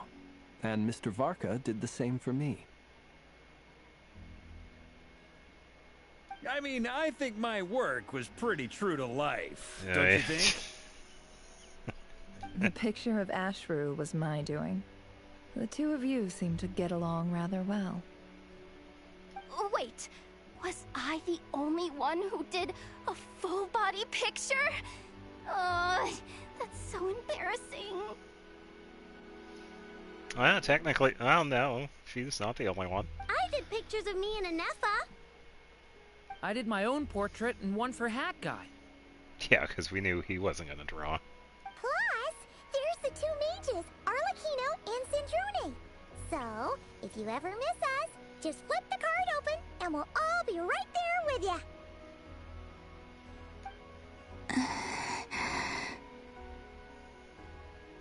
I don't know what to say. Thank you so much, everyone. This whole Moon Prayer Night was more than I could have ever asked for. It is the greatest gift I have ever received. Lama, I figured it out. Figured what out? Remember how the Frost Moon Scions used to use milk as invisible ink to write hidden messages? That was a very long time ago. Oh, are you saying? Yes. When I miss you all, I shall use moonlight in the same way, to write words that only you can see upon the moon itself. Wow, that sounds lovely. Quite. But how will we see them?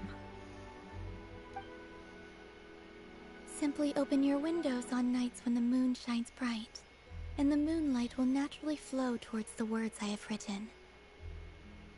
That sounds most fitting indeed. Very true to form. I'll try to write them in places that won't disturb your sleep. I, for one, would sleep all the better for having read one of your messages before settling down for the night. Exactly! So don't worry about disturbing anyone's sleep. Just promise you'll write to let us know you're okay, alright? All right. I promise.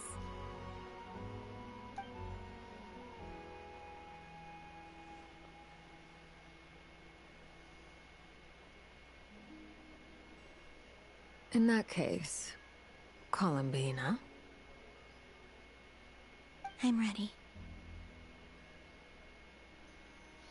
Well, let's go. Very well. Let's go.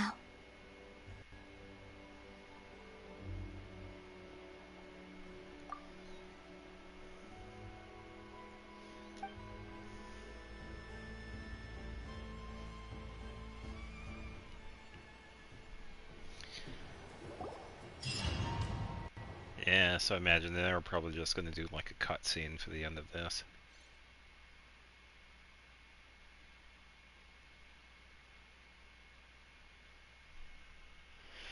Yeah, we'll see what happens.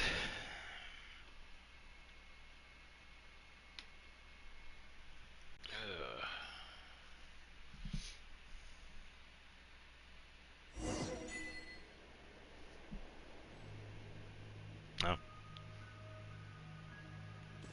In just a few moments, I will be gone. I still don't know what to expect on the moon. Will I really be able to send messages to my friends? The Kuhenki, the animals of Not Cry. I'll never get to see them again. I wonder where I'll be when the next moon prayer night comes.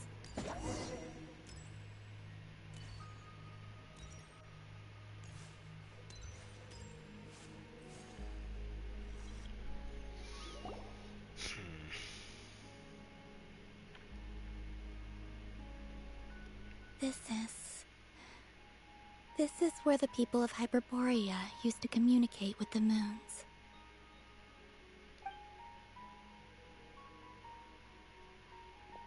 Eternal moon, frost moon, iridescent moon. When the power of all three converge, the gate to the moons shall open. Moon marrow preparations are complete. Only the final step remains. I'm sure Nasha Town is livelier than ever at this moment.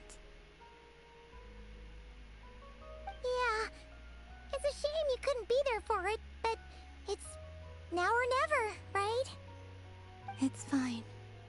I'm more than happy with this. My last piece of luggage. My only piece of luggage. Hopefully she doesn't drop it. Just saying.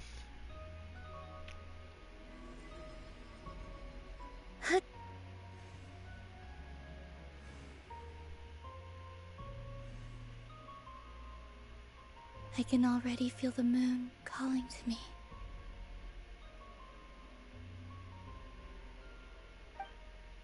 No, I'm enjoying it.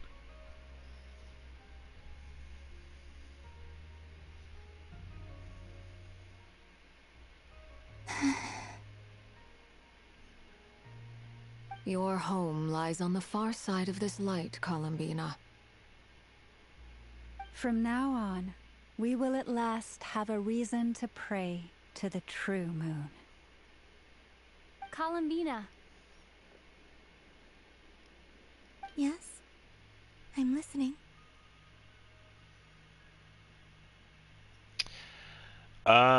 Probably because Columbina is probably helping her out with that. So in a sense, Columbina can essentially override the rules of the place. That's probably why.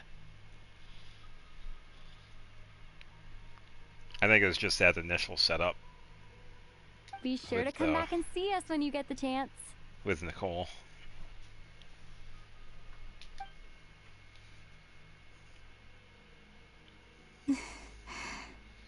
Of course. But if that chance doesn't come, then remember that you have friends on this planet. People who will miss Columbina. Yes, I will. Thank you for everything you've done for me. And remember, come night or day, the moonlight shall always connect us. Well then, farewell, my friends.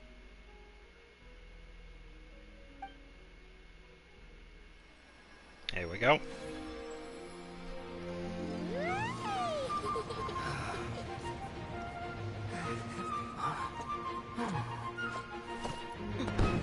Poor enough I'm having to work.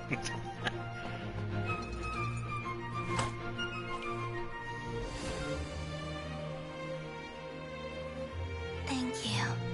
This was my happiest night in Teyvat. Farewell, Columbina.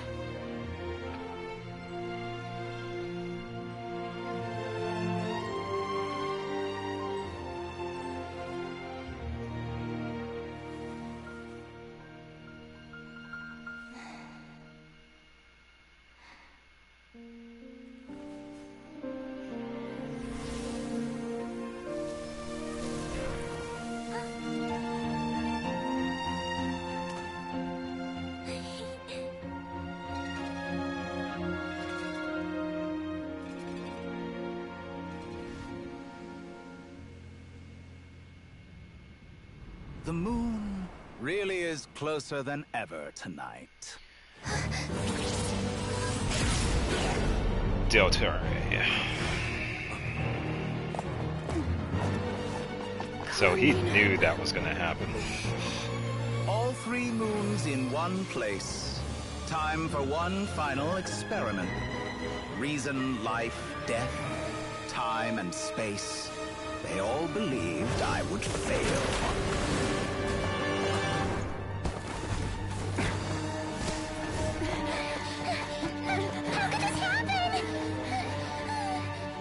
But Teyvat's primordial power never did belong to the throne of heaven. And now, they are mine.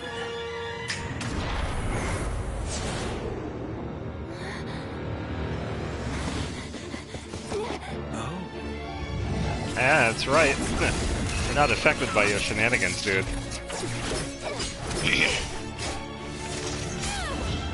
I'm finally rocking the pyro.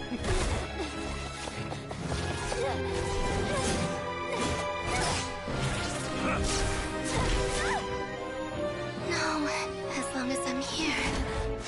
The Doctor is free to wield the 3 moons' power.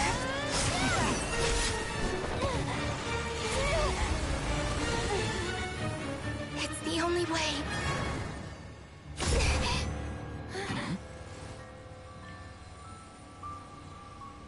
She's gonna leave regardless. I won't be going home today. Columbina! No!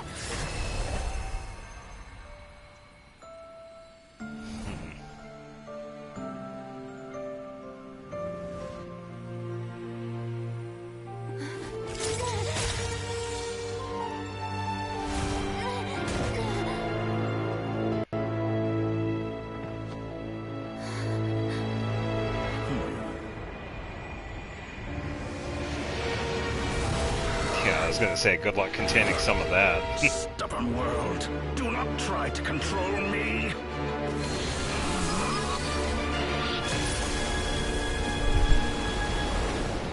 Yeah, that's definitely possible. Oh, she did drop the book. Called that one.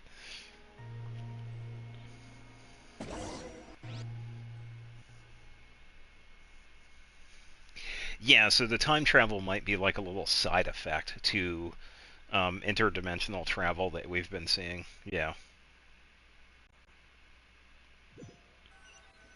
Yeah, and then him able to get getting the bone marrow. Yeah. Pretty good theory.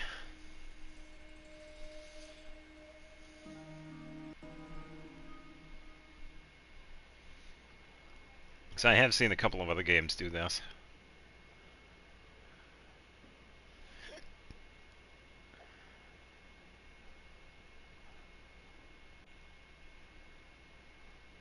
Are you all right? Do your wounds still hurt? Nah, we're fine. I had someone prepare a little medicine that could prove effective. Take it if you need to. Thanks, but I'd rather talk about what just happened. In that case, let me relate the contents of the call we made to Alice after the incident occurred. Oh, that Dottore is a crafty one. He distracted the Hexenzirkel by creating a huge fuss at Tevat's borders. Okay, so Dottore definitely knew that the witches were there, so he pretty much made a distraction. I'd assumed that the cause was an abyssal intrusion from the outside world, which in fairness is a rather common occurrence. But after learning that you managed to influence the phantoms in Nodcry, I realized that perhaps this interference could have come from within Tevat instead. But we weren't able to change their fates. True, you couldn't change how their stories ended, but you did build some variables around yourself. Variables? Yes. Things you heard that you could not otherwise have learned. Ideas that would otherwise have never crossed your mind.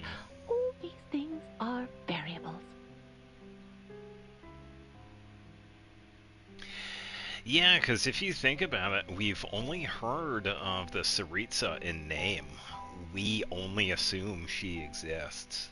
It is definitely possible that for this entire time, that is a facade. Yeah, we just don't know.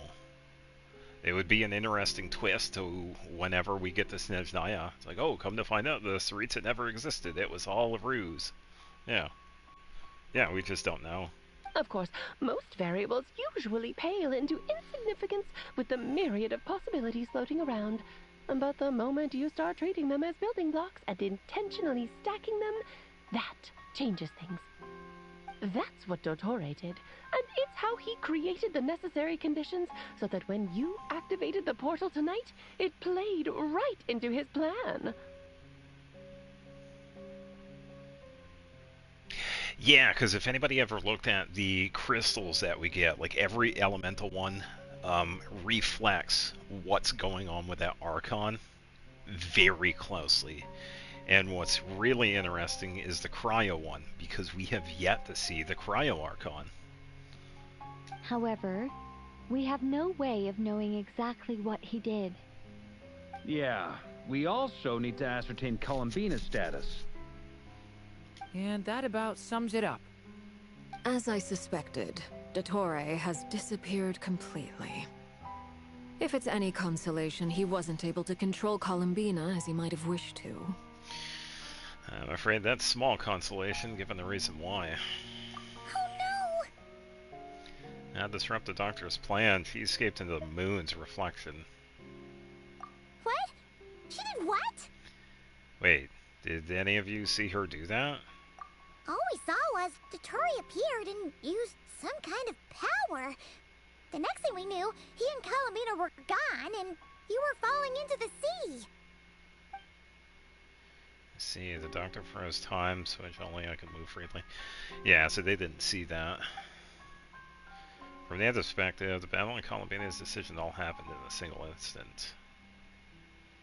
Lighting glitch.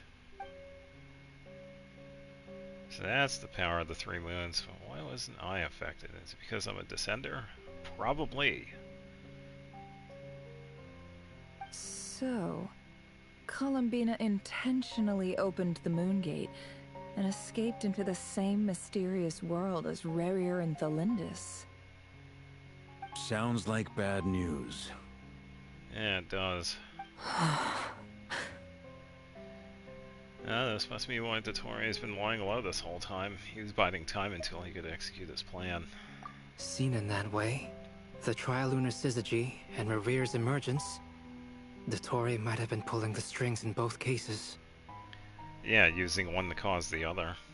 According to Miss Alice, he is attempting to transcend his destiny and finish an experiment that only a god might complete. Yeah, like we haven't seen that. I'm going to become a god. A Scaramouche. An utter lunatic. Wait a sec. Where's Hat Guy? Seems like he'd want to be here for this. He took off with the Dodo communication device after we spoke to Alice. He said he had a hunch that he wanted to investigate by himself. Yeah, so I think he has his own idea of what's going on. The look on his face was terrifying. I've never seen him like that before. Probably anger and frustration at the fact that Dottore was one step ahead despite his best efforts. Honestly, I feel the same way. I'm back. Oh boy. Hat Guy! I went to look for the Hyperborean phantoms again. I think I've gotten to the bottom of it. I got them to talk to Nicole on the other end of the communications line. Turns out, the history they describe is different from how Nicole remembers it. Wait, were they fake? Really? But how? Surely Nicole can't have been wrong. Because the phantoms are the ones who are deceived. They speak of a savior who appeared in their history. One who never should have existed. Oh, okay. This savior promised to create a new moon within the false sky, and even bring back their moon goddesses. Foolishly, they believed in him, and told him everything he wanted to know about the moons. It's obvious that this was Dottore's doing. Seriously, what is up with the Now lighting you in this? mention it, the first time we entered the Hyperborean ruins, we heard the phantoms discussing their history, and I remember Nicole commenting that something sounded a little strange. But Dottore shouldn't have been able to get in there in the first place. He didn't. Nicole said that this was an anomalous state triggered by disruptions in the causal connections between phantoms from the same era. The variables that Dottore put in place were substantial enough that they even affected phantoms that he never met. So it's not that their memories were unclear. They'd been tampered with. That's exactly the possibility Dottore was trying to manufacture. He turned these variables into knowledge and engineered the situation so all that knowledge would fall into his hands. Branch timeline that Mawika mentioned. Yeah.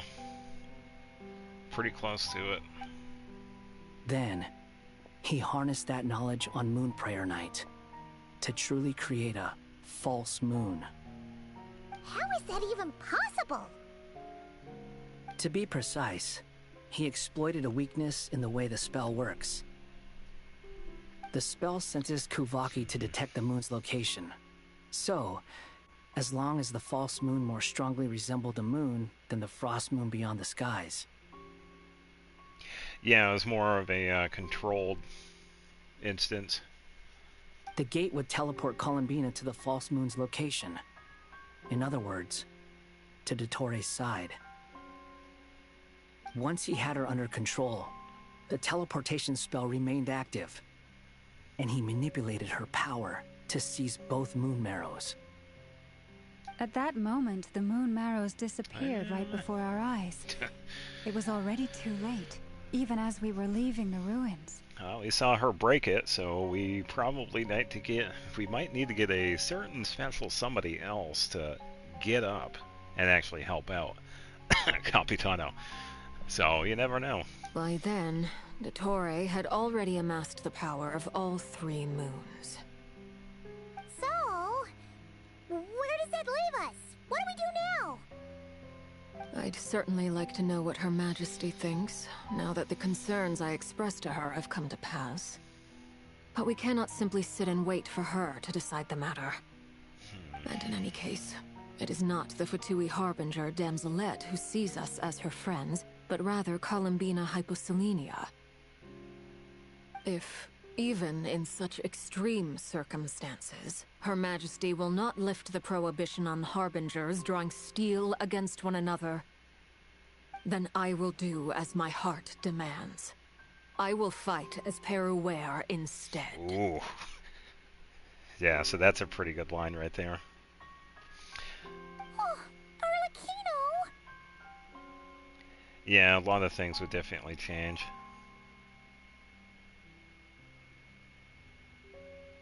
Yeah, so it would have to be somebody else on par, if not stronger, than Capitano and Mawika. Time is short, so I'll make the first move.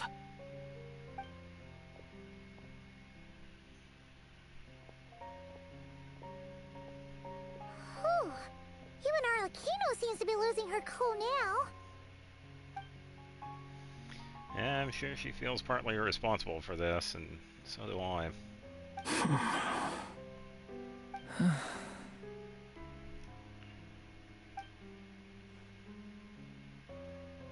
All right. Lose those dejected looks for a moment and let me get a word in. Yeah, they were too evenly matched, and power scaling, Raiden compared to some of these other characters is kind of low. It looks bad, I won't lie. Very bad, in fact. So Dottori's pulled some real dirty tricks to gain the upper hand. For now. And yeah, it's to the point where even the mages say that his variables have affected destiny. I'm not so sure, though. Many have told me that Tevat's destiny is fixed, and that does appear to be the case. Well, what makes Dottori so sure he'll be the exception? And since he was able to stack these variables up, who's to say we can't do the same? You, of all people, should not be discouraged, traveler from afar.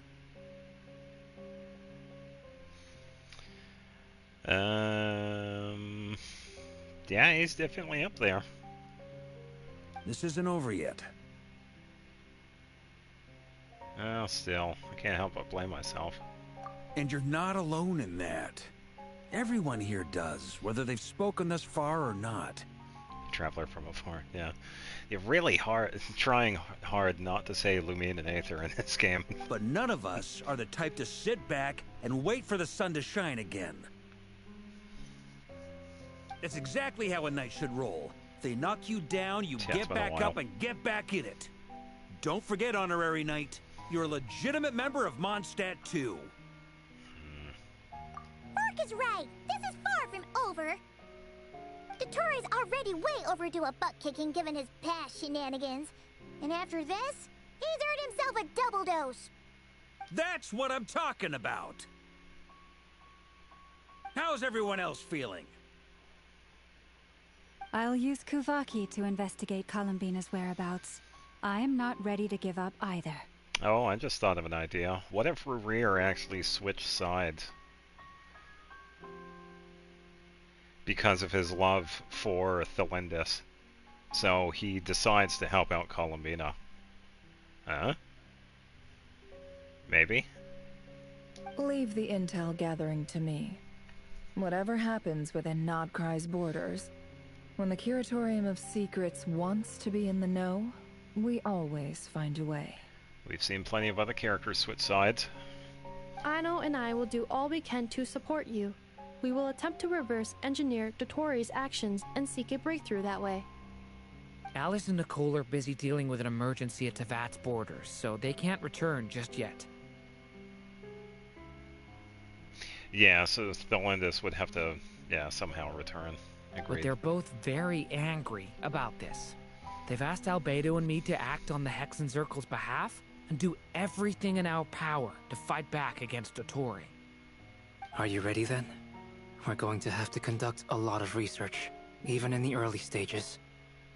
I'll do my best. As for me, I'm pretty familiar with Dotori's way of doing things, so I can try to predict his next move. I'll help with your investigation. Nice! Looks like we have our basic division of labor. I'll get in touch with Flint's and Itlua, get them to have a chat with their Starshiner. It couldn't hurt to bring the Lightkeepers on board as well. Iglua, interesting. At the same time, I'll pass on instructions to the Knights present in Nodcry to assist the Lightkeepers and other organizations in ensuring the safety of those living here. Understood.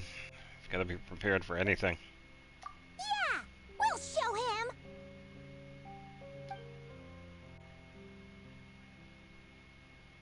That's it then. Good luck, everyone. Yeah, I feel like it would have to be somebody on par with Reverie. Yeah. Because I didn't really see Mawika heading up north and helping us out.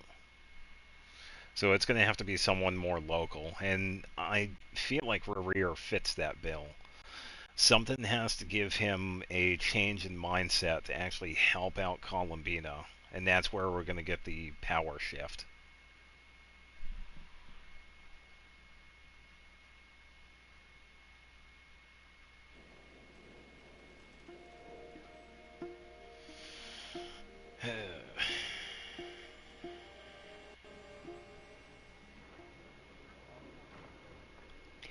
Yeah, well, with Danesley left, he probably also got hurt with that one too, using a lot of his power. I never thought that Columbina would become my real name. It went from being a Fatui code name to something my friends call me.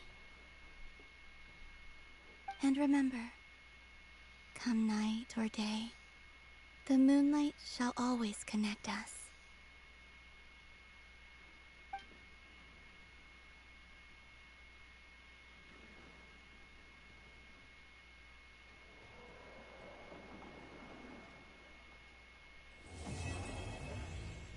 There we go, Act 6 complete.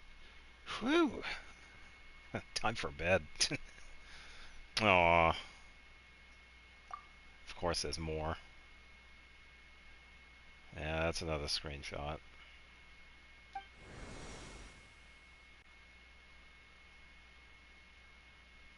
Yeah, there's got to be something that helps her.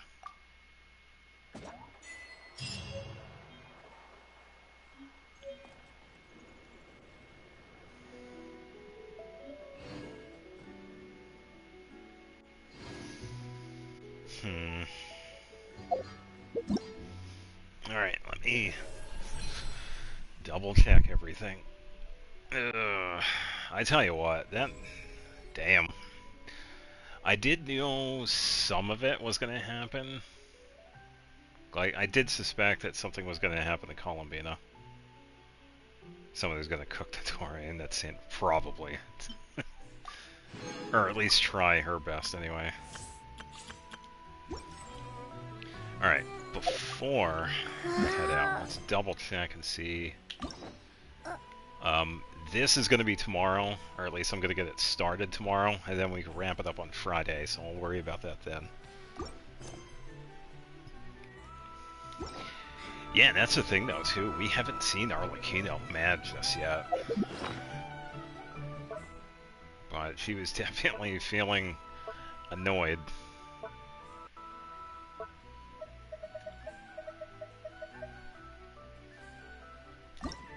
Okay, so this was the pamphlet. Okay, there we go. Claim.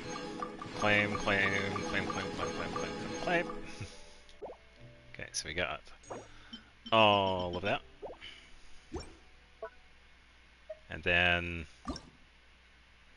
a tiny version of it.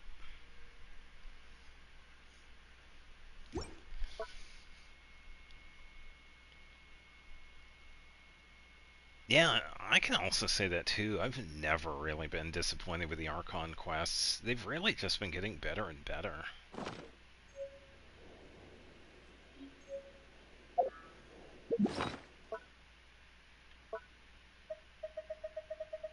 Yeah, that was there. Yeah, so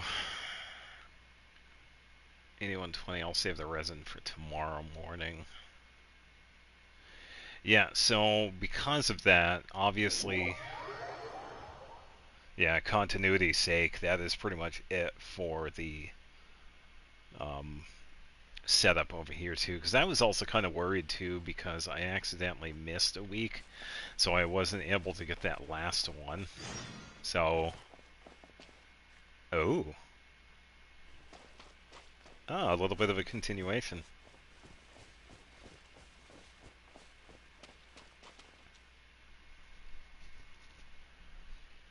Yeah, pretty empty.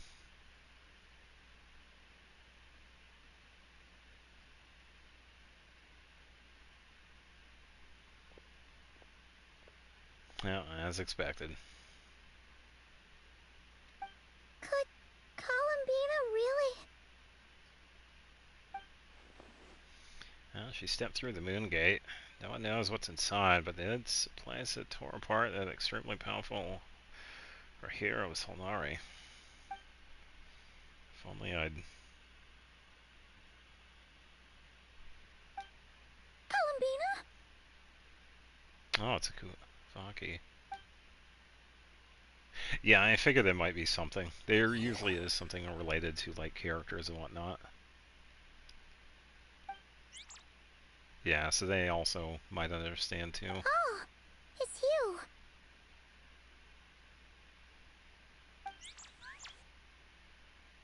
Are you also waiting for Columbina to come back? I was gonna say, where's Lunapar? There she is. Oh, Lunatar, I mean. So, you too. Yeah. Hey, come on, don't be so sad. Keep your chin up. If everyone was sad, that'd be like, Paimon doesn't want to think about it.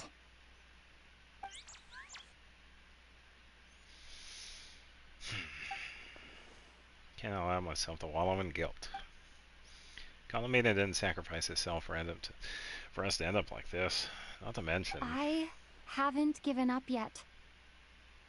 Columbina, all of her friends, none of them would ever just give up like this.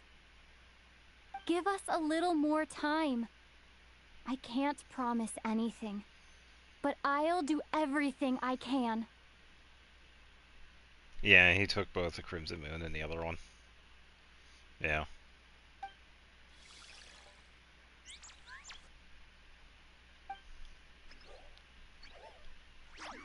Are they cheering for us?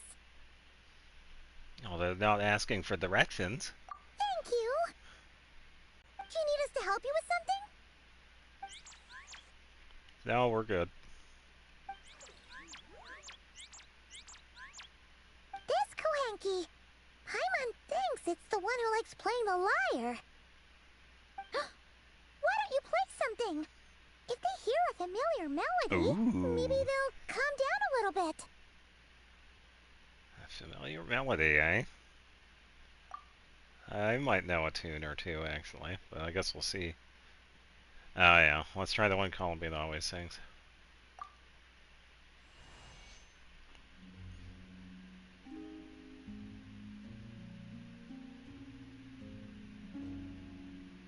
Oh, it'd be better if I could play it, just saying, but yeah.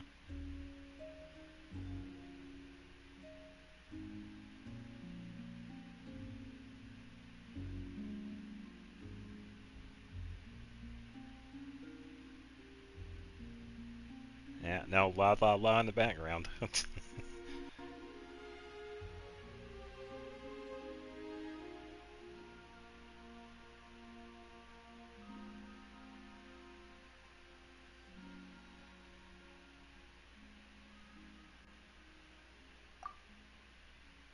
Oh, they're asleep. Looks like they haven't had a good rest in a long time. Shh, let's leave.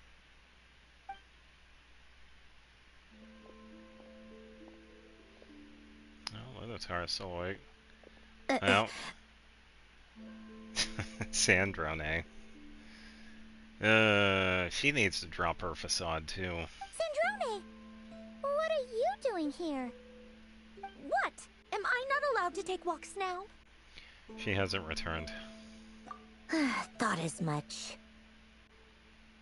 No such thing as a free miracle, you know. Hey, which way are you headed? Paimon means we don't see much of each other. Maybe we could join you for a bit. Let's not. I'm not in a good mood today, and don't have anything nice to say. Besides, comfort is the last thing this place needs. Oy. I swear.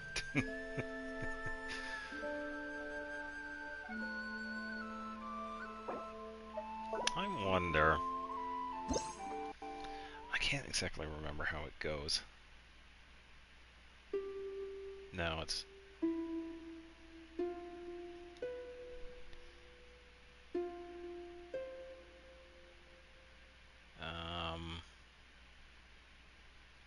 No, it's... Maybe a lower?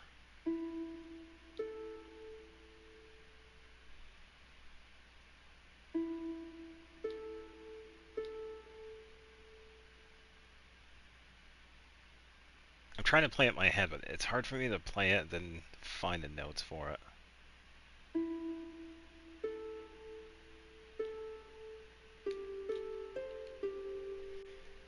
I probably could play it with a lyre, I'm not sure.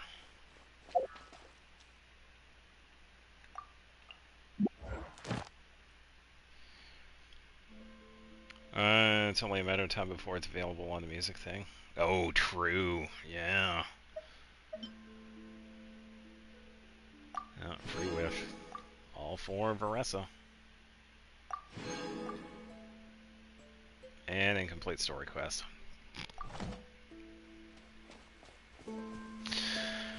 Alright, so I am going to bed.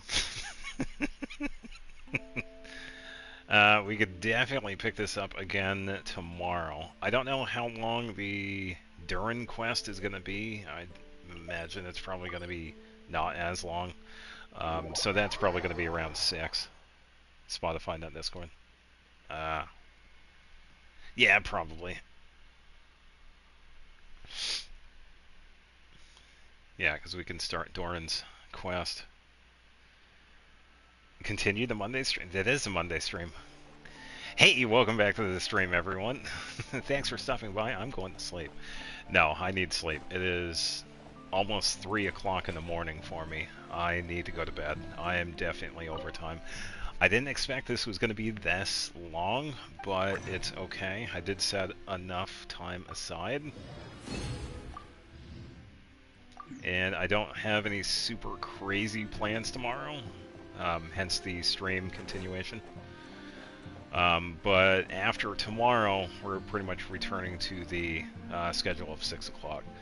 So, in the meantime, yeah. Stream, sleep, wake up, stream, repeat, yeah. Yeah. 5 and 6 were definitely really good. Pretty sad. It was kind of nice to have more of a relaxing Archon Quest, but yeah, some of it we kind of did see a little bit of a build-up towards something going on with Columbina, so it's still pretty good. But with that, I will be back on later on today at about 6 o'clock to start the Durin quest. I won't be doing parts 2, 3, and 4 because that'll be Tuesday, Wednesday, and Thursday. Tuesday we're doing Nier Automata, and Friday we could wrap up with the final part that's unlocked. So I believe that's how it's built. It's like an interlude that's built super food. Yeah, so that's a plan. For everybody watching this, thank you, I appreciate it. And for anybody watching the playback, thank you. Yeah, so get some sleep. It's late for me, so yeah. Alright, take it easy. Bye-bye.